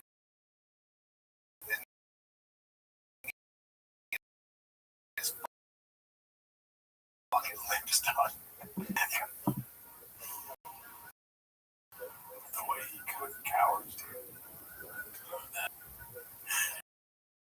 He vivifies his lips, dude. He's vivifies. No. That's it. There's a Byron now? No. Brian. Man. That's lips done? Yeah, like he gets that again. You know how I know you're as a guy? Yo, it's some DSLs. Yeah, he's some fucking DSLs. You got some DSLs on. What else you got, Jim? No way. You can't. If you think I have it, you ain't. Oh my god, dude. What else you got, Jim? Funny. Why does it keep saying? Which one? What else you got, Jim? It's like, I don't know, it's a transition. He's got nothing else to do. You really think I sucked it? I guess maybe.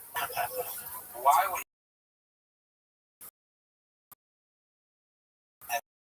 as a dude getting your lips done? I hope you're so good. Yeah. Got some DSLs on you. What else you got, Jim? Move on, dude. Try it out, man. Dude, what happened? If not that spider, right? Some sort of. That's why our other show record tweeties very honest about all the weird things going on now. So to stay off. So you don't like no like my small teeth. No, those it's been like that. Get them made smaller. My big gums. I get them.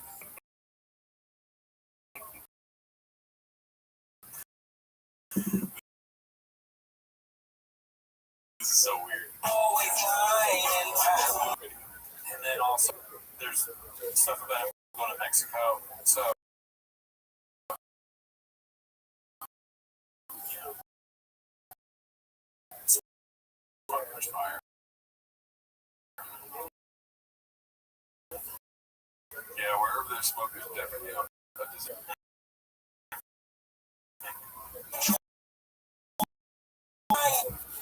Driving myself in practice. That'd be funny if he was going to get his lip to look. When he saw the your big old pussy. It's when he's getting on it. It's like, oh my god, this is insane. Addie.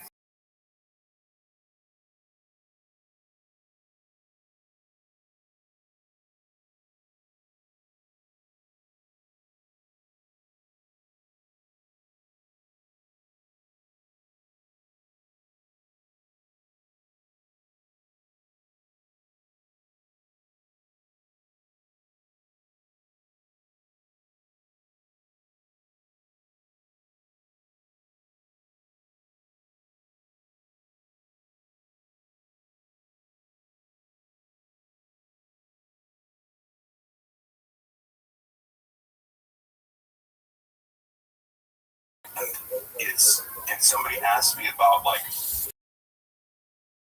what their dynamic is and like how much sympathy you should have for Callan and Brian because Brian for whatever his volume is separate like his faults and whatever, and I can speak his independence forever. He's for the what do you do for a guy like Brett Default is just like shit on everyone around you as a form of comedy, you know, like just push down like the opposite. Yes, but Brian can turn that into funniness. It's just over time we get to reverse it. It's like Joe had no options. He's like, oh, a power vacuum, you know.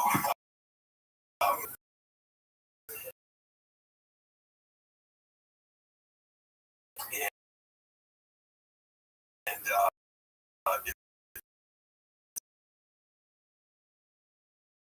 it's sad, but somebody asked me, do you think they talk about of how to fix things? Yeah, meditations where he's trying to comedy like yes and or how to keep negative or shutting him down.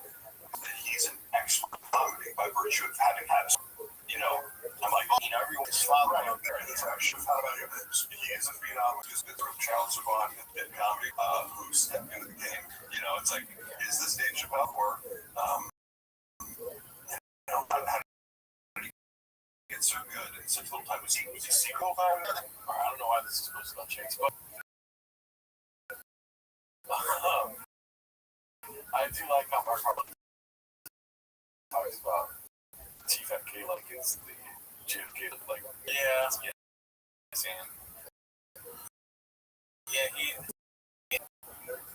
he gives it some gravity, you know, he talks about it well. It's very important stuff. Some of the most important stuff going on right now, I think, is what's going on even still. Drop the TFK files. Yeah, I mean, you drop a lot. Yeah, and he's more stuff's coming. Gabe Zanella was just the tip of the iceberg.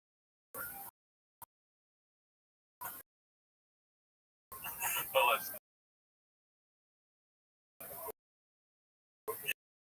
Yeah.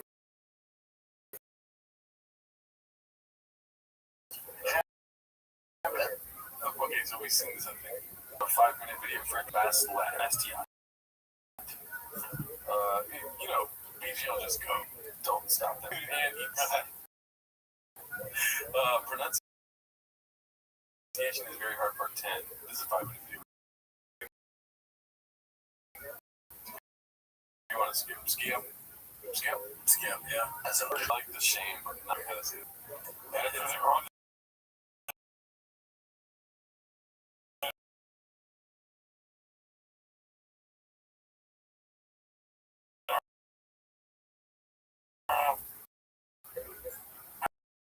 What is it that he doesn't know the word agricultural, or is he he's not going to say it? You'd think that a cowboy would know what agriculture is. That's a good shit. Okay,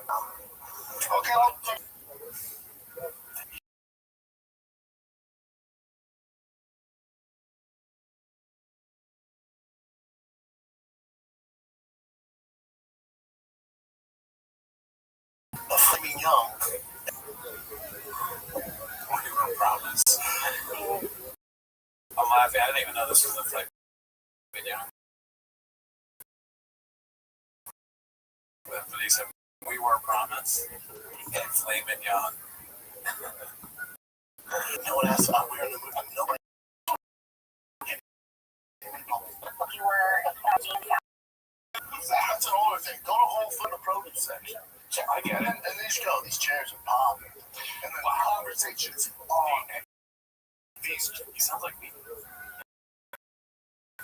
Go to the produce section. No, like the whole podcast is just I'm like telling you what to do. Oh, yeah. Don't be too hard. I gotta change it. I'm gonna get lit delivery. Chairs are. Oh. What these chairs are.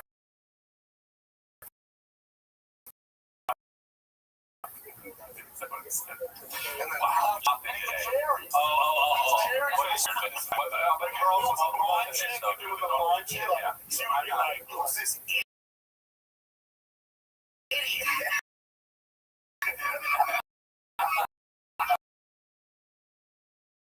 Well, shit, you couldn't get any blind girls. One get theirs, and I realized that when I get the bill for the property tax. So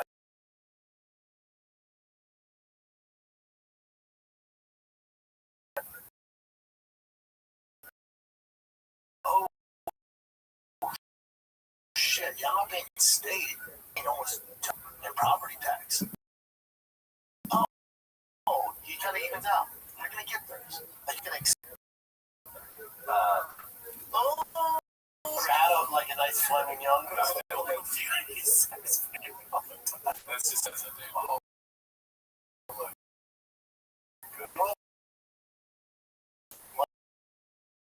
Much to lose. You're shooting for the moon, but you're probably gonna land on the stars. There's a high-end rip off. There's none of that going. Right? It's all a farce. It's all I don't know.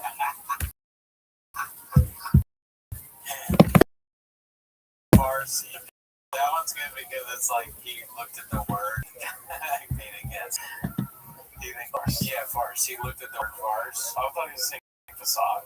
Oh, that's farce. Farsi, the language that people speak in Iran. Yeah. Well, we're also like Neil Simon Public writing Farsis. Yeah.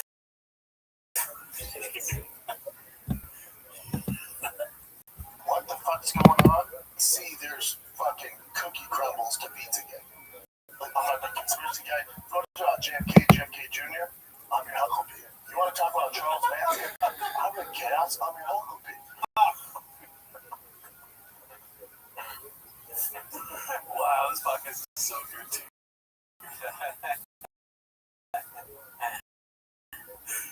My mental health is on the fridge. Same with the BMF. The problem is when you patience and then you don't deliver. What I get? He's like, instead of I am Batman, he goes, I am King. Sam.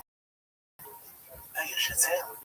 Now, the one that could make this a store, like the littlest cards ever, and it's a big ass, is if Justin Gage knocks out Dillian.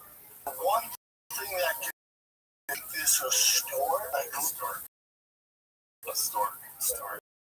Dad want to bring his babies. Whoa. Look at Cameron coming up to the lodge. Yeah, I mean, it's like, straight up Jurassic Park stuff. It's cool. It was really cool to put together Bo Nickel versus Dukakis. Yeah. We waited a year to pull out fucking Sugar Sean's dad. But this Dukakis ran for president in the 80s against Bush. Yeah. He's got like these names and things in his head. Plant, dude. It's a fucking scientist. Wow. He's Indian. Hand speed, light years different. Light them up on the feet, taking them down at will. And then you take them down twice, you get them down, you choke them out with a straight. Follow it! How preposterous. It's there. And pretend I'm an innocent bystander crossing the road. I'm trying to stop this thing. Bystander, Vincent. Bystander. Then, of course. No, watch out. Oh, that's not bad.